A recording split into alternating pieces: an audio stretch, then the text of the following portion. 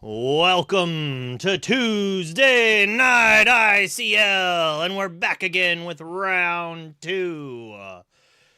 Whew, exciting times, and we're gonna play that fun little game where you try to guess who it is based on their voice.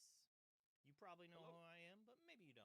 Let's see if you can guess who secret caster number two is. Ooh, I am your secret caster. That's me. I'm secret, and I'm a caster, and I'm a secret caster. I'm all those things. Ooh, I'm curious. If they guess who I am, I'm gonna feel so honored. It'll be good. They should know who you are. You're like, and if they don't know who you are and they're here, I thank you for joining. Yeah. Like seriously. I'm surprised Color's chat hasn't. Oh, there we go. Like, cause she said in her chat who she was casting with. So, Oh, okay, cool. Oh, but Colors. CMP did get that guess. One of your favorite Mai Tais. Ooh, here we go. There we go. That's yeah. See. I knew that that sub club would help me out at some point. I am a Mai Tai. That is true. So you've got that down. Man, I love it. I think we can show our faces. Yeah, I need to adjust your camera on this one though. I only adjusted the other one. Yeah, it Uh-oh. is. Oh, there you go. The zoom there works. Gotta, Eh, I'm not doing How's it that? this time. That wasn't me. It'll there you go. I'm zooming just little by little, just coming on in. Oh, well, Meet maybe me, too meet me much. right here. Wait, yeah, right. Look into my eyes. Do Stare at not me. play dogs. Yes, please. Actually, I kind of like dogs, if I'm being completely honest. Dogs are pretty cool. Yeah, I just think people are tired of it, but which is fair. You know We what? just had a new set. We want to see new Yeah. cards. I mean, sure, that's true. And I'll tell you. So I was at a tournament.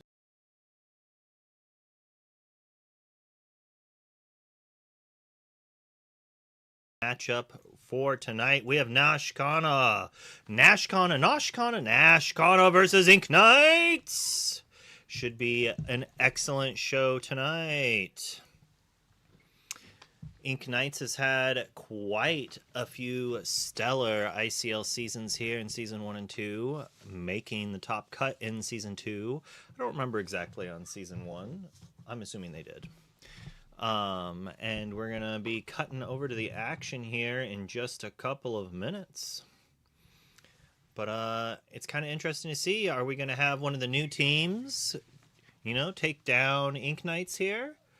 Both teams' records have not been insane. It is actually both teams really want this win. Let's just say that. Everyone's gonna be trying their hardest here, and it's gonna be for Ink Knights trying to claw their way back into another top cut, or Nashkana trying to get to top cut on their rookie year.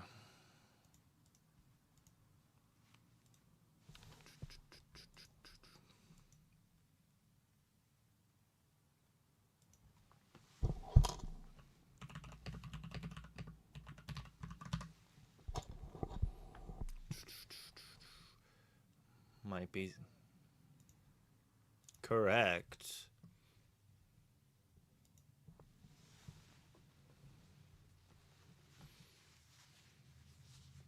All right, we're just setting up here. The players are starting basically right now. So we're going to cut over to the players, and the casters will be popping in with them shortly.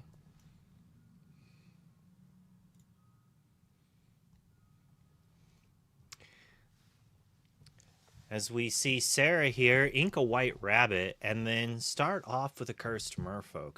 Quite an aggressive little one drop. It quests for 2 while also making it that if it is challenged, the challenging player must discard a card. And we see Pete Pirate Captain come down with a 1-cost Diablo to show a hand of 2 Pegasus, a Merlin Crab, a Friends on the Other Side, and a Mother Knows Best. So not a immediate quick answer, but it is a bounce in a turn or two for that. The question is, does Sarah decide to send the merfolk in, knowing that it can easily be challenged? And both of these Pegasus, they don't look as good if Icarus has that shift. If he has the Diablo shift, these Pegasus, the Pegasi are not going to be doing fantastic. So let's see if Icarus has what it is needed.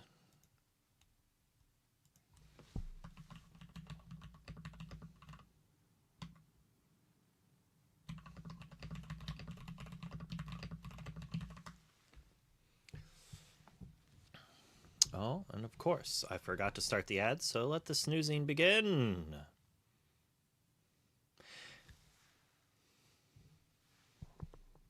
A fire the cannons from Icarus makes me feel that he doesn't have the Diablo shift. So we're going to be challenging down that merfolk to slow Sarah down. What are we discarding to the trigger? Going to the tank on this, kind of a tough choice.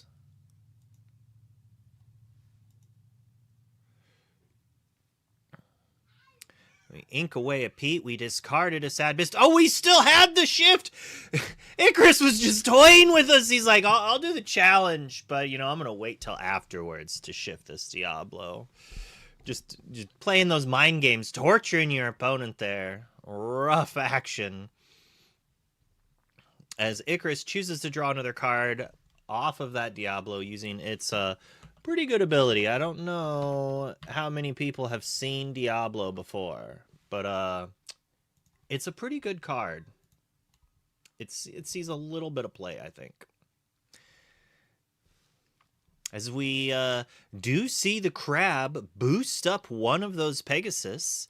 So, Sarah had a plan. She plays both, and Icarus was only able to answer one of them, while the other two were able to just, eat that, or the other one was able to eat that crab buff.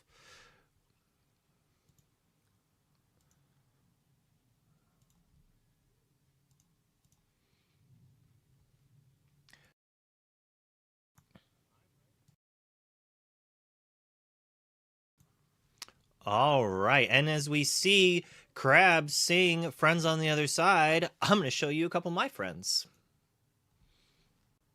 We're on this side. We are. I just, PodCon is a problem. I'm just gonna say that. Just kidding. I was like, wrap it up. But both of us had the same issue, and then I went, is this Infinity Week? Infinity Week can happen any week here at the ICL. I'm scared, but I see a couple of things going on here. I think I saw Diablo. I'm scared already. And Snowfort. Diablo and Snowfort. Hidden Cove. Who? Garrick, how are you feeling? Man, I don't know if Snowfort is the choice over Hidden Cove, but I love the Moxie. Maybe the deck is sort of agreeing with me, as every Diablo in the deck is seemingly in the discard pile. But on the opposite side, we got a really nice setup here. Man, I miss Merlin Crab. I talked about this with you, that one of my fears about casting Infinity is going to be me going, oh man, you remember that? You remember that card? You remember that? Yeah. But here's one that we don't have to remember because we never got to forget it. It's Ursula Deceiver saying, what you got going on there? And of course, it is a Dastardly D, Sudden Chill. Of course, that Skong will be picked. Only card in hand. So now I think Icarus is feeling a little bit of pressure here. I'm not sure what the other color pairing is with Icarus quite yet.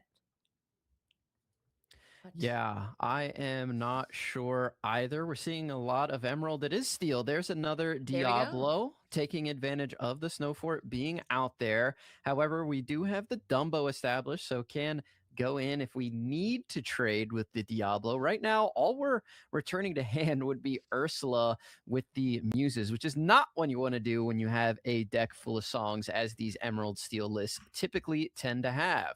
So we are going to sing Friends on the Other Side. Wow, we're just going down nostalgia lane, and I hate to do it, but I played a lot of these cards, and they meant a lot to me, and I miss them. They were my close friends for a long time. Yeah, I mean, it's one of those things that's, I did tell somebody, I said, if you haven't played Infinity, just think of the most punishing and exciting moments from the first 8 sets of Disney Lorcana, and they're back, baby. And speaking of that, we have Mother Knows Best saying, Diablo, you gotta get back in that hand. And it makes sense, because Diablo is not necessarily a problem when he enters the board, but the minute he gets exerted, he becomes very, oh my. Whoa, the Sea Witch Queen comes down onto the board. A little bit of a shift here. And correct me if I'm wrong, but if this character is exerted, ain't nobody singing any many songs that includes on Sarah's side of the board. Ain't no singing when she's exerted.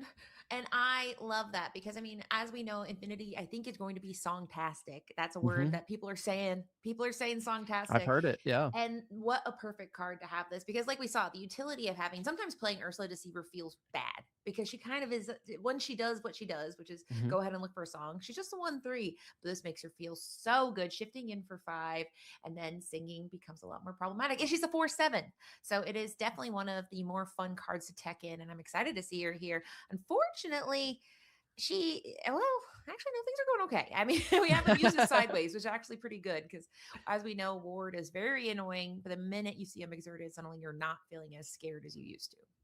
Yeah, definitely not. And if we're not singing songs, then the muses have been muted, and I think they might get banished here in a second. Icarus really fighting uphill. You're playing a steel deck. There aren't a ton of ways to get rid of the Ursula, and things go from bad to worse as Elsa the Fifth Spirit comes down, exerting your lone Diablo, who I'm sure you wanted to use to draw some cards. And we might be seeing, what is that, the third Diablo heading to the discard pile? If we choose to challenge, that is, it will be a trade here with the Dumbo thanks to the Snow Fort. But why not just clear the board off and get this Ursula questing for a massive 3?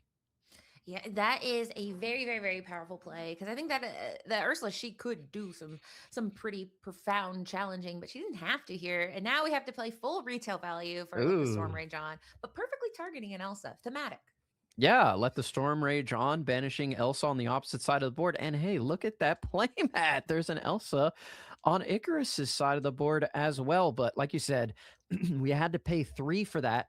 We're very low on ink resources as a sudden chill is going to hit our ink well. Looks like we're inking up to something, but the Ursula is not going anywhere unless that card in our hand is we don't talk about Bruno. That is a way that you can get rid of this Ursula. However, you're going to be gambling a little bit because the card discarded from hand could be the Ursula that we shifted onto. Yeah, I just got a little shiver up my spine, like rats along the spine, as they say, thinking about that, Bruno, because they love they discard players love this Bruno because it's so fun to get their hand empty and go, okay, I'm gonna return to your hand, and you're like, don't explain it. I know because my hand's empty. It's gone. But this is some of the moments of these cards that we haven't got to see. And speaking of that, we have Ursula, Deceiver Ball. It's an Ursula party, and we're all clocked in. So now can she survive one turn to do the double singing? But then, she has to also get rid of other Ursula. So this is a very interesting Ursula conundrum we have here. Yeah, for sure, because that Ursula most definitely probably going to be exerted. There she goes. She's obviously going to be questing here, and she does have that secondary ability where she can exert opposing characters. And look at that, we can trade in the Peter Pan thanks to the Cricky, who gave him a little boost in strength there. And now we've got 2 characters on our side of the board that both quest for 3. So that's a mighty 6 on 2 characters. And look at this poor little Prince John all by himself, all alone in the world. And we are gonna scoop it up, as Icarus says, I've seen enough. Yeah, and that is not to be like, Garrick's pretty cool, but you made a very good reveal for a card that might not have been the most astonishing card, but you called out that the Emerald is known for its flexibility. And I think that Yes, this is thank what you. we are seeing here because I really do think that this is a tale of 2 different Emerald tales. I think Amethyst does make it a little bit more nimble. Steel, as we know, is a lot more heavy-handed. In this matchup, Sarah was able to outmaneuver, outwit, outlast, outplay, and just keep drawing cards, keep kind of putting big roadblocks in front of her plans, or Icarus's plans. So I really liked seeing how Sarah played and how she said, I don't really care about Diablo. What Diablo? She said several times. How are you feeling about this matchup so far?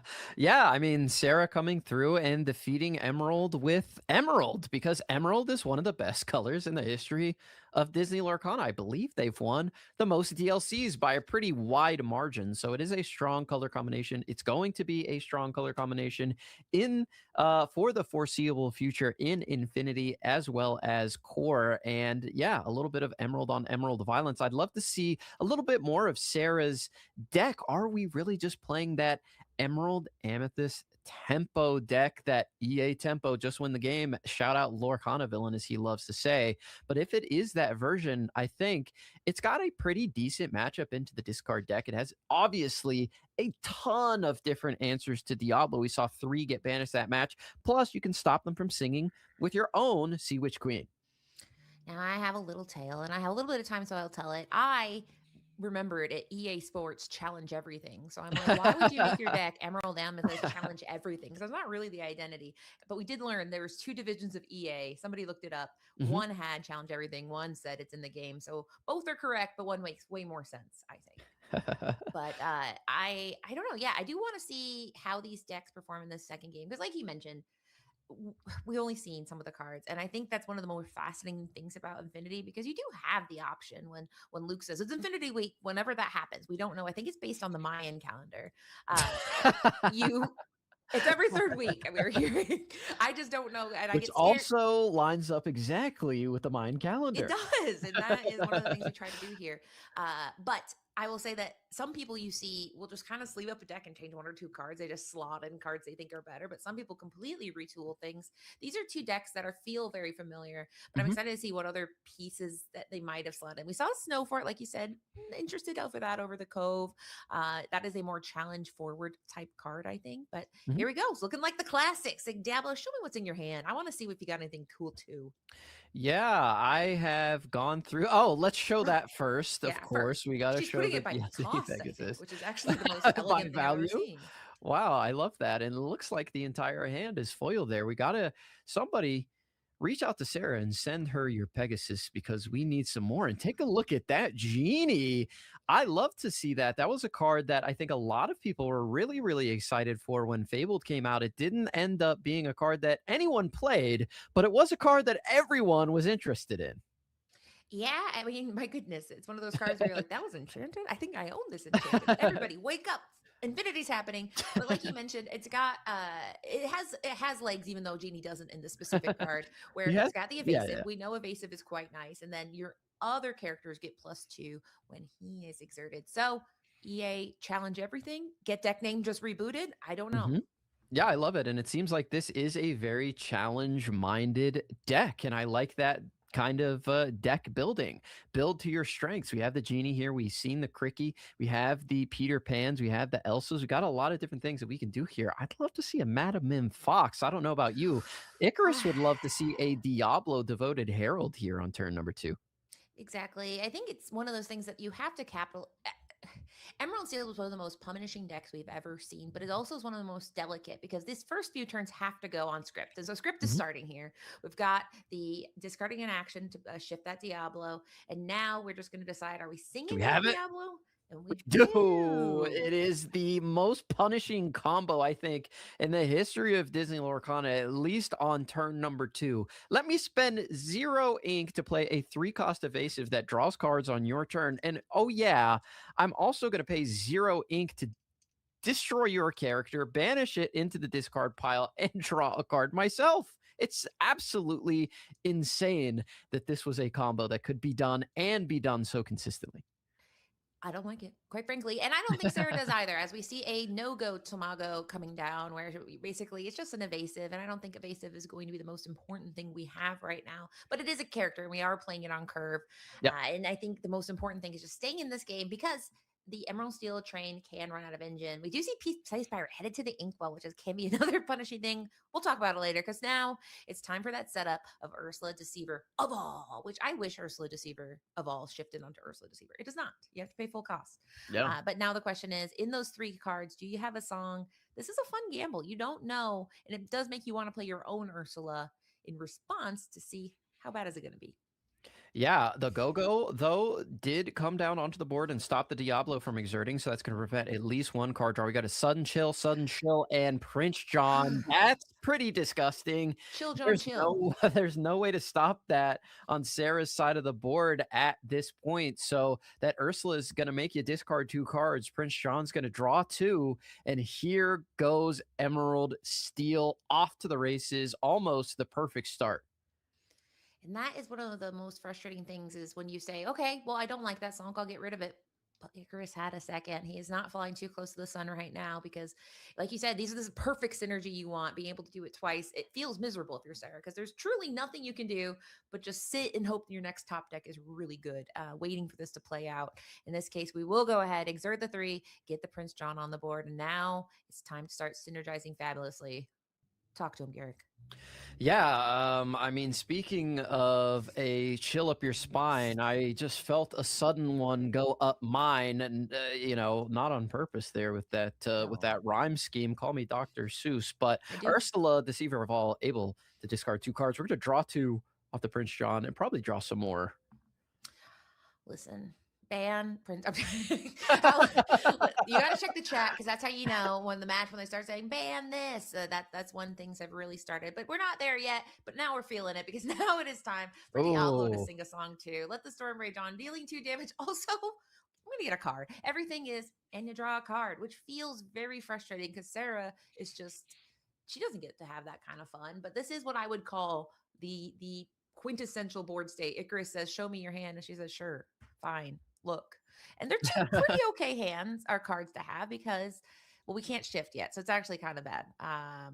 If we can get to that Ursula Ink, then potentially we can find a way to worm ourselves back in this game. But off the top of the deck right here, you want to find a Peter Pan to crack into this Diablo, ink that Friends on the other side. That way, Diablo's not going to be drawing any additional cards off. It's like you can't use it right now. It's got to go into the inkwell unless you find the Peter Pan right now. And that is, I think, one of the more painful things that'll happen in this game is where you have 2 paths forward and they're both, ooh, but this one's nice because you got a genie. So that path is fine. You only get 1 card, you don't get 2, but you do get to ink. And so you're still in the game. She did not notably ink that Ursula. So if she can find 1 more inkable in theory and nothing else happens, there's no removal, we might have a stew going. Yeah. There is so much Emerald in the Infinity meta right now. I think one way we could get around this discard strategy without banning cards is to print cards that have a bonus when they're discarded. That way, when you discard the card, your discard opponent needs to think about whether they want you to discard or not. Like, discard this card, gain 2 lore, or something like that. Discard this card, it comes into play for free. That way, your opponent might be punished for removing cards out of your hand, but we're going to see Max Goof come down onto the board and return Sudden Show the Hand, and Ursula's going to sing it and force you to discard 2 cards. These have no benefit going to the discard pile. It just feels bad. Max Goof doesn't belong in this picture. I'm just like looking at these like dastardly characters. Max Goof is like, "I'm Max Goofin." He's a rebellious teen and he joined the villain club. Yeah, the villain, like, this is beyond the club. This is like prison. These are the worst of the worst. This is a Max Goof penitentiary. Yeah. And I don't feel, but it makes sense why he's here, right? Because this is the whole name of the game, is just making sure these songs keep going. The question of the day is, are there any? We haven't seen a lot of, I mean, this is the first post-rotation card I think we've seen in Icarus's deck, which kind of just shows how daunting Emerald Steel was and will be as we move forward. But here we go. It's that I'm still here coming in. And strength. Why not? And strength off the top is probably just going to remove the genie off of the board. The I'm still here protecting the Diablo from any sort of top deck Peter Pan shenanigans that might come down. And now here is where the vice grip has been put down onto the opposing player. You've been able to discard their hand down to 0. They're top decking off the top. They have no characters on the board. And while your board is quite slow at questing, they have no response. We just ink the Elsa the Fifth Spirit because we had no other ink. We couldn't play her that turn. Even if we did, she wasn't doing a whole heck of a lot, but had to put her into the inkwell. We're going to pass it back over to Icarus. We'll see what they have. Not Max again. Max, come on. You're rebellious, but you're not like this. This isn't like you. And now, I didn't see, did she already have to discard her Ursula? It doesn't matter. She's gone. Yeah, I was like, maybe we're going to last it's all turn. gone. Yep. So, and this is why discard decks can feel very rough. And so this is a mental exercise. Everybody right now, pretend you're Sarah. Sit, turn if you have to kind of orientate yourself. But this is something you will see where you're like, listen, this is bad for me. And here comes more. Morph can be anything. He does have that universal shift ability where anything, any Floodborn can shift on top of him. So you're just sitting there and being like, all right, everybody name your most scary Floodborns of all time starting right now. And Beast she's just in Tragic top Hero. deck. Yeah, yes, that's a good one. That's a good one right there. Pete Space Pirates, another one where I'm like, please Yep. don't. We saw him be inked, and all of them. But she's just living on the top of the deck right now. So here we go, exerting 3 and playing. She's gonna do it. Oh, Kick Get Cloud Cloud Kicker. Kicker. Now Hey, I mean, this that's a pretty good card if you find it early in the game. You're able to yes. disrupt that Diablo, but right now it's not the We need best. It's not the 47 best. kits. We need Yeah. 47 kits, 47 cloud kicking. Because right now we can do a little cloud kicking. Notably, we picked that double singer Ursula Deceiver of all, but it is still not feeling good because yeah, it's just a small hiccup. It's not a huge disruption like it would have been on curve on that turn 3. So she did play a card, but at 6 lore with a pretty daunting board presence, knowing that morph is probably going to shift. He doesn't even need to. Hey, there he is, We're the just gonna Beast Tragic Hero, one of my favorite cards, and not the fire, the cannons, and the Emerald Steel You don't need to discard do deck. that, Icarus. That's not necessary. You have so many things. But That's there we just go. rude. Sarah's a better Illumineer than me. I would have scooped this thing up Yeah. 3 turns ago. I'm going to be honest with you. I probably would have flipped my table as well, but we're on the play and we won game number 1. So Sarah has the answers in the deck. We've seen them. We know they exist. They just need to come in the right order. And do I sound a little biased right now? No, because I love this card, everyone. I love this card right here, which is Which is Kit Cloud Kicker, who hopefully we see on turn he's 3. I will say that we did a hearty giggle, like one of those, like when you're at a party and people giggle, you're like, what are you guys laughing at? So if you don't know why Fire the Cannons is a little funny, is we have today in modern core society, we have to run things, some inelegant things like Fire the Cannon. It's not a song. It is uninkable. It is just a 2 damage. And so in Infinity, one might think, well, I've got songs. I don't need to do such inelegant things like Fire the Cannon. So to see Icarus sing every song ever and then off the top rope say, I also have Fire the Cannon, is what I would call, ow, why'd you do that? But it is cheap. It is a cheap solution for a lot of problems. I know that Grandmother Willow is scaring everyone right now. She's not in this match, but that is somebody that makes people want to have those cannons. But yeah, I didn't expect to see that as the game ending thing. But we are on to game 3, and it might be a very different story as long as she can do that disruption like we talked about that she wasn't able to do in game 2. Yeah. So we just saw the most disgusting thing that you can see in Disney Lorcana is one player just simply not allowing the other player to play the game at all. But with all of that being said, we know that this deck can be beaten. It can be disrupted and it can be taken off of its lines. It's not an all-powerful monster that cannot be defeated. I don't even necessarily think it's the best card, or sorry, the best deck in the format.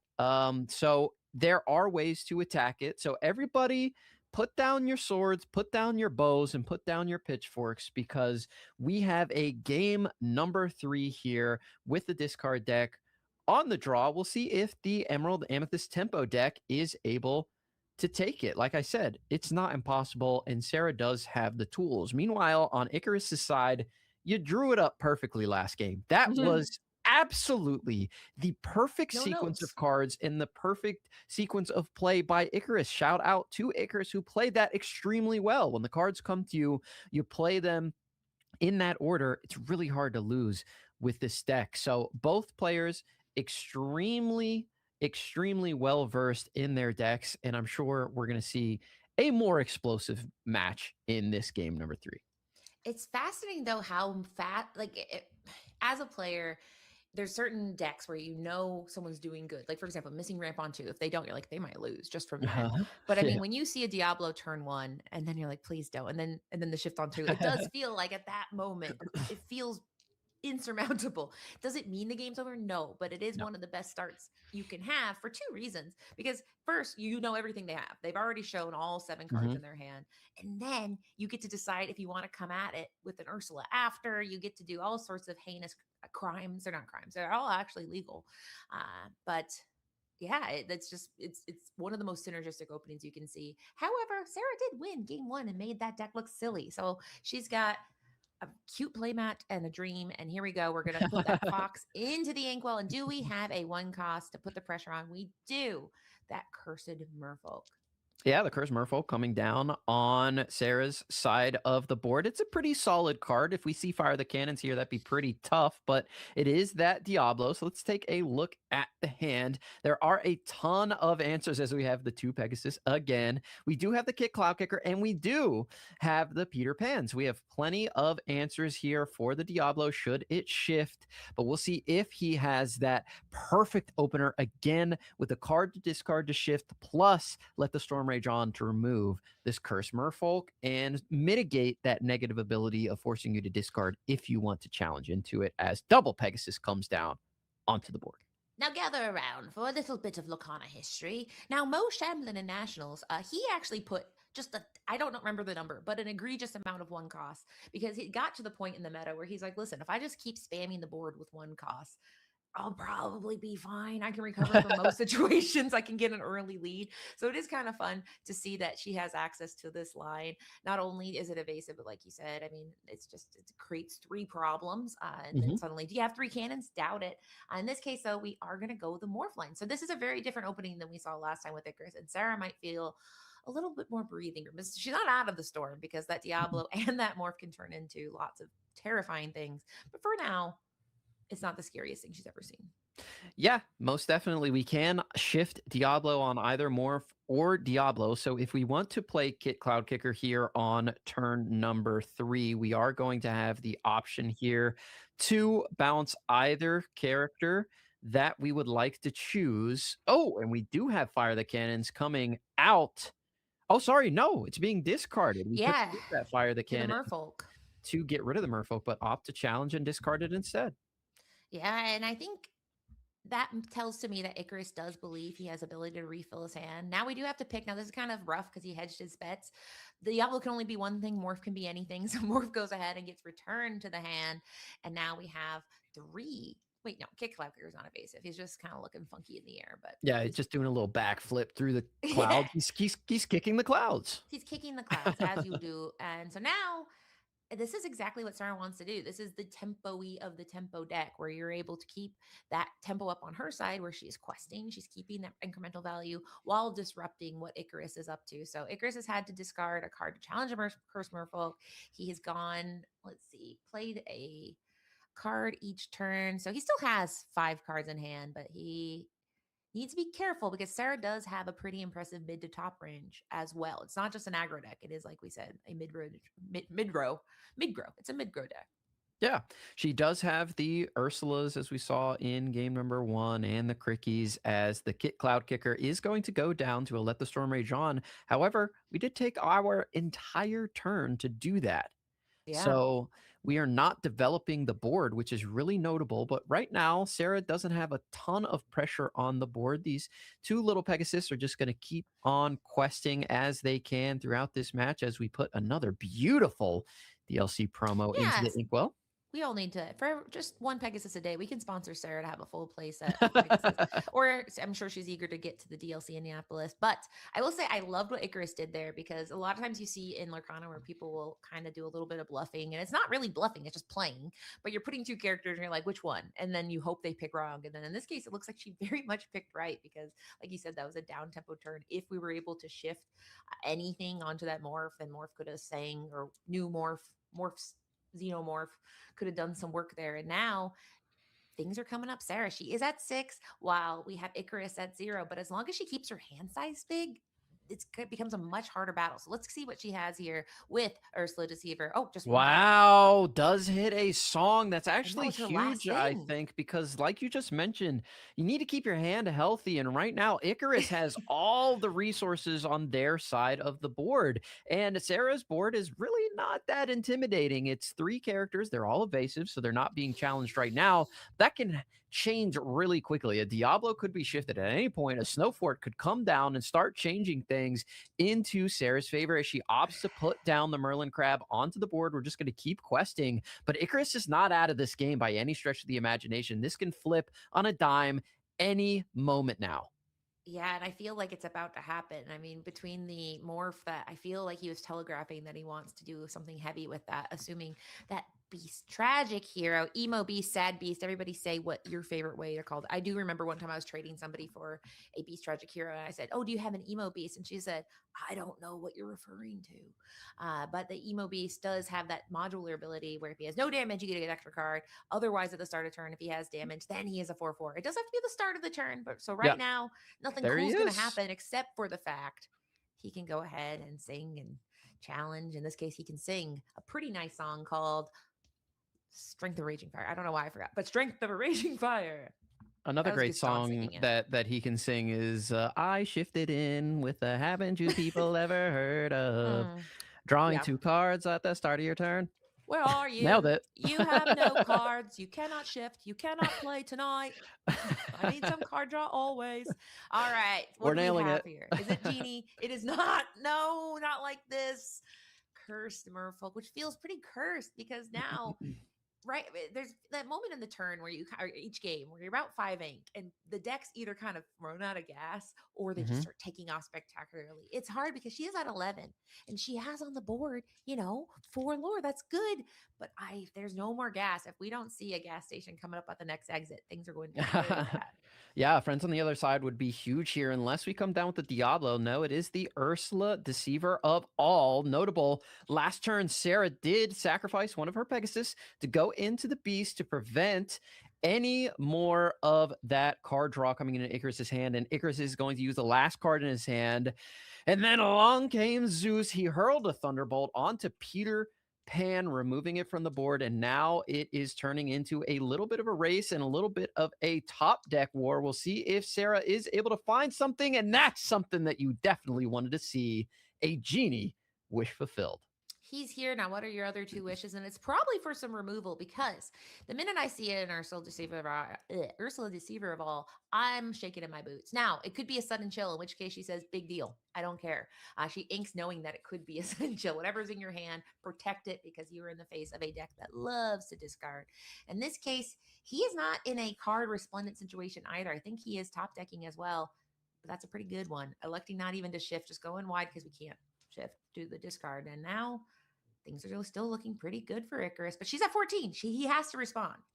Yeah, we get to remove the Curse Merfolk, though, for free because we have no cards in hand. Now we're going to start catching up on the race a little bit. We'll see if lightning is fading fast. But right now, Sarah is okay, going to get up to 17. There's no answer for the genie on the opposite side of the board. The Diablo will be able to take out the Pegasus on this next turn as Merlin Crab comes down. We'll think about challenging, but right now, I don't think you do it. I think you just keep it pushing. You quest for 3 here, go to 17, win the game next turn, unless your opponent draws an answer right about now. Right about now, is it strength? Is it even the fire? Well, no, fire the cannon wouldn't be enough because he has to get rid of 2 things here. Now, does he have anything evasive? No. So, did he get it? I'm still here potentially. No, that is a secret Snow. character, I I think it's believe. Snow Fort. That's Oh, it worse than a is secret Snow character. Fort. That's a Yes. location that just sits there and goes, "Hey guys, I can't help here because what we're looking for is something that draws cards, something that can reach the evasive. So we have 4. We have to deal at least a total of 5 evasive damage, and we will start with challenging into Pegasus here. Yeah, Pegasus is gone, unfortunately, for the Diablo. Snowfort does not give enough strength, and we have just enough to get over the finish line for Sarah. So she had the gas to get over the finish line, and unfortunately for Icarus, wasn't able to find the cards in the right sequence. Had the Diablo, but did not have the shift option and got delayed by that Cloud Kicker, was not able to get there in that match. And Katie, I would like to say before we get out of here that we absolutely nailed it and did not mess up on Cloud Kicker a single time. Which is amazing because whoever named that child was quite frankly a villain. Because I just call him Kit. But here's a fun fact. I, in my time on Earth, had just forgotten that Diablo has evasive. I was like, that'd be too good, right? Yeah. Like he shifts and he becomes non-evasive. No, he is evasive, and now I see why that bird is smiling. But he's not smiling right now because he just got 2-1. Nash Kana Nash kind of is going to go ahead and take it down. And Ink Knights, returning veteran of the ICL, does have to go ahead and get locked in. Now, I don't know. Luke could be putting another game on at any moment. You don't know, Garrett. It could happen at any point, and we gotta stay on our toes in case I something am. does happen. I'm reading chat right now. Everybody seems to be pretty happy that the discard deck lost. Our No one roots for commiserations go discard. out to Icarus. You played it great. It didn't come your way, but the chat is very happy to see that Prince John and Diablo did not collect another win on stream. They're just simply villains, and they're villainous cards. If you're And gonna Max print Goof. villains, and villains plus Max Goof and Beast, he's sad about it though. He's not happy to be a villain, as we are going to get into a quick game here. Ruby Amethyst, my love, against some kind of items sapphire list. I see a Grandma Tella. I see a Merlin carpet bag. Could this be a Maui Half Shark DKP special? I can't tell if the resolution's low or my eyes are going on me, but we are Merlin carpety bag. I said carpety bag because it's huckety pockety, which is one of the things you hate to hear. But there's Popsicle because Hiram, he has recently been banned a second time. The notorious HIRAM is out of here, but Popsicle's still here. And I mean, I think people have been talking about Popsicle is still kind of annoying. You don't have to do anything to just turn it into cards. So it's still egregious, but there we go. We are now doing some classic Ruby. It's Ruby Amethyst. What yes. Hello, wake up, Garrett. This is you. I'm not going to cast anything that Ivan does. That's all you. Yeah, I'm Hardy Y. I will let you do all this sapphire stuff on the opposite side of the board. Items. And it looks like Ivan right now is in the driver's seat, as we're going to see a Diablo, a heroic Diablo that everybody loves, actually. A 3/3 for 2, that quest for 2. This is what we were asking for 8 straight sets in Ruby Amethyst. And now we finally get to play it in Infinity. Metallic Flare saying, hey, this deck's not gone. This deck's still here. And we might get to see a Shift Sisu. You never know. A little bit of a quest for 3, but yeah, we're going up against Sapphire. Traditionally, what we love to play against as Ruby Amethyst players. Yeah, because I mean, right now it's looking like a whole lot of nothing. Now that being said, Tamatoa coming in happy as a clam to get some items back. With Hiram gone, we are having to work harder at making sure items are leaving and coming where we need to. In this case, you can do it 2 ways. We have this Merlin happy as a clam and Merlin's carpet bag, which you do. Merlin's carpet bag is very expensive. It's a 5 cost, uninkable, and then you're paying to return an item card from your discard. But as we can see, popsicles, you need to get them back. That's kind of, even without Hiram, popsicles are what feeds these item decks to the point where we haven't seen any other color so far in the 5 minutes we've been watching this game, because Sapphire is going to be doing a lot of the heavy lifting here. You know what just happened on that turn with all these popsicles? We drew what, 5, 6 cards on that turn with the carpet bag plus popsicle. You know who's not drawing that many cards in a turn? Flaversham. He's coming in, he's drawing 2, and he's passing the turn. We just drew 6 because Popsicle is a crazy card, and I will always stand behind myself and support myself in saying that we should have banned Popsicle and that the toy maker did nothing wrong. But here comes a library down onto the board. This is a really good card against Sapphire decks. They typically struggle to get rid of them as we move everything into the library and we get a meaty quest for 4 down onto the board. You did talk about that carpet bag, but I think it makes things a little bit better when you have the Tamatoa that can quest and put it out for free. That always feels nice. Free is my favorite cost. Free is best when you get something good for free. And right now, there's not a lot of great things. Now, we saw you're drawing a splendiferous amount of cards, so that is good. But I mean, you have to have a plan for the end of that. And the entire time that he's, we have 3 items on board. Let's say we can get a Tamatoa So Shiny and a Lucky Dime. He doesn't have a lot of time to do that. So now Tamatoa is sitting there saying, I got to deal with a library, an evasive, 2/2, or 3/3 rather, with that Diablo. So that's a lot to ask of one crab. So we're going to just keep digging, because that is the hallmark of these Sapphire decks, is digging and digging. These turns last a long time. Have we seen another color on the opposite side? I keep waiting. I'm assuming it's Ruby. That would be my assumption. And if that's true, then at any moment, the characters on the opposite side of the board could be blown away and discarded into the discard pile, banished, if you will, by something like a Be Prepared. But, it could be Steel. There it is. There it is. It's Ruby. We have Scar here. Vicious Cheater, I believe. This is a test, guys. If you want to be a lore guide, you got to name every card ever. I don't think I'll be one, but Scar Vicious Cheater has some fun synergy. I believe I'm getting it pulled up because I cannot remember off the top of my head. Rush. Great. Yes. Oh, yeah. And then whenever he banishes, you can ready him. So that's also quite nice. So this could be kind of like a pseudo board wipe where you can go ahead and rush. Now, unfortunately, he rushed into the library. That is not a character, but it doesn't matter. He's just happy to get rid of the library first because that's step 1 of the card draw engine he's trying to disrupt right now. Unfortunately for Big Dog, he could not get rid of anything else. Now, he could have challenged into the Diablo, and he could have also healed himself with the Popsicles. However, he would have given a card to Metallic Flare if he would have done that. So we opted to just go for the library. Scar couldn't challenge Sisu, couldn't challenge Elsa. So it was really tough as Sven's going to come down and say, hello, I can challenge evasive characters, even though you don't have them. We got Reindeer on Lion Violence. You don't like to see it. Reindeers are better than lions, he says. And he goes ahead.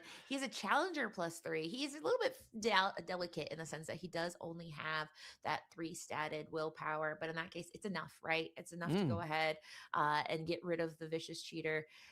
Now it's looking good. I mean, there's nothing more maddening in the game of Disney Lorcana where you're like, I'm going to do everything I can to get rid of this one card. And the next turn, they're like, this library, this one that I just played again, it's back. And now it is looking like all but over for Hargi. But he still has one more turn. Do we have a Be Prepared?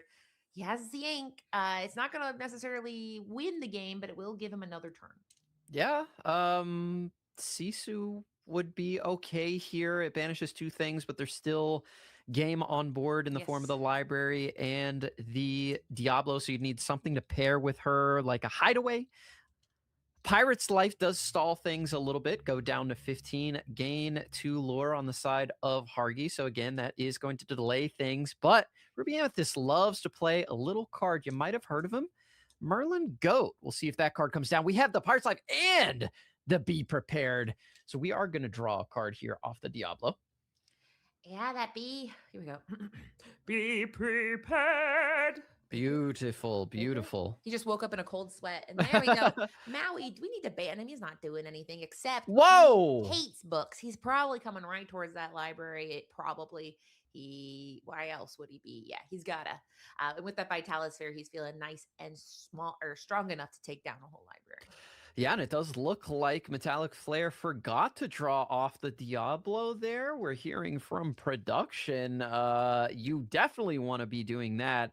But that is insane. We thought this game was going to be wrapped up, but Hargi said not so fast. Not only am I going to clear your entire board, but I'm going to clear that library with a Maui Hero to All Vitalis Sphere combination, as we're just going to get a couple characters down onto the board with Diablo and Madame Medusa, who JDZ says maybe needs to get a ban. Thoughts? Honestly, it'd be fair. It's a good preemptive ban, right? Because it's been a while since you said the sentence, well, it gets banished to Medusa. That was like a sentence for a while. Any card that was printed, people say, what about Medusa? And then it was like thumbs up, thumbs down. I don't think so yet. We're not there yet, I don't think. But in this case, she is just somebody who can quest. And she's not very good in this matchup. Not really able to target anything. But we have that Diablo, which should, in most scenarios, unless you have something like a Hades, turn into a card. But yeah, that was a good tempo, like a pump in the brakes there on Hargi's side. And now Ivan still feels pretty. No, why? And that's Pirate's Life. Ban that card, actually, is what people have been saying, because that is going to put him up 2 lore, take down Ivan's lore by 2. So now he's sitting comfortably at 6, I believe. Did he go up with that? We shall see. I thought he was at 4, but he must have been 0 on the first Pirate's Life and just going up to 4 here now. And now I thought that this game was all but wrapped up, and I've been in this position many times. It is a terrible position to be in if you are Metallic Flare. And right now, if I was a betting man, which I am not, I would say that Hargi is probably going to win this game. They have the never-ending popsicle loop. Popsicle should be banned. And they are able to dig through their deck, find every answer that they would like to find, gain lore, take lore away. They get a Maui half shark down onto the board. Things are going to get even worse. We're forced to be prepared. Our own characters, when we are trying ourselves to get over the finish line, we do draw a card off the Diablo there. We'll see if we are able to put some more pressure on, as Friends on the other side is going to go into the inkwell. Here comes the library that might be enough to get you over the finish line. But we've seen Scar. We've seen Maui here at all. We've seen Vitalosphere. That library is not safe by any stretch of the imagination. Queen's Castle, though, would have been nice to see a little Queen's flashback. Castle. But there, you mentioned it, Maui half shark, all problem because of that synergy. Where basically suddenly now you're playing from three hands, where you have your discard, which you're just gonna get stuff later. You have the cards you've yet to draw, and the cards you've already drawn, your items, and it just There it feels is. insurmountable. And here we go, that shark. Maui, name something Maui hates more than a reading. And his own location comes down. McDuck Manor, a face I haven't seen in 1,000 years. 2 lore per turn. And there it is. Mahargi is doing what Ruby Sapphire is famous for doing, which is making you believe anything's possible and then suddenly feeling like you're in the nightmare jutsu. Wow, we're still inking here. We're going to put down the Queen's Castle. However, Queen's Castle traditionally banished by Maui. Demona is going to come down, draw some cards for us. Let's put the Demona into the Queen's Castle. At the very least, the Maui half shark is going to have to challenge in there and sort of slow Hargi down, but Hargi's going to gain 2 lore here off of the McDuck Manor, and the Maui half shark not being answered right now is just going to start comboing off. We find more Pirate Slice. We find more actions in the deck, such as How Far I'll Go, or Sail the Azurite Sea, or Vision of the Future. However, all of these we gain lore. gotta get something exerted. So we have a little bit of time before the doom of it all. Perhaps there's a go. So in another world, so Maui can't just run into a library and get an action back. That's just not how it works. He has to challenge a character, which means something needs to be exerted. And right now, Demona's sitting upright, active. She's got her trade table in the upright storage. So if we can get to the next turn and none of that happens, which is not, because these popsicles absolutely are a problem, because we're going to go ahead. It's card 2 of them, get them back. We're drawing 2 cards. We're looking for an answer here. I'm assuming, oh my gosh, that's so much ink. He's more popsicles, like you said. I think actually popsicles are a problem. You've convinced me. Yes, From thank this you. match, it is a problem. This has been, we're popping too many pops. I would like to go back and just see if someone can count how many cards he's drawn, including the popsicle coming back itself throughout this game, because that is drawing a card. So that's +2 every single time, because the popsicle, believe it or not, has other uses other than just drawing cards. It can heal you for free. This has been disgusting. This card needs to go. I'm sorry. It needs to go. And it needed to go. He survived the turn. So now can we get a go? King of White Rose. Whoa! Pirate Life off the top rope. Everything we said. We were so I can't believe, why would you not? Why not get rid of the Queen's Castle? It's so free there. I think he was being a little greedy. He said, that was greedy. You had everything. You had infinite cards. You had all the ways to win this game. Why not just remove the only thing that can lose you the game, which is that card? Yeah, I don't understand. Castle. And it's a conditional. Oh my goodness.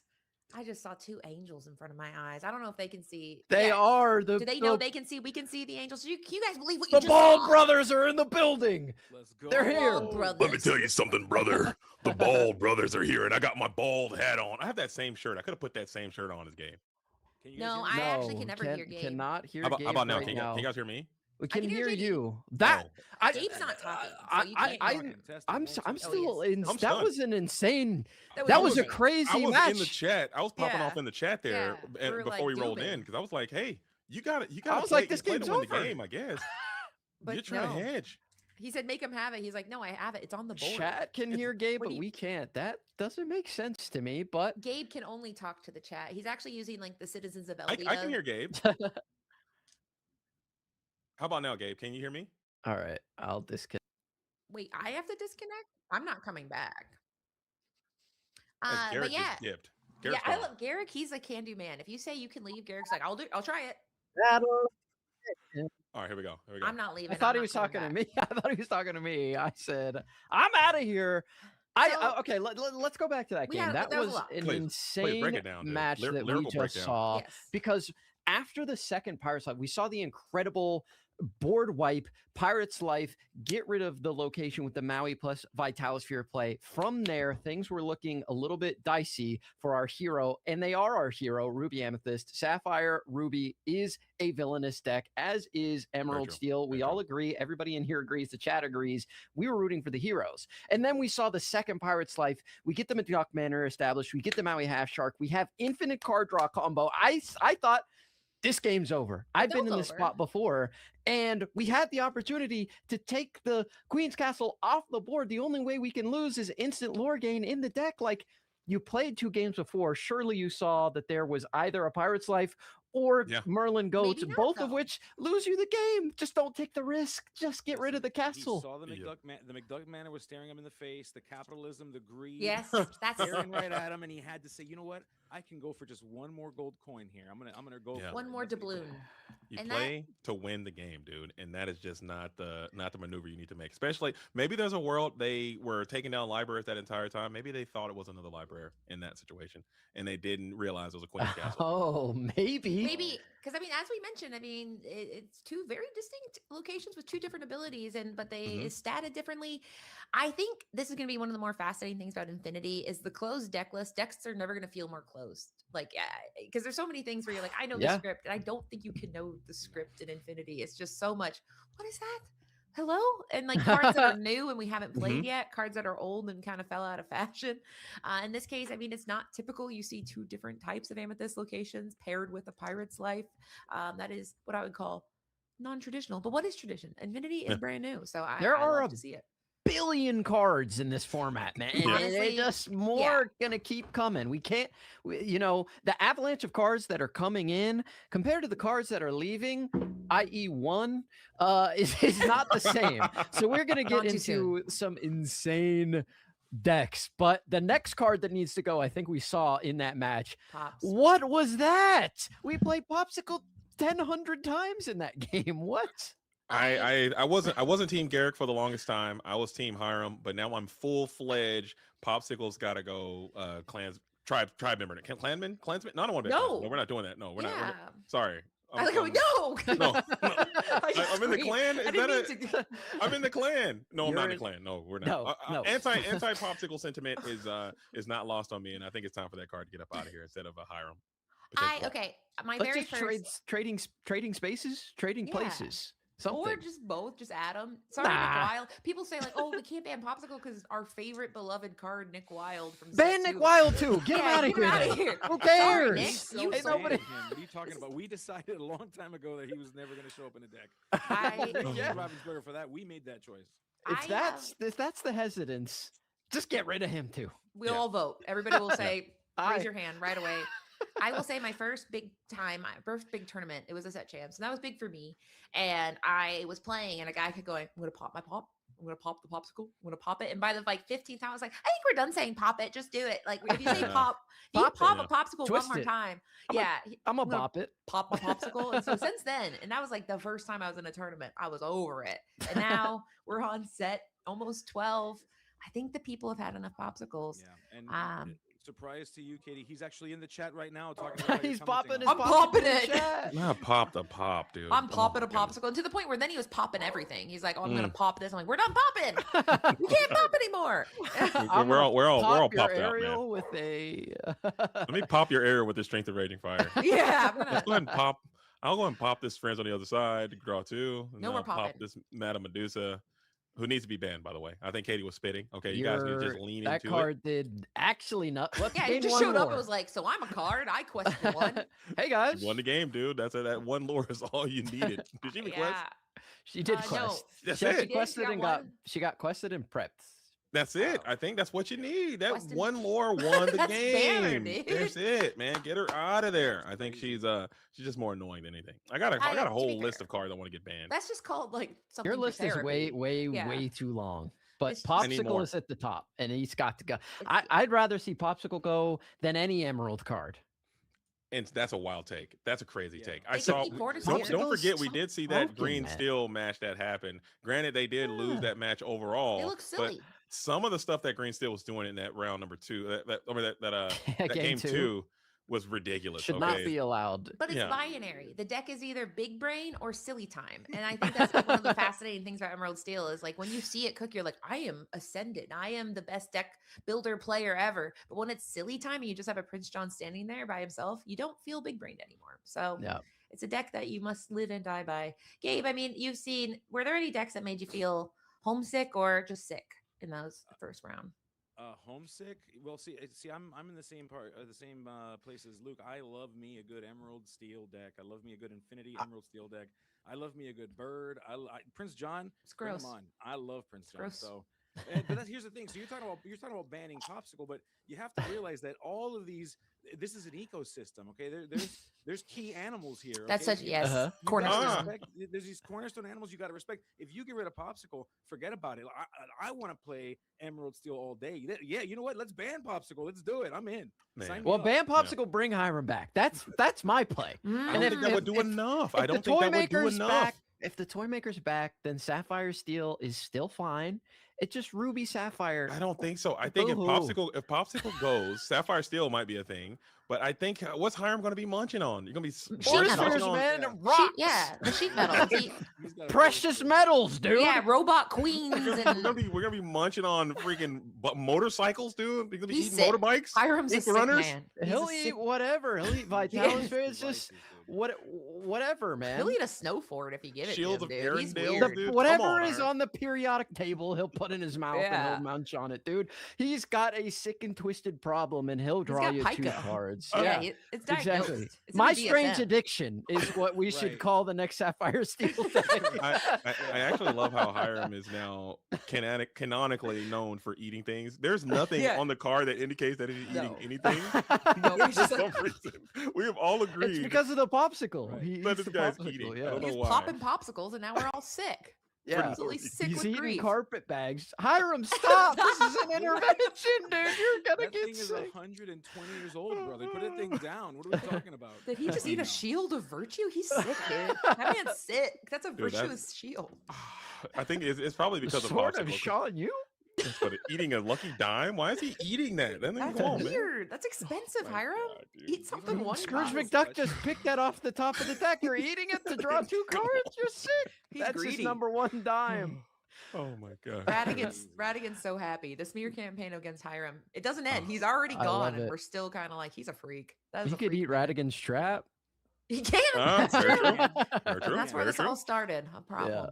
I love how true. we're just doing this bit, and it just It keeps just getting won't stop. funnier, dude. It just keeps getting Yeah, better. it gets All wilder right, and guys. crazier. Hi, welcome to YouTube. There's the Hi. top 10 things that Hiram wants to eat. That'd be a Number great video. 15, hidden trap. Not very playable, but very edible. An entire snow fort, dude.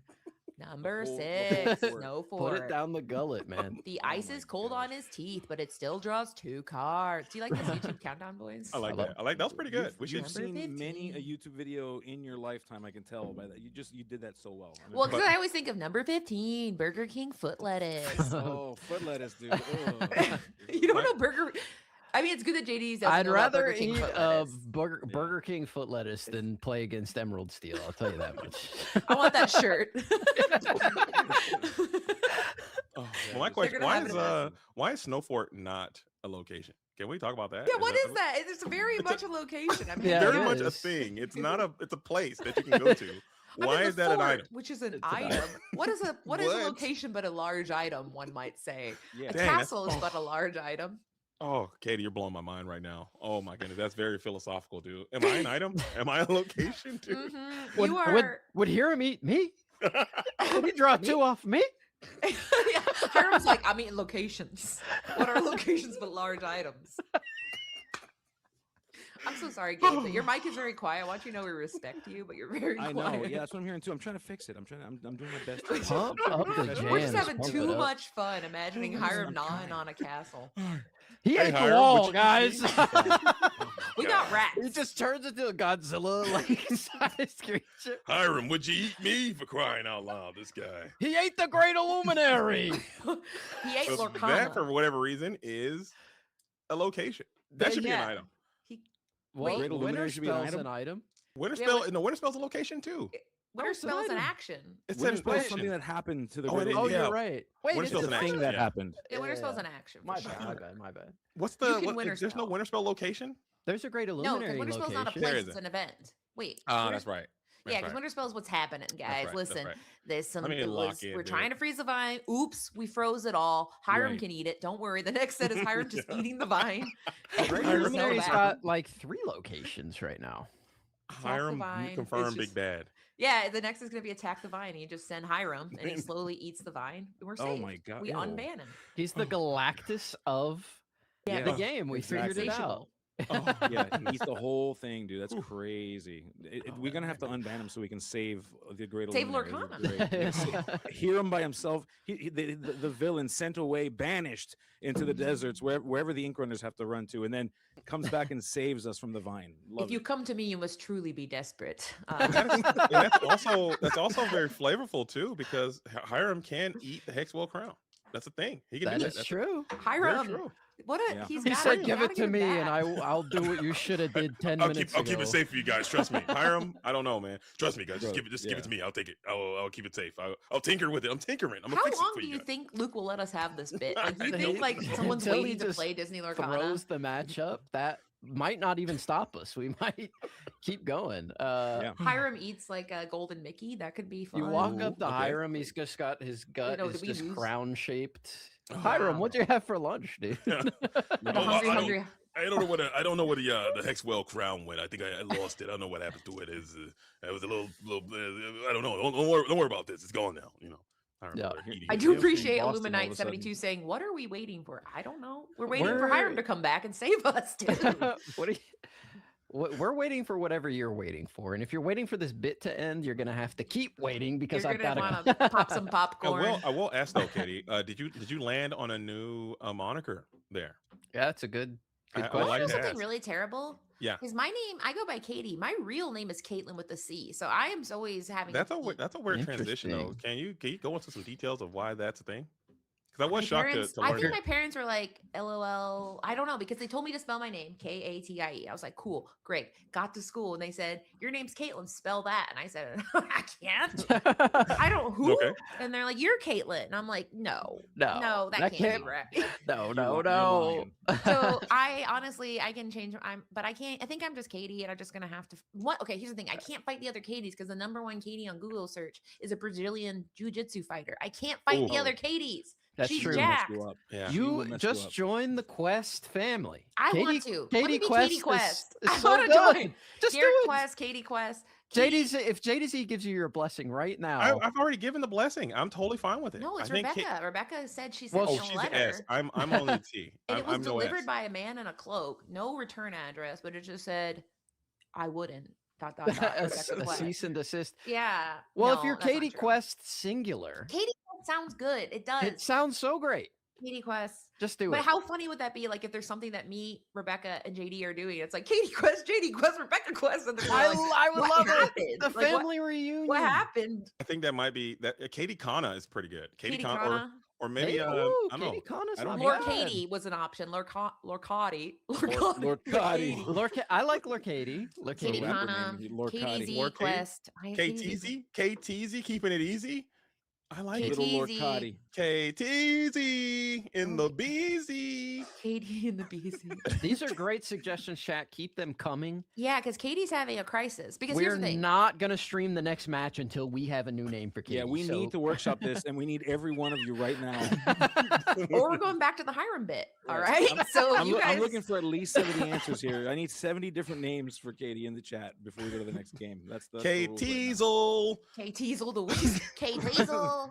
Yeah. Diesel. And for that reason, sharks, I will be quitting content. I Katie content. yeah, Katie content. Or Katie picking up a content. soundboard, whichever soundboard It's- might work pretty well there too. You Too get late. like that. I really like that somebody said too late to rebrand. Thank you, Hobbies R Us. Hobby, Hobbies R you're wrong. Hobbies You R can Sport. rebrand anytime. Yeah, I don't think Yeah. that's true. I would agree with the I would agree with Wrong. Snoop Lion, Snoop Katie, If Katie you Lion. started calling Katie. yourself Katie JDZ Inks, people would get on the board, Right. bro. I don't think so. The notorious KAT. All right, you well, know? KDZ is check. I like that. KDZ Quest is headed out, and I'm here with Garrett Quest, and we're about to hand it over to the two boys that are doing it best, JD Quest as well, and Gabe Quest. Yeah, all Quest. We're just the Quest Gabe family here. Beazle, Gabe Beazle in this thing. What up, Gabe? How you been, my bald brother? And I got no hat on Oh. today because I was in the locked in the dojo with you. So we're balding Yeah, up together. How you feeling? I feel great. I saw you without the hat, and I'm like, this is who I'm rocking with today. We're doing this. Speaking of rocking, we got J Stamps from the Ink Knights. We got Josiah Bell from NashCon over here. I cannot wait to see what kind of craziness they've got lined up for us. This is Infinity Week, of course, as we've been seeing. We've been hanging out. I'm stoked to see what craziness is here. I'm hoping, like I said a little bit earlier, I'm hoping to see some Emerald Steel. I'm hoping to see something green. I'm hoping to see some birds. I know you don't I'm want disagreeing to, with you wholeheartedly. I'm vehemently disagreeing with you. I think Emerald Steel is going to be the reckoning of the Infinity format. I think Emerald Steel is going to be the reason why people go away from this format. We need less Emerald Steel. We need to find ways that we can counter what that strategy is trying to do. And hopefully both these Illumineers are dipping into the spice tank a little bit, as the ICL is going to be one of those markers, one of those benchmarks that sets the tone for what an Infinity format can be. A lot of information is gained here, and if people just keep showing up with this Emerald Steel deck, the format might not be able to develop in the way that I think that it should. So hopefully we'll see it, but hopefully it's something with a little bit of twist to it, a little bit of spice. Maybe now that there are some cards in the Infinity format that certainly solve for the scariness of not having a hand. Cards like A Whole New World making their appearance here. So it's funny because we're mad at Emerald Steel. We're thinking that might be the new big bad with Harem gone, but we forget who we were mad at before we were mad at Ruby Sapphire. We were mad at getting our hand wheeled away and getting blasted 15 different ways from Sunday. And so it's easy to forget the things when they're very far away. It's easy to forget. Very so true. We'll see what we got here. See it. Do you know anything about these players? I haven't had the opportunity to get a chance to know Jay Stamps or Josiah Bell. Have you had a chance to see them around the scene? So I know Josiah played last week. We did have a match with Josiah on a stream as well last week. Great player. My issue, of course, is do I know anything? Sure. We saw what they were playing last week, and this week is not that. This week is a whole new format, so it's hard to even say the things that just when you thought you had all the answers, JDZ, right? I changed the questions is the problem here. There you go. I like that. Very well said coming in. But I do like Josiah Bell's setup more. I think the mat and the sleeve combination is kind of clearing what J Stamps has put together. The Sapphire and Steel. If you're playing Sapphire and Steel, that's a dead giveaway. What you got going over there with that Tinkerbell mat and those cerulean colored sleeves, while Nash Kana is holding on to the team branded logo mat with a little bit of some artistic scenery on the sleeve there, it seems. Yeah, I presume I'm going to make a huge assumption here. I'm going to presume that this is the skyline for Nashville. If I had to make a wild guess, that's probably what that is. Have you been to Nashville? I love Nashville. Yes, it's a great city, man. That is a sleeper pick, dude. I'm telling you, Nashville. If you have an opportunity to go to Nashville, make sure you guys check it out. It is a great hangout spot and or city. As it looks like we are gearing up to get this party train started. They might just be doing a little bit of over the table banter. Yeah, sounds like we're getting from production word that it is the clock that we're waiting on, because remember, here at the ICL we've got multiple games running at the same time, just like you would at any major tournament. You want to make sure that all the players are starting at the same time, so we're just making sure that all players are ready to go before we get started. Thank you all for hanging tight with us. All currently on Twitch, at least I see there's 77 of you hanging out with us. Cannot wait to see where these matches go. But friends, it will get started in just a moment, I promise. Oh, for sure. And while you're there, if you're in the ad break, if you're not in the ad break, make sure you guys let your friends know what's happening here at ICL on a Tuesday. I know there's a lot of Illumineers out there in the community who are itching to get some Infinity action and to understand what this format is all about. This is a great opportunity. You guys can catch it live. So share with your friends, let them know what's happening here on the ICL, and make sure you guys follow the program and tune in to the ICL, as it is a great way to spend your afternoon in the realm of Lorcana, as the players are just having a little friendly, over the table banter. But Gabe, when you're playing some Infinity, you say you're going Emerald Steel. So I'd like do to. you feel like there's any bans that need to happen to that deck, or are you just a bit biased there? No, no. I listen. I'm all for a healthy game state. I want the game to be healthy. I think to me that's more important than my favorite deck or feeling tribal about a deck that you love. My issue is I think that banning cards is a lot more complicated than a lot of people seem to think it is. Hmm. Because as I was mentioning earlier, there's an ecosystem. You got to really consider one card exists to stop another card. One card is here because another card is there. So if I'm going to do ban, I would like to see various bans across the spectrum of all the ink colors. Something that would help keep them all in line because that's really the problem here. You can say that one card's messed up, but just like we're starting to worry about with Hiram going away, well, suddenly does that mean discard's more scary? Yeah, Yeah, I would say yes. I would say it is more scary. So you have to counterbalance that, and I think it's a little bit simpler. It's a lot more complicated, I should say, than being like, yeah, get the bird out of here or get Prince John out. It's a lot more for complicated than that. sure. It You needs know? some nuance. It requires heavy testing. I'm certain that the game design team has to put in a lot of reps. There's got to be a ton of information as well. I think that's why a lot of people were so upset that they Yeah. haphazardly, it felt like he threw Hiram out of there before there was this big information gathering period. Because I think having maybe your internal testing group at the game design level, that it's always going to be limited because there's only so many people that can play and how many reps you can get and their own internal biases. Whereas if you have the entire community playing this format at its most optimal level, and you can look at the tournament reports and look at the local game store reports and Yeah. see what's happening, and then you kind of make these decisions a bit more Yeah. nuanced. But I think your point is very valid, and I do assess that there should potentially be more bans on the horizon. I would say before it's all settled and done, as there is a Sapphire card. Will we show the steel? And there it is, dead There it giveaway. is. Sapphire steel coming in from J Stamp. It is. I mean, but let's take a look at that sapphire card that's sitting in the inkwell. That is a Wendy Darling. You gotta love to see it. It does have ward, a dreaded a dreaded keyword. Also has support quest for two. So interesting card, interesting inclusion. I'm curious to see what else is in here. So because we see that Sapphire Steel is in play, doesn't mean we know everything about this deck. And I'm kind of excited to see what Wendy Darling. Oh my goodness, as we ink a Cinderella to play Angel, A little we bit of are a flex. singing and slinging, folks. That's where we're at right Singing and now. slinging versus a little bit of warding and kiwi. This does feel like a kiwi type situation. Maybe this bell can get ahead of the singing curve and take your 3-cost singer off the board if you have your own storm rage on, or maybe you can add another character to the board and sing strength of the raging fire. So both of these Illumineers starting off with a very hot and heavy start to this to this game. But Sapphire Steel Kiwi, I believe, has a pretty decent matchup into the Amber and Steel strategy. So let's see how it all shakes out as we slam another warded character. This is going to be that Splatter Phoenix is going to hit the board on two. Yeah, Ward is not what Josiah wants to see here. Ward is a big problem.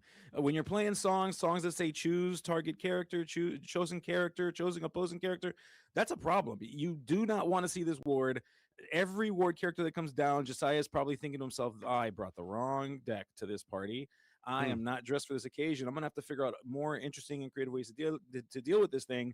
But we do have some targets here. We do have the bell still. So the question becomes, how will Josiah be able to circumvent this? Something that the Amber Steel strategy has in line is it can be pretty quick as well if it needs to be, as we Oh, for see sure. Mr. Smee, that bumbling mate, finding its way onto the table. Probably pound for pound one of the best 2-cost characters that has ever seen print in the entire game of Dismal Arcana, Mr. Smee. I love Infinity because I get to see my boy Bumbling Mate back at it again on the field of play where he deserves to be. But Yeah. Josiah Bell does have a lot of cards in the deck that do target. However, you have some pretty powerful songs that don't necessarily need an opponent to play ball with. And we're talking about that Akud Edamudi. So maybe you can find that. Never Yeah. mind Nope. as the Angel is going to get sent on down to the discard pile as Bell was able to sing there. Yeah, see, the problem with Sapphire Steel is that it also can sing these Yeah. songs. So here we are finding ourselves in a counterspell battle here. We're singing songs, blasting songs away, and unfortunately, the deck that has the spells but really maybe isn't known, it's not necessarily its identity, able to launch the first song to send away that angel. Tough to see, as we are going to go ahead and ink a McDuck Manor. And for 3, we're going to play Alice. We know her. We love her. She is the queen of the Kiwi. here she is. And that is another warded character. So you are going to reluctantly send your Splatter Phoenix on a quest, maybe a bit haphazard in the fact that this me bumbling mate can engage with this Splatter Phoenix and then potentially be healed on that following turn and maybe get another plus in return. But you think on your next turn, you'd be slamming bodyguards, ward up the bodyguard, and then maybe it's time to quest. So interesting chain of events as maybe you're telling a story, you may not have access to those 4 cost bodyguards coming in on that following turn. Ariel now, a card I feel is prime for that ban list, Gabe. What do you think about Ariel Ooh. coming in on this turn? That's tough, man. It's strong. Don't get me wrong. It's a good card, but I think there's a line between like saying that a card's good and saying that it's broken to the fact that it makes the game state bad or that it makes the game not fun. And I don't know if I fully agree with that sentiment. Mhm. I agree that Ariel's powerful, but is she broken? Does she break the game? I don't know if I'm willing to go that far yet. Okay, maybe I might be my criteria for banning might be a little too high. I think I'm banning cards that I think are just too good. I think Ariel is just too good, and it creates unfair situations. Like Ariel going to find Akud Edamudi, and now you're forcing your opposition to really get an answer to this Ariel because now you can sing that Akud and really do some problematic things on your following turn. So you kind of Yeah. set J Stamps up to a position where you need to answer this Ariel, and like you said, even a card like a whole new world or Along Came Zeus, she's really fighting above her weight class so effectively. This Ariel, a spectacular singer, is just such a very powerful card. Yeah, and I mean, judging by the looks of this here, J Stamps can continue to hold the power here of this game, can continue to put down threats, and still be able to sing songs and deal with the aerial, deal with the Mr. Smee. We're gonna go ahead and play a bodyguard. Of course, is that headless horseman coming into effect here. So J Stamps in control here of this game. Something like that whole new world would get Josiah Bell back into this and Mhm. potentially start lining it up, and might be exactly what he needs to do this. And so, it kind of goes back to what we're saying. Is it really powerful to do that effect? Yes. But should there not be some level of catch up? What's a game if not something that allows you to catch up a little bit and allows you to do that? And so, it's a tough place to be. I think that every ink pairing should have access to something as powerful as Ariel, but nothing much more than that. I think I Right. think that's the cap, right? I think that's where every deck should want to see, but everything should have something like that. I Ariel would say. Ariel might be the limit, the search and the Yeah. sing, but taking a long time to think about that decision to maybe send this bell into this me reluctantly. You're going to send that bell apprentice sorcerer, no, apprentice engineer, apprentice inventor into the bumbling mate, probably trying to play around a potential Rapunzel coming in from Josiah Bell. So I think that was a pretty heads up maneuver. Now your board is completely warded. You are protected against a potential Along Came Zeus or any other type of song. You don't really have the challenging power now to get through this No. bodyguard. So this is a pretty nice setup that J Stamps has created for themselves. Yeah, certainly has. I mean, we're playing that Akud. We're trying to see what else we can get. We're trying to just be a part of this game. We're trying to exist, JDZ. We're just trying to live, dude. Like Yeah. that's where we're at. Right? We just want to live. We want to be able to put up a fight and say, hey, I got to a certain point here, and Josiah Bell is having a tough go of it. You see it in the way he's messing with his little token there, thinking about how we're going to do this. And hey, the Sonic Warrior coming into effect. That is a pretty strong card. It'll help fight a little bit here, but is it going to be enough? That's going to be the real question. Yeah, especially with that Akud Edamudi being able to play it for a little bit cheaper, and you're able to also establish another singer. But unfortunately for you, this ward is just kind of doing some cash money numbers to your entire position right now. All of your removal options will require you to target your opponent's characters. I guess you can start working some challenges in and maybe set up some Rapunzel traps with this aerial Sonic Warrior. But maybe if you continue to just play more bodyguards, or you can play this heavy static Ooh. location onto the field of play and continue to quest, maybe that can gain some additional lore as we are going to ward and give that additional lore to the headless horseman who's going to quest for 2. Oh, this is tough. This is a really, really tough spot for Josiah to be in. I mean, all of that willpower across all of those different cards, across locations or across characters. I mean, that's going to be a problem here. You've got the Alice, of course, giving the Headless Horseman ward every single time she quests. So forcing Josiah to play a fair game, saying, "Hey, if you're going to deal with these characters, you're going to have to just come on in here and challenge them and put your characters at risk of going away." As we see a tragic hero finding its way onto the table. A classic, a great card. We love this beast. I love this beast. I think Tragic Hero is another fantastic card. The Me too. perfect level of power for Steel. I and would, I never want to I see would, this card banned in I would Infinity. double down on that, Gabe. I think Beast Tragic Hero. I think he can make his way back into core constructed. I think he would fit Yeah. nicely in what we're doing in core. I think he's a great draw tool. He's a good card, and I'm not just saying that because I'm biased and I have a ton of these things and they've lost value, a tremendous amount of value. But I would like to see this card come back in because I really do Yeah. miss the hero. Well, it's funny. I was actually going through my folders today. I was looking just to see, like, okay, what goes away? Like when rotation happens, what goes away? Dude, Doc goes away. Yeah, Doc is done for. So you start to think about what is Steel going to have to be able to draw. Are we going to go back to a world that Steel is the color that doesn't draw again? We can't do that. I think Beast is a prime card, a great card that could be considered for a reprint. That'd be there's a fantastic. I world they love to also see it. might just reprint the doc as well, or maybe we're going to be Well, having some desperate plans. I'm pretty sure desperate plans makes it, or no, does desperate plan gets? I might not make it either. I can't I recall I what. I believe it comes out in It came out in Fabled. Okay, It so was yeah, we will yeah. keep desperate plan, but that's no doc. As we have another bodyguard is going to hit the board as well. Now he is also warded up and protecting this Alice who hit the board on curve and kind of stuck around. And she's been here Yeah. hiding behind these 4 cost bodyguards. A very effective character, still maintaining ward within itself. So all of your steel removal becomes bricks essentially. Unless you have Zeus, you could Zeus the McDuck manner and then maybe challenge it with both your characters, but still you're leaving potentially 4 more lore on the board just waiting. And J Stamps hasn't played a Doc Bowl night, so you know that last card is probably going to be another Doc that can be deployed and continue this party train rolling. Yeah, it is a rough spot here. This is not what you want to see. I mean, we've still got 0 damage sitting on that McDuck Manor. That McDuck Manor is just a menace right now, collecting that lore every single turn.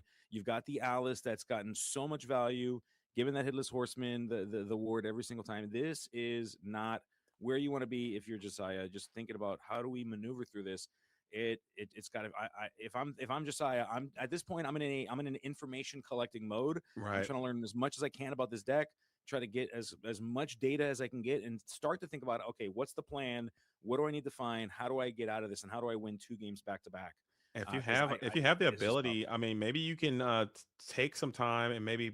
Oh, there it is. There's a Zeus. Nope. So maybe There's there's a Zeus. world where you can potential if you have like a whole new world. I know you don't want to do it. Never mind, you can't even do that because you'll lose the game immediately if you were to do that. But you need to figure out a way to flood a ton of characters into the field of play to start fighting through these bodyguards and then get to that Alice, because the Alice is really the issue holding you back in this exact spot. Or maybe there's a world you can put some damage onto this beast and then get his strength high enough to be able to one shot something. The drawing cards is great for you, but it's probably not doing you too many favors in this exact spot. So you need his strength to be high so you can clear something off effectively, as the double challenge is going to take down that McDuck Manor.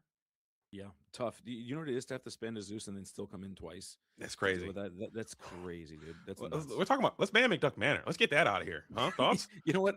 I'm in. Let's do it. Thoughts? That card is too much. We're talking Let's about banning. let's cut like let's take like 1 willpower off that thing. Just one. Why Just not, 1 man? willpower.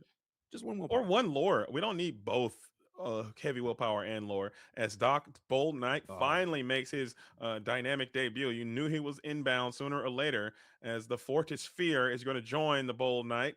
Now you have the ability to quest for 4 again, putting some real pressure onto Josiah Bell if that's what they elect to do. Still a couple of ink in reserve as well. So yeah. double finger tap. Yeah, exactly. We're doing a little bit of Morse code here, and I just want to, I just got to say, if anybody who thought that Hiram leaving the format was going to destroy Sapphire Steel's chances of being successful in Infinity, just watch this match, okay? Yeah. It's going to be just fine. It's going to be just fine. There's plenty of different strategies that you can play with it. There's still tons of ways for it to draw, as we saw even in round 1. Popsicle is still a very effective draw card. Just because you don't have Hiram doesn't mean that this is not viable. And J Stamp's really shown us here the power of it through And also just the overall inherent power of ward. The ward keyword is so strong, and Infinity is getting even stronger because it's so difficult to get around ward, especially when you want to play the way that you enjoy playing. A lot of targeted removal, a lot of single point removal, a lot of very powerful strength of raging fire, storm rage on, hero the thunderbolt, long came Zeus, Madame Medusa. All these things have to target something, and once you have warded up your entire board, oh by the way, all these characters are questing quite heavy as well. I think that's Oof. where the pain train starts rolling, as Zeus is going to come on through and take this aerial Sonic Warrior off the board. Yeah, Oh, excuse me. that was a rough. Strength of That range was fire, not it's Zeus. I'm strength. tripping. Yeah, that's right. Yeah, we knew what you meant, My JG. bad. We got you. Yeah, yeah. But it's just this is just rough. I mean, J stamps all the way up to 15 with so many characters on the board, enough characters on the board to just close this thing up next turn. You got Josiah. You got Josiah over here with a sad beast that's not quite mad enough to do anything. Yeah. You got an angel who's trying to sing songs but can't sing to anybody. So she's just sitting there being like, okay, well, I guess I'll just hum to myself a cappella and hope that something works out. And it's just not where you want to be. I mean, you can sing on this dock. I mean, you can sing on dock. I Yeah, mean, maybe. okay. Yeah, just blast him. I would do it just out of spite. I'd sing a Zeus onto this dock right now, just out of a spite sing, and then scoop it Yeah. up. But yeah, Yeah, this is Josiah's pretty. like, you know what, J Stamps? You know what I got for you, dude? Here's what I got for you, bro. This is it. Zeus. Yeah, get And then that I'd dog Zeus- off the table. I'd sing Zeus onto the dock, and then I hard play Zeus onto the angel, and then I'd scoop. That's what I do. Yeah, Let's see exactly. if that's a line. That's a perfect line. That's the counter line to win from this position. But this is tough. Yeah, Ward is just crushing, and this matchup is very apparent because that's the only way that they can win is by keeping that board nice and tidy. Get up to Yeah. 20 for J Stamps, who gets it done with the Sapphire and Steel. The deck, like you said, Gabe, a lot of people thought this deck was going to be down post Nah. Hiram ban, but I don't think it lost a step, honestly. Yeah, exactly. It moving and grooving, doing what it does. Do you have to play a little differently? Do you have to include different cards? Yeah, obviously. That's what happens when you take away the single greatest card in a color in any ink Yeah. color. So yeah, you don't get to play Hiram anymore. Okay, guess what? You've got thousands of cards in the pool that you can still play, just completely viable, good to go.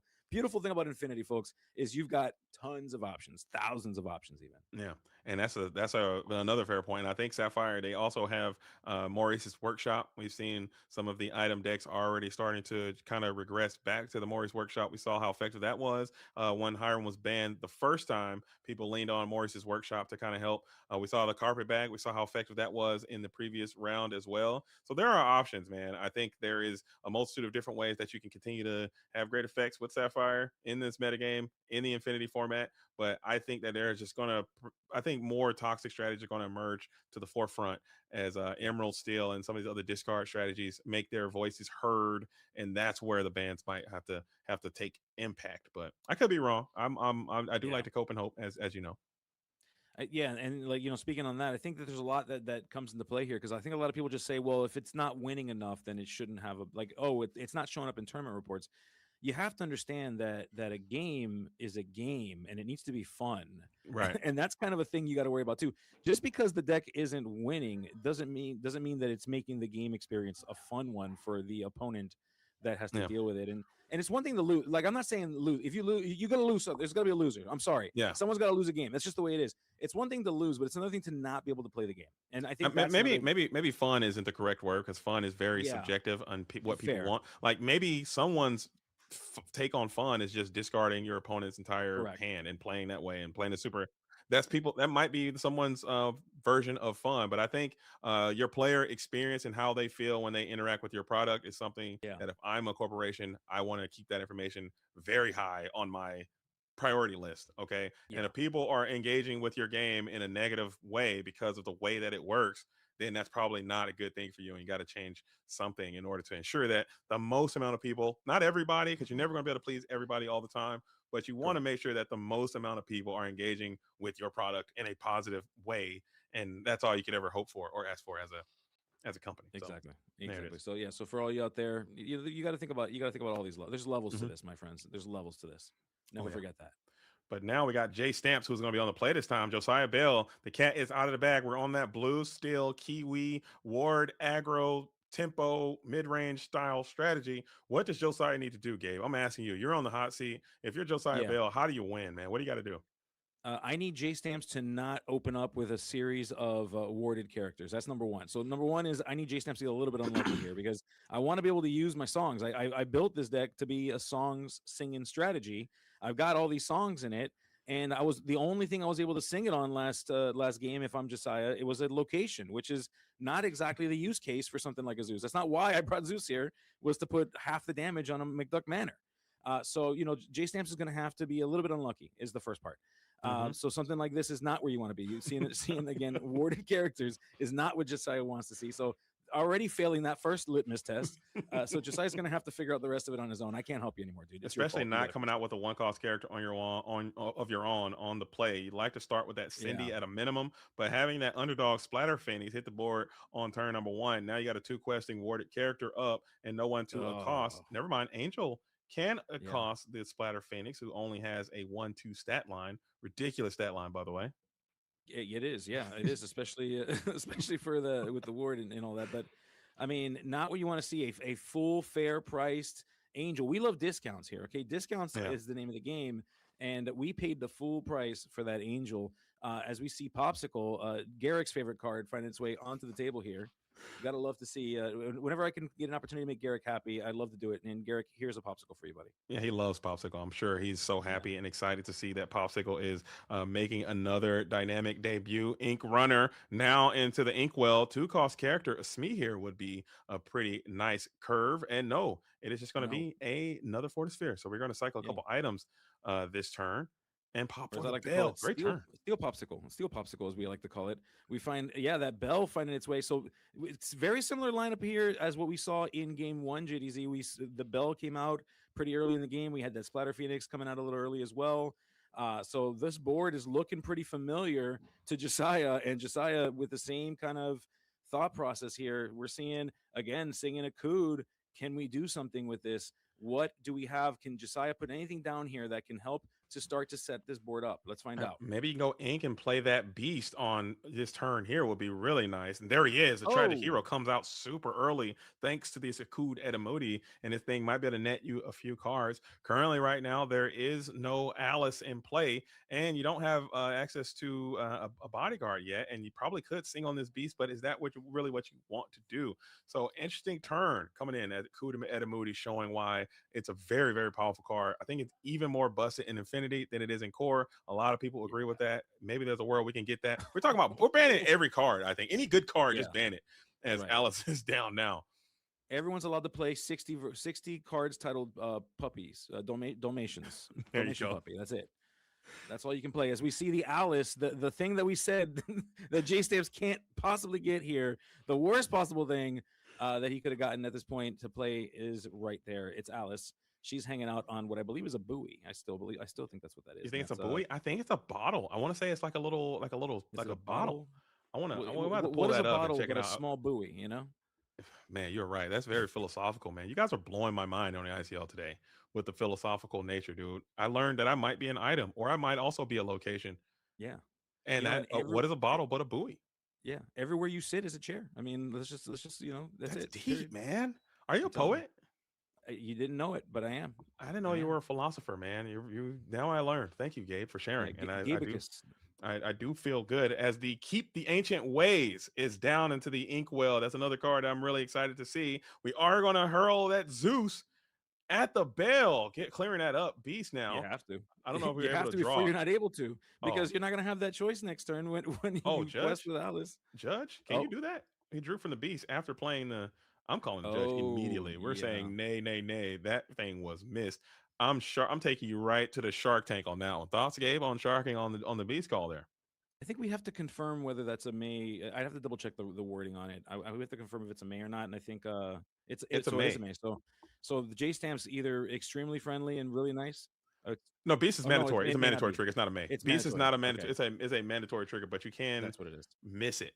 I'm still sharking. I'm taking to the Shark Tank. Maybe I'm wrong. I'm not going to shark. It doesn't matter. Shark Tank, dude. Here's sharks All right. coming on. Yeah. And So the thing that we have to keep in mind here is, like, I mean, taking a look at Josiah's board state here. Look, we've got that beast. That beast right now, very, very strong when it comes to being able to do some damage. But the not where you want to be. We do see that we have the Headless Horseman in effect here. The bodyguard Headless Horseman. We got the Alice, and these two together, just like they did in game one, very problematic. And it looks like it's going to continue to be that beast. Not able to draw anymore. It's going to be a very, very strong challenger here. As we go ahead and we play the aerial, we're going to look at the top 4 cards of this deck. We are going to find out if we have songs. We do, and we bring Akud et Amudi back Uh, into the hand. Again, and I think this beast might be a little bit different than the last beast, simply because this beast now can engage with this headless horseman if you Yeah. wanted to, just to clear him off the board. We saw how this thing kind of it will trade with your beast, but we saw how this guy just ran away with the game last time. So it might be nice just go ahead and clear this 4 cost 4/4 one quester off the board to really make this Alice a little bit more vulnerable. Maybe you can put out a challenger to get after this Alice as Smee fills that bill quite nicely. It can, yeah. I mean, if we can also maybe get some Rapunzels in here, get some more cards to draw to deal with more problems, that Alice all by herself suddenly doesn't seem so scary, does it? So Mm. Alice, the thing that was powering J Stamp's board, suddenly all by her lonesome and nowhere to go, hanging out in the ocean, just trying to stay above water here. Trying to stay afloat. I guess we could slam another bodyguard. We're grabbing up 4 ink. No, that's only 3. As another one, Alice is going to be back to back in akimbo. 1 cost coming through. It's the doc. Never mind, Doctor Bolt Knight. 3 and 2. That is correct. As we kick Wow. another Alice. Maybe we could have kept that third Alice too and just got real loose with it. Yeah, that Alice chain would have been nuts because every time she quests, she gives another character +1 lore. You just keep chaining that up. That would have been a real problem here. Now the questing power on J Stamp's side is fantastic. Josiah's gonna have to deal with this board as J Stamp's identifying that and saying, "Well, I'm gonna go ahead and start running for the fences here. We're gonna go ahead and give the ward to the dock because hey, Alice already has it. So no songs for you to at least Mhm. none that can challenge or that can specifically choose my characters. Josiah, good luck. Hopefully, you got something in hand that can keep up with all of this questing power." Yeah, I think at this point you just might have to keep including characters to the field of play, and then using your Smee and your Ariel, and just start turning them into challenges, man. Just start clearing these Alices whenever they become exerted, and there's not a robust bodyguard protecting these warded two questing ward giving characters. Also, you open up yourself for a Rapunzel. We see the gifted with healing on screen right now. Maybe there's a world where you can get some value from this Rapunzel, but those Alices only have that one string, so you're not getting as much value from Rapunzel as you would like either. So it's a dog eat dog world out here, and it might be time to start challenging. Can you win that race in time, though? Is the question you got to ask yourself. Not if you're paying the hard price of a Nakuda and a Moody just to draw a card. That's not the way you do that. You got to be able to keep getting characters down here. So that tells me not in a great state with our hand here. Josiah played the Nakuda and a Moody just to draw a card. 3 to draw one. If we don't have a character to follow it up with, or unless oh Oh, no, so we're paying 6 for a 4 cost character if we even have one. We do. It is Pete, the games referee. That is the world's most expensive games referee we've ever very seen true. played. That could have been really nice if you if you indeed, if you had something cooler to play. Maybe not. You would like to sing those Akuds and really get some value out of those. As I was just talking about Akud Edamudi needing to eat a ban in this situation, that did not look ban worthy at all. It looked very feeble. No Yeah. actions coming in, as Pete Games Referee does also serve a function as a pretty capable, challenging character that can kind of help combat this board if, in the event that you were able to find another bodyguard. So that is a good thing you got going for you. Don't have to worry about any songs as well. So your Ariel should be relatively safe to come back for the next turn. Yeah. Yeah, I mean, you have to imagine the amount of oh goodness, speaking of pressure, the amount of pressure on Josiah to just keep characters on the table, willing to take such a down tempo turn that last turn just to have a character that has strength on it. In Pete, we see J Stamps here using the dock to challenge into the bumbling mate, something that's easy to do because bumbling mate keeps tripping on itself. And Mm. so, just trying to fend this off. J Stamps all the way up to 8 right now. You've got that Alice paired up with that headless horseman, a combo that has proved to be very, very strong, very effective here, protecting one another, taking care of each other. They're best friends, and they're hanging tight here. As Josiah wants to break this friendship up, and let me tell you what, a "You Have Forgotten Me" would have been nice to break up your friendships. I know Oh, my friends get mad at me when I play on them, but we see Cinderella. She's here and she's scary, and she now is we ready got to some battle. now we got some problems here. This Cinderella is a formidable challenger that resists. You think that ward is good? Resist too might be a little bit better. And we have the time to get through with that 3 questing power coming in from this Cinderella Stout Hearted. The spice is in as the You Have Forgotten Me and Cinderella in the same deck in the same turn, looking good. But do you take the risk now and send this? I like this play a lot, Gabe. You Seeing have to. the tenacity coming through with the Pete Yeah, and the Ariel getting into the Headless Horseman. We got a game here, folks. What are you going to do we about this have a Stout Hearted game. now? She's on you. She's that's scary. Alice right now is got to be shaken in her boots. I mean, you got 2 cards, just drew a card. You got 3 cards. So J Stamps very limited, getting dwindling down on resources here, having to decide what is it that you're going to do, because a stout-hearted Cinderella is a problem, folks, Yep. and it's an even bigger problem if we can get a song off. At this point, Akud Edamudi says that whenever he plays it, you draw a card and Cinderella can challenge ready characters. So we see Pete going to slow down the ability to attack ready characters on that side, because now we can't play any actions, and we've got the bundled up Lilo. Pretty good answers, I gotta say. Oh no. Oh no. Another one.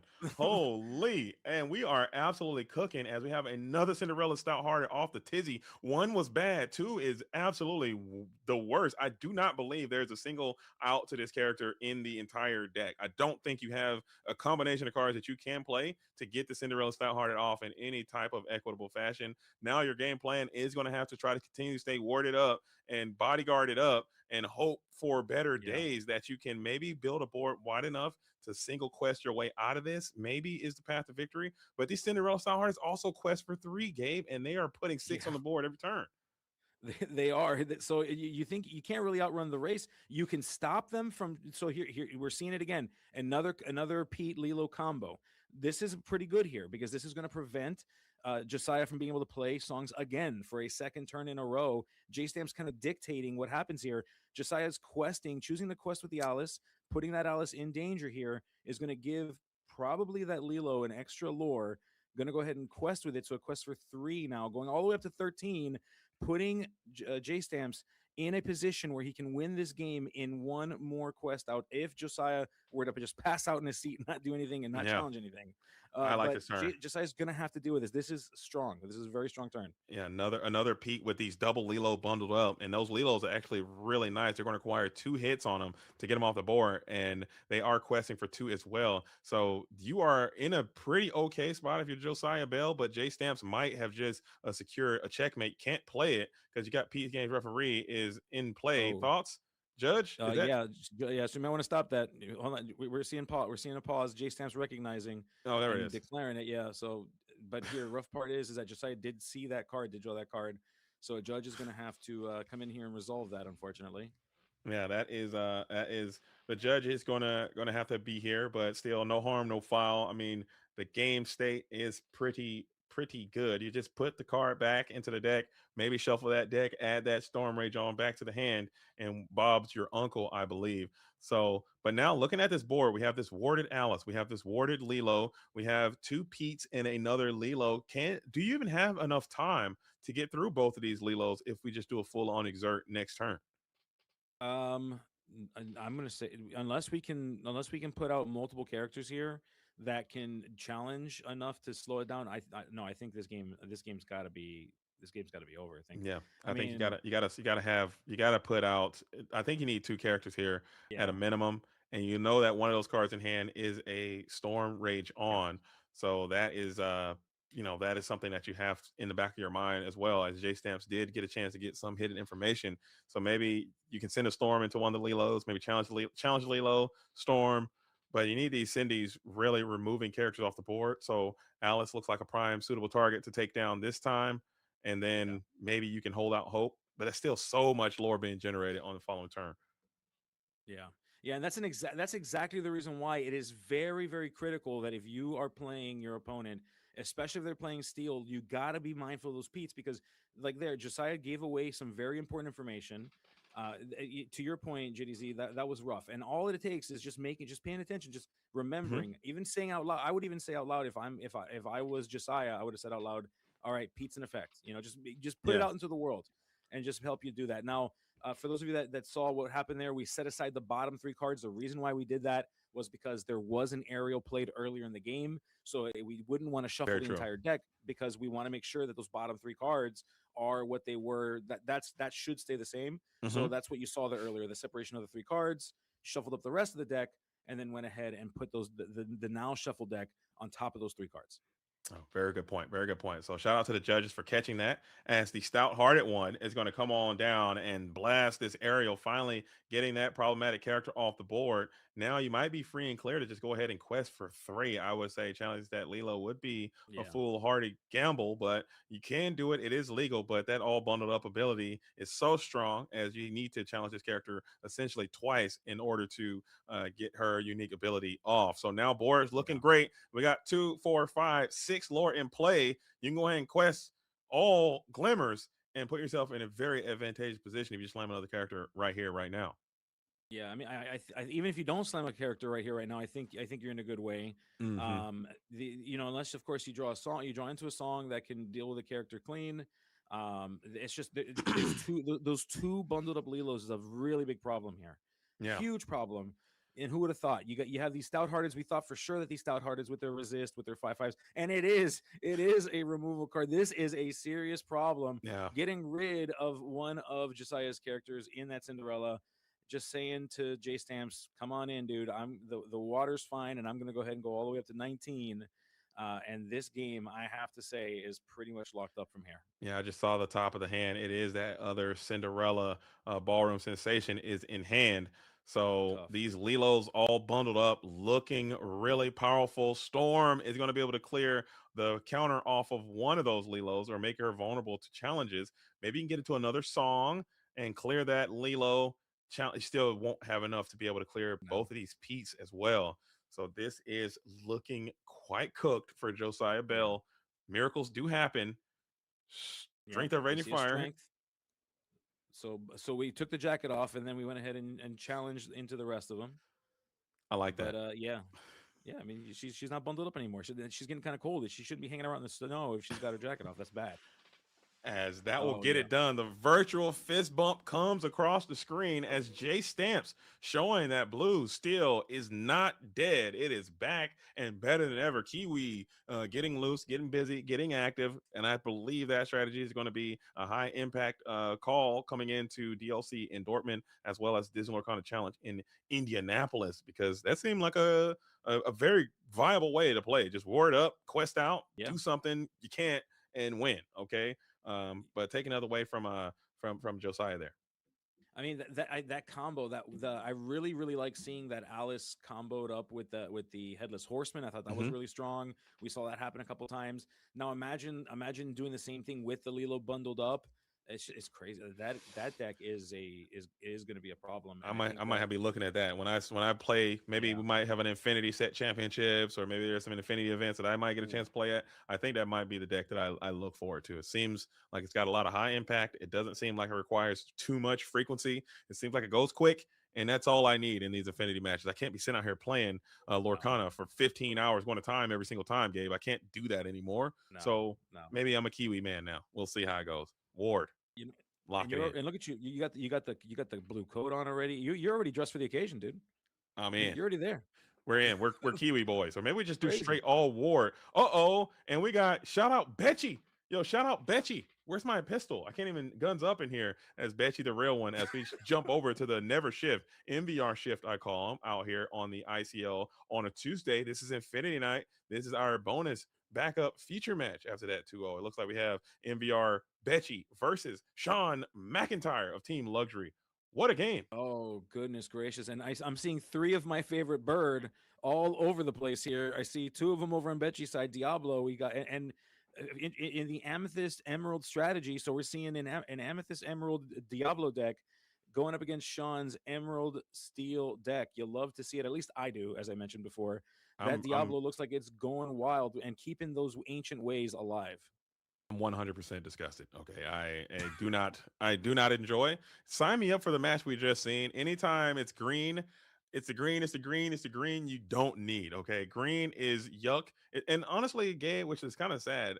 Green is my favorite color in Mine in too. the world in my normal Yeah. life. And I love it as the Peter Pan Shadow Finder. Oh, You thought love you it. didn't. You thought, and Diablo is going to fall there. And we have the ability to use this Cheshire Cat to move that damage off of this evasive rushing character. Yeah, this is wild. Now, a Ward again. We're seeing Ward in this game, just like we saw it in the last game here. That muses with the Ward makes that Cheshire Cat a little bit weird. when it comes to moving stuff around. But if we can start singing stuff, we can start moving things away. We could potentially still be in this game. Still early here. It's still early times, as we can see, as indicated by the lore pips on the top left and right. We are currently in game three. Both players have won a game, so this is it. This is for all the marbles here. They are fighting for the final for this final time tonight. These two players to try to win it out. So they've seen each other's deck. They know each other's strategy. They just need to go ahead and commit and execute and survive and win this thing to be able to win it out for their teams. I might be all in on this Emerald Amethyst as well. I'm liking the way this deck looks. We saw it featured in a first round Emerald Amethyst. That was more of a tempo, more of an aggro tempo type build. This one seems to be more of a tempo, maybe mid range, maybe some control elements type build. So it seems like there's a lot of ways that you can play this Amber and Ooh. Emerald strategy, as we are going to bounce the Cheshire Cat back to the hand with the We Don't Talk About Bruno, get a discard here, and then the muses can also send another character back to hand if they so desire. Yeah, the muses really super power these songs. I mean, the Emerald songs that deal with characters already great on their own. We Don't Talk About Bruno, fantastic card. Mother Knows Best, great card. Bippity Yeah, boppity boo, love that card. The great cards. They are supercharged, just overpowered here with cards like the muses. This is one. This is another one of those cards that we've been talking about. Like, does it approach the line or does it exceed the line? I think the muses falls into that conversation, especially because a lot of people feel, and I think justifiably so, if you got a ward, you probably shouldn't have an effect like that unless right. you're forced to exert in order to do it. And I can respect that opinion. Maybe an errata over a ban I and like say, that. hey, this only works if you're exerted. Or I think not. there's Yeah, nothing. you probably can continue on with the ban ideology and just maybe retrain it or reprint it, make another Yeah, copy of the car, and maybe you give it yeah, like a boost ability, or maybe you give it like an exert ability, or hey, something like I that. like it. Once per turn ability would even be a step in the right direction. The fact that you can do muses, but you can do it multiple times, it's when it really starts to Yeah, spiral out and becomes this a very obnoxious thing. But I like the card. I personally think muses is more fair than some of the other things that we have. But if we get down that list and muses comes up, I wouldn't lose a single iota of sleep if muses is you're removed from like this game. you're like bye muses, bye. Bye. See ya. Freaking see ya. See ya, bud. As we get another sneak Yeah. peek of the hand, and it is Oh, that max goof. So you have the max goof muses combination established here. you do, That's and you got gross. two disgusting birds, two of those devoted heralds. They love you so much; they're so devoted, so devoted, in fact, that we got two of them in hand. That's crazy. Ugh. Yeah. That is a grotesque hand. So we do see that the Max Skills will be able to go to the discard pile and grab another song back and bounce itself back to hand. But at the same time, you will not be establishing any other board position here. You're going to be losing a lot of tempo if you were to do that. And you're not really slowing old Betchy down. Shout out Betchy as well. One of my Yeah, good friends. We go way back, Betchy and I. bet he's good people. He's good people. As And we we see us the Diablos finding their way onto the table. Where we are one passing of a turn away from some really disgusting moments here, where Sean is going to start drawing a bunch of stuff, unless we can deal with these Diablos. Can we? We Oof, oh, we got Cheshire Cat's certainly one way to do it, and without even bet you with the snap boost, saying, "Nah, you're out, dude. Get out of here. Send you're that damage gone. over to that stupid bird because you're done." And now you also healed your Peter Pan Shadow Finder as well, which is another great tool to get after this Diablo in the event that were to become exerted. You have Elsa is another card that this Amethyst and Emerald strategy can play to clear this Diablo. A lot of people say we need to ban the Devoted Herald. I think there are just so many cards that engage with this Devoted Herald in a Yeah. in an advantageous manner to you. I think the card is good. My ban is going to be the Maleficent Scout. I think I banned the one cost green one, keep the three cost uninkable Really? one, and let's just play that way if that's how we want to do it. Because I think the card is good, but I don't think it's like super ban worthy.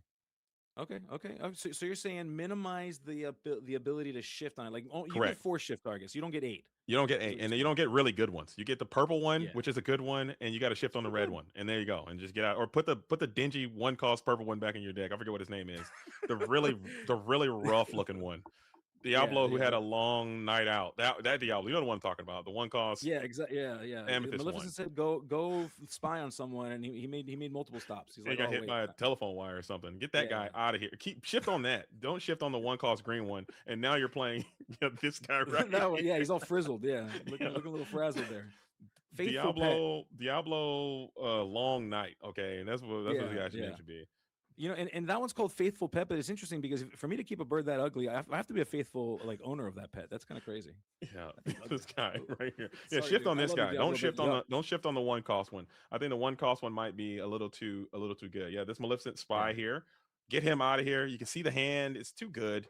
And he's also the same color. And now it's going to force people to play Diablo. You can still very well play Diablo and Emerald and Steel, shifting on morph, or just play him on curve without shifting at all. And that can be your game plan. I don't care. Yeah. That's your problem. You figure it out, buddy. Yeah, you figure that out. That's what you Shifting on want more to for all I care, dude. Like, there you go. do.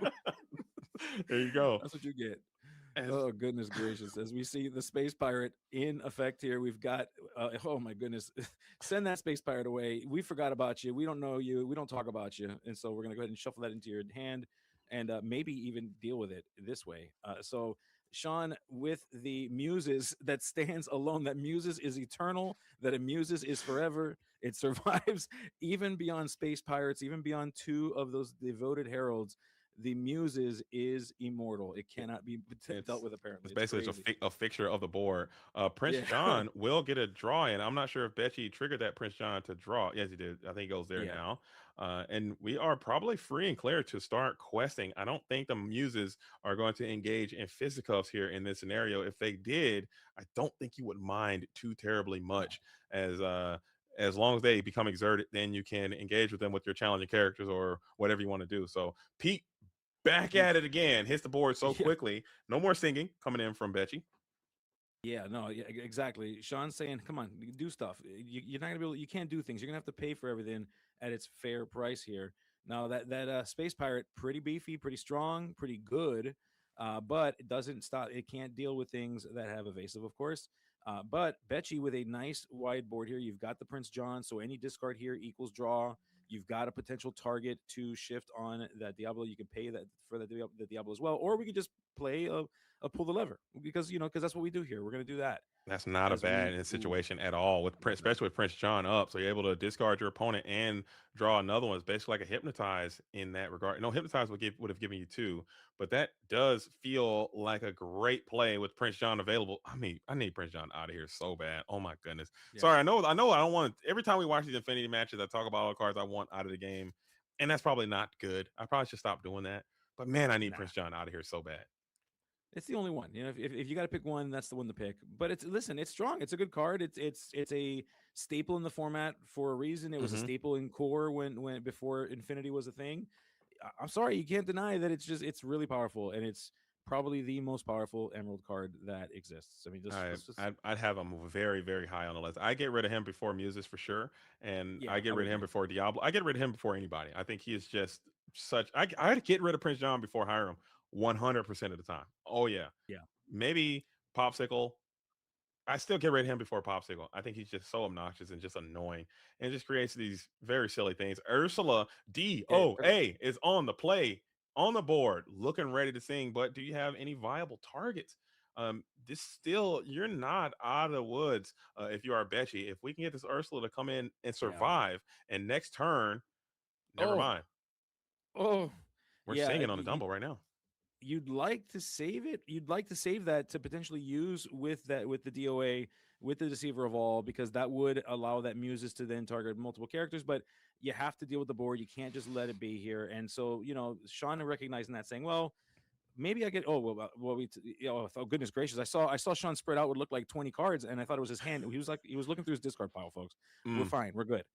And yeah, Oh I think goodness, that's also a great point too. Like you couldn't risk keeping that strength of raging yeah, fire in hand with all of discard options available. Prince John being there, the Elsa now coming through, clearing your Deceiver of All.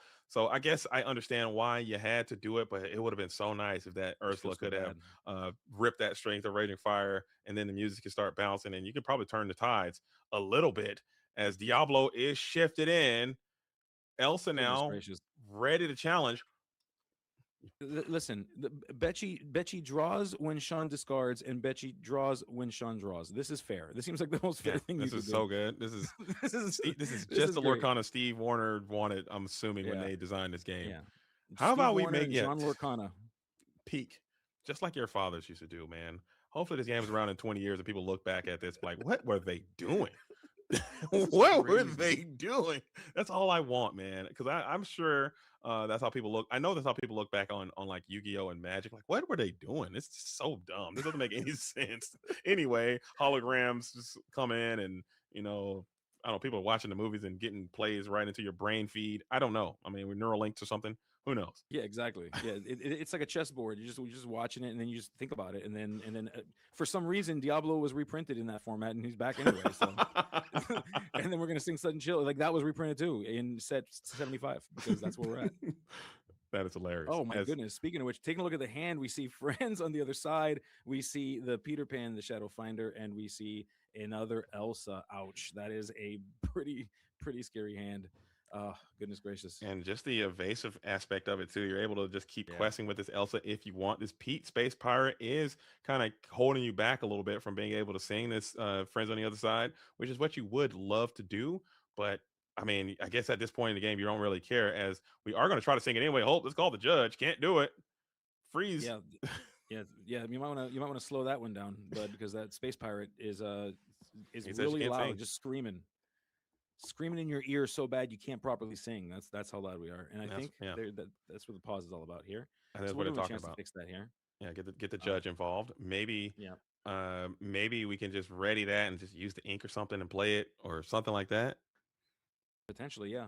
And just while we're waiting here, just another huge shout out on Twitch. At least that's where I can see the subscriber count right now on Twitch. We are approaching 90 people. We're at 86 folks. Can you believe there's 86 people that are interested in what you have to say, Mm. JDZ? They're here I watching us talk I about this. I honestly I try never to look at the numbers. It always freaks me out because I know that I'm not very appreciative of everyone who's electing to spend their Tuesday with us here on the ICL, and I do cherish every single person that comes by and supports the program. But it kind of because sometimes it's not going to be 86, sometimes it's going to be 56, and is it worse because there are less, No, or sometimes it's absolutely going to not. be 106? Is it better because there's more? I don't know. It just makes me No. feel bad. I know when the numbers are involved. So I don't even look at it. I try to keep it off, but I understand. But I am Oh, very thankful to that point of everyone who is here rocking and rolling with us. And also a huge shout out to the judges who are swift in catching these things and making these quick calls on the fly to get this thing resolved quickly. absolutely. Yeah. And Freddie wants to know in the chat if you're going to be eating any more Tinkerbells today. I will. If I JDZ, pull another one, I'm definitely going to eat another Tinkerbell. I do not care. I cannot. I've pulled that card 15 times. I have 15. I have 14 now. 14 copies of that Tinkerbell, and I can't take it. I can't. I honestly cannot take it. I cannot live in a world where that's the Oh, only legendary I'm ever pulling. It's wild. you know, here's what you need. You know what you need to do when you go to set champs and you Uh huh. first get that participation prize. You're gonna have to eat that one too. You know that, No, right? that's a different. It's a different art form. It's a different art Okay, style. okay. I can deal with that one, but I'm telling, and it's just like every single time. And people think I'm joking or trolling. It's like I open this pack. I'm like, I guarantee a Tinkerbell's going to be in here. What do you know? Tinkerbell every single time. It's no fail. It's like attracted to my spirit or something. I don't know what's Oh going goodness. on. As the Elsa is going to come through and get a nice quality, clean plus value onto the Diablo, and now we can go ahead and play this evasive game and start to quest aggressively with the Diablo and the Elsa. That's two lords. Board is getting quite wide. Sean McIntyre is bereft of materials in hand. I think you are in top deck mode, or maybe you have two cards in hand. This guy will help it. Ugh. It can help. It can help it, but the question has to come up: is it too little, too late here? This is more cards, potentially more card draw. If Betchy does not have another way to exert this beast or otherwise deal damage to it, I mean, Betchy's got so many characters on board already. Is already at 11. Can quest to a nice, strong, healthy number 2, 3, 4, 5, 6. Can go all the way up to 18 next turn. And so the question becomes: oh, sorry, there's Ursula. Make that 19 next turn, and then we also played a Diablo. So that right there presents a very, very strong situation where we could win this thing if we need to, as we go ahead and we send damage. Of course we do.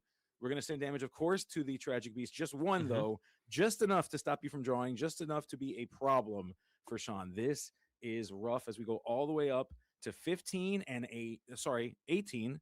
And yeah, I Oh, think this is the end of the game, folks. so This is bad.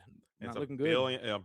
billion characters in play. Maybe there's a world where you can get double grab your swords here, but I don't think you have the resources to be able to do that. Sudden chill to rip the cards from hand just to save face a little bit, and that should be the end of this Yeah. match. As Betchy, shout out Betchy, is going to get it done here and win for the NVR Shift crew, forcing a game number 3. So I got to throw some betchies in the chat real quick. Real ones out here. Know the vibes. No, I'm Game match number number 3. three. Match number 3. Oh, forcing a match number 3. Yeah, okay. that's what. Okay. That's what it is. That's what That I meant, that might be true. That might be true. I'm not sure. I don't know the details. But did you guys get a chance to catch those games? Fun stuff all around. Emerald, we're loving Emerald. Colors loving Emerald. I know Luke's loving Emerald. Oh, I loved it. I mean, Luke loves Emerald. You know, Luke loves Emerald. Come on. I mean, I just like steel decks. Yeah, that is a thing. Yeah. that's Yes. fair. Yeah. Emerald is an okay steel impersonation occasionally. I think Prince John is kind of fine, but like at the same time, I'm known right, to I'm out. not like Ward, and I don't like Ward. In a way, was kind of a mistake in my opinion. Every game that has an ability that doesn't let you target things, it's gonna break eventually. Sometimes they go a long period without doing it. Sometimes they do it really quickly. We do now kind of have a few anti-ward cards. They cost 5. They cost 6. Yeah. Like that's Damone is too slow to answer Prince John. Too slow to answer Bucky. Yeah, I think Probably that warded 3 close costs for Muse. are not okay. Yeah. Warded 3 Muse is costs like are on not the okay. cusp. Static ability with a card that has ward and a static ability that costs 3 or under is an actual crime. Yeah, So- we saw to that point in that round It's number like 1 that Gabe and I just- did. We saw the Sapphire Steel Kiwi deck kind of run over the Amber Steel deck because they were really leaning behind the ward keyword and the bodyguard keyword, and they just kind of ran them right off the board. So maybe you guys are onto something. Ban ward as well. Our ban list is like 200 cards long. Mine is I do like mean- ward. I do like it as a thing, but if it's going to have a static ability, it should be a high cost character because it should be in line with the removal of the game. Mm. Like if you're going to have a warded static ability on you, you need to be susceptible to a board wipe or to something of that nature. Right. And if Well, it you're needs not, to be more get than outta just here. a board wipe. Like, well, yeah, Sisu works and you know that kind of thing. Like Sisu, I would consider a one-sided board wipe. well, I I'm mean, just saying Prince like John- that shouldn't be the only way to answer the card. It would be nice to have more ways than a How does it? expensive Doesn't board Magic wipe. have ward? Yeah, but the board wipe costs 4. Mm. Yeah. Well, that's what I'm trying to say. I was going to say, like, yeah, like if your board wipe is like I might have misunderstood. Sorry. on par with your removal is what I'm saying. So don't like if my Be Prepared costs 7 and Prince John costs 3. Yeah. I got to shift a character onto itself that's a Singer 7 to be able to do that. So it's like, you know, if my board wipes are like, you know, 40 years down the way, but like if Prince John, I don't know, make him cost 6. I don't care. You guys can play him then. I mean, An uninkable 6 drop. Make him inkable. It's fine. it is interesting. You would think that the really expensive, we'd have like a 7 or 8 cost character with Ward that were like, it's so annoying, but like all the Ward stuff is cheap. It is, yeah. Yeah, it's like a lot of mid-tempo stuff. Like it's like a mid-range. It's like mid-range haven for Ward, and I think you know the point is very salient here. I think that the issue is if it's static and you don't have to turn that character sideways for it to be effective, that's the problem, right? So I think as long as it said like while this character is exerted, okay. Yeah, you but know what? then a lot of those combos just become absolutely unplayable, right? Like absolutely unplayable. So I mean, maybe like muses say like, you know, twice during your turn or something like that, because I'm not gonna lie, if it said once per turn, I will crash out. Anytime they put that on a card, I'm like, you cowards, go for it. Do the whole thing. Do the whole thing. See how many times I can loop this until you know, ban it and probably put once per turn. But at the same time, like I like muses because I think it's a fun card. I don't like getting locked by muses and then not having an answer until I get to my 8 cost character, right? Oh, all right. Bye bye, JD and Gabe. We will bye. see you later. Hey, oh great, Prince John's just already on there. And we are going to Robot Queen. All right, so some more steel, some more items. This is Baymax, my favorite character there. What's the quality on the okay, cool. I was like, I can't read the video, but I can. It was just my internet. Love that. Okay, so we have some steel deck against a turn 1 lady. So we do love that. Just kidding, it's not lady, it's a daisy. A little different. A little different. Um, it's probably pretty good here against things like Robot Queen. I think he was Baymax was planning on eating up a pesky Angel or Cinderella with that, or any aggressive early start outside Caleb of. is on the right. I meant to say Baymax. No, I Caleb's meant, like, happy to have. Oh, you see what I'm saying? ha ha ha ha. Yes, I see what you're saying.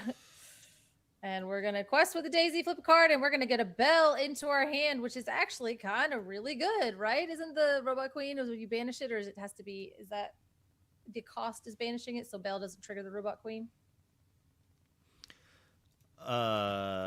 If you were to play a bell, banishing the Robot Queen, as far as I'm aware, you can't banish it again because it's no longer in play. Let's see. So the cost. I don't- The cost is to banish it. I don't even think it would be in play to see it come into play if it was just a trigger that didn't require banishing. In general, I don't think we can get away with that. I'll play bell. Pop the Robot Queen. Hold priority. No, I'm just kidding. And here we go. Let's see. We do have a Tipo. So this is the Sapphire Steel against a very aggressive Amber deck. I don't know if we know our second color yet, but Tipo down into the Inkwell, paying 3 to play our own bell. So we are going to pop the Robot Queen. And it does exactly what I thought it did. Thank you. So we pop the Robot Queen to then do 2 damage to the Rhino. That's what I was asking, and that's the synergy I was talking about. But then Luke was like, no, I don't think you could do that. Caleb just played the.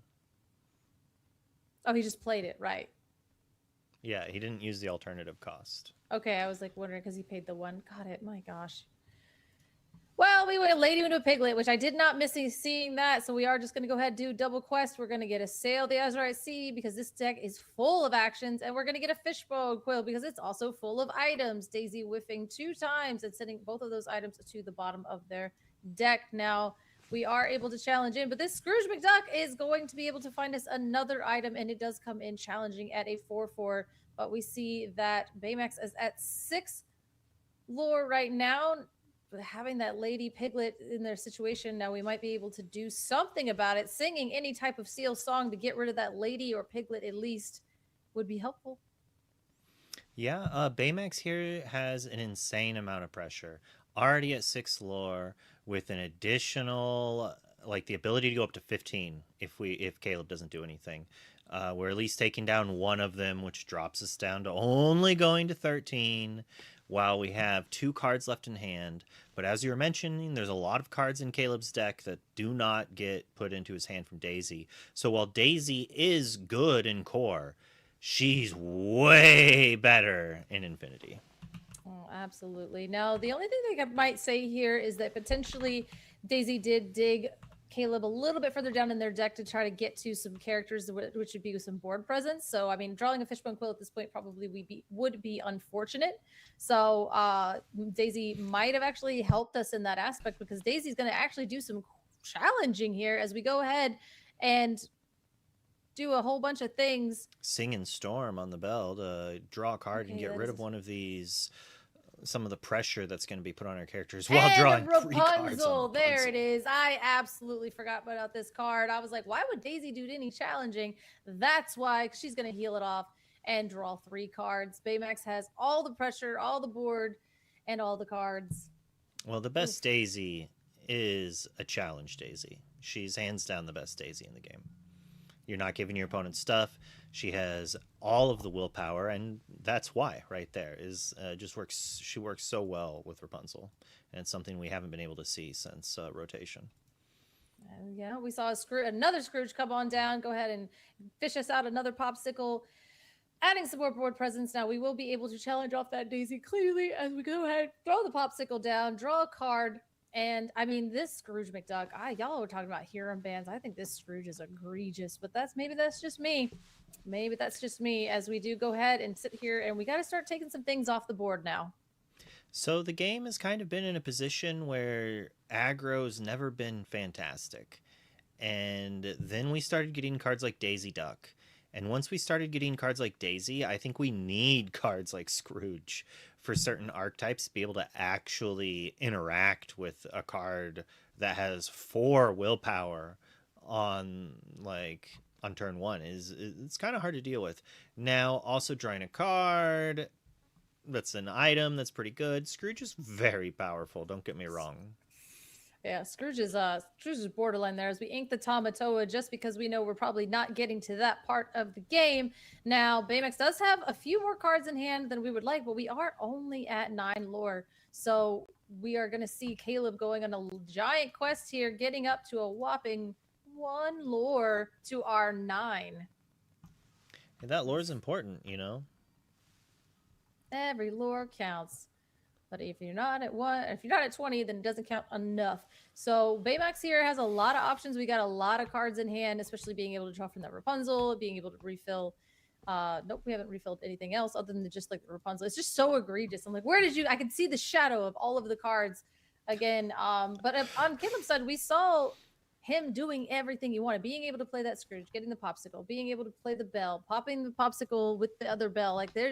Like Caleb is playing to the board very, very well and able to deal with a lot of what Baymax is doing. So this match doesn't seem him as one-sided as it used to. Yeah, I mean, and that's the power of the Scrooge McDuck, being able to take down those pesky daisies. And, you know, Baymax could have been at a little bit of a higher lore, but he opted to try to draw some cards off of his Rapunzel and sing some removal with his lady. And it does, you know, answer some characters, and it's a weird spot where it's like, okay, he could be at a higher lore, but now he'd have no characters, and he'd have no cards in hand. And he's just going to hope that these cards he got from this Rapunzel and, you know, drawing a card off of Storm, he's got 5 cards in hand. Like, he just needs to play characters and hope they survive. Oh, absolutely. Yeah, I see a lot of songs in hand, and now that's kind of okay, so we are going to go ahead and play another Lady Family Dog, and that's going to go give us a Mowgli to go ahead and see what Caleb has in their hand. They were able to draw some off the popsicle, but there was 2 things here. So now, because of Mowgli, I get to choose the non-character card of my choice, and I'm pitching the sale. But then again, it's the workshop. All right, get that on out of here. Keep the inkable, keep the card draw, keep the ramp. It is kind of interesting that Caleb decided to get rid of the workshop, but at the same time, it's expensive and it's going to require a lot to do that. And I think he just needs a card immediately that will impact this board, because I think he is just too far gone at this point. Baymax drew those extra cards, sang a bunch of removal, and is now has a bunch of questing in play. Like, it probably didn't matter if we took either, if we played a workshop or a sale on that turn. I think we were just in a bad spot. Yeah, I mean, the sale was a guaranteed card for cheaper, and workshop was only guaranteed if you played it and another item. And we did need to dig a little bit deeper in our deck as we're throwing most of our board into here. The songs that you said that Baymax played did kind of go on and sprinkle damage and get rid of the healthy characters on the board, leaving only the damaged ones. So any challenging they were going to do was going to trade pretty terribly. He's like, hey, yeah, I got no cards in hand. I got a Pete on the board, so you have no actions available to you with my 1 bill. And we are still at 9, but like looking at that Smee, Bumbling Mate is still a great card, as we are going to go and challenge our Mowgli into the bell, cleaning that up and leaving us with a lone Pete. Oh, well. I mean, it seems fair. Your opponent's probably not going to have too many cards in hand, or by the time they do, it's too late. So at this point, it's better to just get another small character. Humorously, I actually think you could quest with Lady, because the Mowgli could then trade with the Pete, allowing you to quest with the Smee again, and then maybe draw Rapunzel to get 2 cards off of it. But that's really based on what Caleb draws for this turn. Yeah, it's hard to just plan by the front of their deck, and it is just a Zeus off the top. Paying the 4 for 5 damage at this point is kind of fine, because we're going to head and get rid of that Lady before it could even start. We're going to go get rid of that Smee, and we'll just quest for 1. So this is Caleb deciding to be like, you can gain that 2 lore. You know, you're only going to go to 14 off this double quest, but then my Pete can then challenge your Lady, and I get to keep my Pete, forcing you to play more removal or trade a character into it. Whereas if I traded with your Smee and then played removal onto your Lady, you would then be able to freely quest with more characters. And now we are going to go ahead and take care of that lady getting out of it here. And now we still have a Pete and an Angel on the board.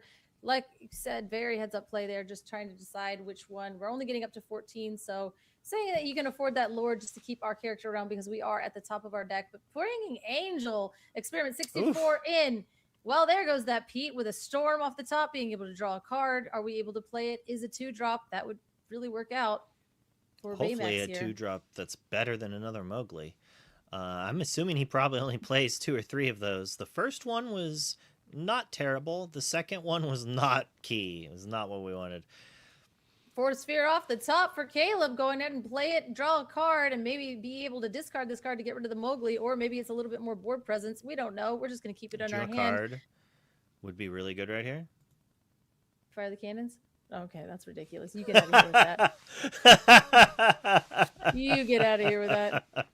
I just love the irony of discarding a Fire the Cannons to an Angel and to turn it into a Fire the Cannons. I just kind of I've like, done it. yeah. You're like, do I want to pay one or do I just discard it? saved I'm an just gonna ink. discard it for free. Yeah. Absolutely. And we are going to keep everything up here. Now we have one card in hand, opting to not discard it for the Mowgli, letting him get up to 16 over on Baymax's side. So I want to know what that card is. What is that little dinosaur hand marker holding down? Oof. As a Pete, no action. I hope it's not an action. Oh, what is it? Oh, there's It's an an ink runner, which doesn't really help us here. but we do- It was a big Tamatoa. We needed it to be able to go ahead and could we just like nice? That's actually the coolest thing I've ever seen. Oh my gosh! So basically, we play the Tamatoa, we get back the popsicle, and then we discard the popsicle to Angel to then pop take out, banish the Mowgli, and now next turn we'll be able to quest to get back the popsicle with the Tamatoa. And it gave resist to our Angel. It was such a good play! Oh my god. Infinity is so cool. That's hilarious. Sorry, that was just... Oh, okay. Woo! Because you're like, I don't need to draw a card. I'm just going to get it back again. And then now, like you said, my Angel has resist and is like, what are you going to do? I guess you go up to 15. Play a Pete. Just kidding. That's not a Pete. That's a Smee. And that also just doesn't get taken out with an Angel ping, which is pretty relevant. And there's a Robot Queen in the discard if we want to get that back instead. Oh, that's good stuff. But we are at 15, so we're going to have to think of something real good here. Is this card good? Oh, or is my it just another I think that's good. That's pretty good. That's pretty good, as we are able to then get back the popsicle, discard it to Angel if we really wanted to, and then we could quest and get it back and discard it again. I think I would have. I guess it doesn't matter the order here. But I get another item, ink it, play the popsicle, draw a card, discard that card to put 2 damage on Smee, and then challenge the Mowgli with the Angel. We would then like not have any cards left in hand, and we'd be able to make it that Smee can't really quest more than once. We do open our opponent up to a Rapunzel, though, and maybe that's just too dangerous. Inking the popsicle here to then play the popsicle because we have this infinite loop machine right here, and I think we're going to banish the Fortisphere as well to give bodyguard to the Tamatoa, so then we might be able to turn our Angel sideways to challenge in. We're questing. We're trying to get as much lore as we can as fast as we can. Caleb is a genius, and I love every bit of this. Oh my gosh, I like it. I don't see we did the reason actions. I don't like it because if I'm Caleb, I want Baymax throwing his Smee at my Angel because he would have to use his Smee and his Pete to take out Angel. And even then, that doesn't even take it out. It has resist 2, correct? It wouldn't even take out the Angel. So I would have just played the popsicle, draw a card, discard it. And then this way, next turn, our Tamatoas are questing for more. Because we have to end this game quickly if Baymax is just playing characters. I would never do that. I would just quest. There's no way I'm challenging into that Angel because here's the thing. Like, we do have a Rapunzel in hand and we go ahead and play that, but I'm like, there is 0 shot of Baymax throwing into the Angel there. I mean, like, the game at this point is to win it before those Tamatoas can start doing just egregious things. Fighting back on this board is just going to lose you the game faster. if we drew, I mean, we have a few outs. That's one of them. I was just gonna say maybe we have in device, you know. No, but I meant for we just got Baymax. Zeus. Like he's kind of, yeah. I was like, Zeus is the literal card. Oh my goodness. Oh my goodness. That is crazy. No, this is the time where Sapphire gets on the board, and you know, you are. I'm just basically saying, like, we're at 18, and that's a good place to be. So maybe if like Amber, Amber still doesn't really have any warded characters with 2 lore on them, do they? Because that is literally our only out to this playing into this Sapphire Steel deck. Is we're just like, you got double Tamatoa. Amber Steel cannot do anything about a double Tamatoa just being able, and then like the fact that Angel's able to discard the cards and then bring all these things back and then move, and then it's just like you're pinging for the rest of the game. And if you find another Angel, this is insane. This is so cool, and I'm so sorry, chat. I'm so sorry for everybody that's having to watch this, but I am so excited. Now, the thing with the Sapphire decks that everybody gets upset about is now it's going to take Caleb approximately 41 minutes to win this take game. him a turn to win this game. Okay. Like a turn. This game was really good. It was a super close game that came Oh, down to it like was the a last duck! turn. Yo, hold up, And though. He's not going to win. he could. he? He could win right mean- here. It depends. Caleb gets to quest for 1, 10. 2, 3, 4, 5, 6, 7, 8. So if we draw an item, we win the game. We got to draw Like an right item. here if we hit an item. And we actually get to draw a few cards We off have- the oh, yeah, we have so Tamatoas. much trouble.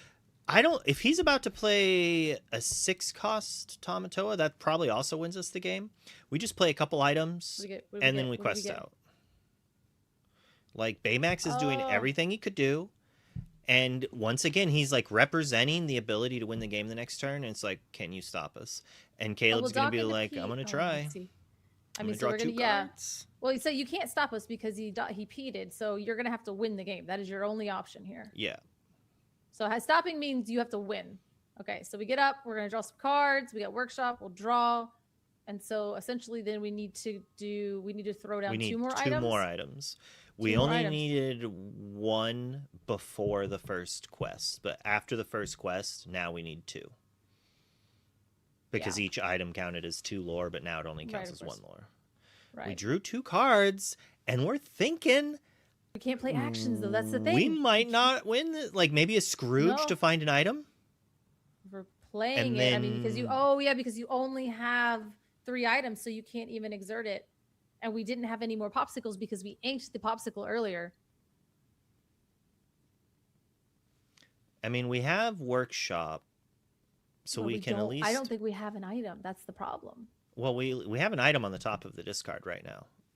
We have the robot queen, and we just have to have the Scrooge into. Or I guess that doesn't matter. We just need No, to play you can't. Scrooge I and was like, draw no, a yeah. 1-cost item. That's what I'm saying. I was like, you can't do that because you'd have to quest it, and then that takes your ability to quest past that point. So you can't get that item back unless you have, I don't know, if it's not Baroque. Is that what it is? You got that in your deck? Merlin's carpet bag. Let's see it. Oh, that's an item. Okay, Carpet that's bag a would way. be so good. That's a way. Get If he that has Tamatoa. 2, he doesn't that have Tamatoa. it. Enough cheap ones. He needed a 1-cost here Oh, because and he's he 1 inks away. The popsicle early in the game. Oh my goodness. No, because he gets it back and he doesn't have it. Because then he would have to be able to play it, but then you'd have to. Oh god. So wait, what are you paying 1 for? See, this is Lorcana I like. It is so many so interactions. the robot queen. But then we're gonna have to ink something to pay something, but we can't. Oh, we got a there it is! Scrooge! There's a Look at that! chance! He's a chance. He's got the Scrooge. Oh my god, let's go. Let's go. But he Let's only has look 1 at it. card left in hand. And we know If it's we ink- a and we play the workshop. Item and then Oh no, he's got 2 cards in hand. He's got 2 cards, and it's a shiny card. We don't even know what that is. Okay, he found an item. It's a. He has 3 cards. Okay, he pink. did. Yeah, it's a infra pink ultra spec something, but he's still 1 off. He's literally 1 It off. was too shiny to know what it was. It was the infra pink ultra spec. Oh, it was. Yeah, it's a 2-cost item. It's not a 1-cost item. That is unfortunate. And then he literally has the. Oh my god, he was 1 off. He inked the popsicle earlier. That's crazy. That's so crazy. We had to ink the popsicle to play the popsicle, and that is what lost it. Because if that popsicle would have been in the discard, we could have gotten it back and win the This game. only costs one. The infra pink ultra spike. He didn't have another inkable. His hand was the sheriff. Isn't sheriff inkable? Sheriff Nottingham, no. Sheriff of Nottingham, and then the workshop. And they were uninkable, but that still would have only gotten him to 19. That still would have only gotten him to 19. So he needed to have that ahead of time. He needed to be able to play the 2 items. So he needed the infra pink and the, yeah. Ugh.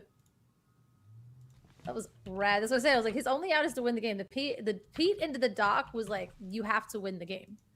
And since we ended up digging and being at like 19, you know how many, there's so many times where I'm like counting Tamatoas and I'm just like, but like, again, shout out to Baymax for, you know, what? The sheriff was not inkable. He did not have the ink. I know. He would have won the game if he had the ink. I thought you said no, it was inkable and he couldn't do it and he was one off. I was like, no. That's why he couldn't do it and that's why he's one off. He was one off ink, not lore. That makes sense. Mm-hmm. That makes sense. Oh my goodness. Yep. His all of them are uninkable. Yeah. There's like a Kristoff that does the same thing with songs. He's uninkable. Man. All right. We're going to start now. We're inking a card. It's a sale and we're playing a Fortisphere. What else does Sapphire Steel want to do? Other than ink a card, play a Fortisphere, and pass. Daisy. Playing a Daisy. All right. We already saw last game how that can end up making us, like, it can get us off to the races. It's really good into the Sapphire deck because the Sapphire deck has so many items. But at the same time, Scrooge is a bananas card. As we ink one right into the inkwell, don't even care about that Scrooge because we're going to play a Tweepo, hopefully. But just kidding, it is a sale, but we are on the play. So hopefully we'll be able to establish something a little bit more powerful before this Daisy pops off too many times in a row. Yeah, we either just don't have more items or we have multiple Scrooges. And just kidding, we have more items. Infra pink, ultra pink. I hate them. Infra pink ultra scan specs. I hate it. But then when Infra you play pink it, ultra scan specs. Yeah. Yeah. See, you tried it and it sucks. But you can banish this item and chosen character gains alert this turn. But really, what it is a 1-cost item in this deck, which is super, super powerful. You forgot part of it. When it comes into play, you draw a card and discard a card. Yeah. We already talked about that because that's why we discarded a dime right off the bat, as we do have Nani into the inkwell. Daisy flipping sideways. What are we going to get? It's a big Tamatoa, which is an ink early this game. Once you get to 6 ink, you're really not wanting to ink those Tamatoas in this deck. But right now, at 3 ink, I'll ink a Tamatoa all day. Yeah, you try really hard not to. But right now, facing a Piglet and a Daisy Duck, you're not thinking about trying to win with a Tamatoa. Now I'll just find 2 of them later, because guess what? There's 4 in the deck, unless you forgot how to build your Sapphire Steel deck. And Piglet is an egregious card here, being able to quest for 3 with all of her friends here. We're just gonna item spam. Do we have a Scrooge? We do. That's the only reason we would ink a Scrooge that early, is because we were able to play out all of our items, exert 4 items, play a free Scrooge, and then look at the top 4 cards of our deck and whiff. Fantastic. It's fine. They're all on the board. That was so much stuff done with only 4 ink. It's only 3 things. I play Steel Song. That's pathetic. Rookie numbers. Rookie numbers. You're not double singing with an Ursula 3? Like, Emerald can do it too. That's 2 cards on for 1. It's still fun. As we ink a Pink Games referee, which again in Infinity is a bananas card, and Core not so much, but here we go. Now Daisy's not missing at all, just feeding us every card we need as we go Lady into Smee, which is not a Lady into Doc, but we will quest for 3, which gets us up to 7 here, going into our turn 5 ink. Turn 5 ink. I don't know, whatever, man. We got 5 ink. Yeah, we're up to 7, and we can go up to 16 next turn, although most likely it's only going to be 13.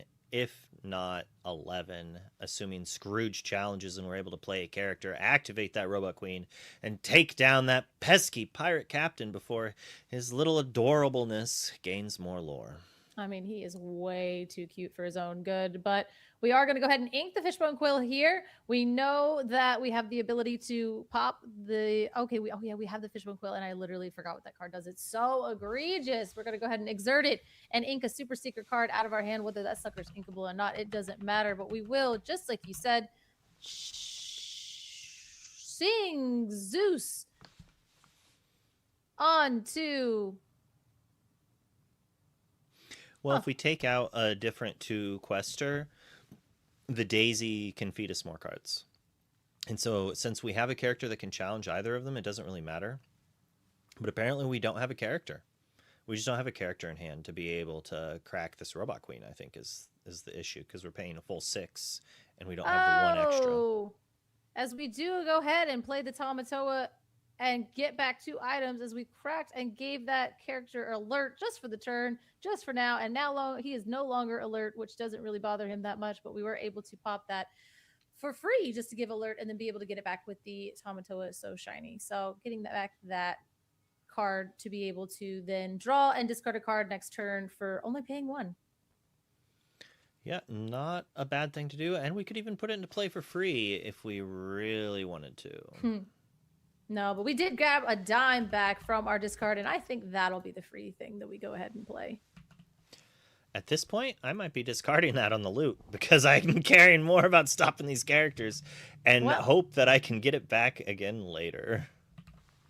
I mean, that's fair. Tamatoa is probably doing a little bit of a quest here as we got another Tamatoa 8 into our hand off of the Daisy trigger. So, hey, our machine is being set up, but we are staring down the board already at 9 with 6 lore on the board. So now we play a Mowgli, and hey, you're gonna have to discard a card anyway. So you're probably gonna discard. Yeah, get rid of that dime. We'll see you again later.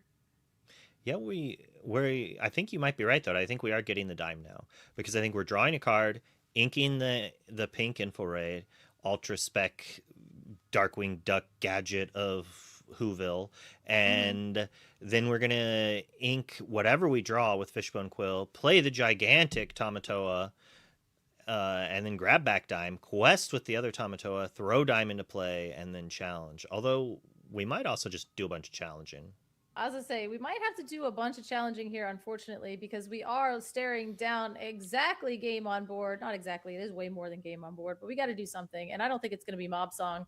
As we do go ahead and play the Infra Pink Ultra Scan specs for 1, and not using that Tamatoa's ability, and going ahead, drawing a card and discarding a Workshop. And we're just going to, are we going to Scrooge it up again? We do have a Robot Queen.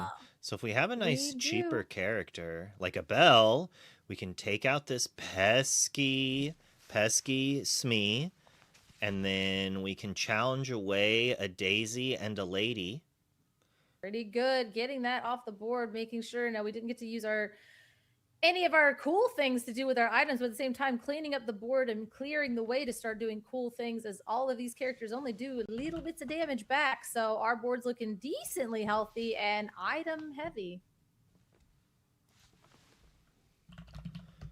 I am thinking about whether or not you can if you can play a Tamatoa, break a Robot Queen, and then get back the Robot Queen off the Tamatoa. And I would have to call the judge for that. I want to say you can. Read me Robot Queen? Well, it says when a character comes into play. Basically, it's going to be, do you have to choose a target when you put it in the bag? And if you don't, I think you can. If you have to choose targets when it goes into the bag, I do not think you can. There is no...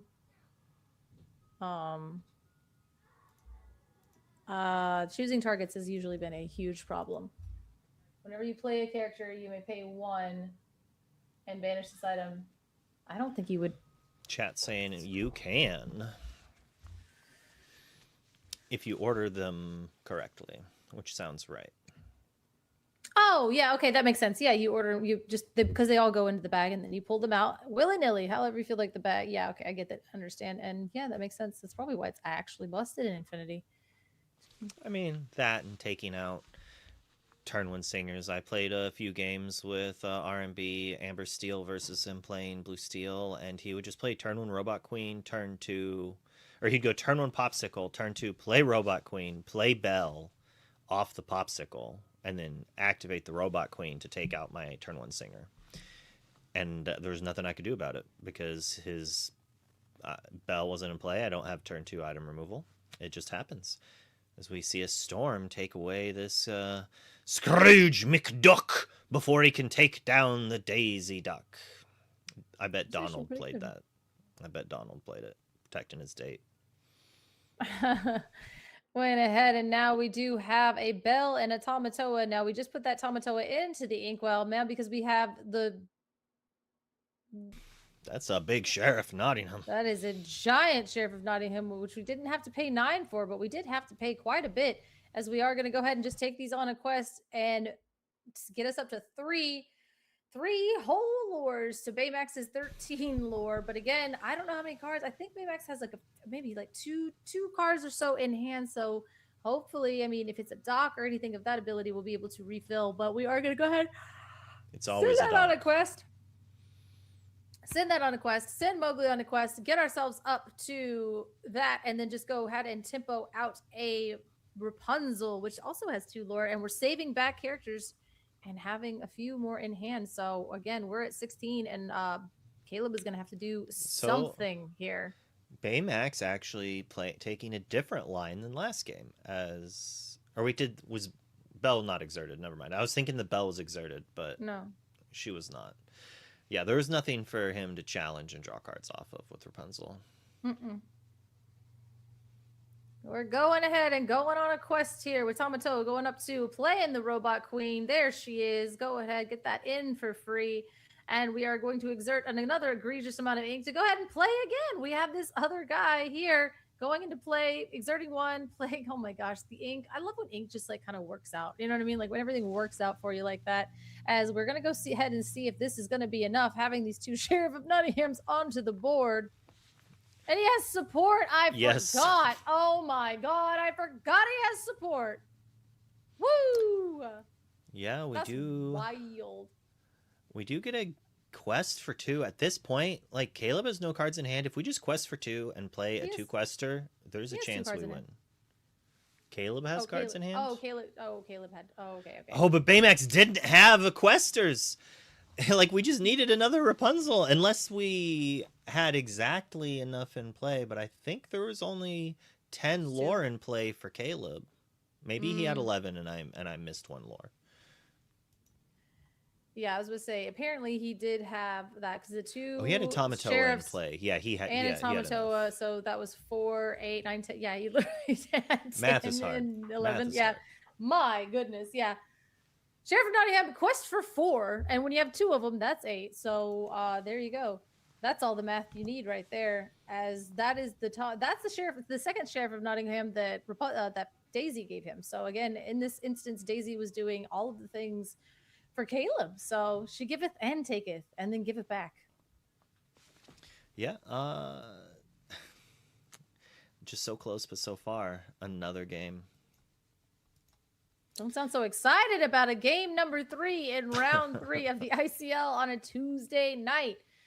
Yes, 4 plus 4 plus 2 and 1 is 11. Yeah, I was not thinking about the Tamatoa. I was like, that's 4, 4, and 1. And then I was like, oh, there's a Scrooge. So that's 10. That's 1 away. But the Scrooge was gone, and it was actually a Tamatoa. As we're shuffling up and getting ready for this game, I love these really close games, but at the same time, you also are just a little disappointed when you lose it. Because it's just like, what did I do wrong? Could I have done that? So, like, and it also happens right before game 3. It also happens right before game 3. So you're sitting there thinking of how you lost this other game when you should be locked in on game 3. No, you just like, it didn't happen. Whatever. Get rid of it. Gone. Moving on. It's game 3. But later on, you watch it back and you're like, why did I ink that popsicle? I could have just waited 1 extra turn. But again, that's what makes really great players, is being able to watch these back and be like, is it because I inked the popsicle? Or did I make the right choice in the moment for what I had, right? Am I looking back with too much hindsight, or was that just just actually incorrect. As we see, here she is, Cinderella Ballroom Sensation. I'm sure you guys loved and missed seeing this. Hopefully, this is the one of the decks that I think a Ballroom Sensation singing something on too. You're not really singing anything into her. Nothing singing into that popsicle. All right, let's see if Caleb has what I was talking about, where he's just going to go Robot Queen, play Bell, crack the bauble, take out your Cindy. Although I'm assuming there might be something better, like a Piglet, to take out. Oh yeah, I mean you're not gonna run a Piglet out. I mean you do. You just for the vibes. You got to run the Piglet out. I don't know. You have to. We haven't shown a Robot Queen yet. Like this is the best time to do it. That's a Robot Queen into the ink. Well, and we're just sailing. You're not going to take your turn 2 off. We're on the play here. You have to ramp. Again, unfortunately, maybe we drew the Robot Queen for a turn, but at the same time, because that would have been cool to just like play I would have taken. I assume he doesn't have Bell. I would definitely take a turn off this turn to play a Robot Queen and a Bell to crack it to prevent the gain of 3 lore. So at this Robot Queen. Oh, because you would need the Robot Queen. I was talking about having the Robot Queen the turn 1, and then you play Tipo. Wouldn't that work? No, you have to pay 1 to activate the Robot Queen. Oh, okay. Because that would be busted. All right. I see. I keep trying to. Oh no! Well, there's the bell right there. Yeah, I think I would have. Maybe we drew it from sale. The sale. Everything came in the wrong order. It could just be that Caleb has such a good hand that he's like, I don't care. But if Baymax just storms and then inks and storms to answer this 3/3, that does prevent the Piglet from questing. At least this way it kind of trades. Now, this Lilo is actually very interesting because it does say that the first time that it would take damage, it takes no damage instead. So you are going to have to double tap that Lilo to get after it. So you have to choose now. I mean, it's always Piglet, but at the same time, we're going to go ahead and hard play an Angel. Okay, well, hold up. This changes a little bit because just a little bit. Yeah. Because I mean, we might probably going to go ahead and lose our, no, I mean, we could just get rid of the Piglet, right? We're turning a Zeus Bolt into a Fire the Cannons, which is totally free real estate as we go ahead and take out that Piglet and then challenge in getting rid of the Cindy. And now, oh man, you better not turn that sideways because then you could discard a card and then you can, and then challenge in with the thing. So yeah. There's a Robot Queen anyways, so we can double tap, but it's going to take a lot of resources. It's kind of an interesting thing. Baymax is in a lot of trouble here in this third game. Yeah, this is looking a little rough because again, I mean, you could, if you turn it sideways, you could challenge into it and then you can go ahead and discard a card toward it, or you could pop the Robot Queen, or you could save that for later. There's a lot of things that Baymax or that Caleb can do here that Baymax is just saying, hey, I'm just going to play a dock. That's I know what the last card is. Yeah. You know what the last card is. Dock, no discard. Oh, he didn't. Oh, no. This is actually the worst timeline. So this is a little unfortunate here as we did see that dock, no discard. So you mean it's got to be another dock. As we this is our third Robot Queen that we've seen. And we're going to go ahead and discard the workshop. Oh, my God. Angel is so good in this format. My goodness. Doing the thing that I said, leaving that Robot Queen up and ready for any other challenging, weird activities that might happen later, as we did just take the Angel in for a good old-fashioned challenge. This is not bad for Baymax at all. We get to actually take out the Angel here, and we drew something for the dock. We drew a lady into a dock. That's insane. We had the dock already, or we drew the lady into that's crazy. Luke, I hate it here. I mean, we definitely drew lady for this turn. We get a refill, play another 1-drop, shrink down. So we could, like, I mean, the Smee's going away at the end of turn anyways, but we almost got to keep the Smee around. And, like, Caleb now has to have Tamatoa 6, ink, play Tamatoa 6, get a couple items back, and then have something big. It's not it. Oh, he did it. He had it. He had the Tamatoa 6. He is going to be able to ink and get back the robot. Just kidding. The popsicle and the workshop, because at least that'll give us some card draws. We can quest the Tamatoa. But I mean, the Tamatoa's got to do some challenging next turn. I mean, maybe getting back that Robot Queen. I don't know. It's crazy. Hey, go back. Yeah, so we're just going to go ahead and put 2 damage on that. Tamatoa started out there. We're going to play the Rapunzel, flooding the board. And oh, we're doing it on our own. Baymax is zooming through this, Luke. My goodness. Okay, okay. We did For a the second, I we thought did the 2 he. damage on. For a second, I thought he was trying to say Rapunzel, your character. I was like, nope, nope, nope. We can't do that. But no, we were targeting our own. Yeah. It is one of the heads up plays that some people don't think about, but it's a way to make it that even if they're not giving you Rapunzel advantage, you still can draw cards off of it. People Still were cutting disgusting. Rapunzel. They were like, oh, good players play around it. Don't let them. Don't let them Yeah. play around it. Damage your own characters. Draw cards. If they're not going to like fall into your trap, gain that free lore. It's like a Tipo questing for 6 or 7 turns in a row. Yeah, just because you're not drawing. I mean, it can't be your only card draw engine. I think that is a deck building constraint, right? If you're leaning too heavily on Rapunzel, Well, yeah. then maybe you get stalled out, and that's unfortunate. But hey, look, she's standing. She's literally laying on her. She's on top of a dock there. Like that's 2 pretty powerful card draw engines, and whether you trap them into it or whether you just draw multiple docks and play them for free. So I'm pretty sure that's our second dock. Okay, yeah, 2 docks, 1 free one off a lady. God, that's so good. And we will then go ahead and play a bell, popping the workshop, and then using our 1 ink to go ahead and play and getting rid of that rhino there. So unfortunately, this is going to feel real bad if we draw Scrooge. And like while Baymax had that really good play, there was some restraints to it. 1, double dock. So that the first dock could have been a better 2-drop character. Oh, this is so and then good. the rhino we drew was also probably one of our worst 1-drops. Or at least we wanted to draw a daisy there. But we see a shift rhino in hand that would have been so good. But unfortunately, Nani actually whiffs. No. What? Nani not doing well there. We did see a big rhino in hand. Now we are going to go ahead and quest for 4 and Do play we see a rhino in hand? No, he put the power Maybe. hamster on the bottom of the deck from the Nani trigger, but we grabbed So the some of piglet the instead. 4 from there. Okay. Yeah.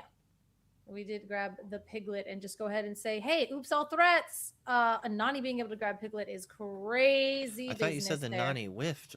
He was going so fast he did reveal the piglet then? Put that in his hand, or did he just already have that? Dude, he's going too fast. So I thought he grabbed it off of there, but apparently he did not. Maybe it did whiff. I'm assuming he drew it then. Whiffing with Nani just seems so crazy. He already had Nani and Piglet in hand, so he either hit that Cindy or he drew the Cindy for a turn. We'll never know. Replays don't exist. Clips don't exist. But at this point, this is looking really rough for Caleb. Okay, that's cool. All right. Yeah, that's what I thought. I was like, I saw the power hamster. I just didn't get to see the other side. He said he did whiff. He sent hamster, strength, and 2 3-cost characters to the bottom. So he did whiff on Nani. So I was like, okay. And then he came out with a piglet out of like left field. And I was like, okay, well, maybe he did not whiff. I don't know, but need you to. Yeah, Caleb here in a rough spot, doing the math. How do I not get banished here? And it looks like we have to draw cards to try to draw an answer to this piglet. There's just way too much lore. You know, we have a lot of lore on the board, and unfortunately, I mean, we're not under the thumb of Pete, so we do have some options here. But if we do that Sapphire thing and we just keep playing items to draw cards, we are running out of resources. We have to draw something. Either we can sing a song here. Yeah, I was going to say ink strength, something of that nature. Being able to just reduce that from any. Nope, and we did not have it. Those are oops, And all characters. That right there. And that means that the Ink Knights are going to pick up the win in this 3rd match here for the whole thing. And I'll tell you, they wanted that. Awesome. Yeah. I mean, going all the way to a game 3, and those were extremely close games, which I would say that in the past, like Sapphire Steel versus Amber Steel sometimes it doesn't feel that close, right? Sometimes it felt like a really terrible blowout, but of course, because of cards like Scrooge and Robot Queen and all the other tools that Sapphire Steel now has at their disposal, it's strong. I love how high power the Infinity format feels. It just feels like there's a lot of back and forth. It feels, at least in this matchup, I don't know, maybe I'm just like the one, but it feels like there's a lot of back and forth. It feels like it could be anyone's game, and I enjoy that. All right, we do have one more match to watch. They are starting game 3, from what I've been told.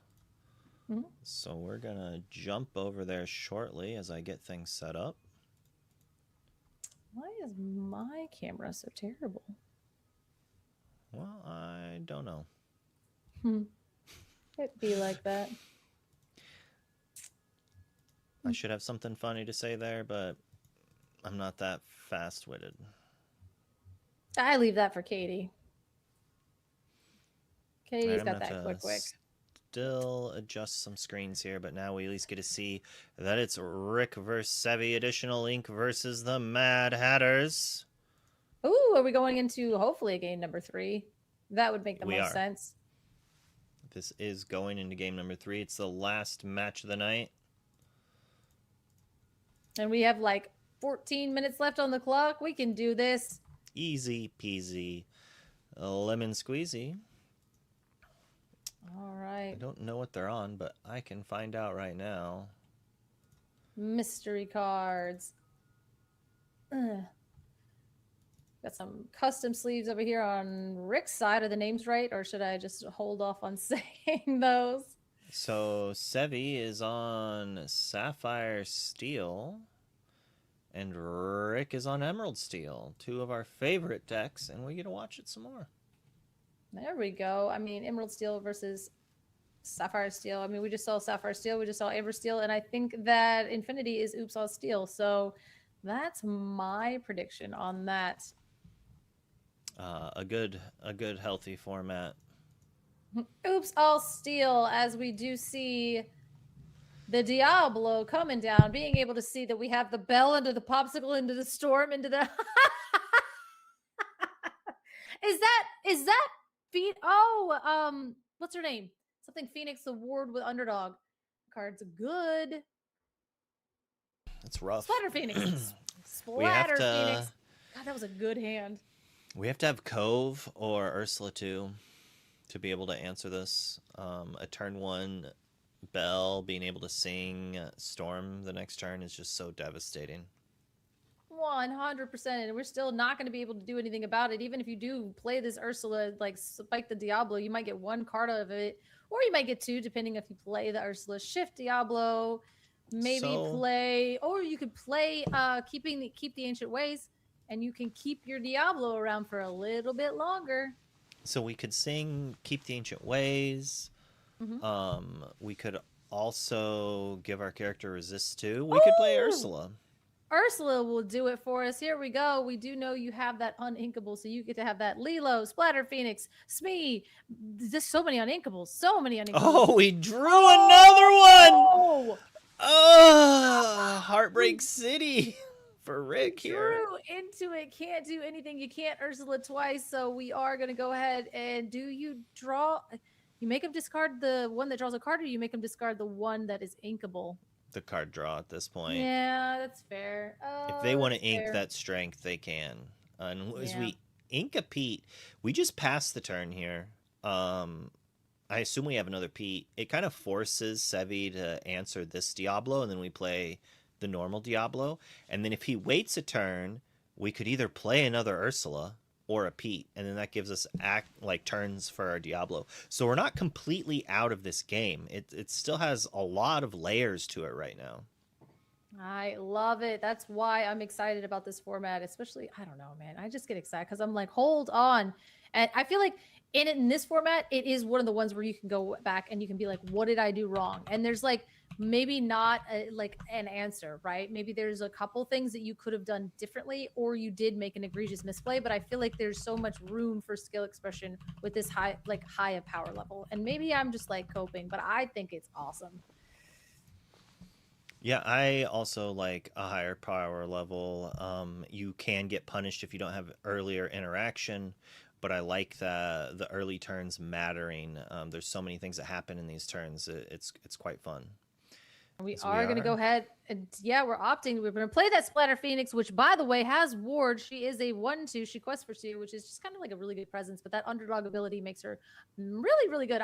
Honestly, I felt like this was one of the less amazing underdog abilities, but now I'm seeing in this shell, I think she's doing just fine. that does just help us make strength a little bit better. It does help us against the other steel decks, which I would assume would be nice in the mirror as well. Ward is just real good. Luke, what do you think? I think Ward's fairly good, but on this one cost quest for 2, I think it's perfectly reasonable. I would never be upset about this. I want to see Rick play Pete, and the next turn shift Pirate Pete, take out this pesky Bell, only put 2 damage on it. I mean, I guess this does it too. Just have to hope Sevi doesn't draw a storm. I know. We've already seen 2 pieces of removal here with Bell just kind of healthy up and active, able to sing really the worst songs in the deck, and we were able to draw a card off of that, so we have a little bit more as we wink another Bell to play the Alice, because we are playing the Kiwi variant, so we are trying to go fast, which really makes a good reasoning why the Splatterfinger is in the deck, because I mean you can't double ward, but at the same time Oops All Ward is good in a steel meta. Yeah, if they're trying to target your stuff. So like an Ursula 3 is not fantastic when everything has ward. But, you can target your own stuff if you need to. I assume we're seeing a sad beast get shifted down and probably challenging this Bell. If they have the removal, they have the removal, but we need to be able to take this Bell down and then have a character that can take out this... Hold up. We're going to trade the Bell, and then we're going to sing Storm. Storm and then draw a card and keep our beast nice and healthy, get rid of the Bell, and be able to refill our hand just a teeny bit. I like that. I'd trade that Ursula for that Bell any day. I mean, I guess you fine. You 2-for-1 yourself too, but at the same time, I guess Sevi is at a fairly low lore, so we could it's probably better to maintain drawing cards. I'm just like still scared from the previous match we watched earlier today, where there was just like bodyguard. Like if Headless Horseman comes down to bodyguard here, Rick has to ink and play Bruno on it. And even then that won't matter because Alice protects it. And that's why I want to stack damage, because we can't answer anything. Granted, then we lose our beast on the bodyguard. The bodyguard is probably the most terrifying thing we could see. Right. And we can't really do anything about drawing into the answers is probably good. Everything has wards, so you're still drawing into the answers. Maybe just drawing into board presence at this point. But I mean, both those things are warded up entirely, so you can't get after him even if you wanted to. Now, I mean, if you do take out the Splatter Phoenix, you'll be able to take out the Bell immediately at the start of your turn when that beast gets that plus, 17 willpower for having the damage on him.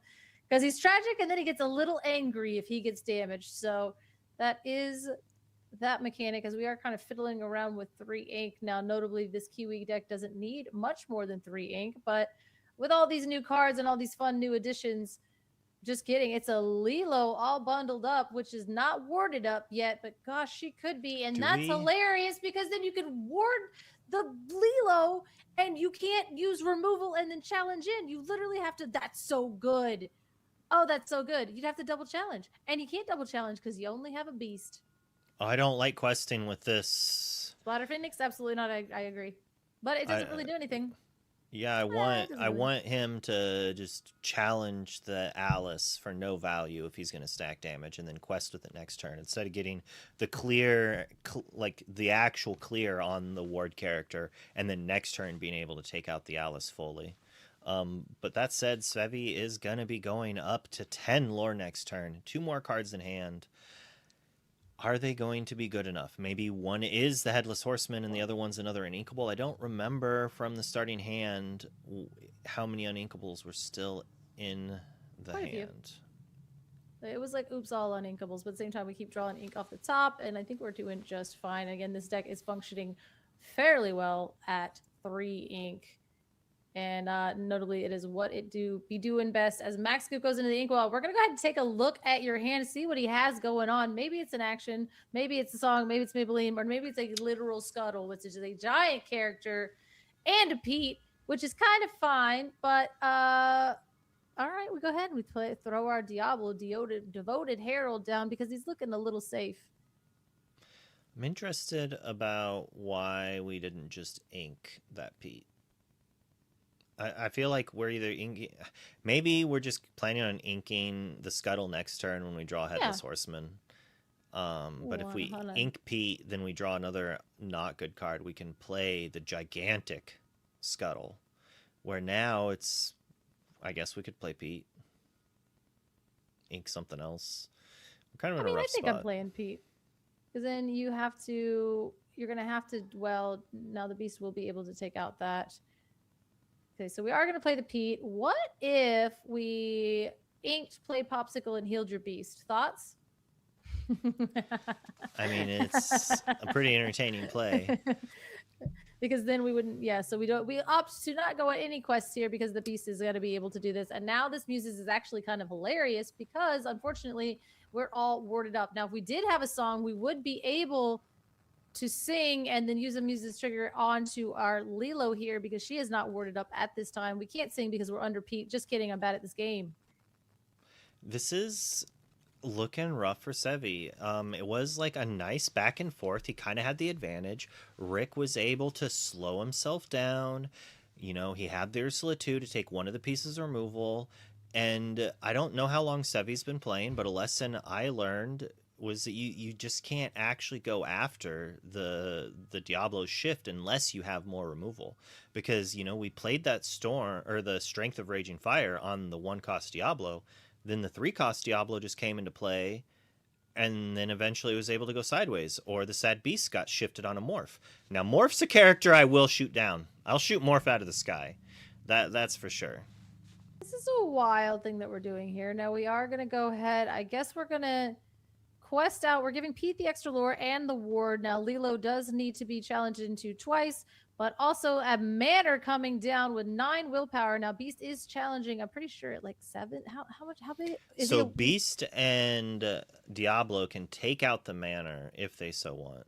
He's challenging at a 5, right? No. Challenge is 7.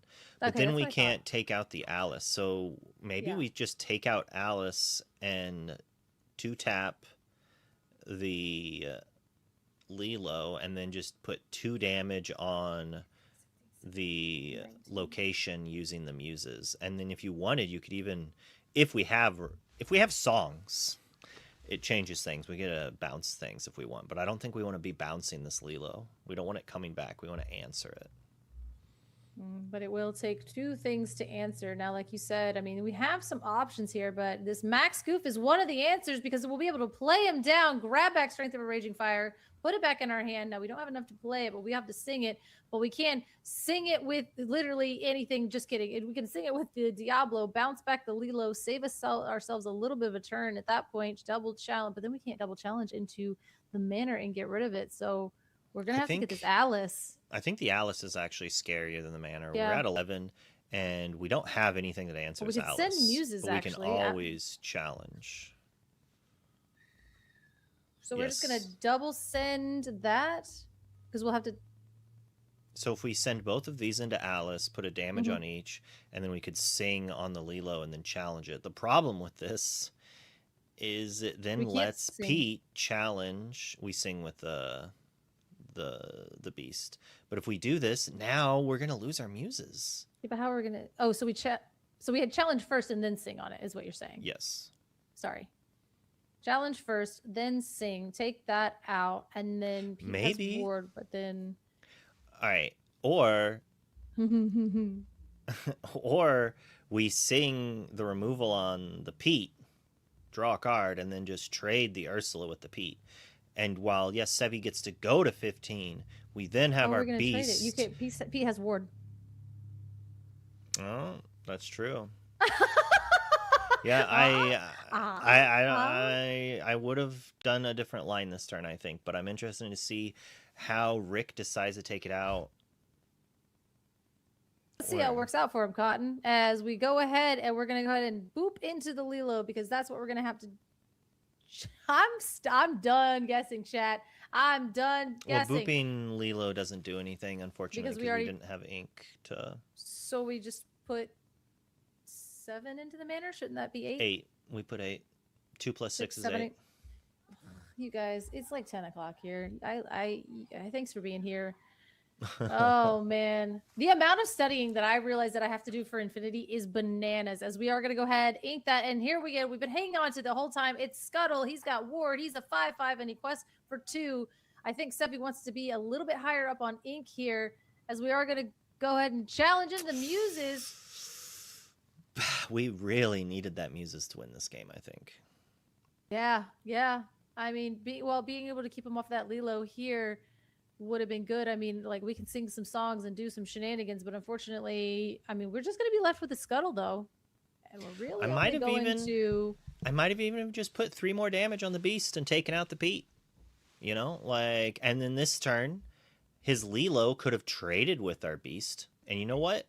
I think I'm fine with that. Because the 2 lore he gains from his location surviving another turn is the same 2 lore he would have gained from that Lilo questing. And then we'd be in almost the exact same position, except for 3 characters would not be in play right now.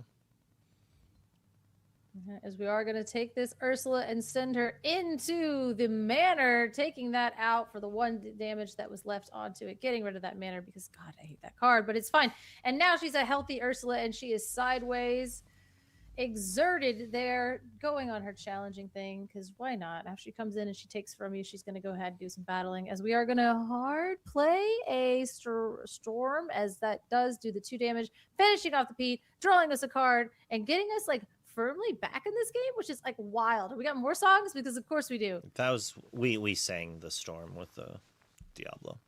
Oh, okay. I was like, what are we doing here? But man, that Diablo has been drawing us so many cards, and having that beast there for a little bit was pretty good. But here we go. We'll double tap, boop up, and that Lilo all bundled up is gone, leaving you with a all Scuttle warded up onto the board at 15-1.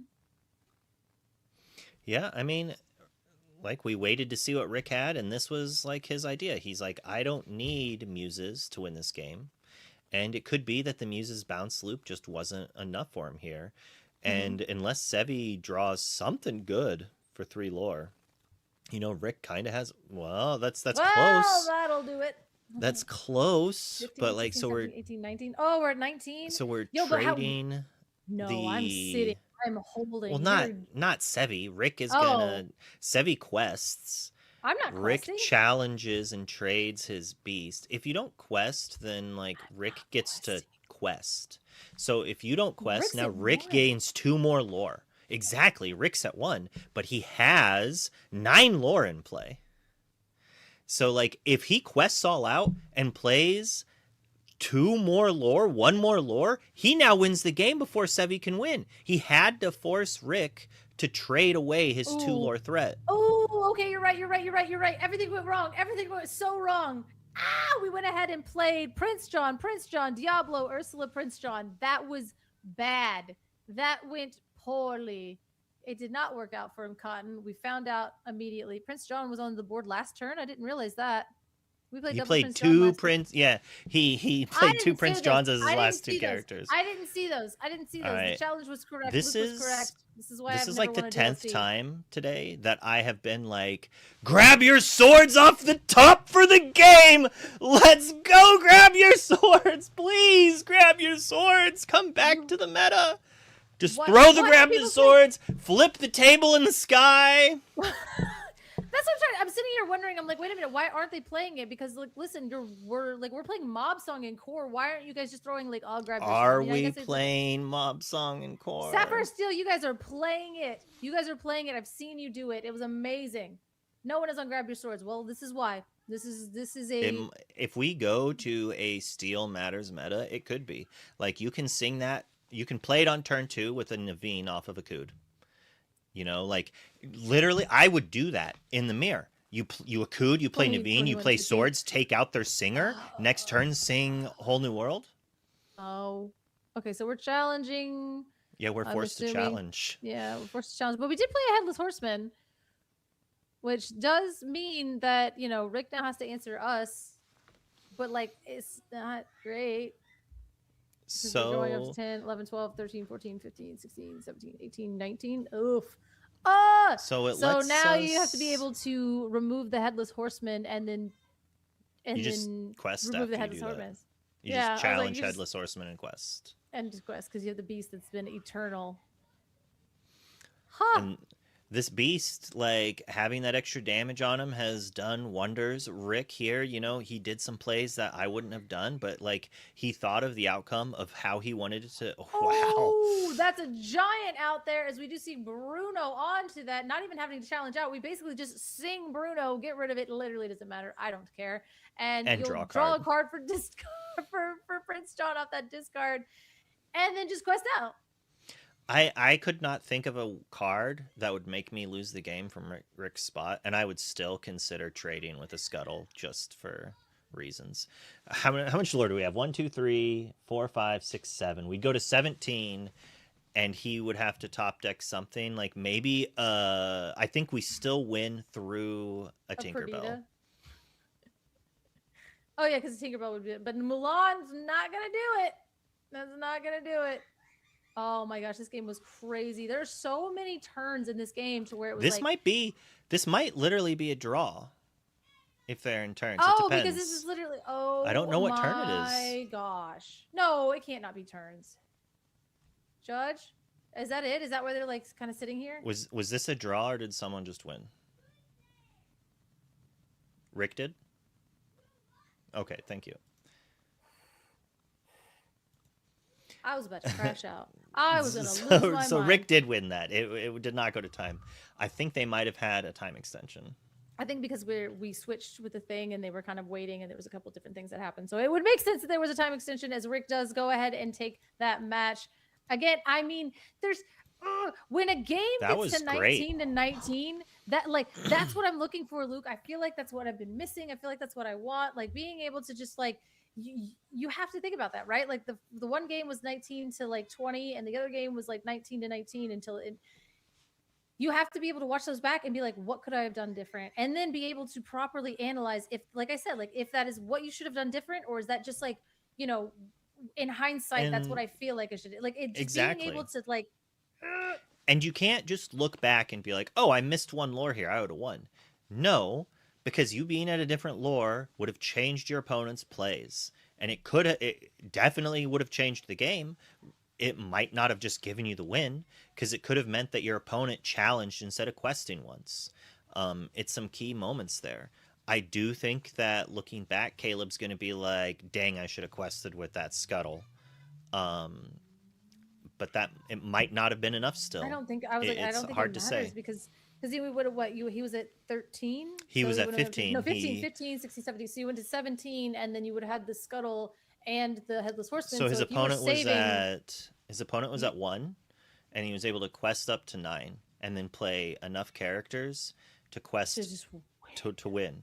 But had we quested with Scuttle, the next turn they quest only to 7, and then they don't have game the next turn. So then we're able to then play a character and just pass. Should have healed the beast with the pop. Thank you. That is literally what I said too. I don't know if Popsicle's in that deck. I don't know if Popsicle's in the deck. It was in the deck. It was? Oh. Because he was playing. We saw the turn 1 Bell sing. Oh Storm, yeah. So I mean, hey, it's in there. It's in there. So just heal the beast from now on. Don't let them sit there eternal with 7 strength on them. I've done it before, and people get really upset with me. like healing somebody's beast or healing somebody's character if they have like Rapunzel in their deck. They're like, "What are you doing?" You're like, "What?" But that was fantastic. I mean, some people might not like Infinity, but I love it. There's some great gameplay shown. We did get to see some Prince Johns lose. We saw some Prince Johns win. A lot of like powerful cards, but you have to understand that if you didn't have that interaction on that first turn, we didn't have the Bell come down to sing removal, we didn't have the Ursula to take the removal, any of those missteps might have caused that game to just spiral out of control in one of those two players' favors. But the fact that it didn't, I think, is again probably why I like. Maybe I am such a big Infinity fan, is because of the endless ability to dig yourself into a hole, right? You could mess yourself up before your deck does, and I think that even just that makes me feel like I have more agency than like a lot of these different situations, because like that higher the power level, the more you can just like take that stick and stick it in the front wheel of your bicycle and flip right over it. You know what I mean? Like that's how I found with that, because and knowing your deck so well and knowing all of those things, and I guess that happens, but I feel like those it's when those games open up like that and you're like, I don't even know if I'm making the right choice anymore. You know what I mean? Like when the first few turns are just on rails or you miss, and I guess it's the same thing. It's just there's just ways to do it alternatively, to where if you do miss your lines, you kind of have to claw back and you just have like more options to do that. So I don't know. I Yeah, like it. I That's like always, interaction. I like yeah. being able to do things. We saw some games go from like what appeared to just be done to seeing Tamatoa's like almost grab the game, like being super close. And as I said, I love that aspect. But we're gonna raid away. Thanks a lot for watching, everyone. We'll be back at it again tomorrow, and tomorrow's match is gonna be Ink and Lore versus the Salty Ducks.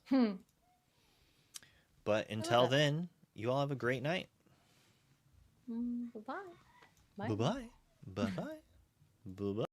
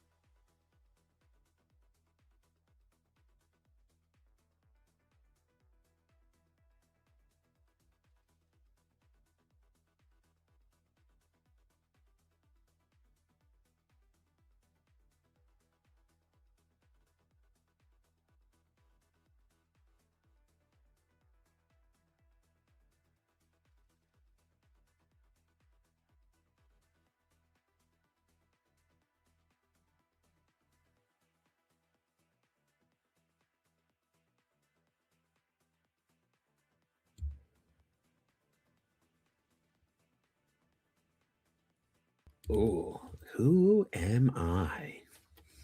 I love this game. It's always a fun game.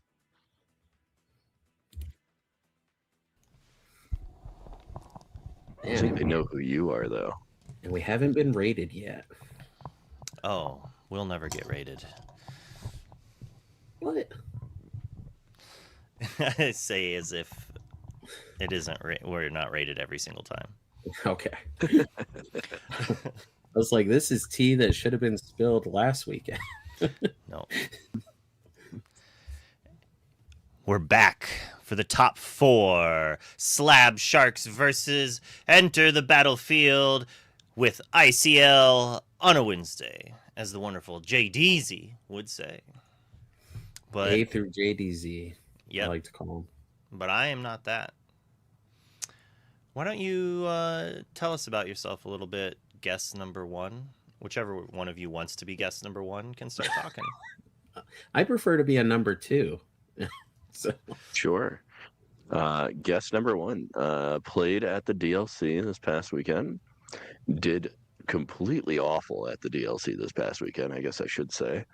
I was tables ahead of A to JDZ a few times. I did drop below him once, but then I went back above him again. One of my teammates did make day 2, so there's that. I like to cast. I think I'm better at casting than playing, apparently. That's it. Same for me. A lot of people say that. Let's see. I mean, what can I say that's not a dead giveaway? I've got blue hair, for God's sake. I'm actually trying to decide what color to dye my hair. Oh, okay. Now that's a topic. All right, Yeah. because you have one thing you have to consider is what it's going to look like when it fades. Yeah, it's. I mean, I also have to decide, like, because half my hair is white, so it's just like, how's that gonna look? Some people it stays in the white. Some people the white won't take whatsoever without bleach. I feel like you should do green so that when you don't have the green screen, you can green screen it. Oh no, I can't do green now that you say that. What does the blue fade to? Like aqua, like just like this weird greenish, because it's going to be mostly yellow underneath, right? That's why I go with red a lot, because then you just end up pink, and people think that's natural. Like, oh, they tried for pink. So you don't think the blue will stick to the white without? Like, what if I get lucky and I don't have to bleach it? Well, I was gonna say, at least it doesn't cost you much to try, because a tube of dye is like 9 something at Sally's. It's the bleach that's expensive. So my great grandmother just puts in the dye every like day or two. She has full white hair. She's in her 80s. She likes to do it pink and blue. Huh. Adorable. Yeah. But I love that. We've got no guesses yet, so I guess we can just show our faces. All right, jump scare. Boy, here we go. Jump scare alert from Jump me. scare. Hey. We made it. We made it to getting to the finals. This is top 4, right? Top 4. Semifinals. Yeah, Slab Sharks versus a team I've never heard of before. So this is gonna be fun. Never, yeah. Have you ever heard of this Habibi person before? Elias? I don't know. So yeah, Habibi I've never heard of. Matt's an all-star, right? Habibi, I'm pretty sure is let me read his accomplishments. As well, Matthew over here has 4 let it goes, 0 top cuts, sunglasses emoji. Second place at Grass City. That's not true anymore. He has a top cut now? He got 31st at the DLC last weekend. Congratulations. Whose job is it to update this? Katie? Come on. What were you casting all weekend? Get on it. Top 60 at CCS. Whereas this other guy looks like he made up all these accomplishments, because I've never seen him before in my life. Have you guys seen this guy? Never. He looks very different from his Twitter picture. Right. I don't know. Yeah. I can't remember what his Twitter picture is. But our wonderful judge and digital assistant or digital design assistant. I don't even know what title she has. Alex has been assisting us in these, and we are not updating the cards every week. That's a lot of Makes work. sense. Makes That's a lot sense. of work. Yeah, I was half expecting you to throw up a card of me that says I am Lorcana Villain's underling. So Well, that takes effort, and I don't know if you know this about me, but minimal effort. oh, I know. I've casted here before. I've casted on my own channel before. Well, Willoughby's channel. I don't own it. In which we had a conversation about this weekend, and that was a fun casting experience of me trying to keep track of the lore and the game because Willow was dead tired from working all day. I'm just These glad are we didn't have a the card tracker. Yeah, these are the skills required to be a caster. You have to track lore as it's going. It's like you're a judge plus. Yeah. You have to chat about it the whole time. Yeah, Dakota You has some gotta fans in chat. differentiate ink. Oh boy, nice. Exit full screen here. Yeah, you gotta make sure you keep track of the ink too, and be able to discern when people use the black sleeves because they're very hard to tell. I cannot remember what Matthew played this weekend. If it was Blurple or Amber Amethyst. Pretty sure Habibi was on the Doggos, right? Yep, I Habibi believe actually so, lost to a local friend of mine, Tiffany. It was her first DLC, so super hyped for her. Also, her first day too. I She should had just to quit feel playing. amazing about that. Oh yeah, I watched over that game because I was so hyped that she was playing Habibi. So, who I've never heard of. I mean, Yeah, I know. You're like, I'm so hyped for her to play this person. He seems to be popular. Like all these people know him, but yeah, but you know nothing. So Matt, he was second place at the Glass City Showdown Toledo, and then at our 13K that Luke and I casted, he was one of our bounty players there. So nice. I believe he made it pretty far before they got the bounty. Finally hitting that rating party. About time, JDZ. You know, give up the spotlight every once in a while. He knows I love JDZ here. Let's see if he makes it play in my ear or not. I have the alerts turned off for the ICL though, sadly. Well, we got AJ in the chat. Prodigy Player 12, his first DLC as well, and amazing experience he had. The amount of people I introduced him to that already knew his name, including Lorcana Villain, blew his mind. And you know, I appreciate the community so much for that. Like I was worried, you know, that he was going to be a bit overwhelmed considering, you know, it's his first card game, it's his first DLC. There's thousands of people there, but everyone made it a great experience. This community is second to none. Very much so. Fumbles is saying we need to show Matt Petal's top 32 pick.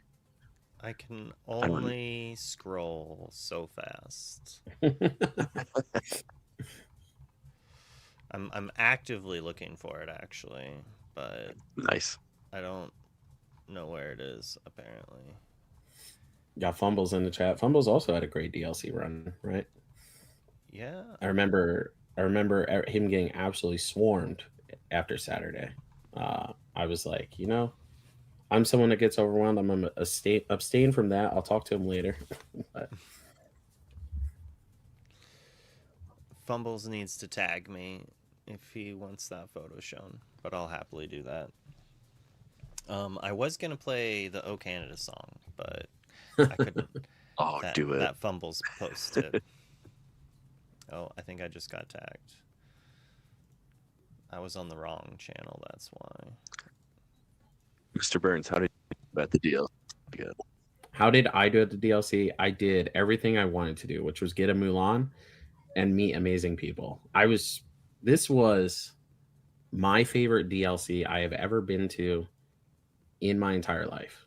And I've been to Japan. I've been to Italy. Like, this was fantastic. I was shocked, honestly.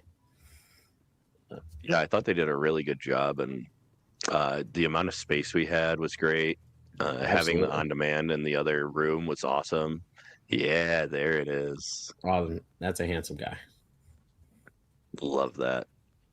Yeah, like the Friday event, the fact that there were Friday events was announced a little late, right? Was that because they got a second room?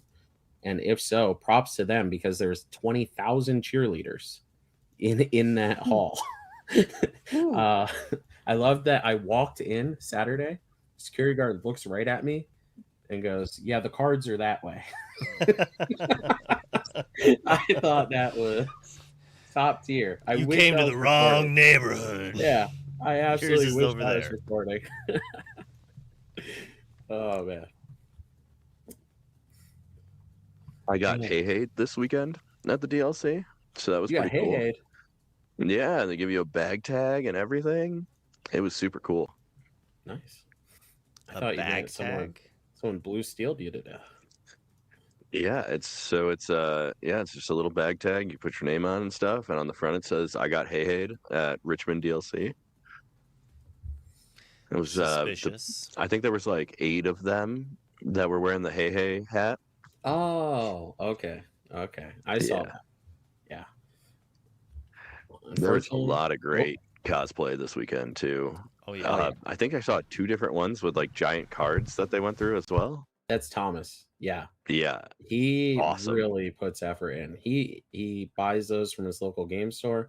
I'm not sponsored by them, so I'm not saying the name of it, but you know, he could come up and chat whenever he wants. But yeah, he was fantastic. The amount of people who came up to me and said, "Oh, you're like bounding as Hades." I was like, "Absolutely." That's exactly what I was thinking when my wife pulled this color randomly out of our closet Wednesday night. But yeah, I see Chicano Heat in the chat. I'm never gonna take it back, bud. Did you have like a purple shirt or anything like that? I was wearing this shirt. Oh my god! And it's in the wash right now. The tie. I don't know if you saw the tie I was wearing. It had all the villains on it. I graduated middle school wearing that tie. It was way too short. So what I did was just pinned it so it looked like a full size tie. It went down to a full size tie, but if you looked at the back, the tail was about that long. But that got a lot of compliments, which I appreciated. Now I gotta look on eBay see if I can find a real one. I don't buy anything firsthand, so Yeah, I don't remember seeing it, but now I wish I did. I'm gonna have to look to see. I think I got a selfie with you at least once. Maybe I didn't. Once, like yeah, I yeah, I feel don't think like so. I feel like my selfie game really has dropped down this season. I'm just not using. Who's that mystery voice? Boom. Well, now he's not a mystery. He's here. Hello. What's up, gentlemen? What is going on? I mean, Hello. you I'm just ready for flew some all the way chaos. here from JDZ's stream. That's amazing. Yeah, all Yeah, the way what from kind of turnaround time is that? sunny Washington. I'm here and ready for the battle for Canada's soul between ETB and Team Slab Sharks. Yeah, if there's a podcast, Garrick is here. Although I Not a heard podcast. JD is looking for a new, or at least that was the running bit this afternoon. I'll jump in with JDZ. I'll get him demonetized. He just got partner. It's the perfect time. Yeah. Right? Lucky for him, it's Mr. Burns now. I'm a good boy. I'm a good noodle. Nice. I don't know what anyone's talking about. Last year, I don't know what you're talking about. Excellent. Yes, I was just born in 2026. So are the Simpsons on Disney Plus? Is that so? Is the They own Simpsons do they actually own the? They own the Simpsons. It might not be on Disney Plus, but they do own the Simpsons. They don't own the theme park rights to it yet. They got a couple of years. Man. Yeah, Universal Studios has it. So when are we getting like "Eat My Shorts" the song or something like that? Oh God! Did anyone used to play the Simpsons trading card game? I didn't know they had one. I played Simpsons Tapped I remember it. Wizards of the Coast made it. It was a multiplayer game, and I would always play as Mr. Burns, unironically, because he made everyone lose a lore every turn. Wow, that's appropriate, I think. Yeah, Yeah, Absolutely. there could be a bunch of great Simpsons songs. You have the Sharps, the B Sharps. They have a bunch of Disney ones as well. See my vest, see my vest. That is a Mr. Burns song as well. We have locations. There's the tree house. We yeah, can go up on the we're onto spaceship. something here. We're Yeah. onto something here. Pick us up, Rav. We can make an expansion in 2035. And I'm pretty sure they have official like Disney Walt Animation Studios crossover like shorts and stuff with like Disney princesses and everything. I think there's one where like Lisa becomes a Disney princess. So Really? I mean, it's all there. Yeah. I knew they had Fortnite crossovers, which were very weird episodes, I'll tell you. I did not watch those, but All right. You weren't Disney missing out. Lorcana trading card game Universes Beyond. Yeah. there you go. And oddly, it wouldn't bother me with this game, but I did not like that in the other game. But Oh yeah. I guess it's because of the type of. It's already universes beyond in a manner, right? We've got all these different Disney franchises mixed together. It's kind of like what's the Keyblade game called that I've never played that you love, Garrick? Kingdom Hearts. Kingdom Kingdom Hearts. You need me to get my Keyblade out? Yes, have please, it. right now. get It's it. within They arm's also have a reach, trading right? card game. That's not just Kingdom Hearts though, right? Isn't it like just Final Fantasy in general? I think it was a Japanese exclusive. Oh, The Kingdom Hearts trading card game. Might be wrong. I'm excited. I'm excited for when we start getting park IP and stuff like that. So you could get like Cinderella Castle. You could get, Pirates of the Caribbean, Small World. And then you could get those, Figment, Orange Bird, things like that. Yeah. oh, well, That'll I was be gonna cool. say I think they can already do Cinderella's Castle, but Right. Pirates yeah. of the Caribbean, that I don't know. Are we gonna get more like live action Disney movies? If they do, I want Chip and Dale. The live action Chip and Dale So was you fire. can get Ugly Sonic in the game. Oh, I'd love Ugly Sonic. Shout Oh man. out Tim Robinson. Yeah, I think if we did live action, the only one I would accept, and this is, I will say, it's a complete and total utter personal bias, would be Pirates of the Caribbean. If I saw a Na'vi grace my Disney Lorcana game, I might crash out a little bit. That's But Disney. that's personal. I didn't yeah. know Avatar was Disney. They have a whole Avatar You have a section land. in anime. Yeah. I didn't go to that Right. area. Okay. But Fair enough. I'm randomly planning a trip to Disneyland now. Did you? Are you? I wonder inviting- why. Are you inviting us? I mean, if you're gonna go to Disneyland around the time of the LCQs during Continentals, then yes. All right, I'll be there. I'm assuming most of you are gonna try to go. The amount of I want to see tons of Lorcana players there. It'd be pretty fun. Yeah. I didn't go last year because it was single elimination. Yeah. And I got limited- eliminated singly in team. the first round, which was not great. And then then they give you tickets to like go play Pack Rush. I played Pack Rush to get like my non-foil Baymax in Cusco. The poor guy I played against, of course, also lost in the first round because we all took a sad march up to that area. And we sat down, we played against each other, completely demoralized. I beat him and I took the packs, and the first pack I opened was an Enchanted, and he lost his mind. Wow. As you do. I was like, man, that's tough. And now he's playing a different trading card game. I mean, but yeah, yeah. Oh, go ahead, Wonder. Oh, I was just gonna say, like, it took me forever to open Enchanted, like 4 or 5 sets into the game, and I watched people open them around me too. It never took me off the game, but man, is it always just like, oh, so close, so close. Yeah, I grinded the people didn't know how shipping worked on TCG player grind for like the first 3 sets, Oh, where people would list like starter decks for $5 with $10 shipping. and you would order like 10 things. I'd order 100 of them. Yeah, and then I would just crack them for the boosties and then sell the loose decks. So Lots of ways to do that, but where it's almost time to play, let's get some predictions in on who we think is gonna win this first round. I mean, I'm assuming Mr. Burns is gonna say that Haymaker, aka Matthew Peddle, is gonna win against Habibi, since he's never heard of Habibi before. Yeah, I've got to pick the only person that I've heard of on a team that I've heard of for sure. So I've this one I'm real confident in. I've got 100 BIC dollars on this one. So Mr. Burns Bucks are going right there to Matthew. Burns Bucks. All right, Dakota. Does Habibi have food poisoning today? If he doesn't, then I'll take Habibi. That's fair. We just picking this game, or are we picking the whole set? This game and set. You can do either.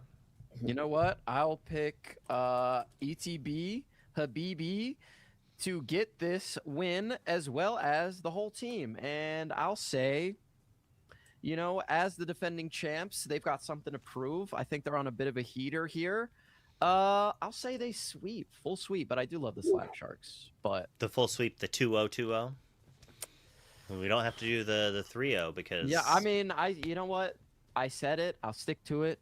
They're going to play an extra game for fun, and they'll go 3-0. If they want to, they'll 2-0 that as well. So ETB. So I don't know. ETB probably doesn't want me to say they'll win because I have had the Caster's Curse plenty of times. But I think it's easy to vote for Slab Sharks. Both these teams dominated their divisions, if I remember correctly. Slab Sharks, though, has had more 3-0 sweeps than any other team, I do believe. I like all the people, basically, on both teams. I actually know them, unlike Mr. Burns here. But I don't know. I think it's going to be a Canadian upset. So if I vote for Slab Sharks here, what?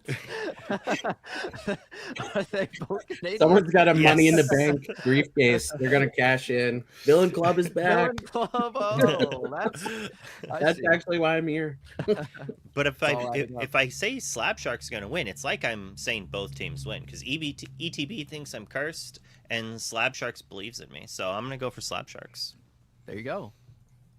Playing both sides, so you always come out on top. Classic. Yes. Am I that transparent? Apparently. I do have to fix the board really quickly because I'm silly and had the wrong side. All good. We have no clue what these players are playing. Do we have any predictions for match number 1? I mean, someone's got to let the dogs out. Mm-hmm.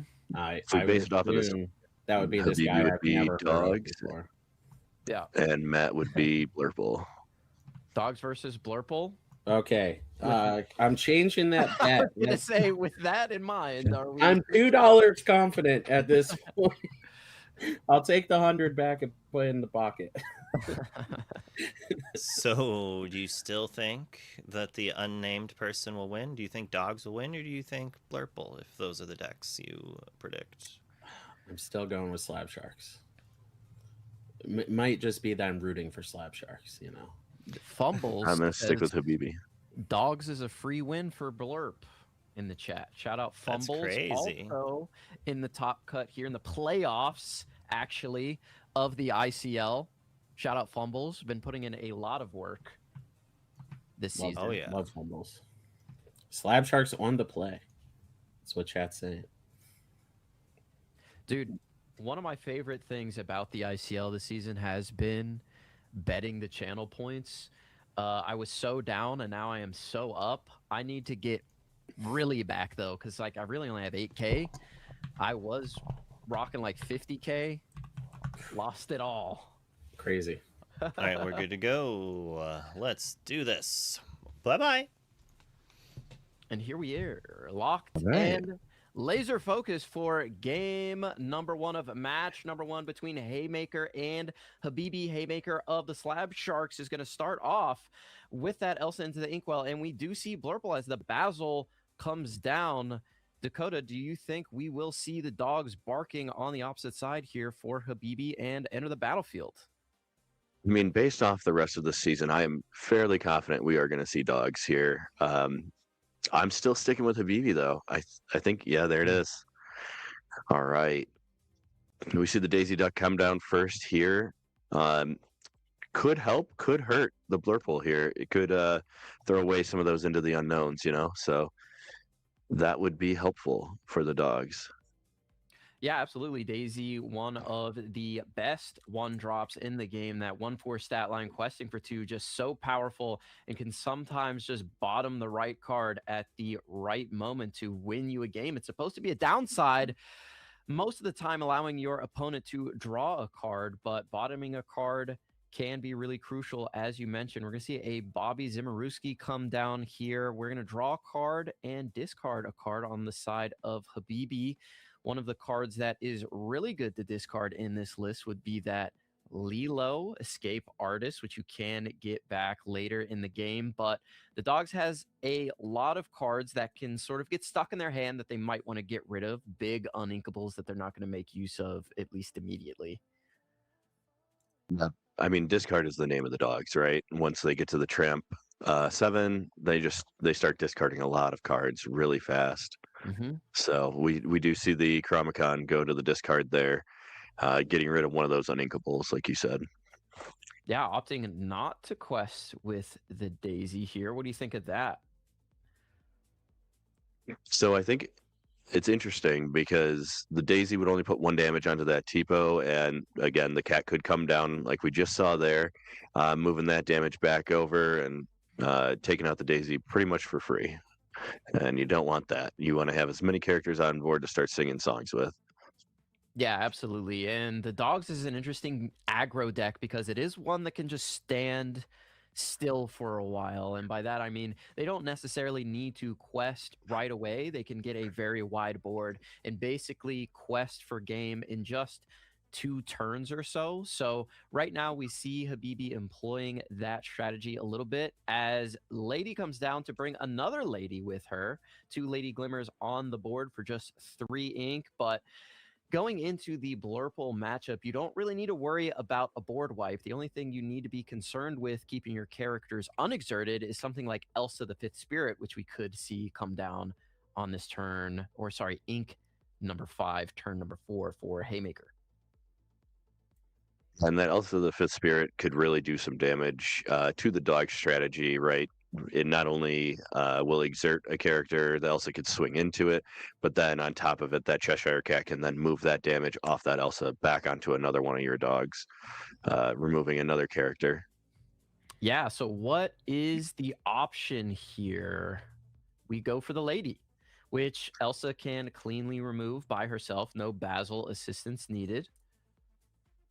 And cleanly removes it, only has 2 damage put on, which is exactly what the cat can move over when it's boosted. So I think that's the right play, and one of the only 2 questers that it can cleanly take out. Yeah, absolutely. And we do see the Tramp come down, one of the best cards, in my opinion, in Disney Lorcana in the entire game, able to come down for 1 less for each character that you have out on the board. Draw as many cards as characters you have and then discard that many. It is the best filtering tool in the game, especially in this sort of build where you can get so many characters out and look for the exact cards you need, whether that's another Tramp, an Under the Sea, or even a Della Moon's Lullaby, for example. I didn't catch all the cards that went down, but there was a Finnick, there was a Lady. I didn't catch the other 2 that were discarded. It was a pretty fast discard, though, so that tells me that Habibi did find whatever he was looking for. And there comes the Demona, the Scourge of the Wyvern Clan, one of the most powerful Amethyst cards added in the Whispers in the Well set, exerting every single one of Habibi's characters. And now Haymaker has every option in the world to remove this board as cleanly as he possibly can. He's got 4 challengers, or can boost something with the Basil quest and support. So right now, really can do whatever he wants, and this is the power of Demona. And Habibi wasn't even able to draw a full 3 cards there, which is normally a negative when you play Demona as the Amethyst player. Yeah, and the Blurple being able to fully refill his hand there is huge, right? You don't want Blurple having more cards. So we use the Basil support in concert with the Elsa to remove one of the daisies. Lady will be removed by Cheshire Cat, and we are going to challenge in, or no, we're just going to go for a quest with the Tipo. So Habibi still has somewhat of a board here, but 0 lore notably. Haymaker 3 cards in hand, and a much more terrifying board at this point. Even if you were to sing something like Under the Sea, you're only removing 2 characters on, or sorry, 3 characters on the side of Haymaker. Yeah, I think it's interesting that he took out the daisy, one of the 2 daisies, instead of the 7-cost tramp there. Could have just cleanly removed that tramp with Elsa and Cheshire Cat with the support of the Basil. But decided to opt and take out more characters than just the big hitter there. Yeah, we see Daisy and a lady go into the discard and getting rid of the tramp. Oh, So what he has in hand must be super useful, and that is going to be the Under the Sea, removing Tipo, Basil, and Elsa from the board. These will go to the bottom of the deck, and the player of the song card gets to choose the order. So we resolve that. And right now, things are Daisy looking trigger. a bit more manageable for Habibi. And the daisy trigger hits a sale, so it did bottom a card. Didn't help out Matt at all here. It's doing what it should be doing for Habibi there. Yeah, absolutely. And only 1 damage right now to move with the Cheshire Cat, which is not the most in the world. Can add to that if you wanted to challenge into the tramp, for example, and then boost into it. But you want to make sure that you use the most damage you possibly can when using that boost ability, which is 2. Sometimes 1 is just good enough. It is up to, as we see Elsa, the 5th Spirit, come down yet again. We're going to exert the other tramp, but do not have enough ink left over to use the boost ability. So right now, with the Demona and the Elsa, can take out the tramp if Haymaker decides to. He did exert 7 there, so paid Oh, for you're the right. He Elsa, did. but yeah, there. Okay, There's the boost. now we're boosting the cat. Just got a little ahead of ourselves on the ink. We're moving 2 over to the tramp. Takes it out. Looks like we have 1, maybe 2 cards in hand, so that Demona can ready next turn. Yeah, that's something you always have to keep in mind when using these Gargoyles cards. It is the fact that they will stay exerted if you have 3 cards, and we do get the 3rd card off of the Daisy, which is really, really fun interaction there. That's a very interesting way for the Daisy to be used to keep that Demona exerted. A very risky way as well. Yeah, for sure.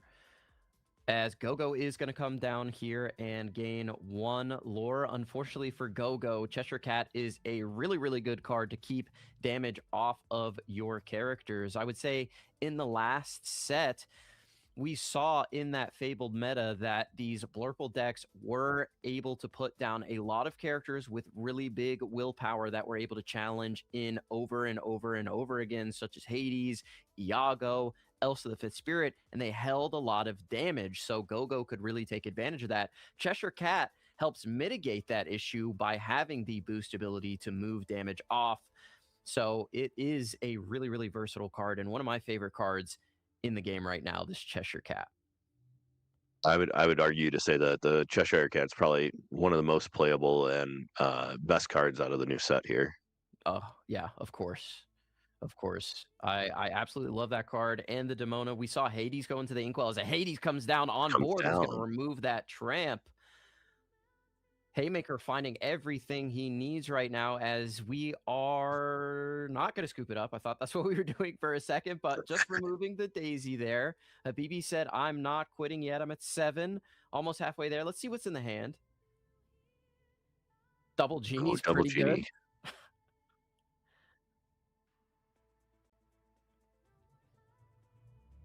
Final Paying card 1 here. for A Webby. We might be getting a challenge here. Yeah, getting rid of that troublesome Cheshire Cat who had a Junior Woodchuck guidebook hidden underneath him.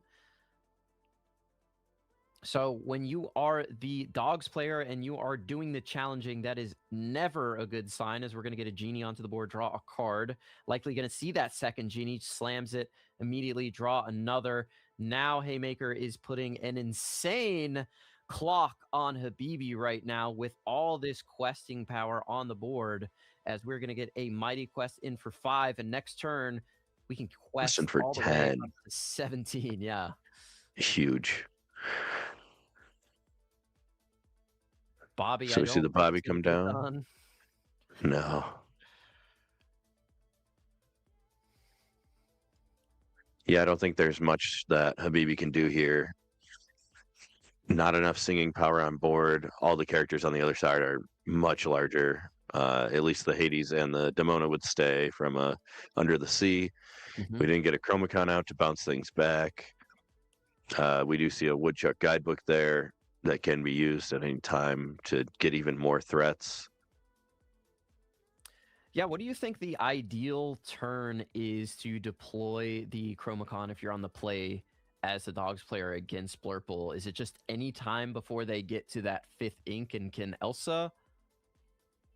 Yeah, I think if you can play it out right before that Elsa, that's probably your best bet. If not, you definitely need it out before that Demona. Yeah, absolutely. The Amethyst color, getting the ability to exert your opponent's characters with reliability and draw you cards at the same time has proven to be incredibly powerful in this Whispers in the Well meta, as Haymaker is able to take it decisively in game number 1. We scooped it up at 9-9, but make no mistake, that game was going to go to Haymaker. Just was able to find everything that they needed. Starting off with that Basil can sort of freeze the board, as we saw the Daisy was not able to quest early, and then you get the Cheshire Cat down, followed by Elsa, followed by Demona, which was really the nail in the coffin just on that turn number 5. But Habibi going to be on the play here, going to look for a little bit of a faster start for sure. One thing that I'm interested in on Haymaker's side is to see if he has the Wasabi in his deck. A lot of the Blurple players this weekend were playing the Wasabi, which banishes an item and gives that player 1 lore for it. So when a Chromacon does come down, you could get rid of it and then continue to banish the rest of the board after that. Yeah. It slows down the Blurple decks just a hair and could be enough for dogs to sneak the win out there, but I don't know if he's playing it in his deck or not. What are we doing over here on Haymaker's side? Is this a shuffle? Is this a cut? Oh boy. Habibi's up to it as well. It must be a Canadian thing. Chat. Leave it to the Canadians. Please explain what is going on here. We are cutting the decks. At least I think so.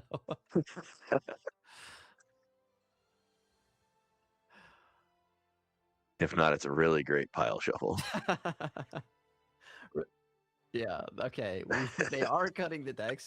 The most interesting deck cutting phase you will ever see in Disney Lorcana, I think. And they just decide, you know what, this is too much work. Let's just all mash them together for the most convoluted mash shuffle that we've ever seen in our lives.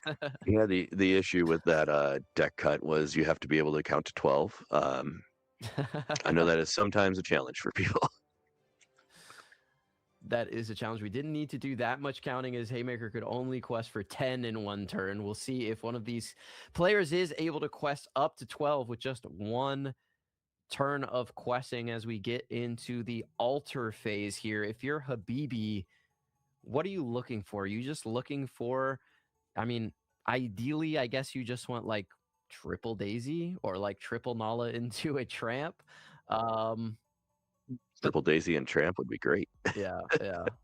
I think I agree with you, though, that Chromacon would be nice to have. We did see it get discarded, however, on turn number 2 by Habibi early in that game number 1, opting not to keep the Chromacon in hand. And I think the Chromacon is important in this matchup because either it forces your opponent to have the Wasabi or any kind of item removal, or they have to deal with that math of when to quest, when to bounce, when to challenge, right? Yeah.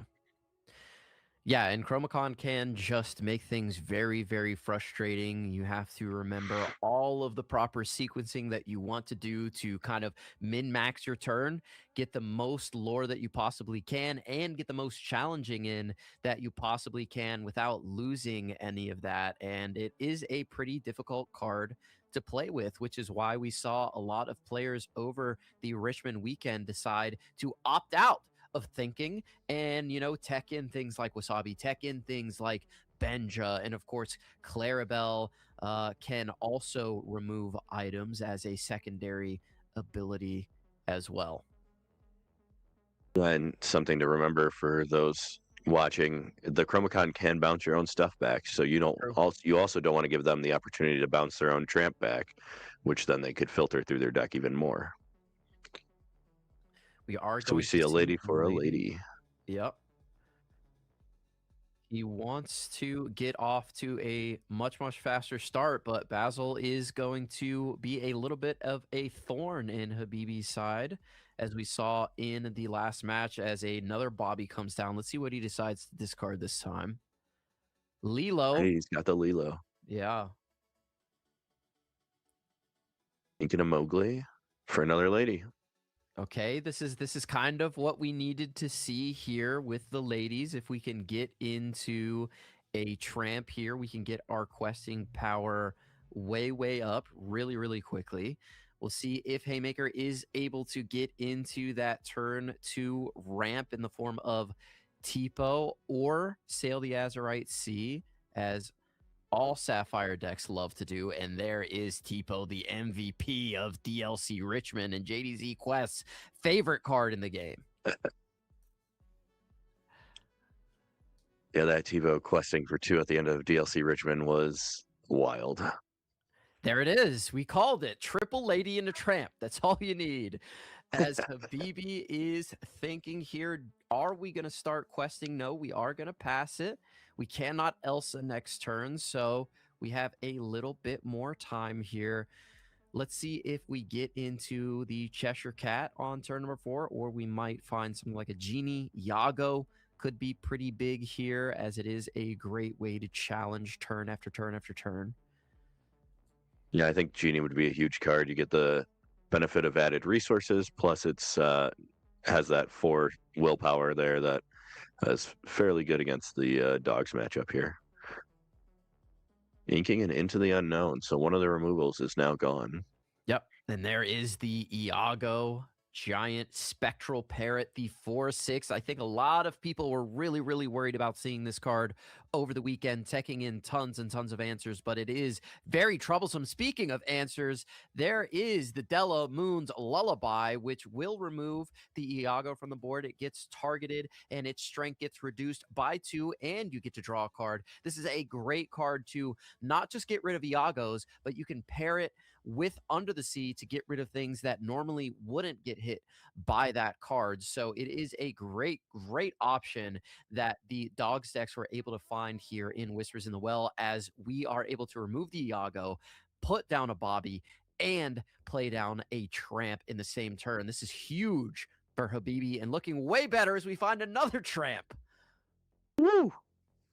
Yeah, that tramp came down the first time. We were able to draw 6 and discard 6. Now the second tramp, we can draw 7 and discard 7. There it is. Not too much loss there, I don't think. You still have more tramps in the deck for sure, and we are going to get these ladies, these bobbies exerted as all the dogs are going on a quest here. Yeah, Habibi is really trying to run with this game now. We see a Hypnotic Strength come in to buff the Tipo there, so it is now a 3/2 and get to draw a card.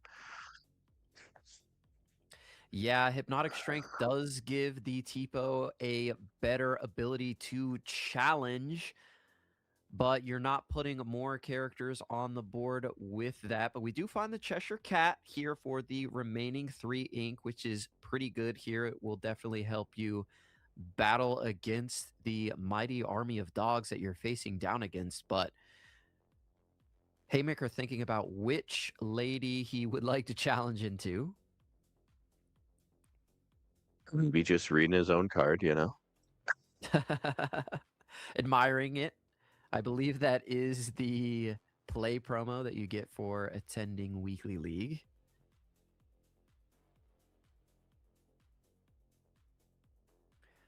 But we do not opt to remove that lady. We go for both of the ladies that quest for 2 as long as a tramp is on the board. We're going to play the Lilo from the discard pile with the only 2 ink that we have, by the way. As Habibi thinking about what we're going to get into here. Going to quest for 4 with the tramps. Now, do we want to challenge into the Tipo here? It is I think it might be a good idea just to get that damage off of the board, right?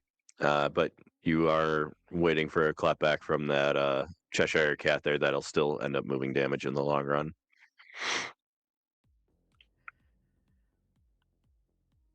But nope. 4 away from Lorthal. Yeah. And we're going to scoop it up. Scoop. Yeah, that is what the Dogs player wants to see against these control matchups, is just getting as wide as possible, as quick as possible, and just exerting too fast for them. We couldn't even get to Elsa. We couldn't even get to Demona. There was nothing to think about in that game for Habibi other than how many characters can I possibly get down onto this board with 2 ink. And it turns out quite a bit, especially when one of them is free. Yeah, first game, Haymaker said, "Oh, you're not that fast." And then this game, Habibi came back with, "But I'm much faster." So here we are.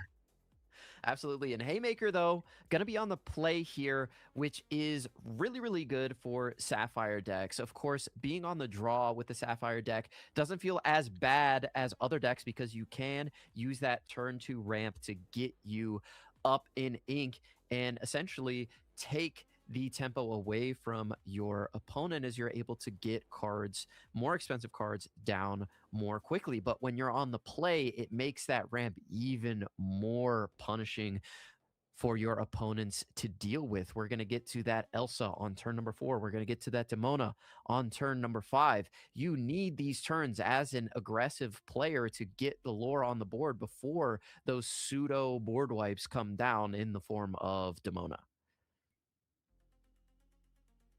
So for Haymaker here, the most important thing that he needs to see is the ramp. Habibi being on the draw, what do you believe the most important thing he needs to see here is?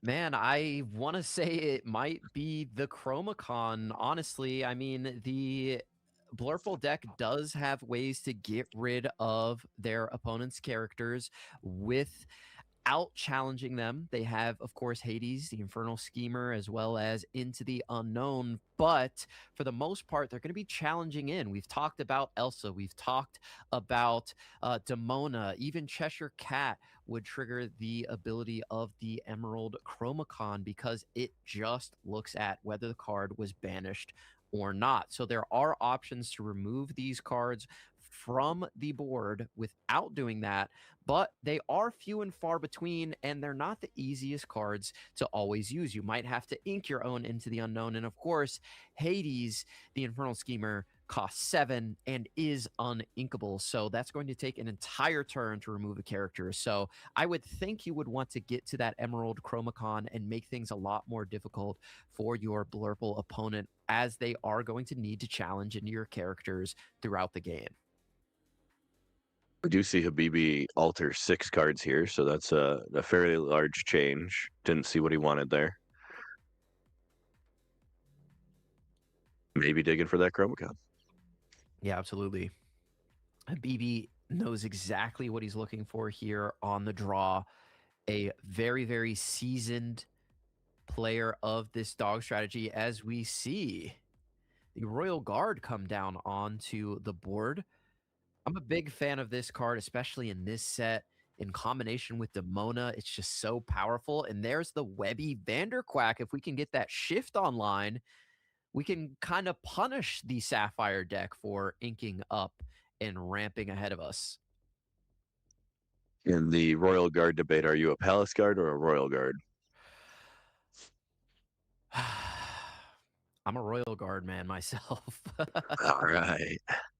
As we see another come down, we have 2 here as we were able to sail ink additionally for the turn and provide ourselves with another challenger onto the board. So now even if we did shift, we could double challenge here, or we could even do something like play a Junior Woodchuck guidebook, pop that, and just take out the shifted Webby 1 for 1 here.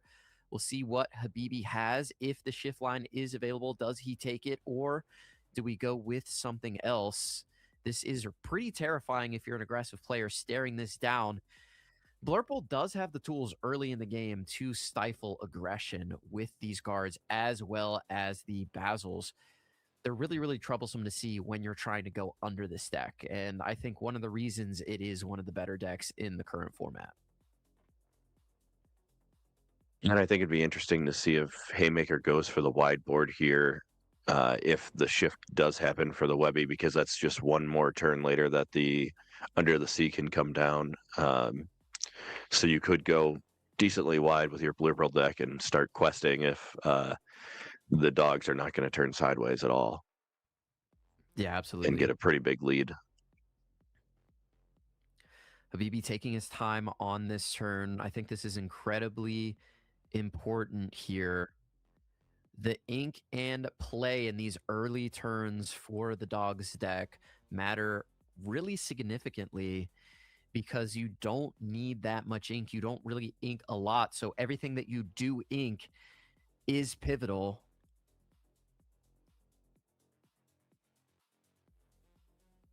Really thinking through all the options here as Haymaker is going into that turn number 4. We were able to see Habibi respond to that powerful Iago play with a song in the last game, but it's just a go-go into the inkwell for a tempo go-go on the board. If there is something like a Genie, that's going to be able to remove that really easily, or even an Iago, like we just mentioned, there is the Genie wish fulfilled, going to draw us a card and start questing for 2. Things are looking really bad for Habibi right now. Yeah, I feel like Habibi definitely missed what he was going for here. Started with the Webby, then that second Royal Guard came down, and then had to rethink the entire Webby strategy, and now we're kind of stuck in this. Can't exert our characters. We do see a lady come down to play another lady. Yeah, that's not bad. Getting a little bit of a 2 for 1 there, saving a little bit on the ink. But we are getting into our Elsa the Fifth Spirit turn. We'll see if Haymaker is able to get to that card and start thinning out Habibi's board. That's not when you want to see if you are the dogs player, but if they do miss it, there is a glimmer of hope here, but he doesn't. There is the Elsa he's the got Fifth it. Spirit. One of the best cards in Disney Lorcana, introduced in that Shimmering Skies set. We are going to take out the 2 Quester there. Lady gets banished into the discard pile, and we're going to get a quest for 2 as well with the Genie, and Haymaker looking like he's in complete control of this game. If Demona comes down next turn, it might just be over on the spot. Not only taking out the 2 Quester, but also taking out the 3-cost Singer there. Yeah, very true. On Habibi's side. We're going to shift. Okay.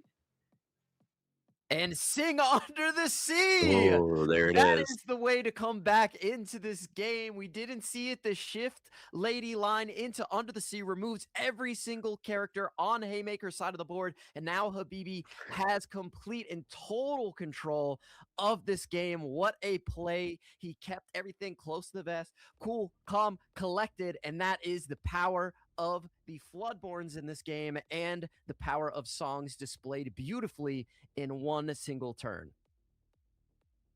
That was amazing. I think Haymaker had the right thought by taking out the 2 quest lady there, but leaving that other lady on board allowed the shift to happen. That was incredible. And now Haymaker on the back foot here needs to try to think of a way to recover. There's Demona. We're going to let Habibi draw a card here, but we do need some more options. If not for that Under the Sea, that Demona absolutely would have sealed this game for Haymaker. But now we are in it completely. Habibi with 4 cards in hand, plenty of ink for a dog's deck to work with. What will we see? I'm not sure I love that Demona there. Usually you want to play Demona after you have other characters on the board to challenge into the dogs, but if you need cards, you need cards. So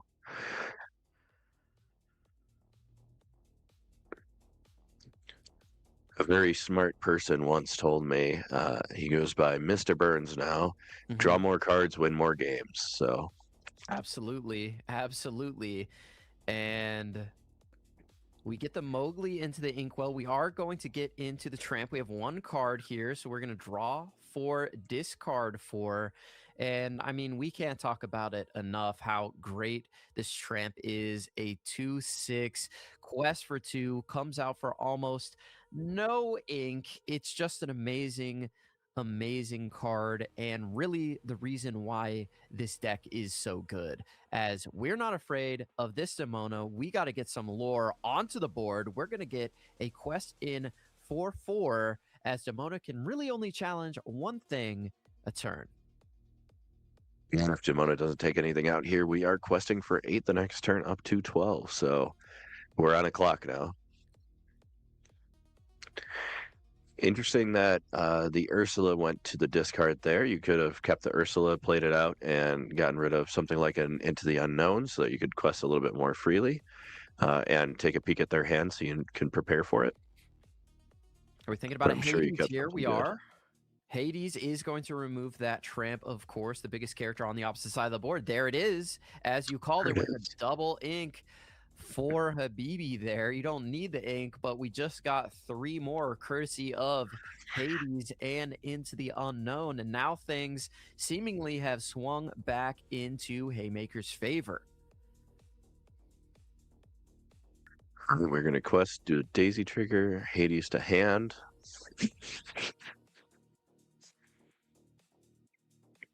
Questing again.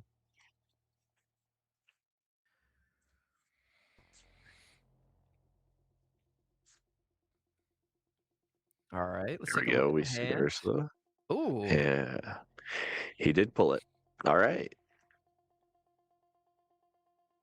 Yeah, that's not bad, especially for Into the Unknown being played last turn. But luckily, Gogo can quest with impunity here now that the Into the Unknown is into the discard pile. Just a Hades looking for a deal on the opposite side of the board, which probably is not exactly what you want to see as another Gogo comes down. No activation, but another evasive character that can quest sort of freely into the opposite side.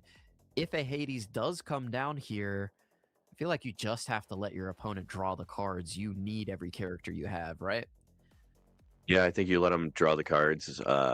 They're going to use most of their ink here playing that Hades, so there's not much else they're going to be able to do.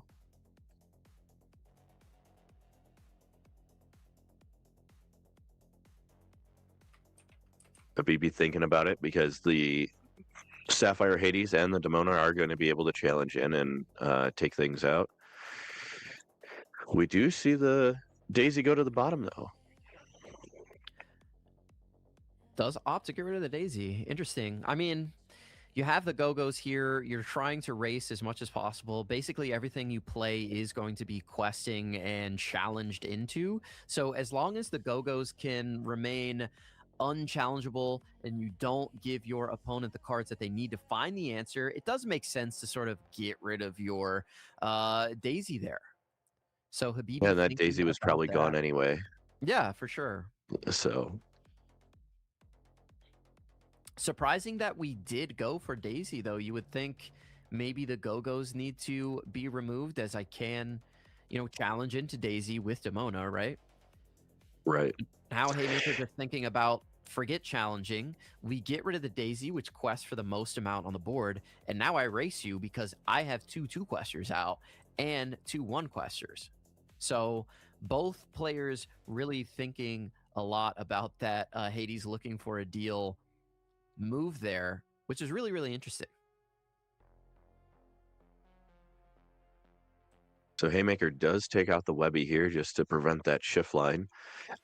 If he did quest, though, he would have gone to 6, and then the following turn could have gone to 12, same as Habibi would have gone to on his following turn. So they would have been neck and neck, and racing was definitely an option. Mm-hmm. We'll see what Habibi is able to find here. Do go for the quest.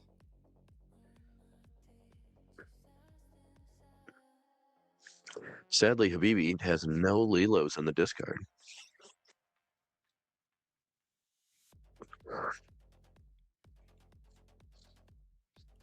Mm.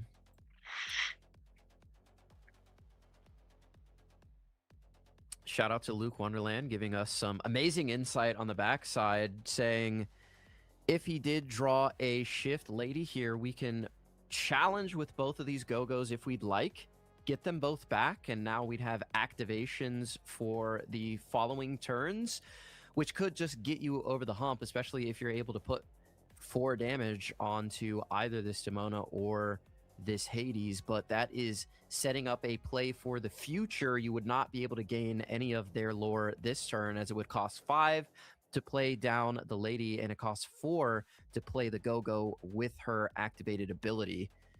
And that might be a way to get yourself back into this.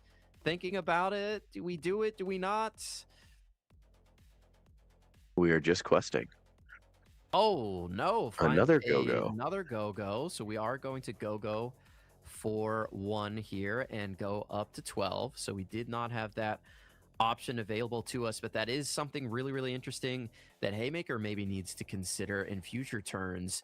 But at this point, you really can't stop turning your character sideways on an absolute Hail Mary from Habibi's side of the board. We do see a genie come down, so those Go-Go's can begin getting challenged. 1 genie is not going to be enough to take out all 3 Go-Go's in one swoop, or in general, unless we get a cat. So there's still going to be 1 Go-Go on the loose here.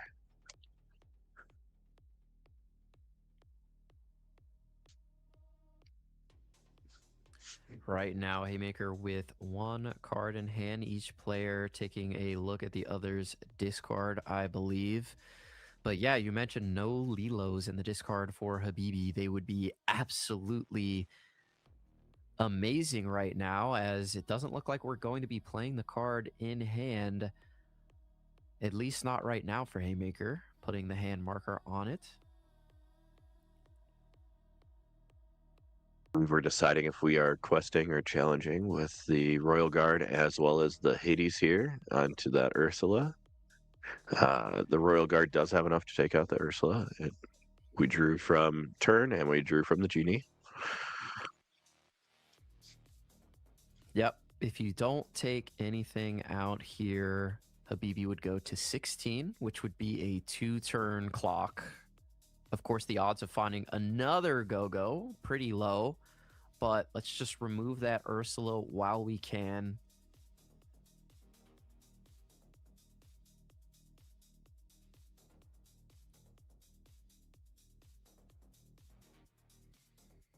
Now we're just counting up the lore on Haymaker's side here. He has 8 lore on board, so that would take him to 17 on the next turn. Habibi only going to 15. Habibi definitely needs something here.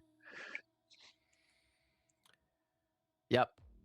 Habibi needs to find another Go-Go, I think.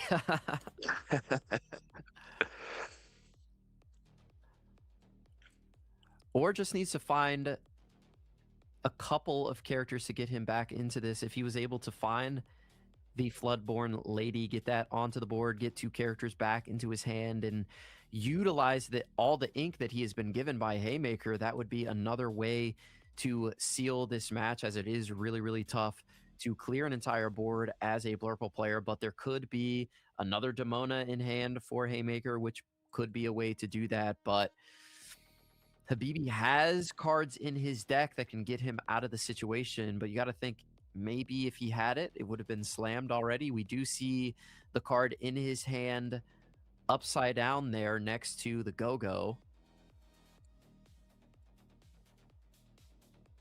It makes you wonder if he has something like a Bobby in hand, which draw and discard, and he doesn't want to play it because next turn he'll be able to do the effect. No. For sure. A little bit of a way to cycle through this deck, not as efficiently as Tramp could, but definitely a way to do that. Of course, you could think about playing it this turn and rolling the dice on hitting a Lilo, but the Lilo definitely going to get challenged into and not ever quest. What you need right now are unexerted characters that quest for 2.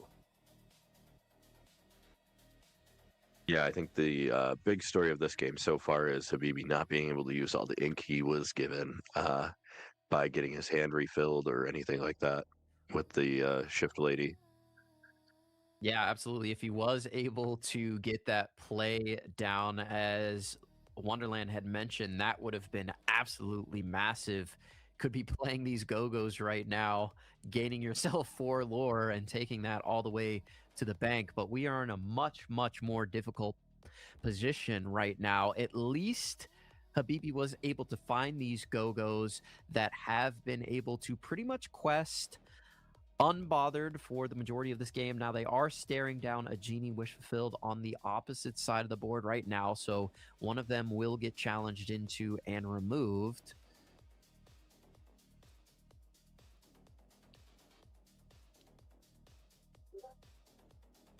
The maker could also just race at this point and not challenge with the Genie there. Yeah. Knowing that he's got 8 on board and going to 17 is pretty rough for Habibi here. Yeah, absolutely could do that. Just need to make sure you don't play into any potential out that Habibi could have in his deck, but challenging in puts damage on your characters, questing puts lore on the board.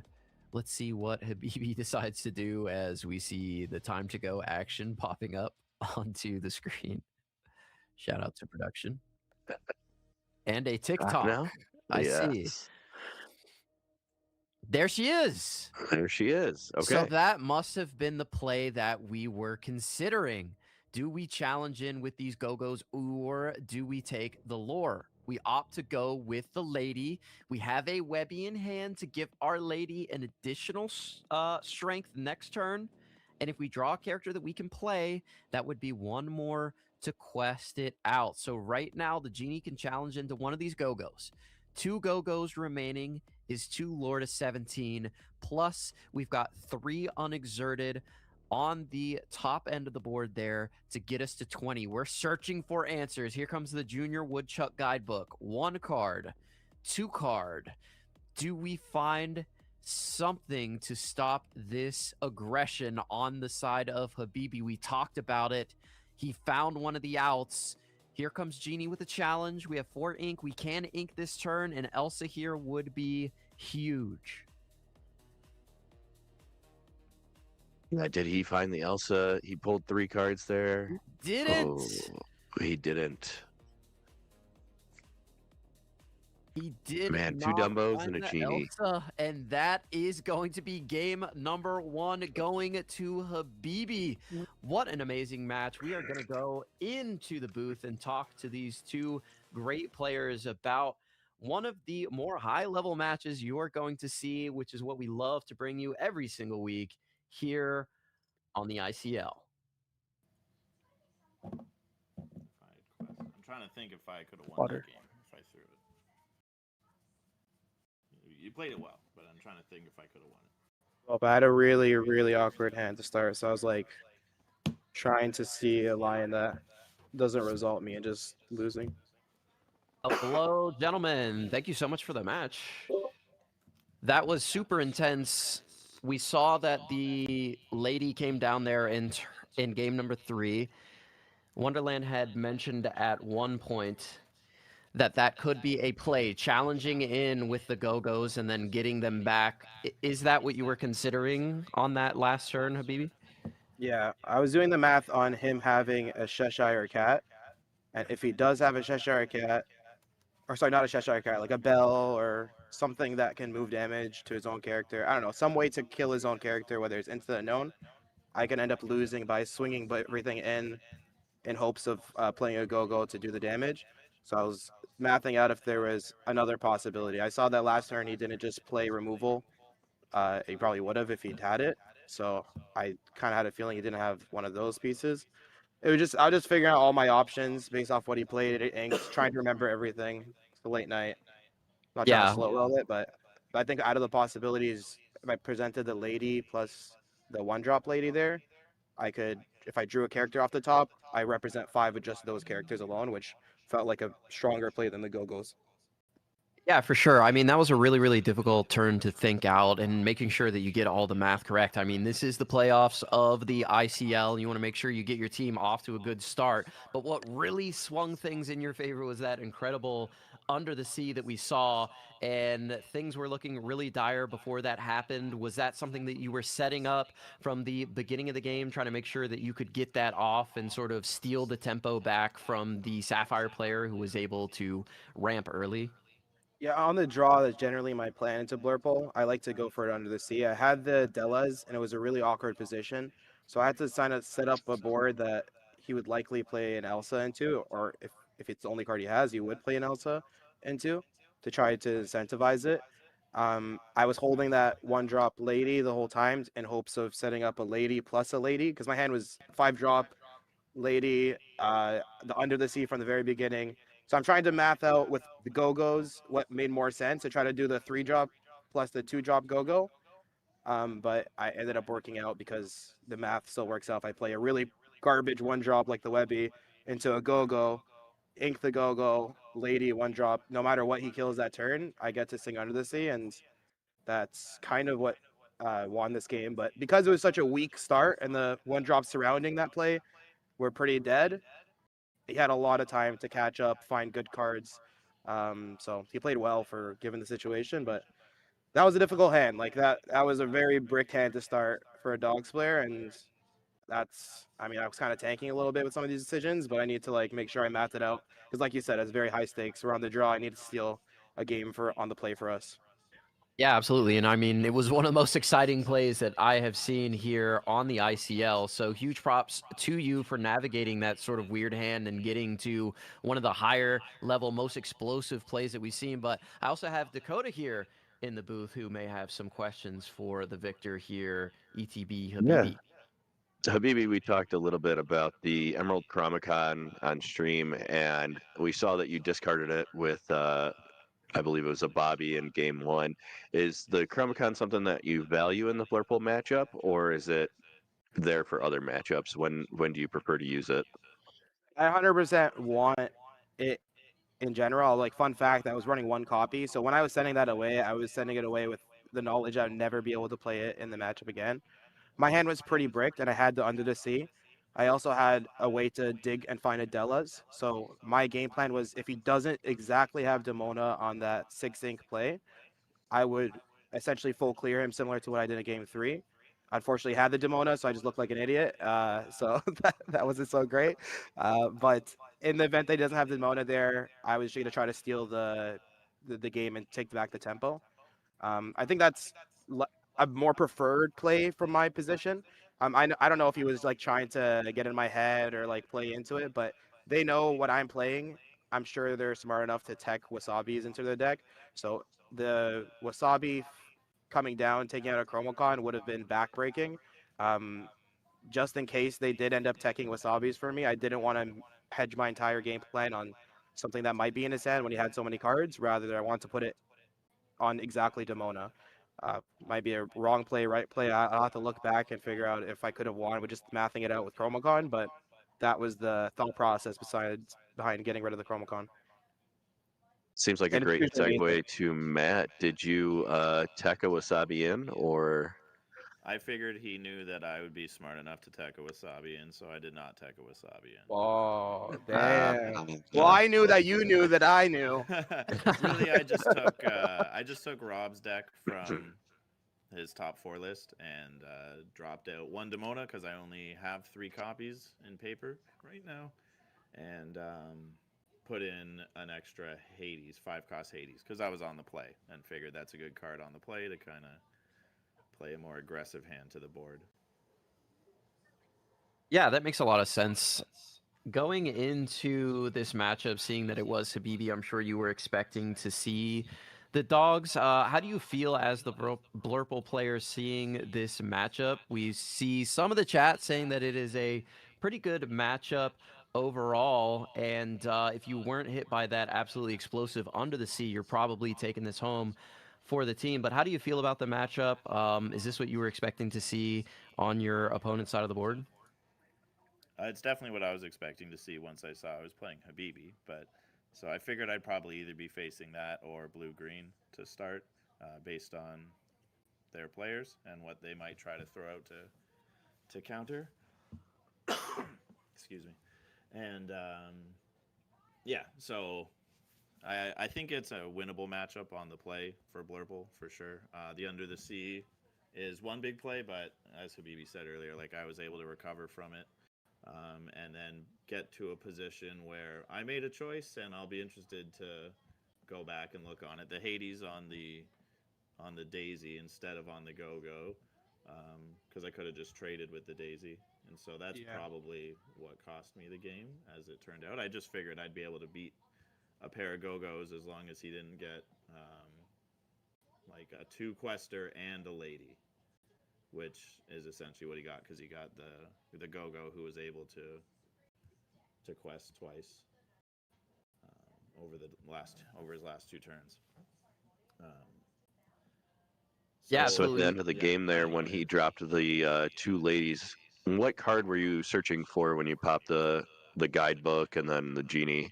Is there any card that you knew that would get you out of it, or were you just searching to see what any answer that you could The other find? card in my hand was Genie, and that I knew wouldn't get me out of it. It would draw fewer cards for more ink, so I was popping the guidebook to see if there was something there. I think an Elsa and an Inkable maybe gets me there, because I could, I think, go up to 5 ink if I drew an Inkable and then something to use. Hades probably doesn't get me there. Habibi, I think, makes the correct choice. Cat gets it. So there was things to draw off the guidebook, I think, that could have got me there, perhaps. But I don't know. I'd have to go back and look at it. Maybe not, actually. I could pop the 2 Go-Go's only, right?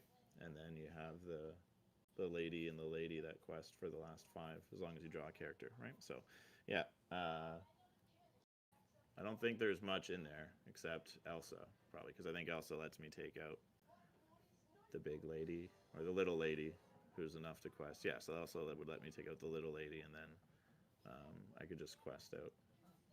Spooky sight off the top. Spooky sight. Yeah, but that was all the questions I had for the players. Bell would be an out too. Sorry. Oh, So is you Bell did have in the bell. in the list? You did have it. This Oh, build interesting. This build plays 2 of the bells, so Bell would have been an out as well, I think. Oh no, I could only move 2 damage, I think, maximum. So maybe not. Sorry, interrupted you for nothing too. No, you're good. Just wanted to give you 2 the opportunity to do your shout outs and then go support your teams as we continue into matches number 2 and number 3 here. Habibi, we'll start with you, and then Haymaker can finish it off for us. Yeah, shout out to Enter the Battlefield, all the lovely locals here. They keep me honest and humble. Shout out to Twin Moon Studio, as well as Endgame for the amazing sleeves and playmats as always. And honestly, shout out to Slab Sharks. This is a very sad moment to have to play against the other team in the GTA, the second best team in the GTA. So unfortunately, we're gonna have to take them out. But they're usually good sports about it, so I'm excited.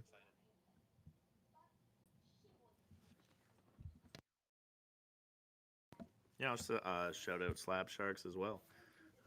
Thanks for being a great sponsor. Shout outs to JoJo and Ryan, who lent me cards for the weekend. Shout out to Amir, a local who crushed it this weekend. JDRR and Shane for the help with the Blurple.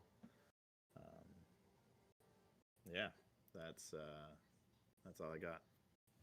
Awesome. Thank you, gentlemen, for the amazing match. We will see what happens here in round number 2 as you both go to support your teammates. But Dakota and I are going to head back over to the booth and get you set up for that match number 2 between Team Slab Sharks, who needs to get a win here to prevent themselves from being eliminated from the playoffs. In the booth. I made it. We did it. Dakota, what an amazing match to get us started. That Under the Sea play, I think people will be talking about for generations as the rest of the crew is here. Mr. Burns, Wonderland, and JDZ Quest himself. What Hello. did you guys think of that Under the Sea?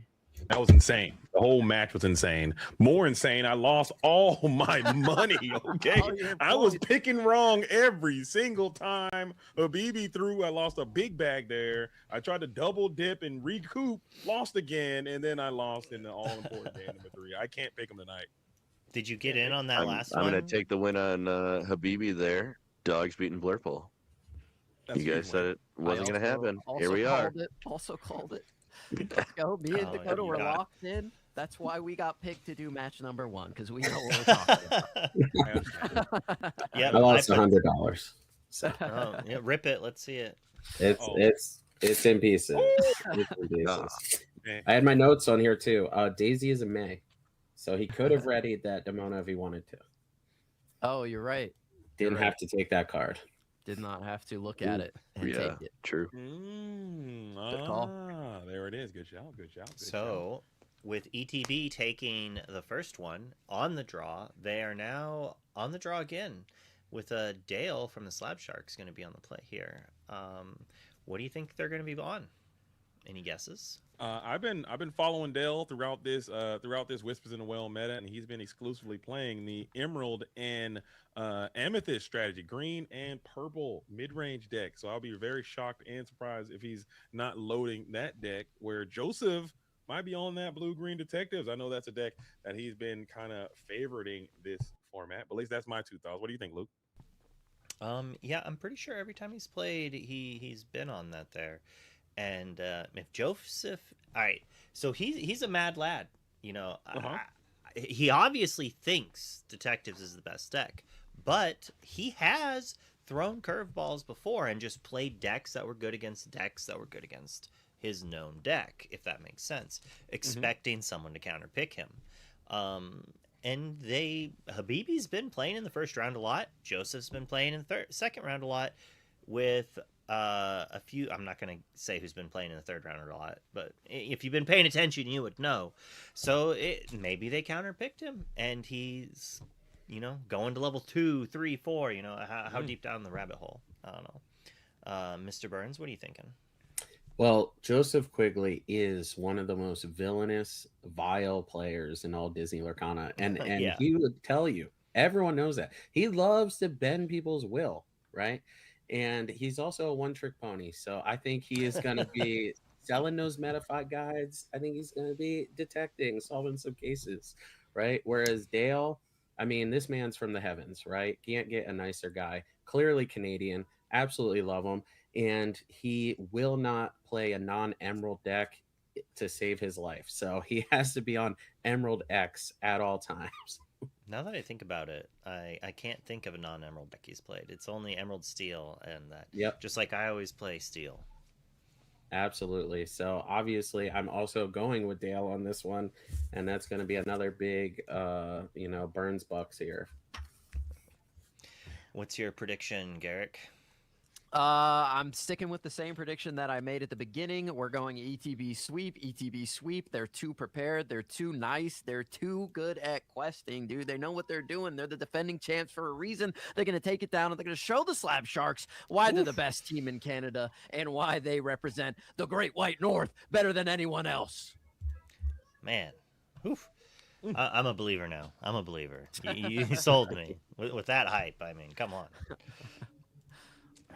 I don't know. It's gonna be a tough one to pick. I mean, both of these teams. I got my ETB gear on right now. Wearing the ETB As merch. I'm wearing the ETB merch. He's But a I love paid it. actor. He's a paid actor. I mean, if you send me your merch, I will wear it. I'm very easily persuaded. Very cheap. You can buy me at bargain basement prices. My allegiance has no value of note. But I will say that Dale is one of my favorite players. As you guys know, he's one of the reasons that I'm playing Disney Lorcana at all. And I love to see him play. Joseph Quigley has quickly become one of my favorite players. I play a blue green detective this weekend specifically because of him and his veracity as an Illumineer. So I really don't want to pick anyone. Hopefully, I'm gonna go with the Slab Sharks. I want them to win just so we can force this all important game number 3, and that's it. And also, huge shout out to the Slab Sharks. Without them, I wouldn't have this nice, beautiful, uncut sheet that's sitting next to me and all the grind they put in, getting all those tickets and having me be able to trade for those tickets. So huge shout out to the Slab Sharks. Huge shout out to ETB. I just want an incredible matchup,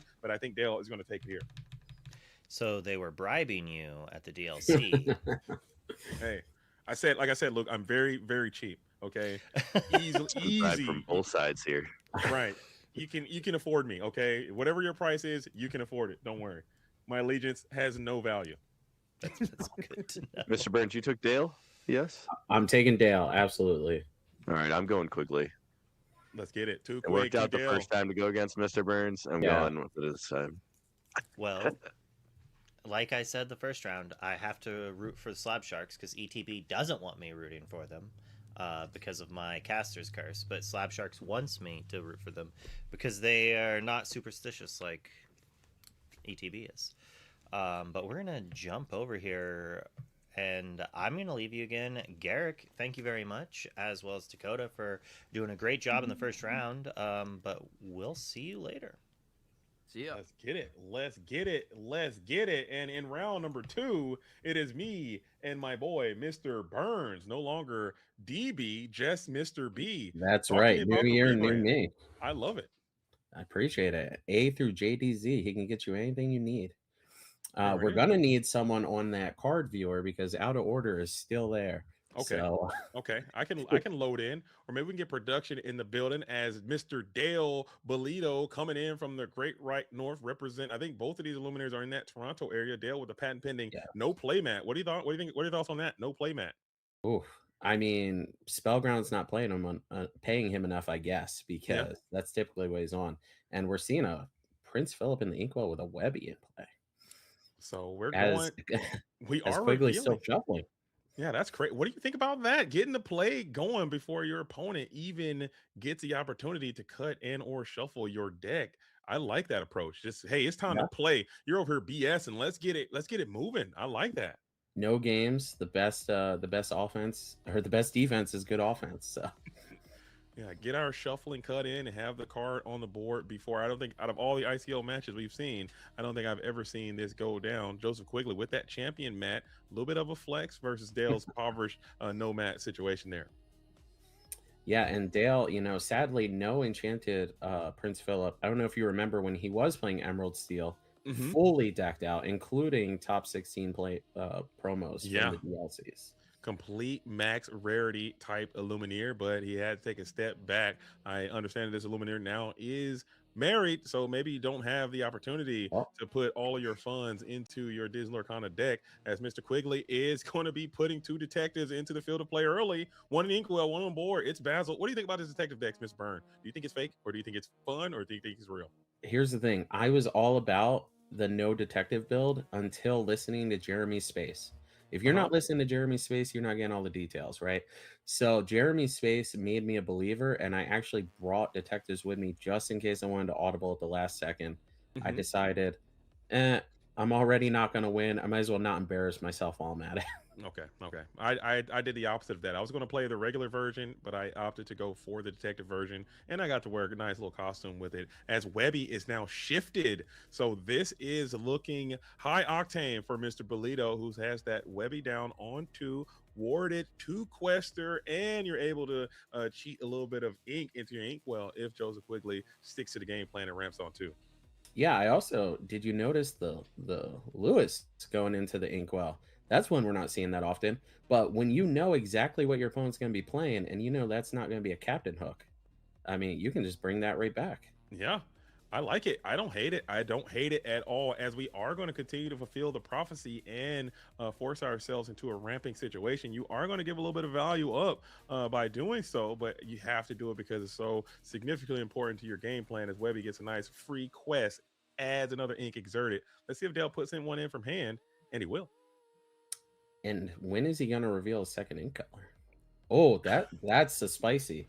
That's a nice clean 1-for-1 after you're up on resources as well. And it will insulate your Webby for at least another turn as well. Getting that one willpower Basil off board by just hard playing the malicious, mean, and scary vocal style, just speaking spoken word. And now Quigley now coming through with a 4-ink play. Probably that Judy Hopps looking for a detective, or maybe you go Donald Duck here. Oh, nice little shark hand protector there. What if Dale is playing us and that actually is his playmat? Got himself a nice mahogany playmat printed at. And he just carries it around. It's just like a full on like a chopping board.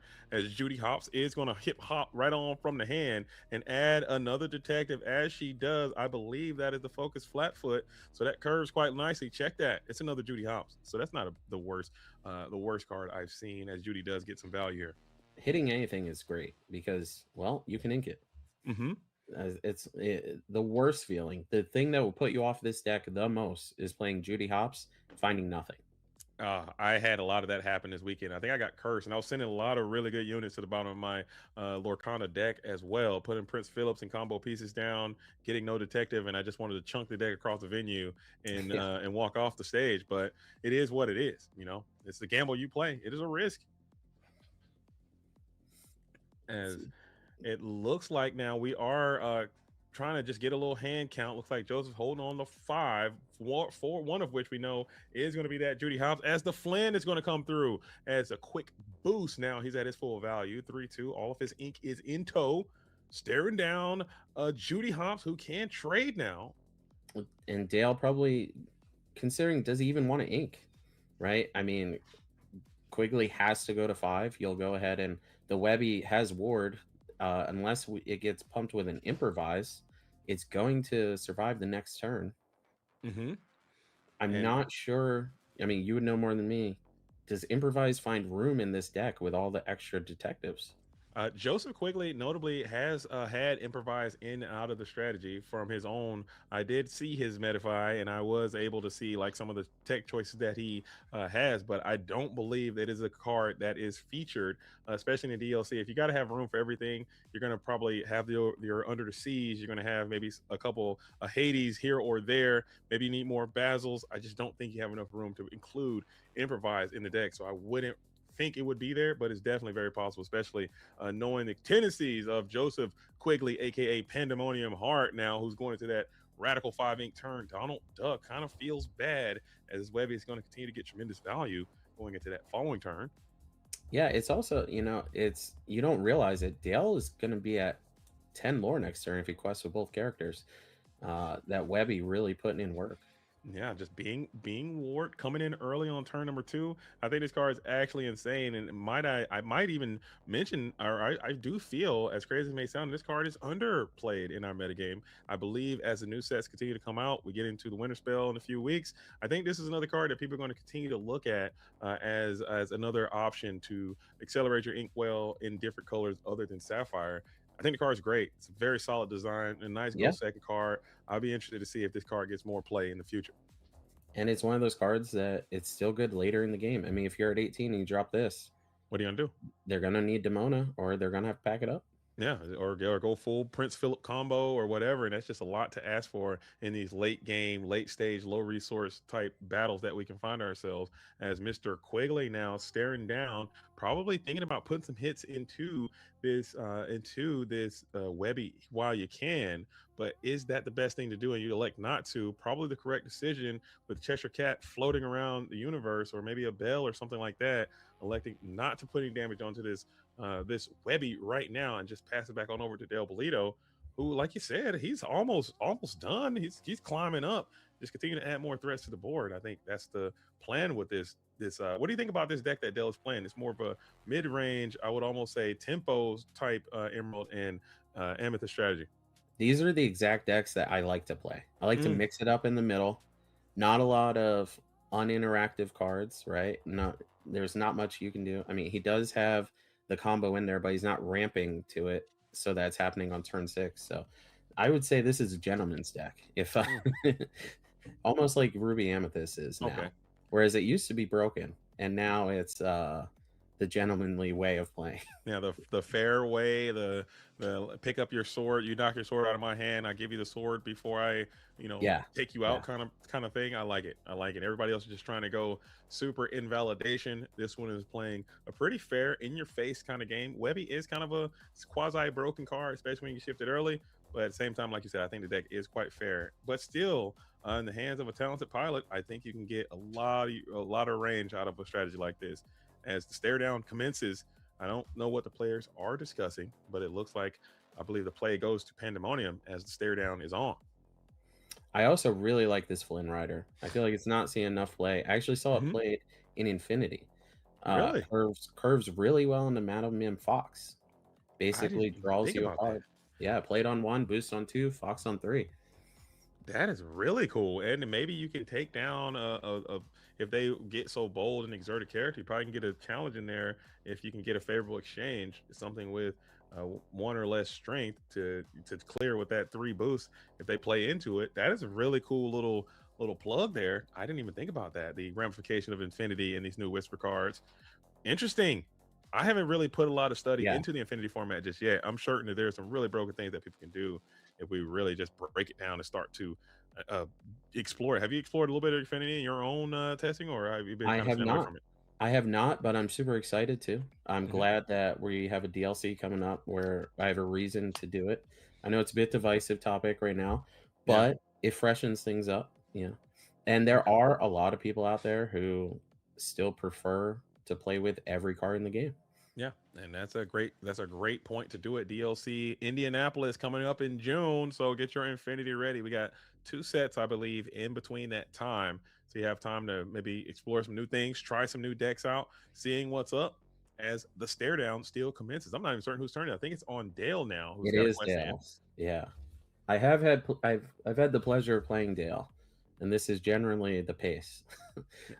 And yeah, thinking, does he want to save his Webby here, or does he want to pseudo draw a card with Flynn Rider? Again, boosting Flynn Rider, bouncing it to hand. We're just talking about that. That doesn't seem that bad, and it looks like we are going to go ahead and protect our Webby, adding 2 more cards to our hand. So it is a little bit of value there. You can turn around and just ink the smaller Webby and then just redeploy the bigger Webby in a follow-on turn, or maybe even set yourself up for another potential shift. But check that. We'll go for the unknown and see what is beneath the Flynn Rider and maybe take your play. I like that approach a lot. Yeah, both were definitely valid, able to ink the Flynn Rider this turn. Because the little Webby also, maybe you need it.